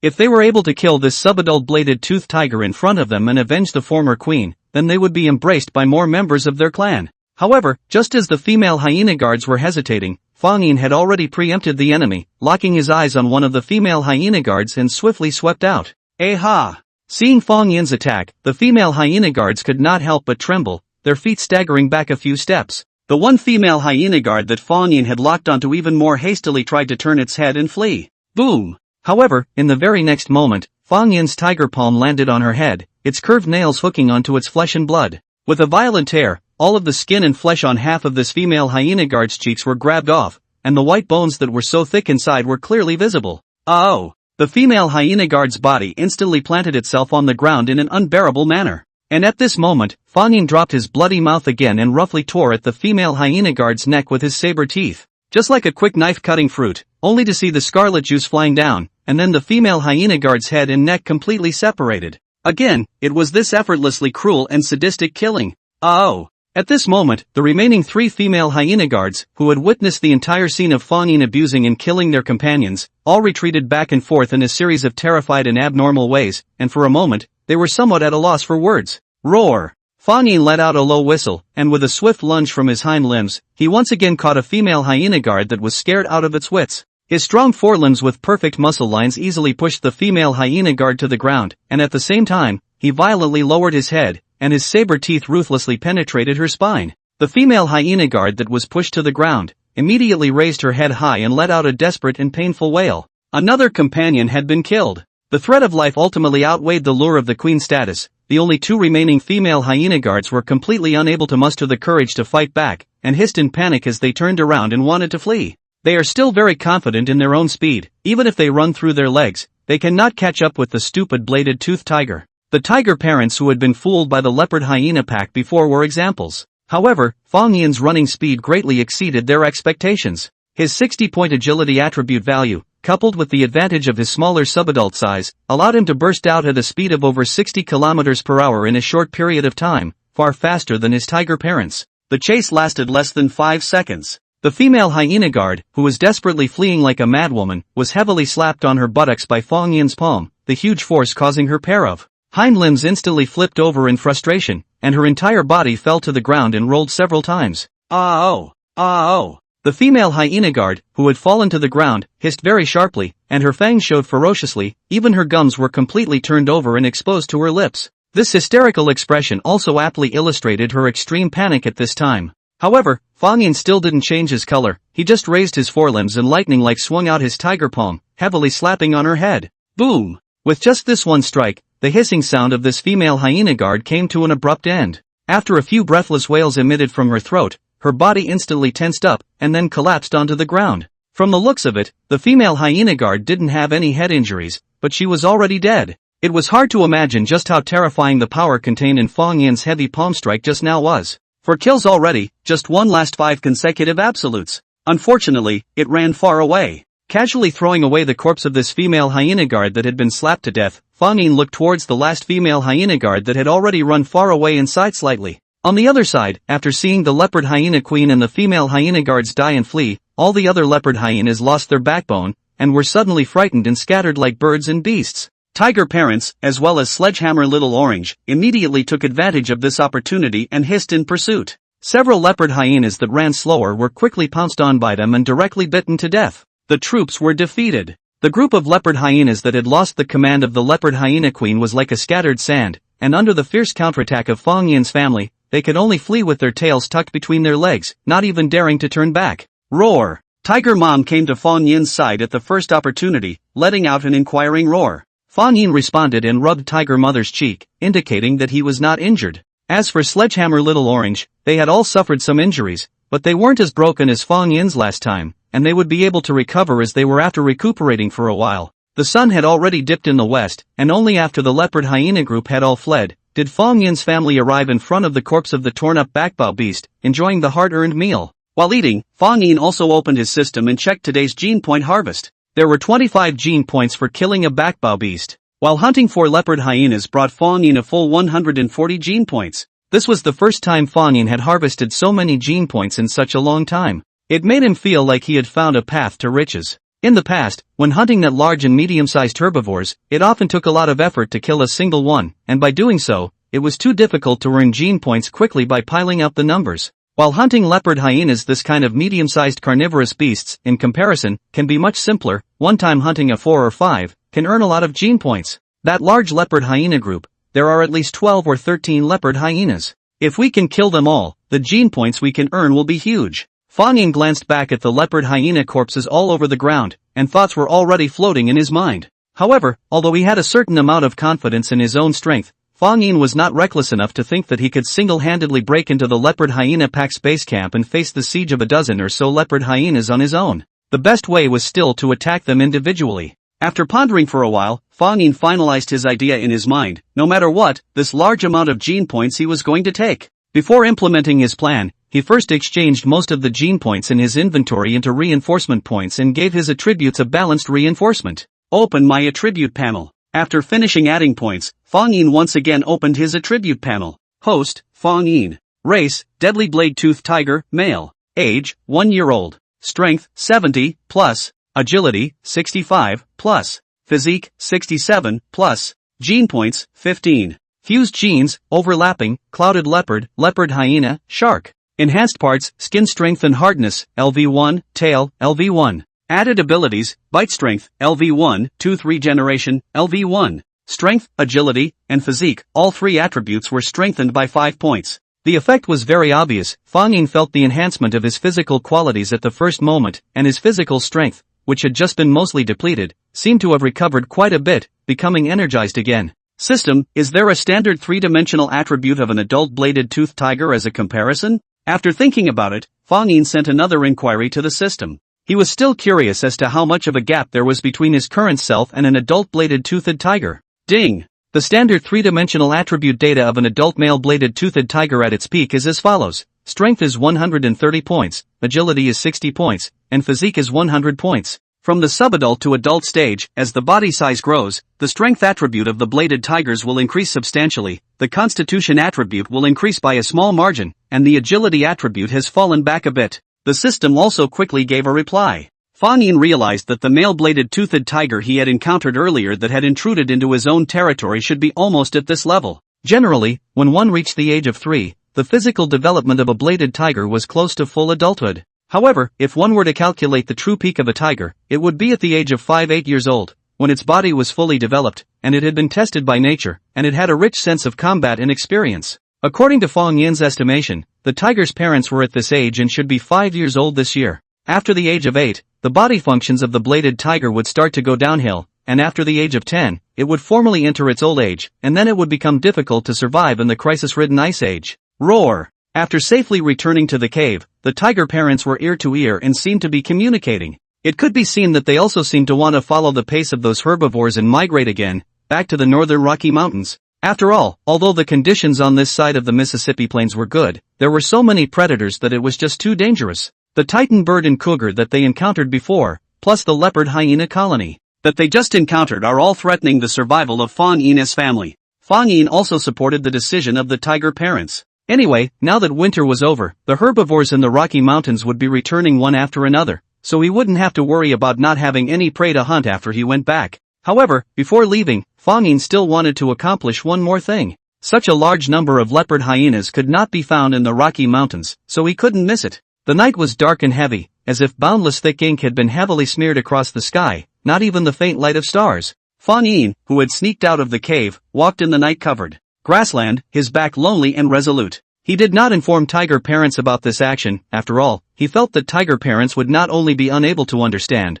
but would also definitely stop it. It was better to act alone. Today's day, not only did this group of leopard hyenas fail to snatch food, but also nearly half of its members died. Even the queen of leopard hyenas was killed in action, so it could be said that they had suffered a great loss of energy. However, compared to the other leopard hyena pack that was driven to extinction after encountering the dread wolf pack some time ago, they were still considered to be relatively lucky. This night, in the leopard hyena pack's camp, the coronation ceremony of the new queen was being held. The only remaining female hyena guardian was embraced by the other leopard hyenas. With raucous barking, the female hyena guardian successfully became the new queen. The coronation ceremony of the leopard hyenas was also laughable. One by one, all the leopard hyenas lined up in an orderly manner, one by one, came behind the new leopard hyena queen and licked the latter's crotch-shing organ as a sign of submission. The hyena family has always been a matriarchal society, and the female hyena has always been the ruler of the family, with a higher status than the male hyena. This is not only because females are larger than males. Moreover, in the pack, the female hyenas had the largest number of people, often all of them were related, and this kind of nepotism made them have more advocates and supporters. After the coronation ceremony, the leopard hyenas who had labored all day also laid down to rest, scattering in 2s and 3s all over the camp. It's leopard hyena excrement. Meanwhile, after some careful searching, Fang Yin also quickly found the location of the leopard hyena colony camp. Here he found quite a lot of leopard hyena excrement, which was precisely the signal they used to warn other predators. However, Fang Yin didn't pay any attention to it, but quietly sneaked into it. He first stopped by a large tree, then climbed straight up, standing on one of the branching branches and looking towards a complex terrain of rocks, bushes, and flatland intersecting not far away. That area was where the leopard hyena pack's camp was located. After observing for a full 10 minutes, Fang Yin's eyes flashed before he slowly climbed down from the tree. He had already chosen his target. In order to conceal his scent, Fang Yin had previously coated himself with a thick layer of river mud at the river pond in his territory. This appearance made Fang Yin feel like a black-clad assassin. Soon, Fang Yin lowered his body, circled around to the bushes that had more cover, and began to approach the two leopard hyenas that were lying down and sleeping together at the edge of the camp. Fang Yin's shoulder blades on the left and right side shrugged up and down rhythmically as he walked slowly, like raised sails. At the same time, the lower half of his body also fell with him, and his long tail resembled a long spear tautly formed into a line, stabbing straight to the rear. Accompanied by his up and down shoulder blades and flexible tail, Fang Yin silently and soundlessly traveled through the bushes while lurking, making noises so slight that it was hard to notice even when he was close to his body. Oh! In the middle of the leopard hyena camp, there were still some male hyenas that had not rested. These male hyenas, who had the lowest social status in the pack, always had to do the hardest and most tiring work, and while the other females were resting, they still had to patrol the territory and take care of their cubs. However, these few patrolling males didn't even notice Fang Yin, who was quietly approaching. Or rather, they could never have imagined that there would be a predator bold enough to break into their pack's camp alone at night.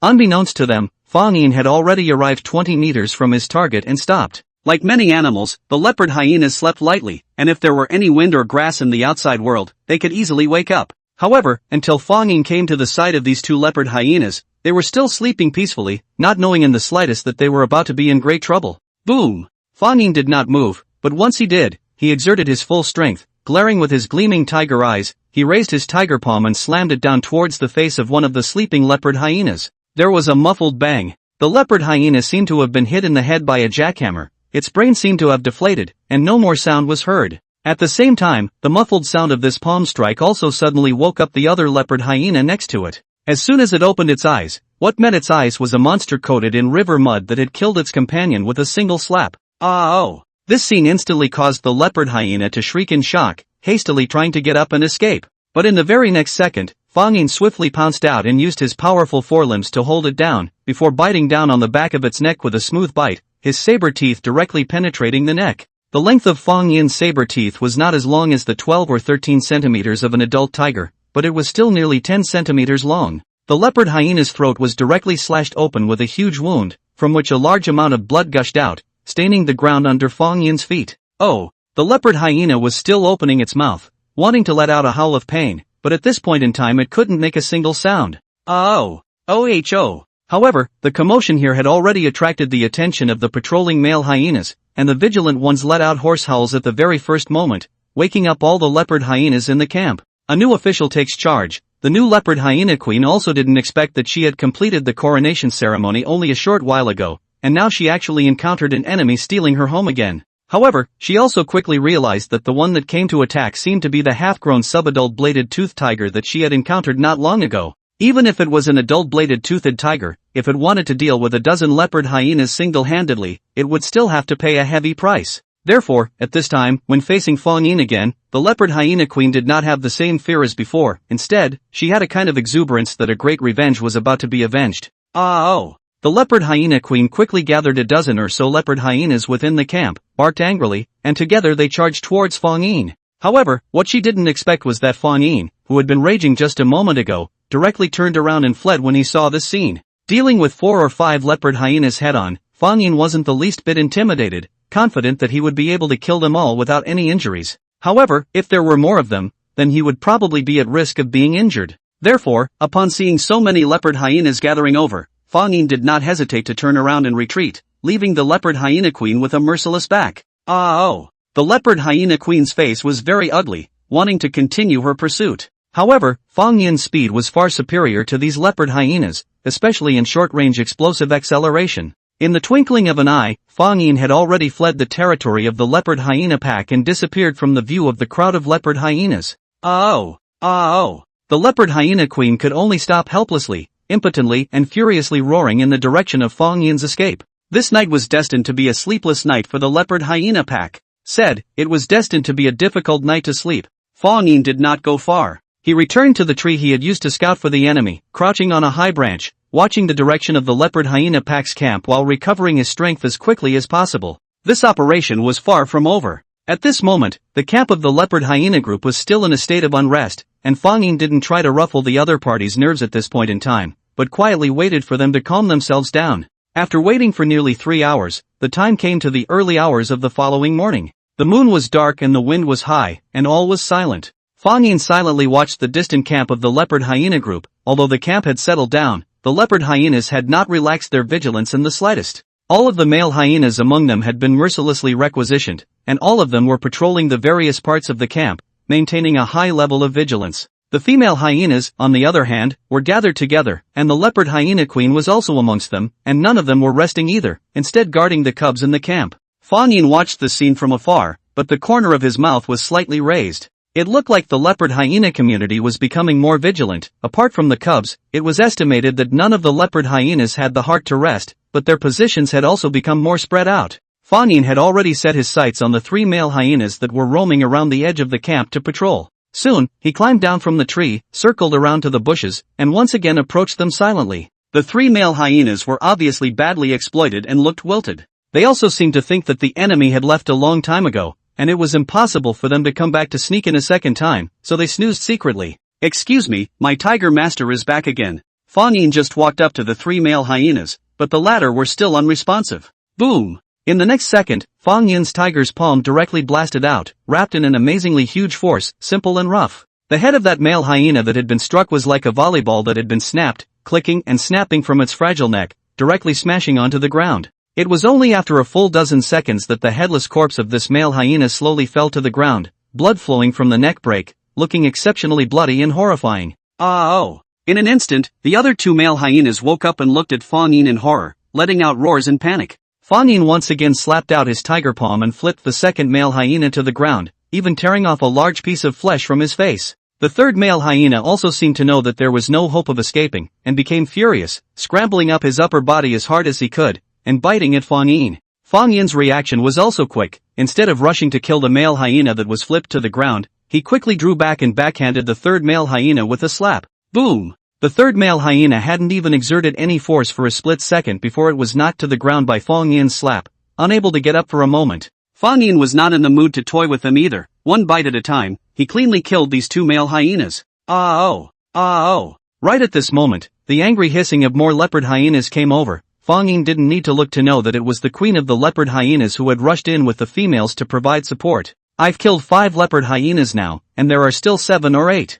left in the camp, or we should withdraw first." Fang Yin, whose mind was racing, didn't wait for the leopard hyena queen to approach and immediately fled in the opposite direction. It didn't take long for the leopard hyena queen to arrive at the scene with her females, and the 3 male hyena corpses that met his eyes were all exactly the same cause of death as before. Either they died from a heavy blow to the head, or their saber teeth penetrated their necks. Seeing this scene, the leopard hyena queen was simply enraged. She also didn't think that that one abominable subadult bladed-toothed tiger actually dared to appear. She also couldn't figure out why the other party was so obsessed with killing them. What kind of enmity and what kind of grudge is it? In the early morning hours of the following day, Fang Yin's third attack completely drove the leopard hyena queen crazy. It had to be said that the leopard hyena queen didn't know how to learn from her lesson at all, and as usual, she dispersed her clansmen to patrol the area, and in just the twinkling of an eye, another leopard hyena was killed by Fang Yin's sneak attack. Now, including the leopard hyena queen herself, there were only 6 adult leopard hyenas left in the camp. Oh! The leopard hyena queen, who had almost turned into a bare-knuckled commander, stormed out, and she even had the idea of moving the camp.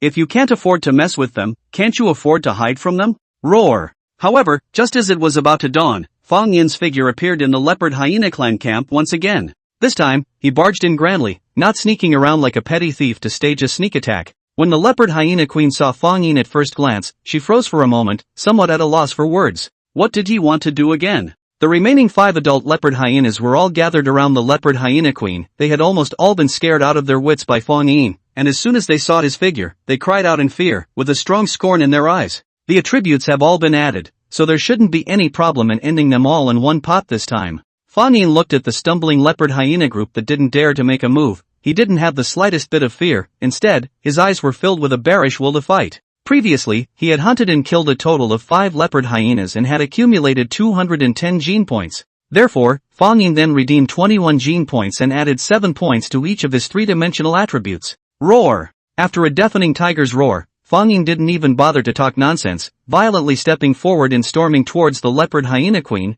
bringing up a cloud of dust. Oh! The remaining leopard hyenas didn't seem to have anticipated that Fang Yin actually didn't run away this time, instead charging straight towards them. In response, these 6 leopard hyenas were startled and dispersed, not daring to engage in a head-on fight at all. Fang Yin didn't bother about the scattered and fleeing leopard hyenas. Instead, he kept a close eye on the largest leopard hyena queen, bursting out with amazing speed and catching up with her in 3 steps. Boom! The leopard hyena queen, who was pounced upon by Fang Yin in one fell swoop, was scared to death. How high and mighty she was when she was crowned king last night, how desperate and agonized she was now. In response, Fang Yin was not the least bit moved, and directly tore open her neck viciously with his saber teeth. Bear! The leopard hyena queen's pupils suddenly dilated, and she couldn't even let out a scream as blood bubbled out of her throat. She still seemed to want to struggle, her limbs kept twitching on the ground, but her movements were getting smaller and smaller. After killing the leopard hyena queen, Fang Yin caught up with the 2 female hyenas and killed them cleanly. The remaining 3 leopard hyenas took this opportunity to flee the camp, and it was unlikely that Fang Yin would want to chase after them again. Although it was a bit of a pity, it was something that could not be helped. Fang Yin was already satisfied with tonight's harvest. At this point, this large leopard hyena pack had been completely destroyed. Fang Yin looked down at his hair that was stained with a lot of blood, and also felt a bit of a trance. Right at this moment, a familiar hissing sound rang out. It was the hissing sound of a leopard hyena. However, it sounded childish, with a milky sound, and did not have that creepy feeling revealed in the adult leopard hyena's voice. Is it a cub? Fang Yin searched around the camp and quickly discovered the location from which the sound came. It was a few caves hidden in the bushes or between the crevices of the rocks. Milky whimpers rang out one after another. It looked like the leopard hyena cubs in the caves were hungry and were calling out to their relatives. Fang Yin wandered around the same spot for a while before leaving straight away. He did not choose to kill these leopard hyena cubs. For one, the openings of these caves were too narrow for him to enter with his current size, let alone hunt and kill the leopard hyena pups in them. For two, the gene points for hunting leopard hyena pups and adult leopard hyenas were different. Even if one was able to hunt and kill these leopard hyena cubs, one would not get many gene points, and the loss would outweigh the gain. As for compassion, there was still a little bit of it. Fang Yin did not deny it. However, even if he didn't kill these leopard hyena cubs, it would be extremely difficult for them to survive without their parents. Let them be at the mercy of heaven. Before returning home, Fang Yin came to the vicinity of the river pond and cleaned his body, carefully washing off the river mud and blood that had already solidified on his body. Then, after waiting until his fur was dried and combed, he was back in the cave. Inside the cave, everything was as usual. The tiger parents were still asleep, and even their sleeping positions hadn't changed one iota. However, just as Fang Yin gently returned to his bed, the sleeping tiger mom suddenly woke up. She smelled the lingering scent of blood on Fang Yin's body, and even the slightly fishy odor belonging to the leopard hyena. Roar! Tiger mother instantly let out a concerned inquiry. Fang Yin rubbed Tiger Mother's head, indicating that he was not alright, and then he crouched down on his own bed, resting with his eyes closed. After such a night of tossing and turning, he was also already very tired. Tiger Mother is a little worried, extremely detailed checked his body, found no injuries, and then was relieved. It wasn't until the evening of this day that Fang Yin woke up along with the biological clock in his body. He stretched and could still hear the exhausted bones in his body wailing of being overwhelmed. Seeing Fang Yin finally waking up, Sledgehammer and Orange both came over. It was the first time they had seen their big brother sleeping so late, and several times Sledgehammer had followed his big brother's previous pranks by yelling in his ear, and he hadn't reacted at all. Snap! After stretching, Fang Yin snapped a chestnut on Sledgehammer's head, letting this guy realize that he did not hear the roar, but was just too lazy to get up and take care of him.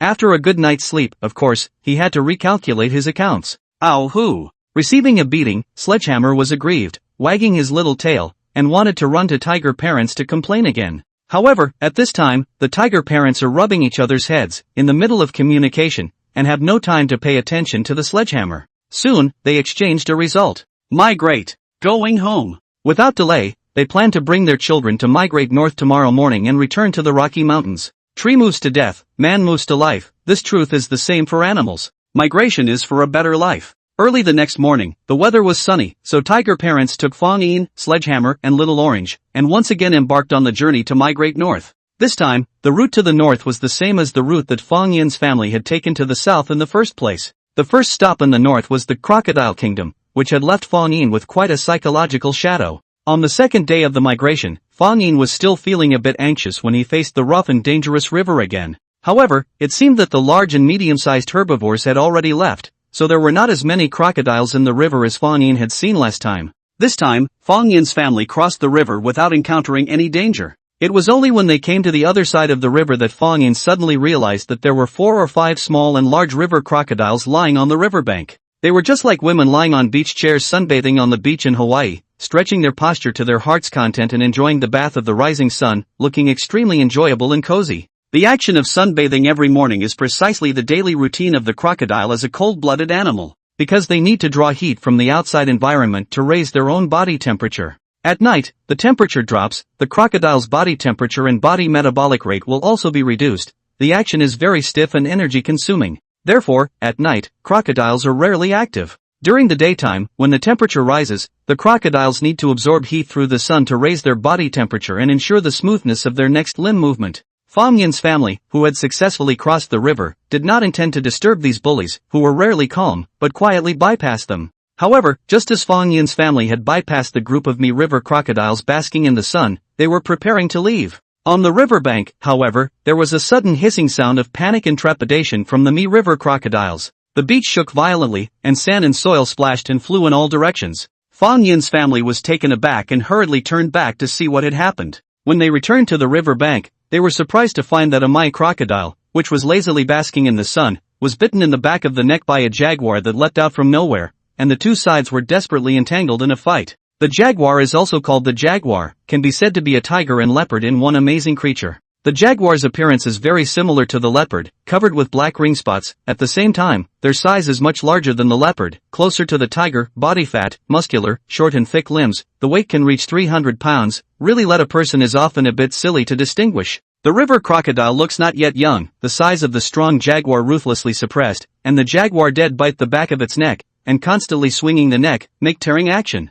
Because it was on land, the Milwaukee crocodile's movements were far less agile than in the water. After a few minutes of fighting like this, the river crocodile gradually lost its strength, and soon suffocated under the jaguar's bite, and after stomping its legs, it was no longer moving. Hiss! All around, the rest of the Mai crocodiles were maintaining the attitude of watching from the wall, just silently watching their companions being hunted by the jaguar. A little bit of the meaning of helping out was not there, on the contrary, it was very calm. And the jaguar is also under their eyes, pick up their own hard hunting trophies, leisurely away. Fang Yin, who had witnessed the jaguar hunting and killing the Milky Way crocodile, was also surprised. Unexpectedly, these Milky Way crocodiles were bullied by others, but they were actually indifferent. I don't know if I should say that they had a big heart, or should I say that they had low intelligence? After the jaguar left in style, the remaining Mai crocodiles were still lazily basking in the sun, not wanting to move a bit, as if nothing had just happened. Seeing this scene again, Fang Yin was actually a little excited. The jaguar's live hunting instruction was still fresh in his mind, so he thought that hunting the river crocodile on land would not be difficult.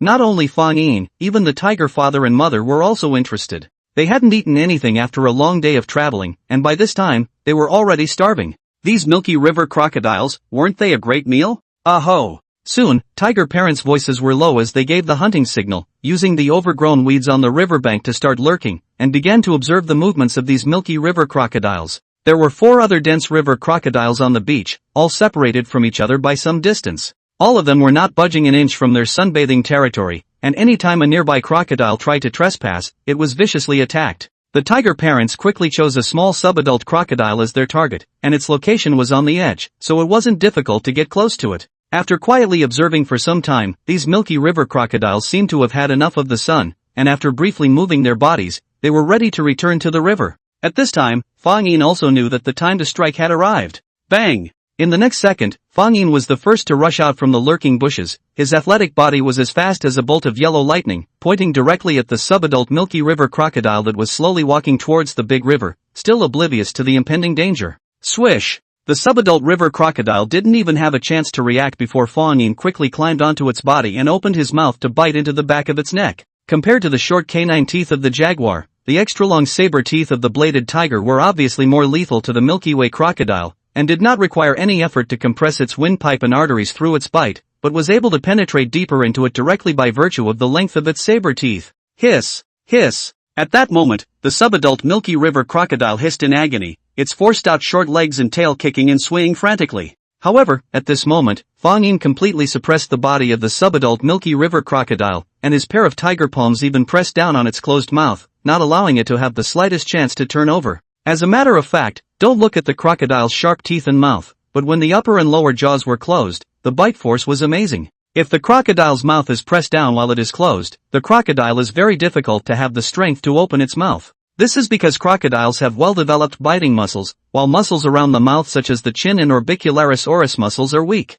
So when the crocodile opens and closes its mouth, there is a big difference in the amount of force it can explode. At this moment, under Fang Yin's violent and targeted control, this subadult mite crocodile had empty strength but could not use it, and was always difficult to break free. Roar! The slightly slower tiger parents also rushed over at this time, matching Fang Yin's movements, and deadlocked the subadult Milky River crocodile, making it completely become fish meat on the chopping board, making it very difficult to move a bit. 30 years east of the river, 30 years west of the river, at the time in the waters of the river crocodile probably did not expect to come to the shore, the role of the prey and hunter so converted over. Bzzz. Fang Yin's bite muscles exerted force, his upper and lower jaws were like a vice, deadlocking the back of the neck of this subadult mite crocodile. His saber teeth, which were also enhanced by the bite force, pierced through the scale armor of the subadult Milky River crocodile and deeply embedded itself in its windpipe. Hiss ah! Soon, this subadult Milky River crocodile gave a feeble and hoarse hiss, and its body fell to the ground like mud. I didn't expect this thing to die so quickly, I thought it would be a long-lasting battle. Seeing this subadult Milky River crocodile die in this manner, Fang Yin felt a bit strange. From the time he attacked his mouth to the death of the subadult Milky Way crocodile, the time between was less than half a minute. It was much faster than the hunting process of the jaguar just now. It seems that the hunting efficiency of the saber-tooth of the bladed tiger is still higher. Ding! The host has participated in the hunting of a Milky River crocodile, gene points plus 30. Ding! A suitable object for gene duplication has been detected in the vicinity, a Milky River crocodile. Ding! The blood of the Milky River crocodile has been collected, and has been added to the system's gene pool. 30 gene points can be spent on gene duplication. Please check the system gene pool for details. To Fang Yin's delight, the gene duplication beep sounded again after a long time. Immediately, he opened the system gene library and rummaged through the newly added mite crocodile genes. 1 Oxygen carrying ability strengthened, gained the ability to close the air in water, 30 gene points. 2. Immunity strengthening, 30 gene points. What was different was that this time the system provided 2 different options for ability reinforcement. The first point of the ability to close the air underwater was needless to say. The crocodile was undoubtedly a master diver and was known as the land reptile with the strongest ability to piggyback on oxygen. The special point of its body structure lies in the fact that the heart has a total of 4 atria, just like hiding a large oxygen tank in the chest and abdomen. And, in the process of diving, the crocodile is also able to control its own heart rate,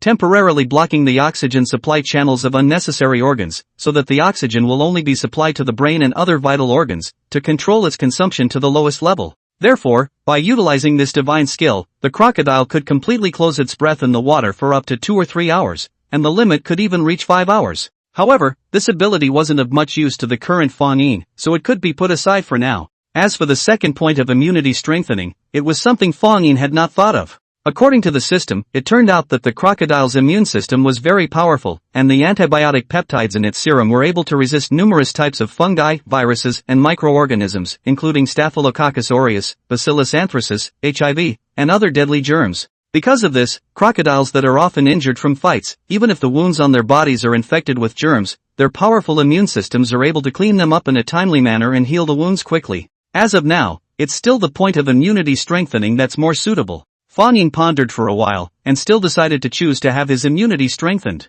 In the future hunting life, injuries were definitely inevitable. And in this primitive environment of the Ice Age, germs were practically everywhere. If every time he suffered a small injury, he needed to spend healing points to sterilize and disinfect it, then Fang Yin's gene points would definitely not be enough. Now that he had gained this super strong immunity, he would be able to completely save on this expense. Moreover, Fang Yin also knew that there were actually many other terrifying infectious diseases raging invisibly during this period of time, like the common trichinosis, bubonic plague, malaria, and even the super-infectious disease hypothesis of the quaternary extinction event. This super-infectious virus was most likely brought by ancient humans from other continents, thus infecting the protozoa on the American continent. What these plague viruses brought with them was often a slaughterous cleanup.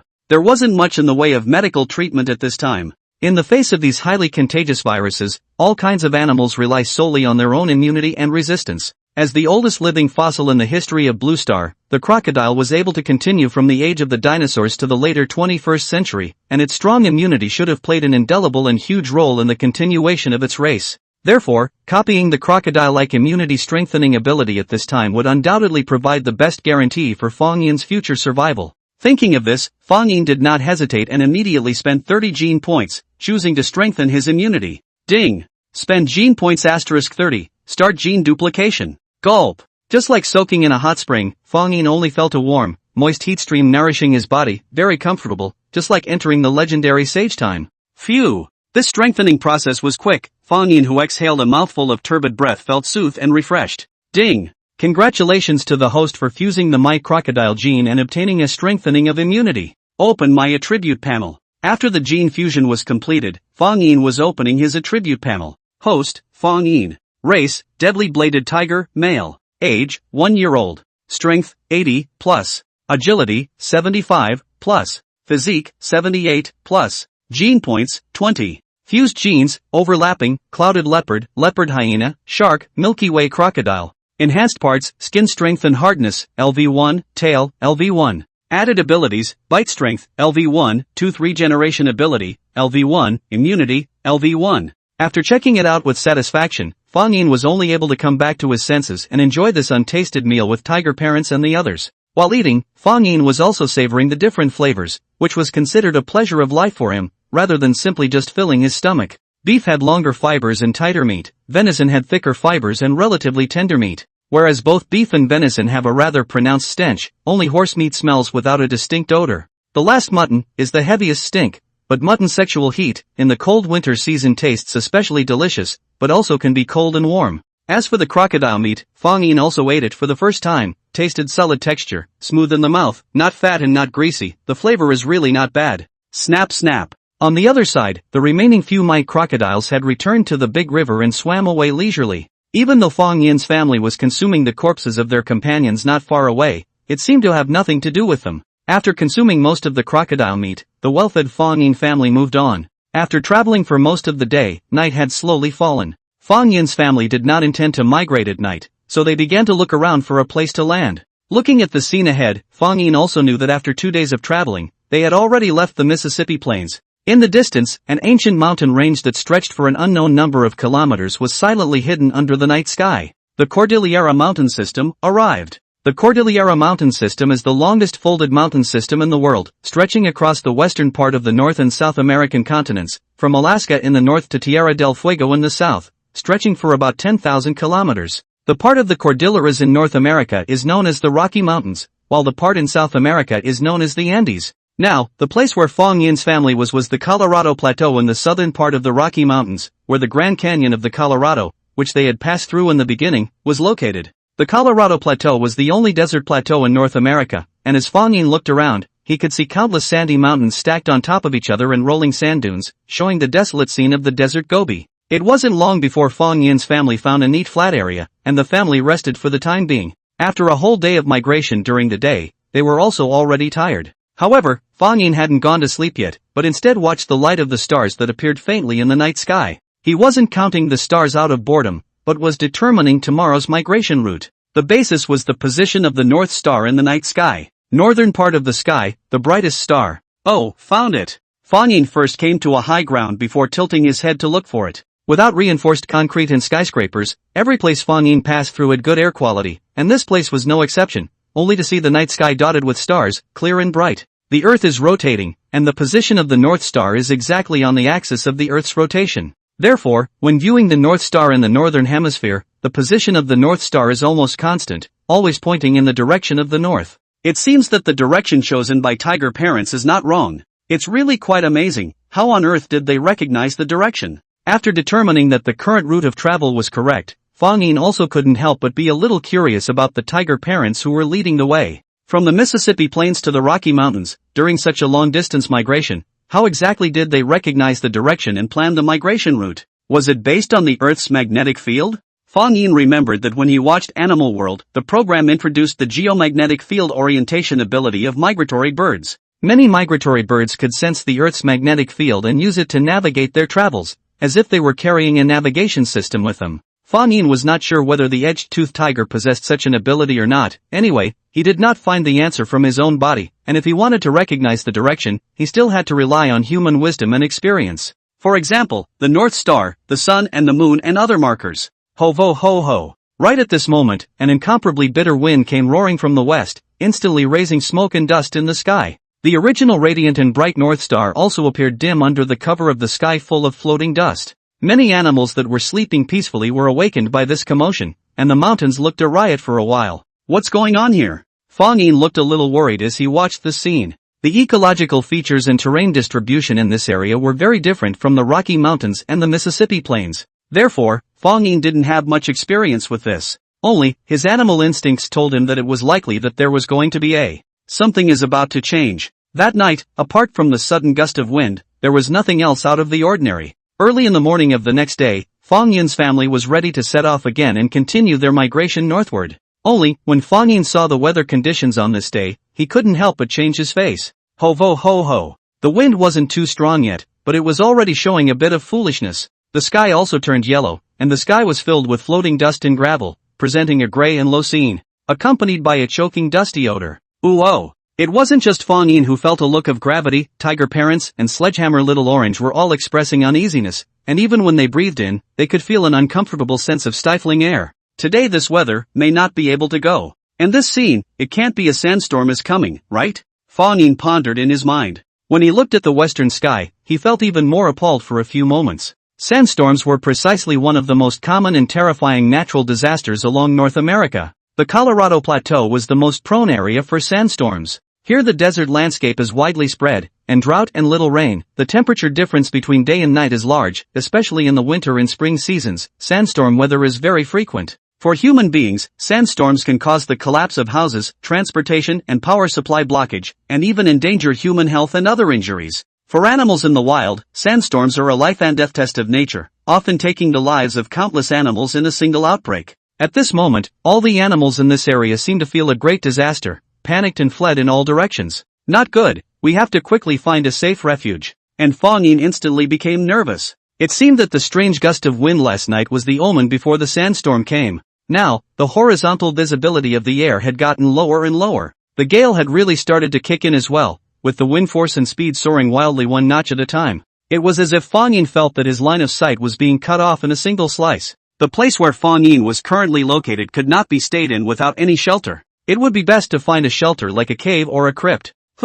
Facing the gusty wind wrapped in yellow sand, Fang Yin's family struggled to move forward. Rumble. Not long after Fang Yin and his family had advanced, a terrifying rumbling sound suddenly resounded from the distance, unceasingly, trembling all the time. When Fang Yin's family craned their necks and looked to the west, only to see a trembling yellow line appear between the distant skies. After a short 10 seconds or so, this yellow line transformed into a tumbling giant wall of sand and dust like a yellow dragon rising up and rushing in, more than 100 meters high. Sandstorm has arrived. Hula hula. In a flash, the sky was dark and the sand was flying. The yellow sand that covered the sky rolled in angrily like waves, and the sunlight was completely blocked out. For a moment it was as if night had descended once again. This scene looked as terrifying as the end of the world. In the midst of the roiling yellow sand, Fang Yin could only see a vague outline of Tiger's parents and their silhouettes beside him. We have to find a sturdy shelter, the sandstorm is coming soon. Fang Yin was also anxious at this moment. However, this area was nothing but fine gravel and weeds. There was nothing that could be used as a shelter. What's that? Suddenly, Fang Yin, who was circling around looking for something, saw a row of moving boulders not far away. At first, Fang Yin thought that he was blind, but upon closer inspection, those strange boulders were really moving slowly. Roar! Tiger parents similarly noticed this, and they immediately let out a roar before rushing towards the location of those boulders. Their paws were deeply embedded in the sandy soil beneath their feet, their bodies crouching low as if they were holding onto hiking poles as they slowly walked forward. Fang Yin, Sledgehammer, and Little Orange were all close behind, and with Tiger Parent in front of them to shield them, they were in slightly better shape. Phew! Finally, before the wall of sand had actually arrived, Fang Yin's family arrived behind these boulders one after another. Only when they got close did Fang Yin see that it wasn't a rock at all, but a living creature. It was a group of beasts with carved teeth. The beasts looked very strange, just like a turtle with a long tail, or a sauropod amongst the dinosaurs. However, the Carnotaurus has nothing to do with tortoises or sauropods at all. It belongs to the poor-toothed creatures just like armadillos, anteaters, and sloths. Eagle-toothed beast's body by a 2-meter-long arching armor covered, plus the head and tail more than 3 meters long. The weight is estimated to be up to 2 tons, of which the weight of the armor alone accounted for 1/5. From a distance, it looks like a small armored tank. With this armed to the teeth of the defense facilities, carved teeth beast in the American continent has always been predators avoided by the guy. Their only drawback was that their bodies were too heavy, so they did not have the ability to run, and could only walk slowly step by step like a snail. At this moment, after seeing Fang Yin's family approaching, these several carved-tooth beasts all came to a halt, wagging their large tails behind them as they looked at them vigilantly. Roar! Tiger Dad, on the other hand, directly let out a roar, making a stance of attack. This scared the eagle-tooth beasts to lie down on the ground, their limbs were under their abdomen, and even their bulky head was forcefully shrunk back up and held on with their front limbs, in a tortoise-like manner. This posture was the defensive form used by the eagle-tooth beast to protect itself, completely curling up its body under the hard shell on its back. This layer of shell of the sculptured beast was composed of more than 1,000 pieces of bone armor with a thickness of up to centimeters, with an overall weight of 400 kilograms, which was unbreakable. This layer of shell alone, the weight is heavier than the adult bladed tooth tiger, its thickness and hardness can be imagined. It can be said, let the tiger father and mother use all their strength, but also simply cannot pry the super strong defense of this goods. Other predators would have been at their wits' end. However, Fang Yin's family was not here to. On the contrary, they needed to use the help of the carven-tooth beast to defend themselves against this terrifying sandstorm. The huge armor on the back of the sculptured tooth beast was the best protective shelter for them. Rumble. It was only at this point that the huge and incomparable sand wall finally arrived here. Fang Yin's family also immediately crouched down behind the carved tooth beast, curling up their bodies as much as possible and protecting their heads. Almost instantly, the thick sand wall passed through Fang Yin's area. Countless rubbles and gravels shot down like bullets, but fortunately, with the beast in front of them, Fang Yin, who was hiding at the back, did not suffer any injuries. Is it over? After an unknown amount of time, Fang Yin suddenly felt the pressure on his body lighten. When he raised his head with considerable effort, he couldn't help but be shocked to find that the sandstorm that was still raging just a moment ago had disappeared as if by magic. The sky regained its daytime clearness, leaving only a gust of wind blowing feebly. This powerful sandstorm just dissipated? Clatter! Fang Yin stood up violently, shaking his fur and shaking off all the yellow sand covering his body. Looking around at the messy surroundings, trees with broken leaves and branches were all over the ground. Among them, the most abundant was the yellow sand that blew in from the desert. If it wasn't for this, Fang Yin would really suspect that this was just a nightmare. Fang Yin checked himself. Under the protection of the eagle-tooth beast and the thick fur, he was not injured by the sand and rocks, only that he still had some hidden pain. Where are tiger parents? Suddenly, Fang Yin realized that there were only piles of yellow sand around him. Well, roar. It didn't take long before a roar came out from amongst the piles of yellow sand. One by one, tiger parents and Sledgehammer Little Orange broke out from the pile of yellow sand, and then shook their fur to shake out all the gravel on their bodies. After Fang Yin looked towards them one by one, he finally let out a sigh of relief. Hooray, everyone was safe and sound. This is still thanks to you guys, hard work. Fang Yin forcefully patted the armor of an eagle-tooth beast in front of him. Even though he used no small amount of force, the eagle-tooth beast was still as solid as a rock and did not move at all. This also made Fang Yin feel ashamed. This guy's survival skills were really the same as the tiger's. The sword went sideways, directly to the full defense value.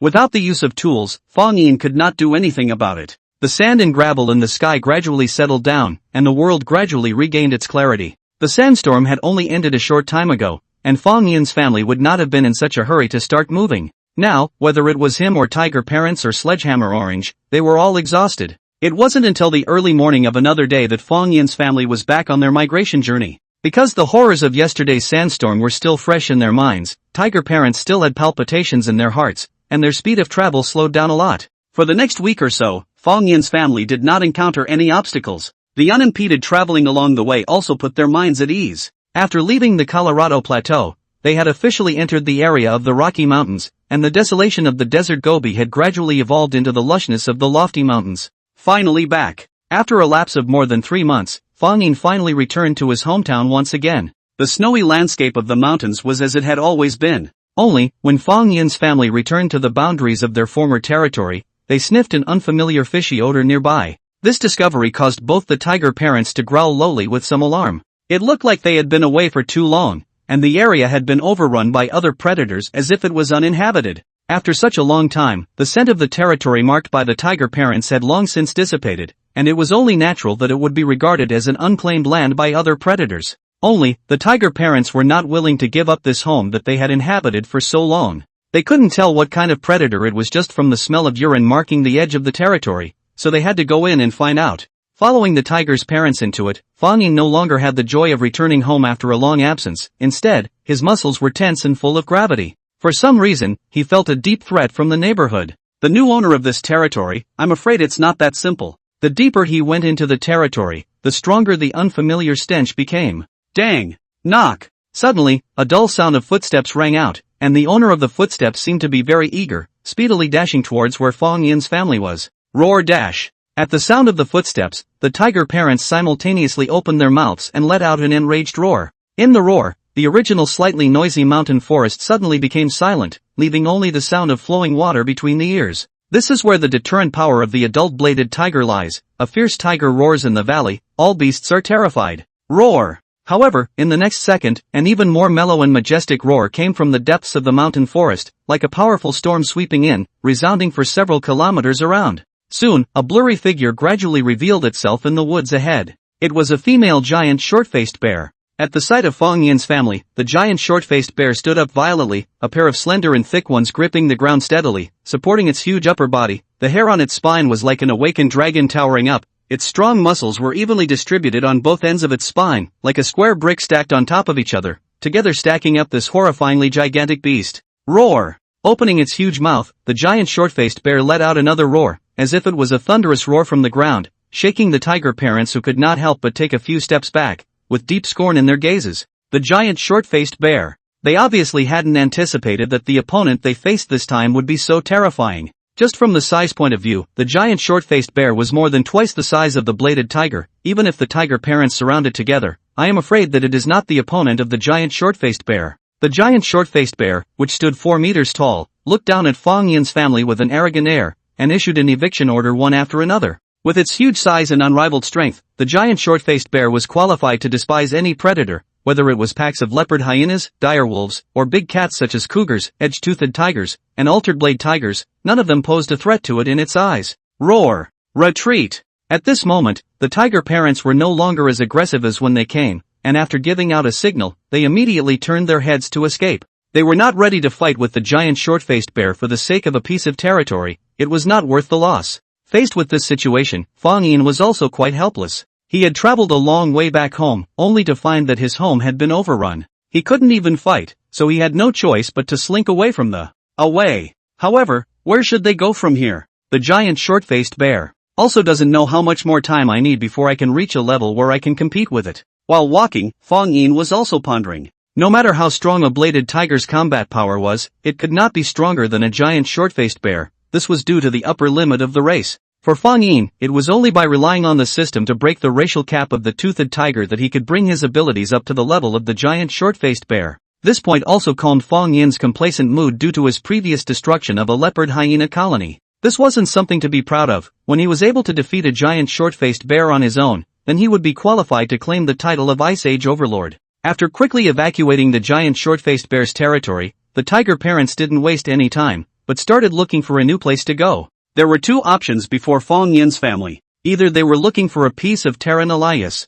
either to rob the territories of other predators. In comparison, the first option was safer, except that most of these uninhabited lands were resource-poor and barren, making it difficult for Fang Yin's family to fulfill their needs. The second option was much simpler and rougher. If someone else's territory was taken, it would be easier to snatch it with strength. As long as the opponent was not a beast like the giant short-faced bear, the tiger parents, who were at the peak of their powers, were still confident. Immediately, the tiger parents brought the upper 3 tigers towards the center of the Rocky Mountains, searching for a suitable territory along the way. Look at this situation. Are the tiger parents ready to grab the territory? Fang Yin couldn't help but feel a little nervous and excited as he looked at the tiger parents who were in a murderous mood. There was a gangster copping a ride to grab a turf that smelled like it. However, how do you look like a minion? This is a vast primitive mountain forest, as far as the eye can see, are covered by dense and tall plants. The dense canopy leaves were connected together, and it was like an undulating green wave when viewed from above. On!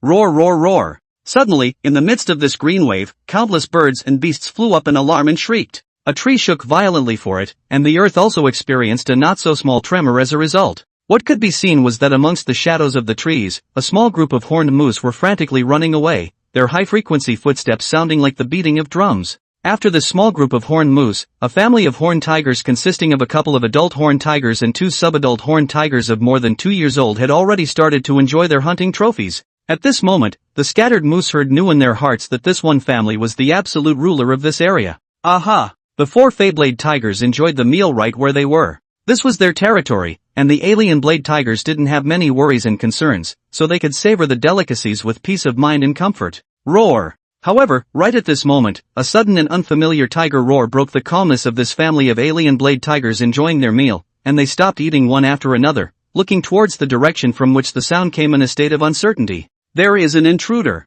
The pair of different bladed tiger couple took the lead and ran over, their claws sheathed, fangs exposed, and the end of their short tails curled up, which was a sign that they had entered a state of alert. The other two subadult tigers also followed in their parents' footsteps, now more than 2 years old. Their size is not much different from that of adult tigers, but they are just a little short of hunting experience and combat skills. Perhaps it won't be long before this pair of subadult Feyblade tiger brothers will leave their parents and live their own lives. However, before that, they were still part of the family and had the obligation to help their parents defend the family's territory. Since they are seizing the territory, they have to do it openly and honestly. Sneaking around is not considered heroic. This was the case with the tiger parents, who barged into each other's territories without saying a word, and let out a loud and clear roar, directly signaling an invasion to the owner of this territory, as if they were giving a letter of war. This was on the one hand to grow their own momentum, and on the other hand, it was also some sort of test. As the owner of the territory, after hearing this kind of signal, it would usually send out a response to warn the other party.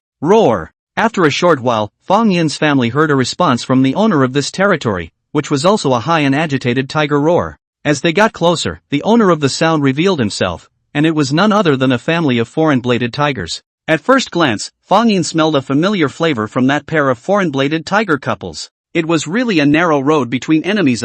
This pair of alien-bladed tiger couple was the same pair that had invaded their family's territory at the beginning. Unexpectedly, it turned out that they also had 2 children, and they looked a lot older than Fang Yin and the others. When enemies met, they were red in the eyes. Fang Yin recognized this pair of altered blade tiger couple, and how could they not recognize Fang Yin's family? Today's scene was exactly swapped with that of the beginning, and this time, as the owners of the territory, they would definitely not allow intruders to set foot on the land here as well. The movements of the couple were surprisingly consistent, their noses shrugged and the muscles on both sides of their mouths quivered, exposing their pair of short, sharp dagger teeth. The tiger parents also did not show the slightest concession, and will never be ashamed to play the role of robbers on their side. In the animal world, there is no such thing as justice and morality. The big fist is the hard way. Roar! Roar! Both the heteroblade tiger couple and the tiger parents showed extra caution and did not act rashly, but kept roaring, exchanging glances and growls. However, the scene didn't remain stagnant for long, as the tiger parents, who were the aggressors' attacking side, were the first to strike, and each pounced towards the defending side, the different blade tiger couple. The size difference between the saber-toothed tiger and the foreign-bladed tiger was not much, however, there was still a slight difference in the physical characteristics between the two. The length of the saber teeth was needless to say. The upper canines of the bladed tiger were 12 or 13 centimeters in length, while the upper canines of the altered blade tiger were only 8 or 9 centimeters in length. However, the latter's incisors and molars were more developed, its skull was longer, and its jaws were deep and strong, which meant that the bite of the heteroblade tiger was significantly more powerful. The next thing is how strong the body is. In the whole saber-toothed tiger family, the body structure of the saber-toothed tiger is the largest and strongest, and thus enjoys the title of the bear among tigers. In comparison, the heteroblade tiger was still slightly inferior. Bang! The fog in the forest shook, and the heteroblade tiger couple and the tiger's parents soon collided together. This was a battle between beasts. Both sides belonged to different evolutionary branches of the saber-toothed tiger family, but at this time, they were competing on the same stage, each showing their abilities. Roar! Just as the heteroblade tiger couple was fighting with the tiger parents, the pair of subadult heteroblade tiger brothers also fiercely landed their eyes on Fang Yin, Sledgehammer, and Little Orange at the back, letting out an enraged roar. They couldn't intervene in their parents' battle, but it was not a problem to clean up these 3-bladed tigers that were also in the subadult stage. Among them, Fang Yin was about the same size as them, while Sledgehammer Little Orange was considerably smaller. The altered blade tiger brothers were also well coordinated, charging towards Fang Yin at the first opportunity, looking like they were planning to join forces to finish off this opponent of the same size first, after which the remaining Sledgehammer and Little Orange would not be enough to be feared. Roar! Seeing this pair of suddenly incoming altered blade tiger brothers, Fang Yin did not change his color, but instead met them without hesitation. As it happened, he also wanted to test what kind of standard his combat power had reached. 2 equal-sized Feyblade tigers were indeed a good testing tool. The distance of several dozen meters was only a few seconds for the two sides running head-on towards each other. Whoosh! Fang Yin's speed was obviously faster, his stern gaze locked onto the slightly larger big brother of one of the alien blade tigers, and he steeply stood up, his tiger's palm cleanly slapping down from its head. Bang! The big brother of the foreign-blade tiger did not see Fang Yin's movements at all, and did not do any defense at all. This slap received a solid blow, and several deep blood traces appeared on its face immediately. Fang Yin's scratches were very conspicuous on his mighty tiger face, and it seemed that this was the first time his face had been damaged. The sharp pain made the elder brother of the foreign-blade tiger go a little crazy. It took a few steps back and glared at Fang Yin in annoyance, as if it still did not dare to believe it. Looking at its demeanor, Fang Yin laughed coldly in his heart. So this guy was still a greenhouse flower that hadn't been beaten by society. Obviously, it hadn't experienced the life and death struggle between real predators, and didn't know how cruel and bloody this world was. The second brother of the other alien blade tiger was also an oddball. Seeing that his big brother was being beaten back, he gave up his original intention of attacking, and instead followed his big brother's footsteps. Still too young, Fang Yin also lost his patience and directly pounced towards the elder brother of the alien blade tiger. Although both sides were similar in size, Fang Yin clearly possessed terrifying strength that didn't match his size, and his tiger paws opened left and right, wide open and closed, and pressed down on this hothouse flower to deliver a vicious beating.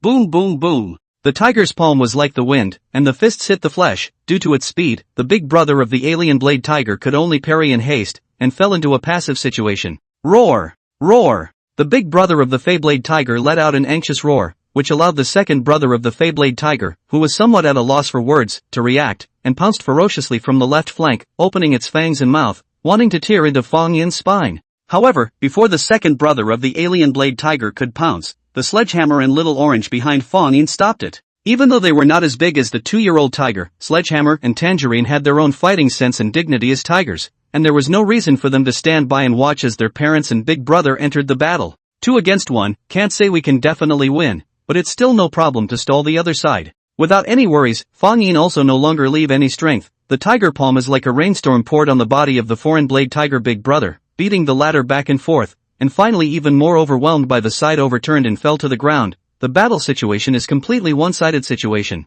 Roar! How could Fang Yin let go of this fatal break? His hind limbs stomped and leapt, and then came a tiger's trademark hungry tiger pounce. The elder brother of the different-bladed tiger panicked and tried to dodge, but after landing on the ground, Fang Yin slapped another palm on its hindquarters. The heavy blow caused the back half of the big brother of the foreign-bladed tiger to stumble, and at the same time, its waist twisted and its body tipped over. Fang Yin pounced on it in a smooth manner, first biting down on the joints of the other party's hind legs. Cluck! The fragile joint instantly made a clear breaking sound under Fang Yin's violent outburst of biting force and the tearing of his saber teeth. The sound was even audible to the alien blade tiger couple and tiger parents who were fighting not far away. And the next howl of pain from the big brother of the alien blade tiger even made that pair of alien blade tiger couples unable to keep their composure any longer. Roar! The anxious couple of the different blade tiger panicked and wanted to go forward to help their eldest son, but concern is chaos. They were already under the attack of the tiger parents could not get much advantage. This time on the contrary, they fell into a more disadvantageous situation.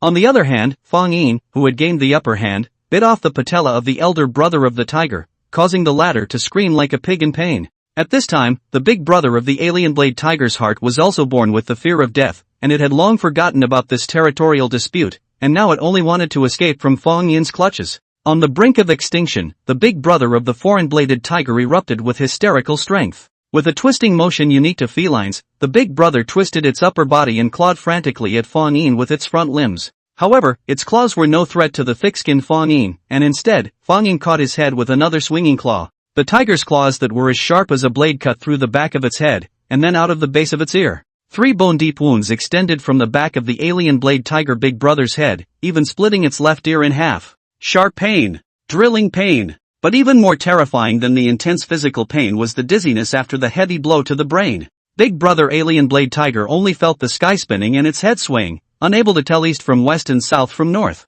Boom! The body of the big brother of the Fey blade tiger fell heavily to the ground in this manner. And it was at this time that Fang Yin also swiftly and ferociously pounced on its neck, his saber teeth directly piercing through its throat. The elder brother of the foreign-bladed tiger's eyes were wide open, just like many of the prey it had hunted, and his mouth was wide open before he died, but apart from the blood spilling out of his mouth, he couldn't make a sound at all. After more than 10 seconds, the big brother of the alien blade tiger's head tilted, completely dead. Roar! After brazenly pulling out the bloodied saber teeth, Fang Yin turned around and charged towards the second brother of the alien blade tiger who was fighting with Sledgehammer Little Orange. The latter had already seen the violent death of his elder brother, so how could he still dare to fight Fang Yin head-on, and panicked and turned his head to escape. However, Fang Yin had no intention of letting him go, and chased after him at full speed. In comparison, Fang Yin's speed and explosive power was clearly superior. Before he could run a few steps, he was pounced on by the speedy Fang Yin, and suffered a beating from the tiger's paw and a bite from his saber teeth.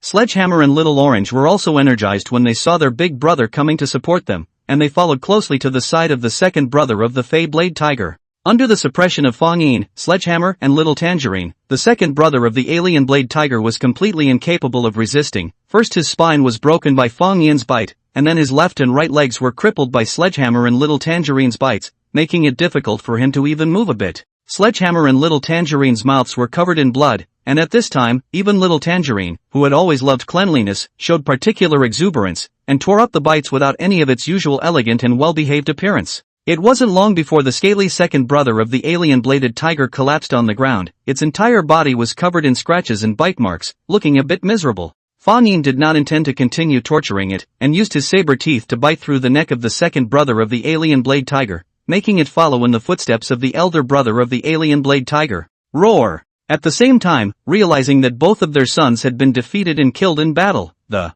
heteroblade tiger couple erupted into a mournful roar, no longer entangling with the tiger parent. Instead, they recklessly rushed towards Fang Yin, setting off a rolling line of smoke and dust. Looking at that formation, it seemed as if he would not rest until Fang Yin, the sun killer, was killed. Roar! Seeing that the heteroblade tiger couple killed towards Fang Yin, the tiger parents also anxiously let out a roar and immediately chased after them. And in the face of the attack of the alien blade tiger couple, Fang Yin did not retreat, because behind him, Sledgehammer and Little Orange were still there. Only if he chose to retreat, then the target of the attack of the Fey-Blade Tiger couple would turn to them. Bang! Firstly, the male alien Blade Tiger's massive body crashed head-on, its blood-stained claws tearing through the air and emitting a sharp chirp. Fang Yin similarly puffed up his own forelimb muscles, his hind limbs powered up, and his entire tiger body stood upright, hardening to receive the blow. With a muffled sound, the two tiger palms collided together, and an invisible impact swept away from between them. Fang Yin and the male foreign-bladed tiger both retreated from the impact. Although he was not as good as the adult foreign-bladed tiger in terms of strength,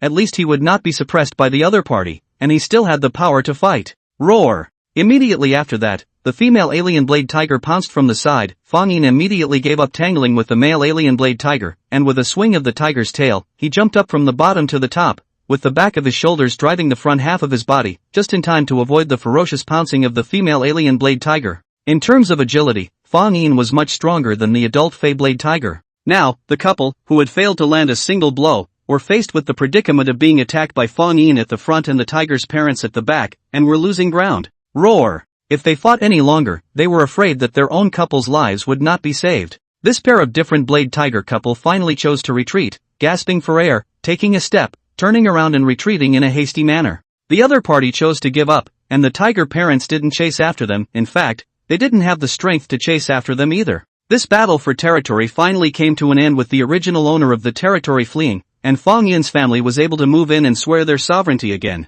Ding! The host has hunted and killed a subadult Fey-Blade Tiger, gene points plus 60. Ding! The host has hunted and killed a subadult Fey-Blade Tiger, gene points plus 60. After the battle ended, Fang Yin also received the system beep in time. Then, he heard the gene duplication prompt sound again. However, he realized that there were some changes in it. Ding! A suitable object for gene duplication has been detected in the vicinity alien blade tiger. Ding! The blood of the Fey-Blade Tiger has been collected and has been filled into the system's gene pool. Spending gene points *100, the host's original bladed tiger gene can be strengthened. Is gene fusion performed? Is this the hidden function of gene duplication? It can actually strengthen my original bladed tiger gene? Fang Yin froze, then sent an inquiry to the system. The alien bladed tiger and the host are creatures of the same saber-toothed tiger subfamily, with a high degree of genetic similarity. By copying its genes, it can directly raise the host's original saber-toothed tiger gene level, breaking the racial restrictions.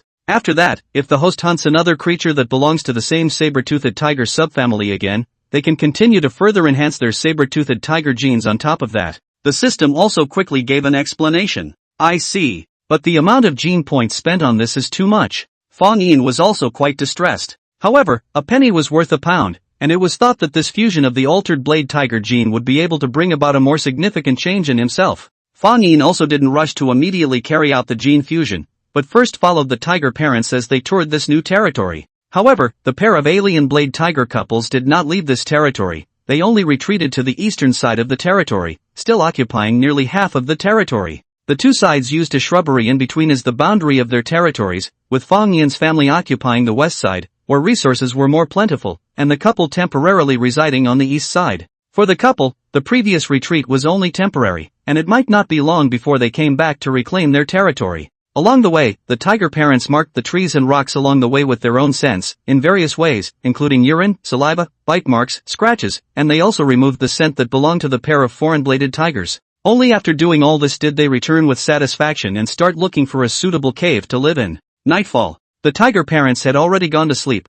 and Fang Yin came to the corner of the cave alone and opened the system panel. Ding! Spend gene points *100 to start gene duplication. This time, the strengthening process was a very long one. It was a protracted project because its strengthening effect spread over Fang Yin's entire body. The stream of scalding hot water stirred back and forth throughout Fang Yin's body, as if he was washing his muscles and marrow. Ding! Congratulations to the host for fusing the altered blade tiger gene. The blade-toothed tiger gene level has been raised. By the time the strengthening process was well and truly over, Fang Yin also felt his eyelids weighing as much as 1,000 pounds, and before he could check the changes in his body, he was completely overwhelmed by a tidal wave of drowsiness. When Fang Yin opened his eyes again, the sky was already a scene of sunset. I actually slept for so long. Fang Yin slowly climbed up, still feeling a little groggy in the head, and it had to be said that the after effects of this enhancement were not small. After getting up, Fang Yin immediately checked his own changes. Intuitively, his own size seems to have expanded by a circle, although the appearance does not look very obvious,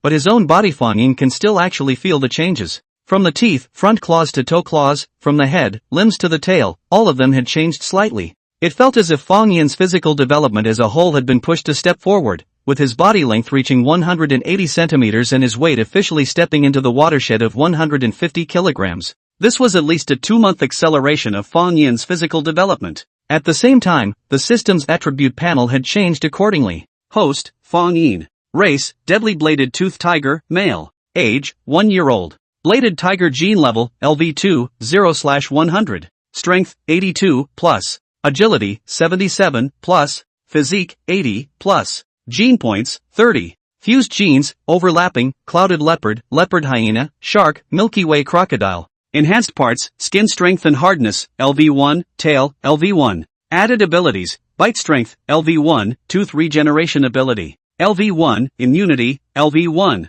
There's an additional bladed tooth tiger gene point level. System, what does this LV2 level represent? Fang Yin inquired. The LV2 level of the bladed tiger gene represents that the host's upper limit of attribute values can reach twice that of a normal bladed tiger, and the upper limit of physical development will be increased as well. The answer given by the system immediately made Fang Yin feel overjoyed. Twice the attribute value of a normal bladed-toothed tiger? This wasn't as simple as 1 + 1, but rather, it was an all-encompassing doubling of the three-dimensional attributes of strength, agility, and physique. When it came to combat prowess, Fang Yin, with his attribute values fully loaded, would probably not be a coward when facing 4 or 5 tigers at the same time. Even an American lion would have to be defeated. Maybe on the American continent, only the giant short-faced bear can compete with it. And this was only LV2 level. What if it was upgraded to LV3 or LV4 level later on? Thinking of this, Fang Yin couldn't help but show his eyes, feeling like he had opened the door to a new world. If I want to further upgrade this saber-toothed tiger gene level, I'll need to copy the genes of the same saber-toothed tiger subfamily.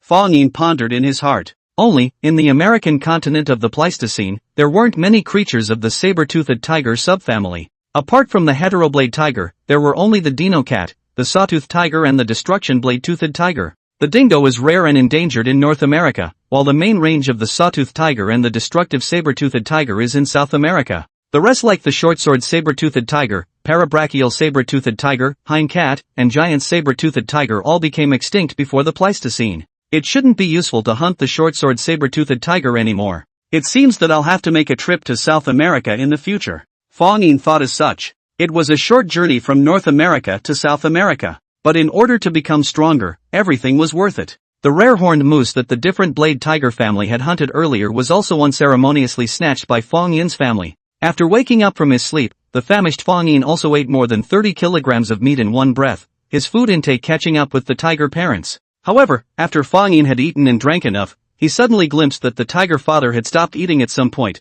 and was staring at himself with a furtive gaze, while still panting and looking emotionally unsettled. When he met the tiger father's line of sight, Fang Yin inexplicably felt a slight chill on his back. What was going on here? Could it be because he had eaten too much? Looking down, Fang Yin realized that he seemed to have overstepped Tiger Dad's eating position. It was true that their family had occasional disagreements over food distribution. For example, if there was only one prey item, the tiger parents would always take the best position, enjoying the most delicious internal organs and meat. If Sledgehammer and Orange tried to steal the food, they would be taught a lesson by the tiger parents. This was the nature of tiger parents to protect their food, and since they were often the ones who contributed the most during the hunt, it was only right that they enjoyed the best parts. Previously, Fang Yin would always pay attention to this point, and would rarely upset the tiger parents. This time, presumably because he had been hungry for too long, Fang Yin forgot to pay attention and accidentally overstepped the eating position that originally belonged to the tiger father. Roar! Right at this moment, the tiger father stood up and let out a low roar from his throat,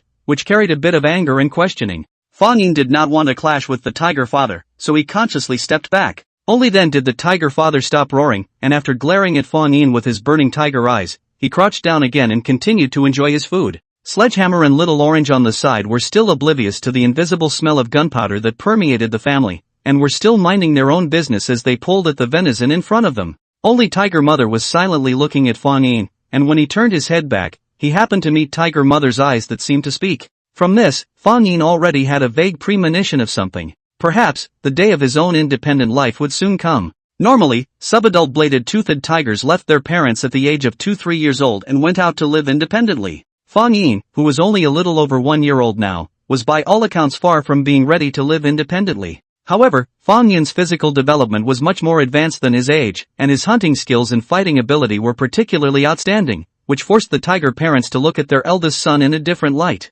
In particular, in the battle for territory with the Feyblade tiger family yesterday, Fang Yin had killed the pair of Feyblade tiger brothers with his own strength. This point further made the tiger parents feel that their eldest son had grown up and was fully capable of living independently. This, in turn, made the tiger parents' attitude towards Fang Yin change. They no longer see him as a tiger cub that needs parental care, but rather as a kindred spirit whose existence is a sideways threat. Just like the African lions, when the young male lion grows up, the old Lion King's attitude towards him will change, and eventually expel the young male lion from the pride without mercy. The reason for this is that the growing lion cub is a growing threat to the old Lion King. In order to secure his position in the pride, the old Lion King will no longer care about his father's love for his son. Fang Yin had long been prepared for his upcoming independence. Only, when the day came, facing the tiger parents who had lived together for more than a year, as well as Sledgehammer Orange, there was still a great deal of reluctance. For animal parents, once the cubs that they brought up in their own shit and urine start to live alone, it is just like the water that has been thrown out,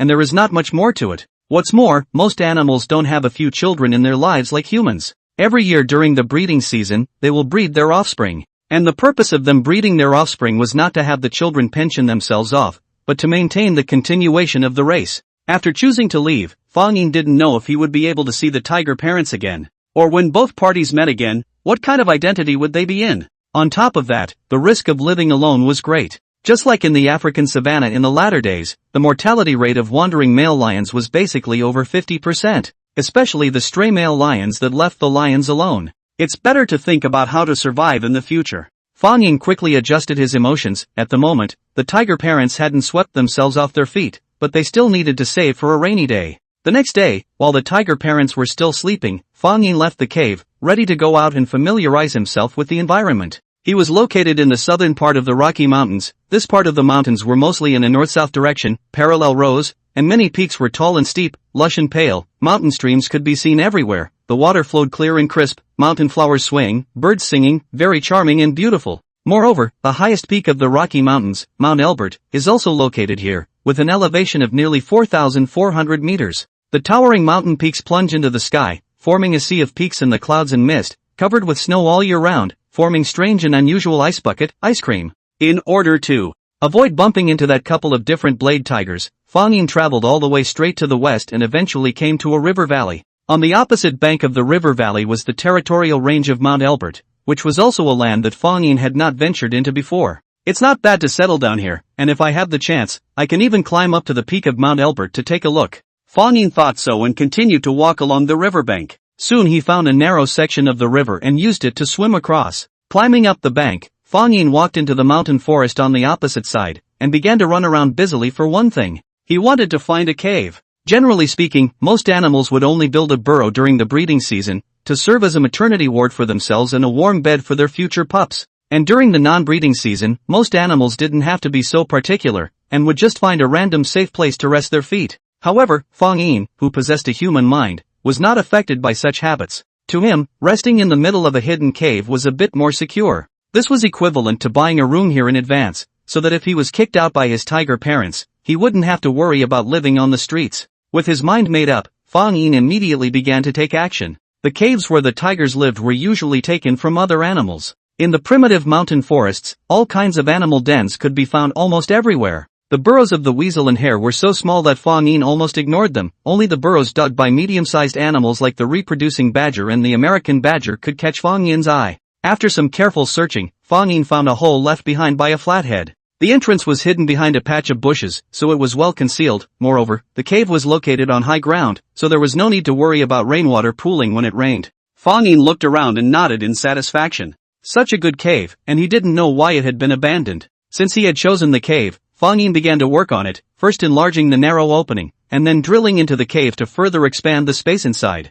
As he dug, Fang Yin suddenly touched something hard. When he peeled away the dirt around it, he realized that this thing was actually a piece of ore, and it was also emitting a blinding golden light. Crap! Could this be a gold mine? Is it hard to believe that there is a gold mine in this neighborhood? Fang Yin froze. He also knew that this side of the Rocky Mountains was rich in mineral resources. There were many veins of gold, silver and copper, but he didn't expect to really dig into it. However, Fang Yin, whose eyes were glowing, quickly deflated again. In this era, even if the family has a mine, it is not useful at all. Fang Yin extinguished his mind, looking at the gold ore in front of him and the weak flickering light, as if it was mocking him to see and not use. Fang Yin had no choice but to bury his head and continue to be a miner. After working for most of the day, he had finally created a basic prototype. Next, was the soft packaging within the cave. Fang Yin collected some dead grass and leaves from the bushes outside the cave and laid them on the ground. After that, some animal skins were also collected to be used as warm blankets. At the end of the day, there was one more important thing.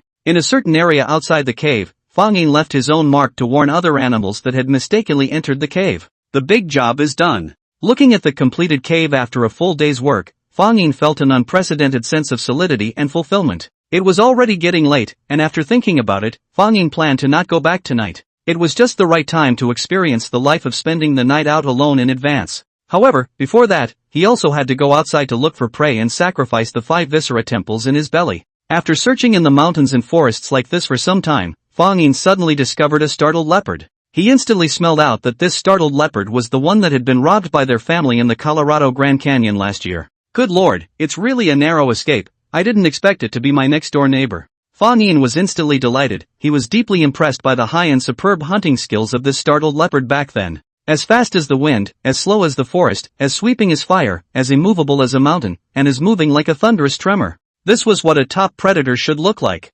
However, being able to hunt prey was considered one skill, but being able to protect one's prey was another. Fang Yin, who was not what he used to be, looked at the small body of the startled leopard, and immediately and happily decided to become a bandit once more. Fang Yin was so well hidden that the panther, who was concentrating on searching for prey, didn't notice him. Fang Yin didn't dare to get too close to the leopard, for fear of scaring it away. After following the panther for several hills, the panther led Fang Yin to a group of black-haired howler monkeys. This was the first time Fang Yin had seen such creatures as howler monkeys. Howler monkeys were the largest monkeys in the American continent, stout, living in clusters, and quite ferocious in nature. As for why they had such a strange name, Fang Yin did not know. Generally speaking, the bulky bladed toothed tiger wouldn't choose these arboreal monkeys as prey. After all, these guys were just too nimble. But for the speedy hunter of the startled leopard, howler monkeys were indeed in its recipe. At this moment, this group of howler monkeys were nibbling on various leaves and fruits on the trees, and did not notice the surprised leopard lurking secretly not far away.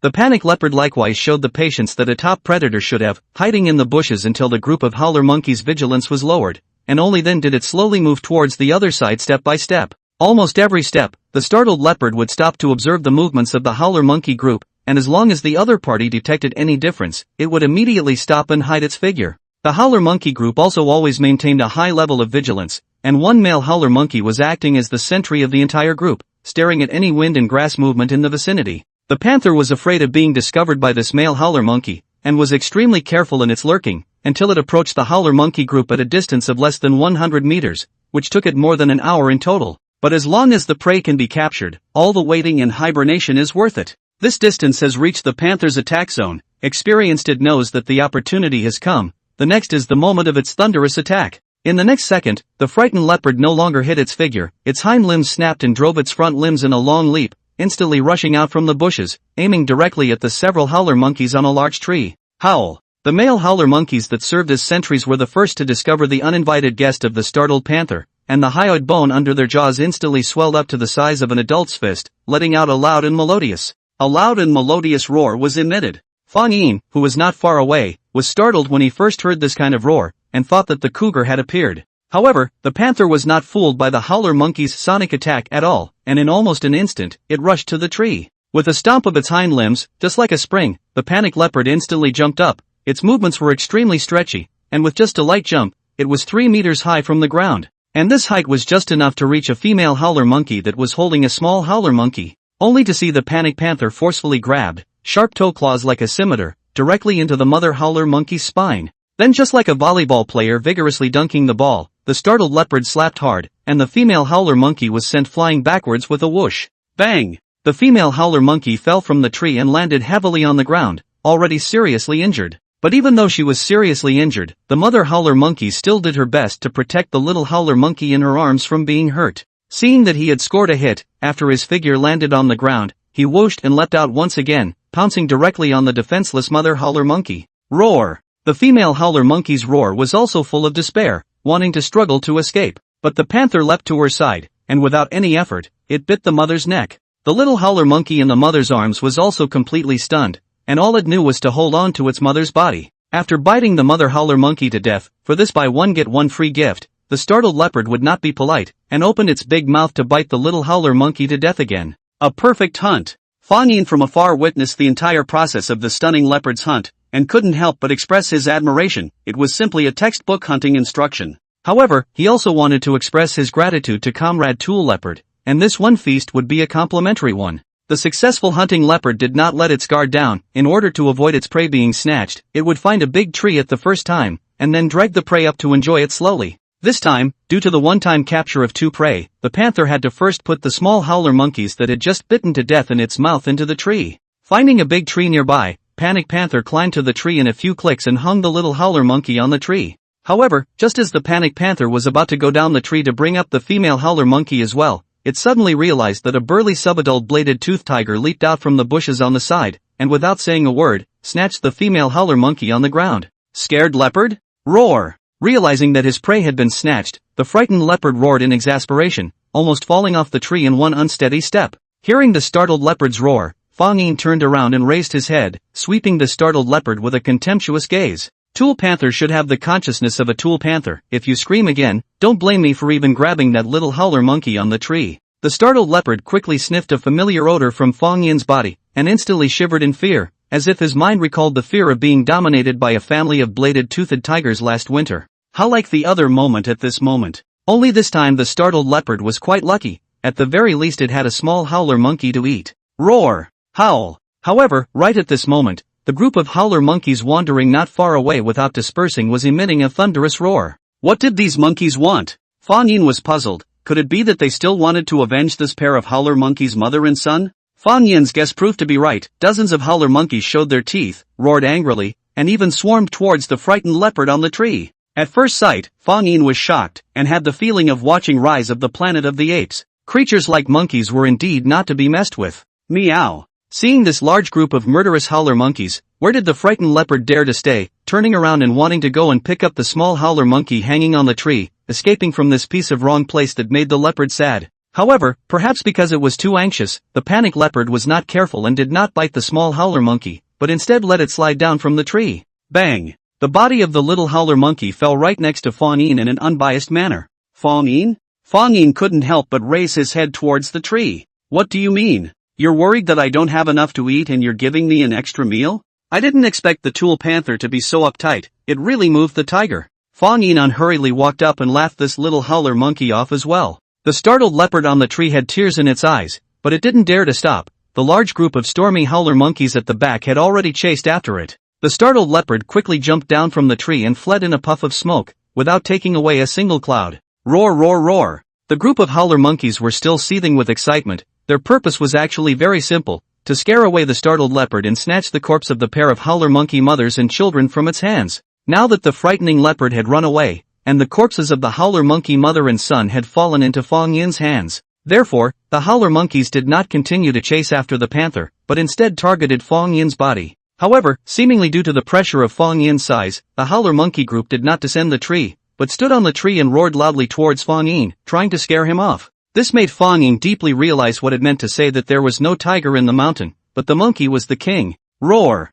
Fang Yin nonchalantly roared back. Originally, he had planned to take his prey home and enjoy it slowly, but this group of howler monkeys were really too arrogant, so in order to deal a blow to them, Fang Yin decided to eat in front of them. Otherwise, if Fang Yin lived here in the future, wouldn't this group of howler monkeys think that he was afraid of them? The cautious and timid startled leopard by nature might be afraid of the clustered howler monkeys, but Fang Yin wasn't. If they dared to come and snatch food, then they would come one by one and kill one by one. Fang Yin didn't bother about the snarling howler monkeys, and started enjoying his meal peacefully. Biting open the female howler monkey's skull, Fang Yin skillfully dug out the brain marrow from it without any psychological burden. Monkey brain, this thing was a top-notch hard dish like bear paw in the latter days, but of course, the way of eating it was called cruel and heavy-handed. Roar, roar, roar. This scene also made the howler monkey group on the tree explode. A few short-tempered male howler monkeys seemed to be unable to hold back and directly climbed down the tree, approaching towards Fang Yin step by step. The howler monkeys on the tree also seemed to be making a lot of noise, cheering and shouting for these fearless warriors.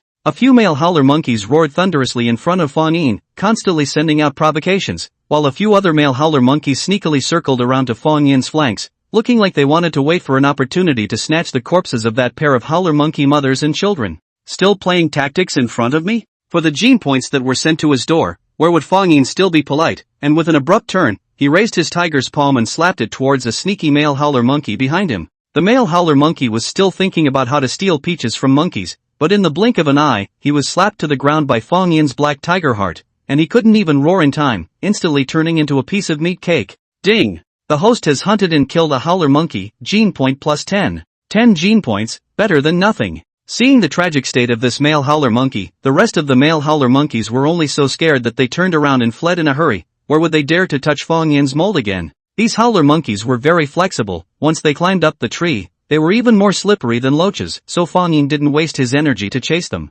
Fang Yin didn't waste his energy to chase after them. When the howler monkeys have fled far away, he only felt that his ears were completely clean, and he could continue to enjoy the delicious food. After eating and drinking, Fang Yin returned to his new home with the remaining prey. In fact, one female howler monkey was enough for Fang Yin to eat to his heart's content, and the bodies of the other baby howler monkeys and male howler monkeys were simply buried in the dirt outside the cave by him, ready to be brought back to tiger parents tomorrow to give them a taste. This night was the first time Fang Yin had spent the night alone outside, and he didn't know if it was due to psychological factors, but he always felt that the night in this mountain forest was not peaceful. Ow ow. During the night, the dread wolves that came out by day and night began to forage around, and from time to time, a burst of wolf howls could be heard from afar. Fang Yin, who had closed his eyes only a short while ago, was instantly awakened. At the same time, all kinds of birds and beasts in the nearby mountains and forests were also awakened by this burst of wolf howls, setting off a piece of chicken and dog jumping. Listening to a bunch of howler monkeys in concert in the morning was already annoying enough,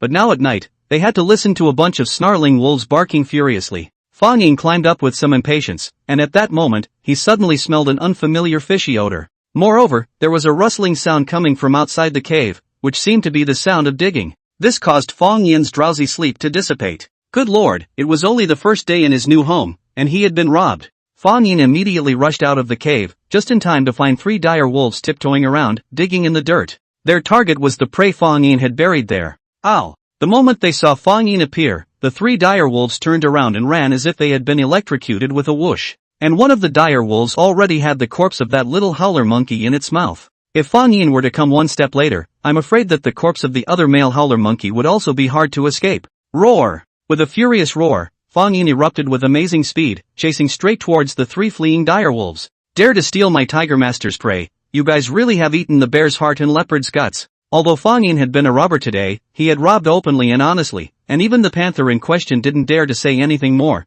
and had even given an extra gift to show his appreciation. But now these 3 dire wolves were unapologetic thieves. Unforgivable. Like leopard hyenas, dire wolves excelled in endurance, but their explosive power and acceleration was far inferior to that of felines, and Fang Yin quickly whisked up the dire wolf holding the body of the little howler monkey. The size of the dire wolf was not much bigger than a leopard hyena, but when facing Fang Yin, there was still a tonnage suppression of more than 2 times. Bang! As he approached the dire wolf, Fang Yin blatantly raised his tiger's palm, and with the swinging of his front limbs, it was like a javelin thrown with great force. Immediately, that dread wolf's hip appeared large to the point of violent blood, and along with its body, it planted itself on the ground and fell to the ground. Ow! Oh whoa! Seeing their companions fall, the other 2 dire wolves didn't take this opportunity to escape, but instead stopped, showing their teeth and growling towards Fang Yin. Quite united. Then stay together. Seeing this, Fang Yin was not surprised but rather delighted. He had no reason to refuse the gene points that were delivered to his door.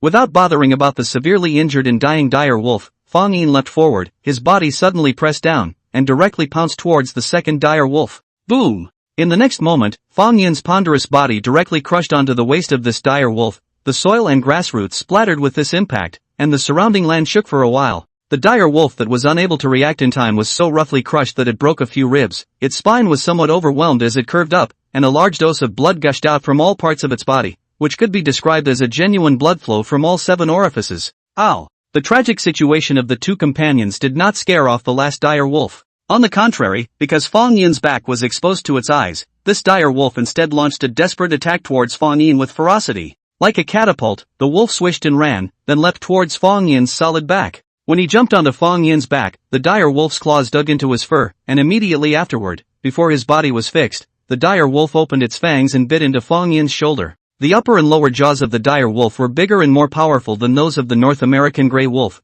and their canine teeth were sharper, which made their biting force quite astonishing, no worse than that of the leopard hyena. As the dire wolf bit down, Fang Yin only felt a sharp pain coming from his shoulder. Turning his head and seeing the rest of his vision, he saw that the dire wolf was biting down on his left shoulder. Unfortunately, Fang Yin was unable to accomplish a handsome over-the-shoulder fall due to the body structure of the Dinobot. However, Fang Yin had his own method, only to see him swing his body violently, do a cartwheel, and throw the unsteady dread wolf on the back of his shoulder onto the ground. Fang Yin, who had also fallen to the ground, was very sensitive, and climbed up with a roll, and in the process, counter-pressured the body of the dire wolf. The ferocious dire wolf still wanted to resist, but the difference in size and strength between the 2 sides was too great, so Fang Yin used his forelimbs to steadily suppress it, and at the same time, he roughly tore into its spine. Only hearing a numbing crunching sound, the dread wolf quickly stopped struggling and collapsed to the ground. Although it hadn't completely died, it had actually lost consciousness and could no longer move. Then, Fang Yin was not careless and quickly killed the 3 seriously injured dire wolves one by one. Finally, he checked the wound on his shoulder. Fortunately, the dire wolf was unsteady and had not found a good point of strength, so the bite did not touch the bone, but was only a superficial wound. This was Fang Yin's first time fighting a predator like the dire wolf. Originally he had thought that the dire wolf was as easy to bully as the leopard hyena, but from this battle, he had deeply felt the unity and ferocity of this creature, far more difficult to deal with than the leopard hyena. Compared to the North American gray wolf, the dread wolf's physique was much shorter, thicker and stronger. Their shoulders were broad, their head was large and heavy, but their brain size was smaller, and their jaws and teeth were much stronger and more powerful. As a result, dire wolves are inferior to North American gray wolves in speed and endurance, and slightly less intelligent, but have a more fearsome bite and a more robust physique. In packs, even top predators such as cougars, edge-toothed tigers, or differently edged tigers have to be afraid of them, and often have to avoid them. Ding! Host hunted and killed a dire wolf, gene points plus 35. X3. The 3 dire wolves brought Fang Yin a considerable amount of gene point income, however, it did not trigger the gene duplication system beep. Fang Yin threw the corpses of the 3 dire wolves to a location far away from his cave. He didn't bother digging a big hole to bury them, it would be easy for them to be thieved again. After he was done, he brought back the stolen little howler monkey's body, and then went back to sleep. Amidst the shroud of night, a few dodo crows watching from the branches of the trees witnessed the entire process of Fang Yin dumping the body of the dire wolf in the wilderness, and as soon as they waited for Fang Yin to leave, they immediately flapped their wings and flew down from the branches, hissing in excitement. Ow! However, before the dodo crows had the chance to properly enjoy the delicacy, they heard a long wolf howl snapping out, and more than a dozen pairs of eyes glowing with green light immediately appeared in the nearby bushes, as terrifying as ghostly flames. G.A. G.A. The dodo ravens flew up in fright and didn't dare to linger any longer at all. Soon, a pack of dread wolves revealed themselves from the bushes, and they quickly came to the side of those 3 dread wolves' corpses, letting out a burst of low growls. The leading dread wolf king quickly judged that these 3 dread wolves were not members of their pack, and by the looks of it, they were probably strays.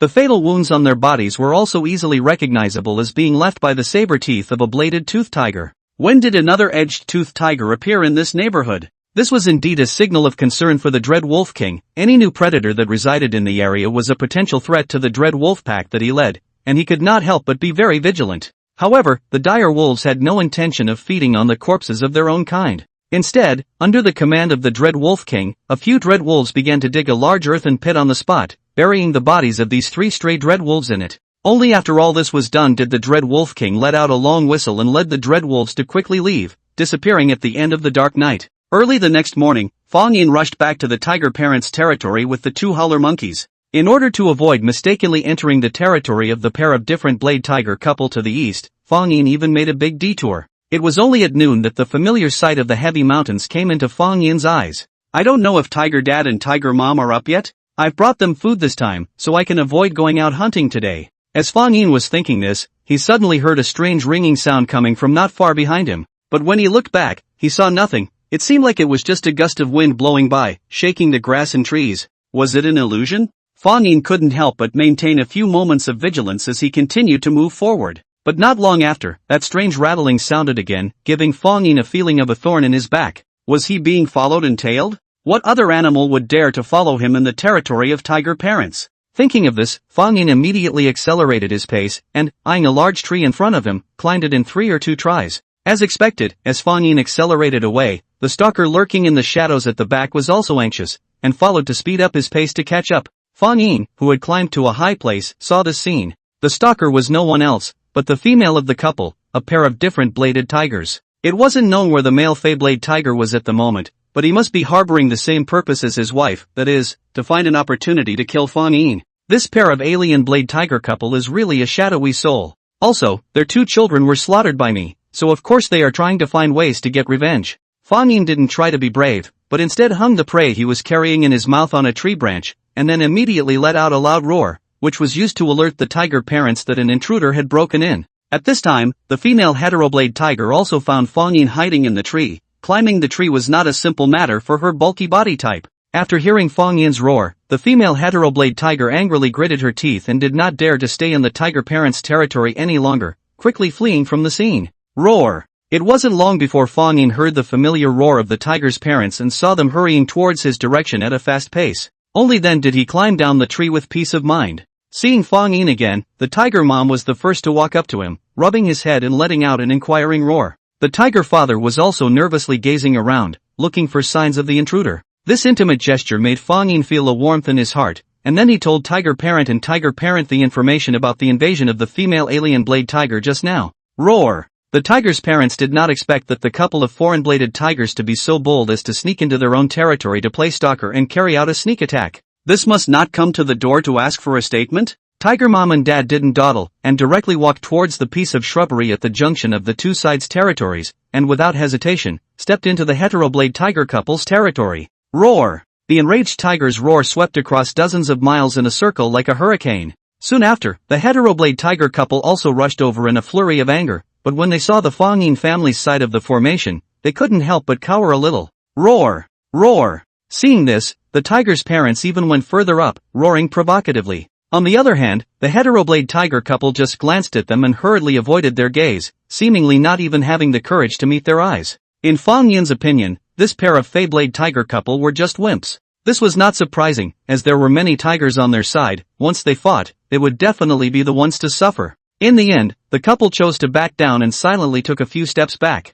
Seeing that the other party had no intention to fight, the tiger parents did not push any further. The tiger father just lifted his leg and peed on a nearby tree. And this action instantly deeply irritated the heteroblade tiger couple, causing their expressions to instantly become hideous and their breathing to become ragged. However, looking at Fang Yin's family on the opposite side, the alien blade tiger couple was only impotently furious, and in the end, they chose to silently turn away. Seeing their defeated appearance, Fang Yin was the one who felt out of breath. It was thanks to the tiger's parents helping him out. However, this was only treating the symptoms but not the root of the problem. As long as this pair of alien-bladed tigers survived, then their threat to Fang Yin would always exist. He preferred to use his own hands to solve the threat on this side of the couch. After returning to the territory with the tiger parents, Fang Yin also gave the bodies of the 2 howler monkeys to the tiger parents as a token of his appreciation. It just so happened that the tiger parents hadn't had time to go out hunting today, and with the food Fang Yin brought back, it saved them a lot of work. As he watched his parents and Sledgehammer Orange devour the food, Fang Yin's eyes softened a bit.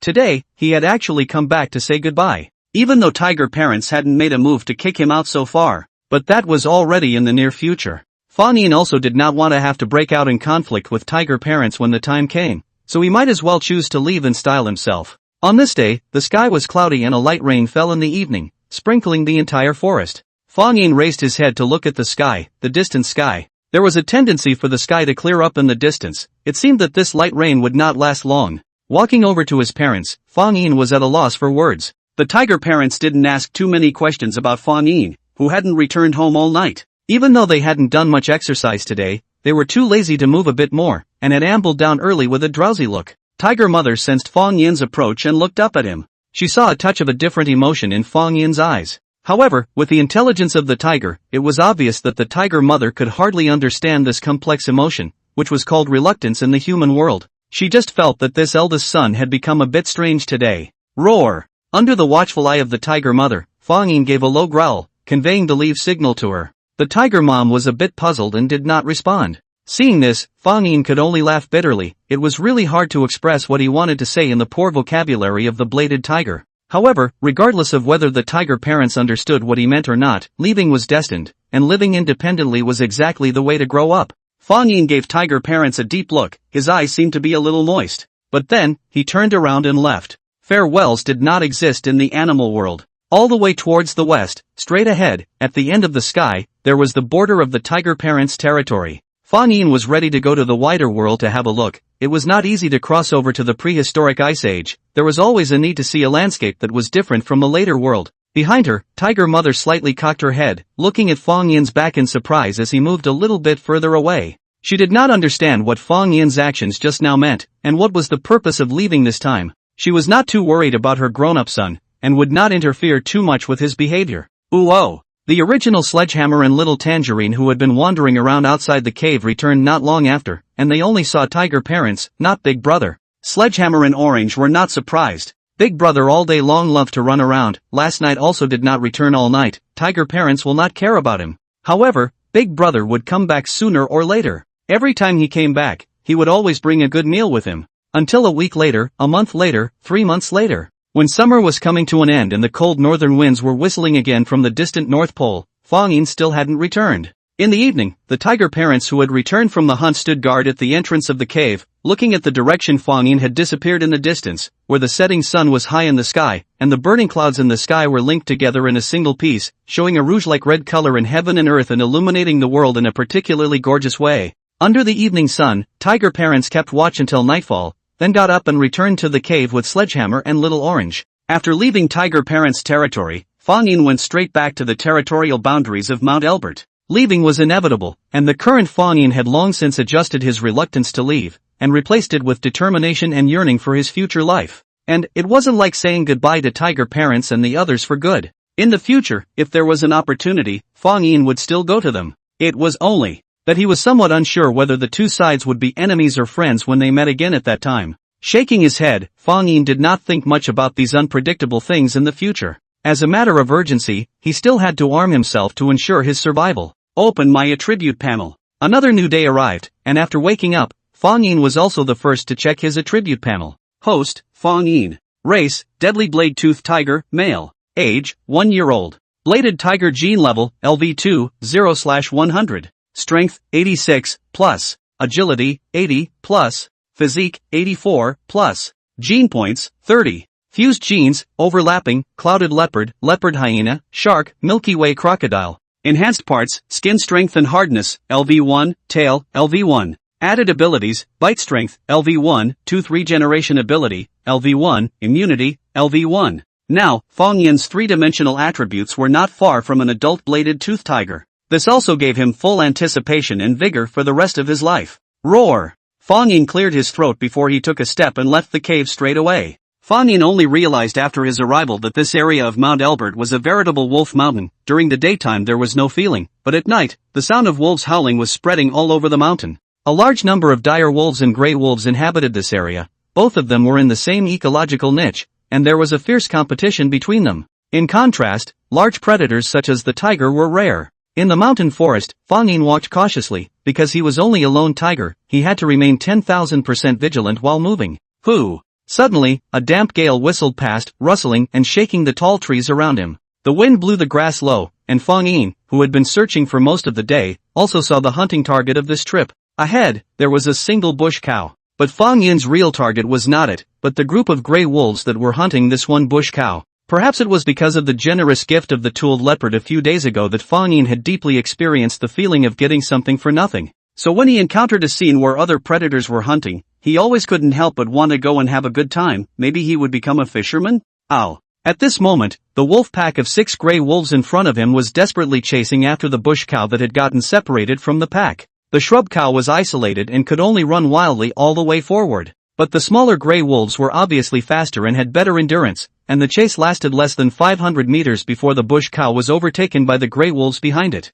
Only to see that the fastest gray wolf seized the opportunity and leaped. His movements were swift and decisive. Jabla! The gray wolf's claws fiercely grabbed the shrub cow's hips, while its hind legs stomped hard on the ground, trying to use the momentum to jump onto the shrub cow's backbone. The shrub cow's body was staggered a bit by the impact, but it still managed to stabilize itself and continued to run away with the gray wolf on its back. It was difficult for the gray wolf to fix its body with just its claws, and in desperation, it opened its fanged mouth and bit down on the shrub cow's left thigh. Moo! The shrub cow mooed in pain. As if in a stress reaction, it immediately used the hoofed animal's best skill, kicking back. A heavy flying kick directly hit the gray wolf's soft abdomen, instantly causing the latter to roll to the ground. Oh! With such a heavy blow, the gray wolf, whose tonnage was estimated to be only 1/10 that of a bush ox, couldn't handle it and was almost about to die. However, the gray wolves at the back were not at all deterred by their companion's tragic situation, but instead, they launched their forward and backward attacks even more ferociously. One after another gray wolf jumped up and pounced on the bush cow, with the same action as the gray wolf that was kicked away. Some bit the bush cow's buttocks, some bit its abdomen, and there were those who were not afraid to die and directly bit its hind legs. As more and more gray wolves hung from its body, the bush's wounds also increased. The bush cow wanted to continue to escape, but the strength of a single body was ultimately limited. Under the gray wolf's successive attacks, it could no longer support itself, and was dragged down alive on the ground in this way, splattering a large amount of dust. Seeing the delicious prey finally fell to the ground, the gray wolves suddenly became excited, and swarmed up to start killing the bush cow. The gray wolves tore at the neck of the bush cow, tore its abdomen, and pulled out a large pile of bloody internal organs with incomparable cruelty. After several minutes, the cow symbolically stomped its legs and died. Wonderful, really wonderful. Fang Yin, who was secretly watching all of this, even wanted to applaud this group of gray wolves. Unlike the panthers that followed through with the blitzkrieg, the wolves emphasized on group hunting, which was also a very effective hunting method. With the tactics of the wolves, they were even able to hunt behemoths such as longhorn bison, American bison, and giant clawed ground sloths. At this moment, after the successful hunting, the gray wolves could not wait to enjoy the prey at the same place. Still following the same rules, the head wolf enjoys the priority to eat, the rest of the gray wolves are hungry, but also can only endure for a while. Anyway, this bush cow is so big, enough for them to eat until the whole wolf pack is full. Just as the gray wolves' attention was focused on the corpse of that bush cow, Fang Yin, who had been lurking for a long time, knew that the time had come. Swish! Quiet as a child, moving like a rabbit, Fang Yin's figure burst forth and he launched a full-speed charge. In the process of running and charging, the tiger claws in Fang Yin's palm pads quietly popped out, the sharp claws emitting a subtle sound of sharpening knives. Boom boom boom boom. The sudden sound of footsteps from the rear instantly attracted the attention of the gray wolves as well. It was at this time that they were shocked to realize that there was actually a bladed-toothed tiger that had been hiding behind them. The average gray wolf's body length was around 1 meter, with an average weight of 50 kilograms. Compared to Fang Yin, the difference was nearly 3 times. Not only was there a difference in size, but what made these gray wolves even more terrified was that the look in Fang Yin's eyes seemed to be a result of a process.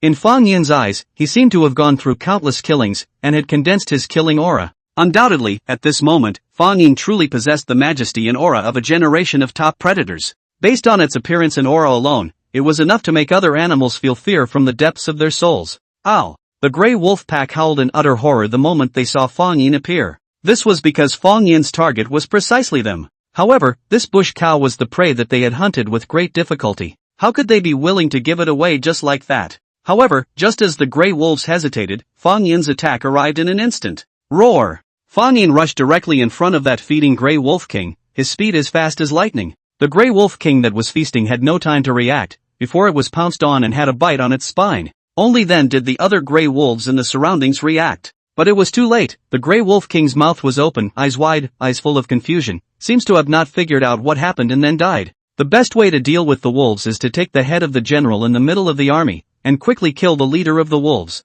Without the command of the head wolf, the wolf pack without a leader will become a piece of scattered sand. As expected, after the Grey Wolf King lost his life in the tiger's mouth, the rest of the Grey Wolves were dumbfounded for a moment and ran in panic. Ow ow. However, they were somewhat at a loss for words, neither daring to go forward and launch an attack nor willing to leave. They could only run around hastily not far away, yelling like they were colorfully intimidated. Fang Yin quickly loosened his saber teeth, letting go of the Grey Wolf King whose mouth was already broken, raised his head, and looked at another Grey Wolf. Killing just one Grey Wolf could not be enough. Fang Yin, I want to fight 10. JPG. Whoosh. Fang Yin didn't stop for too long, once again leaping out like thunder, lunging towards the Grey Wolf that was barking happily. Seeing that he was too fast, the Grey Wolf knew that it couldn't escape, so it opened its mouth, ready to tear. With its biting power, as long as it was allowed to bite the bladed-toothed tiger, it would also be able to break the latter's skin and flesh open, unable to break free. But Fang Yin didn't give it any chance. Violently raising the tiger's palm, he directly smacked the Grey Wolf's hideous facade. Boom! The Grey Wolf's head instantly lolled, without any resistance, and it fell to the ground headlong, and its fang-covered wolf's mouth violently closed in Fang Yin's palm strike. Not only did it not bite Fang Yin, but instead, it also bit off its own tongue that was exposed to the outside. Oh hoo! The Grey Wolf that fell to the ground was paralyzed on the ground, letting out a strange miserable cry. Only half of its tongue was left in its mouth, and blood still couldn't stop flowing out of its mouth. Roar! Fang Yin didn't waste any time in mending his sword, but instead turned around and directed his violent and ferocious gaze towards another Grey Wolf not far away again. At this point, the Grey Wolves did not know the ferocity and terror of this bladed-toothed tiger, and even if they could no longer let go of the bush cow that they had not yet had the chance to take a bite of, they were forced to flee in haste. However, Fang Yin did not intend to let them go. He charged up again. It wasn't long before two more Grey Wolves fell to the ground, wide-eyed and dead. The two Grey Wolves that had managed to escape had already been scared out of their wits, and they hated their parents for not giving them two more legs, so they used all their strength to run away, not even daring to turn back. I believe that this mountain forest will be the shadow of their life. Ding! The host has hunted and killed a Grey Wolf, gene points plus 30. X4. 120 gene points into the account. Not only that, Fang Yin had also picked up a sumptuous beef meal for nothing. No one would be able to resist the temptation of this snipe and muscle trick. This was Fang Yin's first time eating beef, and before that, tiger parents rarely hunted these bison on their own initiative. After a taste of fresh, Fang Yin began to dismember the bush cow on the spot, and then one by one dragged back to the cave, and dug a number of holes to fill in.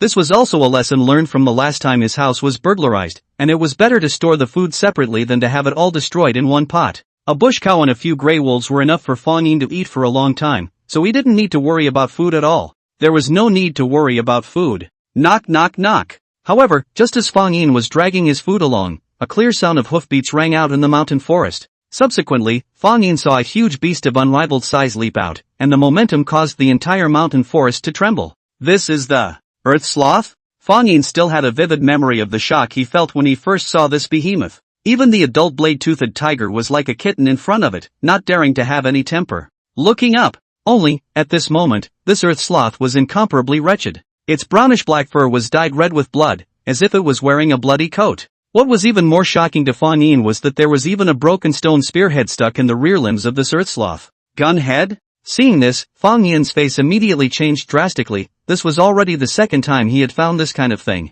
Unsurprisingly, this earth sloth was the prey that a group of primitives were hunting. The population distribution of these terrifying upright apes was far wider than Fang Yin had imagined. Whether it was the Rocky Mountains in the north or the Mississippi Plains in the south, there were traces of their activities. The first thing Fang Yin thought of when he realized this situation was to hurry up and leave, not to get involved. However, on second thought, he thought that he couldn't always run away like this, because there would come a day when he himself would also encounter danger. Fang Yin still knew nothing about these primitive people. He didn't know their physical characteristics, he didn't know what their hunting tools were, and he didn't know what kind of attack methods they used. Since this was the case, Fang Yin felt that he needed to know about his possible future enemies, so that he could know his enemy and know himself in order to be able to fight without danger. With his mind made up, Fang Yin immediately climbed up a large tree not far away, and climbed to the crown of the tree, which was more than 10 meters away from the ground. With the dense foliage covering him, it wasn't easy for the animals on the ground to spot him. Not long after Fang Yin had hidden his figure, a hound's barking sound suddenly rang out. Following the sound, Fang Yin immediately saw several hounds shaped like grey wolves searching around, and behind the hounds, a dozen or so Clovis people dressed in ragged and tattered animal skin garments also came into his eyes. Humans! After such a long time, Fang Yin had seen a creature like a human for the first time. However, he did not have any feelings of closeness, but more of fear and worry. Woof woof woof! Soon, the hounds that were searching after the bloodstains and footprints made a discovery and barked in a certain direction. Expectancy! The poor earth sloth, which had always roamed around with its huge size, was completely horrified when it saw these short and ugly upright apes, and even the injuries on its hind legs couldn't be cared about, so it panicked and continued to run away. However, the sharp end of that one gun had already deeply dug into the flesh of its hind leg, making it very difficult to walk, let alone run. The hounds were rapidly chasing after it, while those Clovis hunters also raised their stone javelins high in their hands. Poof! In the next second, Fang Yin saw a javelin being thrown violently like a cannonball. An air-breaking sound was heard, dull and ear-piercing. Plop! The javelin accurately hit the back of the earth sloth, sticking a deep bloody hole in it and drawing blood. Looking up, the earth sloth instantly hissed in pain, its features twisted together, only for the rest of the hunter's attacks to follow.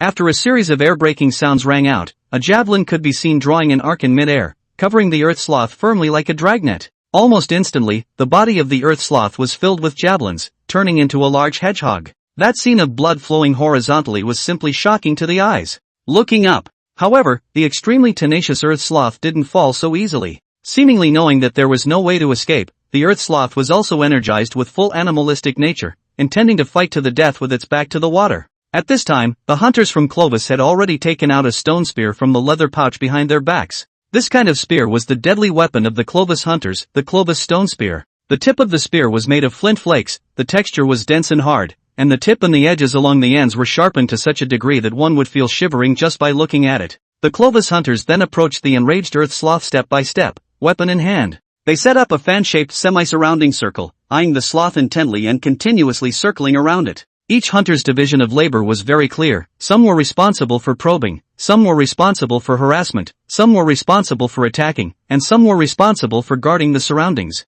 This scene, on the contrary, reminded Fang Yin of the hunting methods of the previous grey wolf pack. There was no doubt about the human's ability to learn, and it was thought that this was the same hunting method that these Clovis hunters had learned from the wolves. Rumble! The earth sloth didn't know any combat techniques, it just lay on all fours on the ground, and then it unleashed a death charge towards the ever-approaching hunters. The earth sloth's size was so strong and huge, and when its limbs were running, it drove up a rumbling sound, just like an armored tank crushing in. The muddy ground was also trampled with deep footprints under its thick hooves. The reaction of the Clovis hunters was also very quick. Anticipating the movements of the earth sloth, they sensitively broke up the formation and dodged away. Immediately after, while the earth sloth was too late to react, poof, poof, poof, the experienced Clovis hunters unanimously launched their attacks, raising the stone spears in their hands and aiming them at various parts of the earth sloth's body. 2 stone spears pierced into the armpits of the sloth. 2 stone spears pierced into the belly of the earth sloth. There were even several stone spears that were directly inserted into the sloth's head. Looking up, at this very moment, the blood-soaked earth sloth was also hysterically howling in pain. It raised its body like a madman, swinging its forelimbs and smashing towards a Clovis hunter beside it. The Clovis hunter scrambled to scatter his hands, trying to dodge. However, he had clearly underestimated the length of the earth sloth's sharp claws, only to see that on the 3 toes of the earth sloth's forelimbs, there were 3 deadly claws that were 40 centimeters long. 40 centimeters! That was nothing less than having 3 machetes growing from the palm of one's hand. Swish! The giant claws of the earth sloth thrillingly slashed across the head of this Clovis hunter, directly slicing off half of his head. Before that Clovis hunter could let out a miserable scream, he fell to the ground, unconscious. Only, the companions. The tragedy of his companion didn't scare off the other Clovis hunters, instead, it deeply stimulated them. Seeing their hands clenched, they exerted all their strength and continued to push the stone spear. Only when the stone spear was mostly gone did they let go. Looking up, in the end, the earth sloth that suffered such a heavy blow, even if its vitality was no longer tenacious, it was completely unable to support it.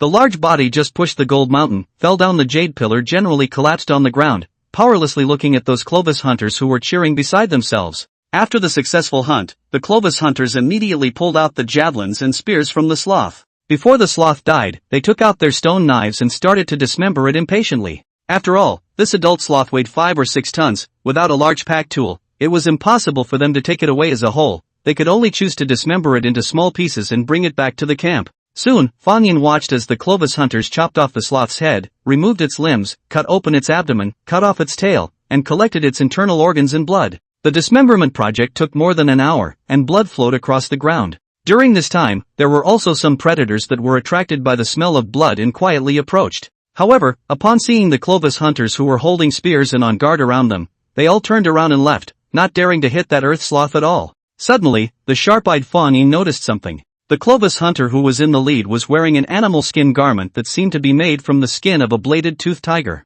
Moreover, there was a pendant on his chest. If it was just an ordinary pendant, Fang Yin wouldn't have cared, but what was on this pendant was clearly a pair of saber teeth of a bladed-toothed tiger. Obviously, this Clovis hunter had once hunted a bladed-toothed tiger. Unlike hunting herbivores for food, amongst the Clovis tribes, some excellent hunters would also choose to hunt ferocious predators and regarded them as symbols of their bravery and fearlessness. Fang Yin remembers that in later times in East Africa, there was a famous nomadic people, the Maasai, who also upheld a similar custom. The Maasai tradition stipulates that every warrior must kill a lion to become an adult. Many Clovis hunters would also take pride in the fact that they had killed those large predators, thus enjoying a higher status and richer resources in the tribe. Finally, after the dismemberment work was completed, this group of Clovis hunters returned with a full load of prey, leaving a mess in their wake. The corpse of that one companion who had half of his head sliced off by a claw of the earth sloth was also taken away. Fang Yin, who had witnessed the Clovis hunters hunting the sloths, was still a little frightened. Terrifying upright apes, they were truly terrifying.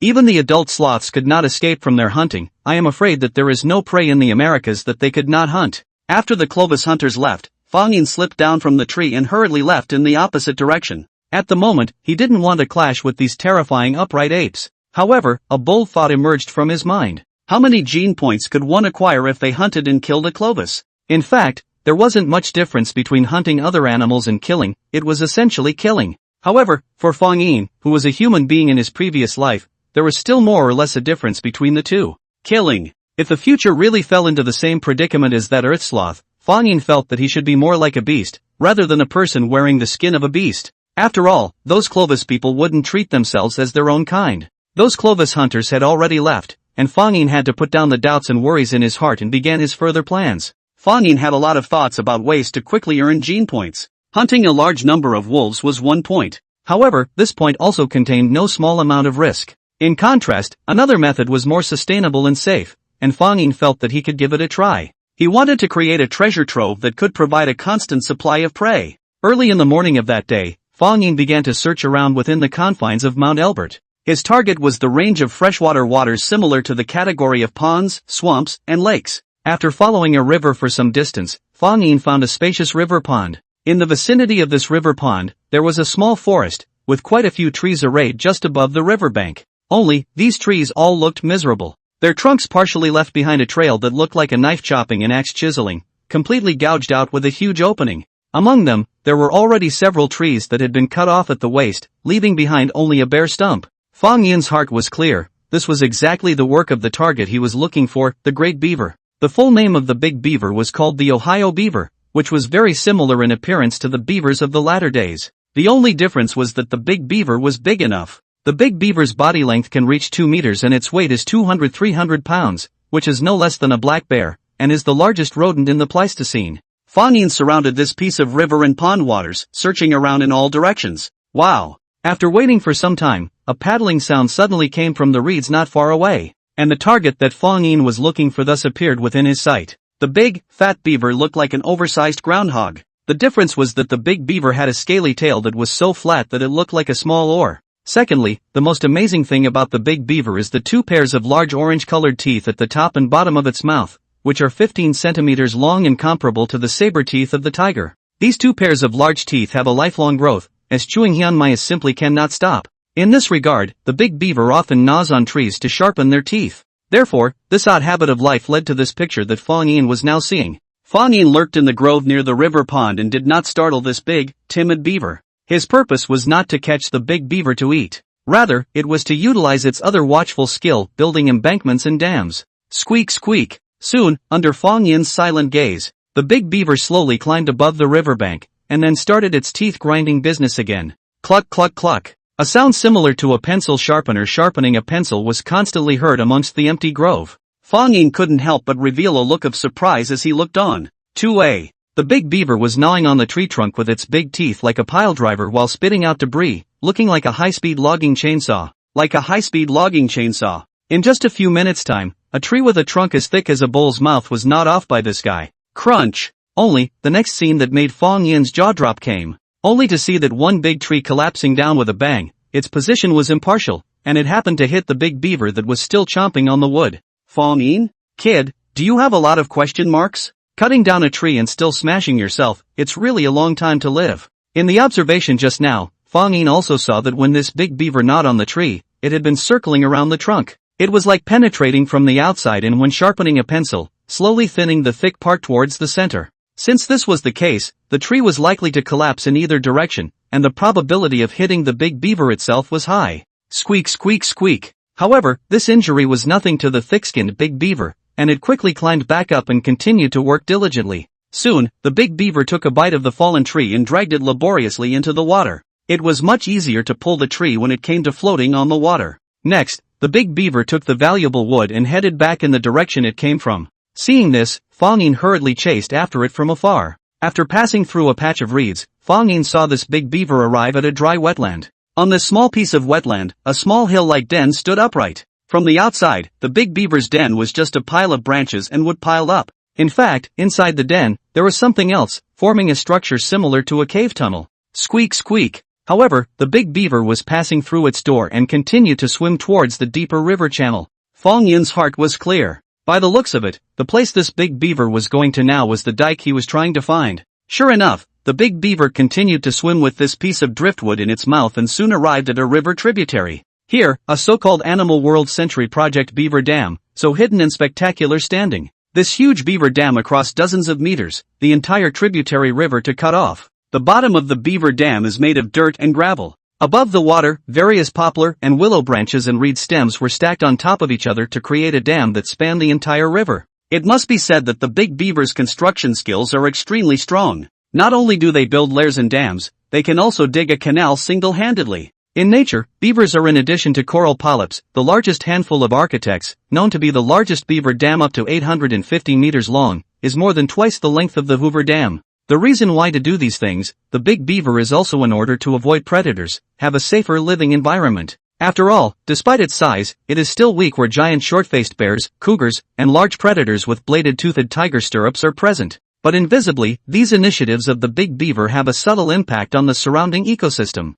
For example, the number of fish that live here will gradually increase. And, because of the construction of the dam, the fish are often easy to enter with the current, but difficult to go out of the backwater. Eventually, the fish can't get in or out, and soon a rich gathering place for fish is created. And the big beavers themselves are herbivores and don't consume fish. Therefore, this place was completely cheap for other predators and became an excellent place for fishing and hunting. And the reason why Fang Yin had come here was for this reason. Perhaps, by controlling this place well, it could become an exclusive fishing reservoir for Fang Yin. Fang Yin also didn't need to inform the landowner of this place, Big Beaver, and directly forcefully expropriated this piece of water. After seeing Fang Yin, the big beaver did not hesitate a bit and immediately slipped back into its den, not daring to venture out. Don't look at its bulky size, but the big beaver was as slippery as a loach in the water. Fang Yin also had no intention of hunting it. Instead, he wanted to continue to let this big beaver build a dike here as a free laborer. In this way, this fishing reservoir of his own would be able to achieve true sustainable development. The tributary waters in this area were flourishing with all kinds of water plants and aquatic plants. As a result, the plankton and benthic organisms that thrive here are also very abundant. This is the kind of food that fish are looking for. Moreover, the lush vegetation is an excellent spawning ground for the fish. During the spring breeding season, the fish gathering here has reached an amazing level. Above the surface of the water, a ripple of water swirled, signaling the abundance of fish in the area. Fang Yin quickly arrived at the bank of the river pond, his body remaining motionless. His eyes traveled over the sensitive and rapidly swimming fish below the surface of the water, searching and waiting for the right moment to strike. Pfffffffff. A small blister surfaced from time to time as the fish swam. This time of year was the migratory season for freshwater fish like catfish and sunfish, and large and small schools of fish were very active. Fang Yin wasn't in a hurry to start either. For him, the skill of catching fish was basically a blank, and his tiger parents hadn't taught him much. However, Fang Yin still knew some common sense.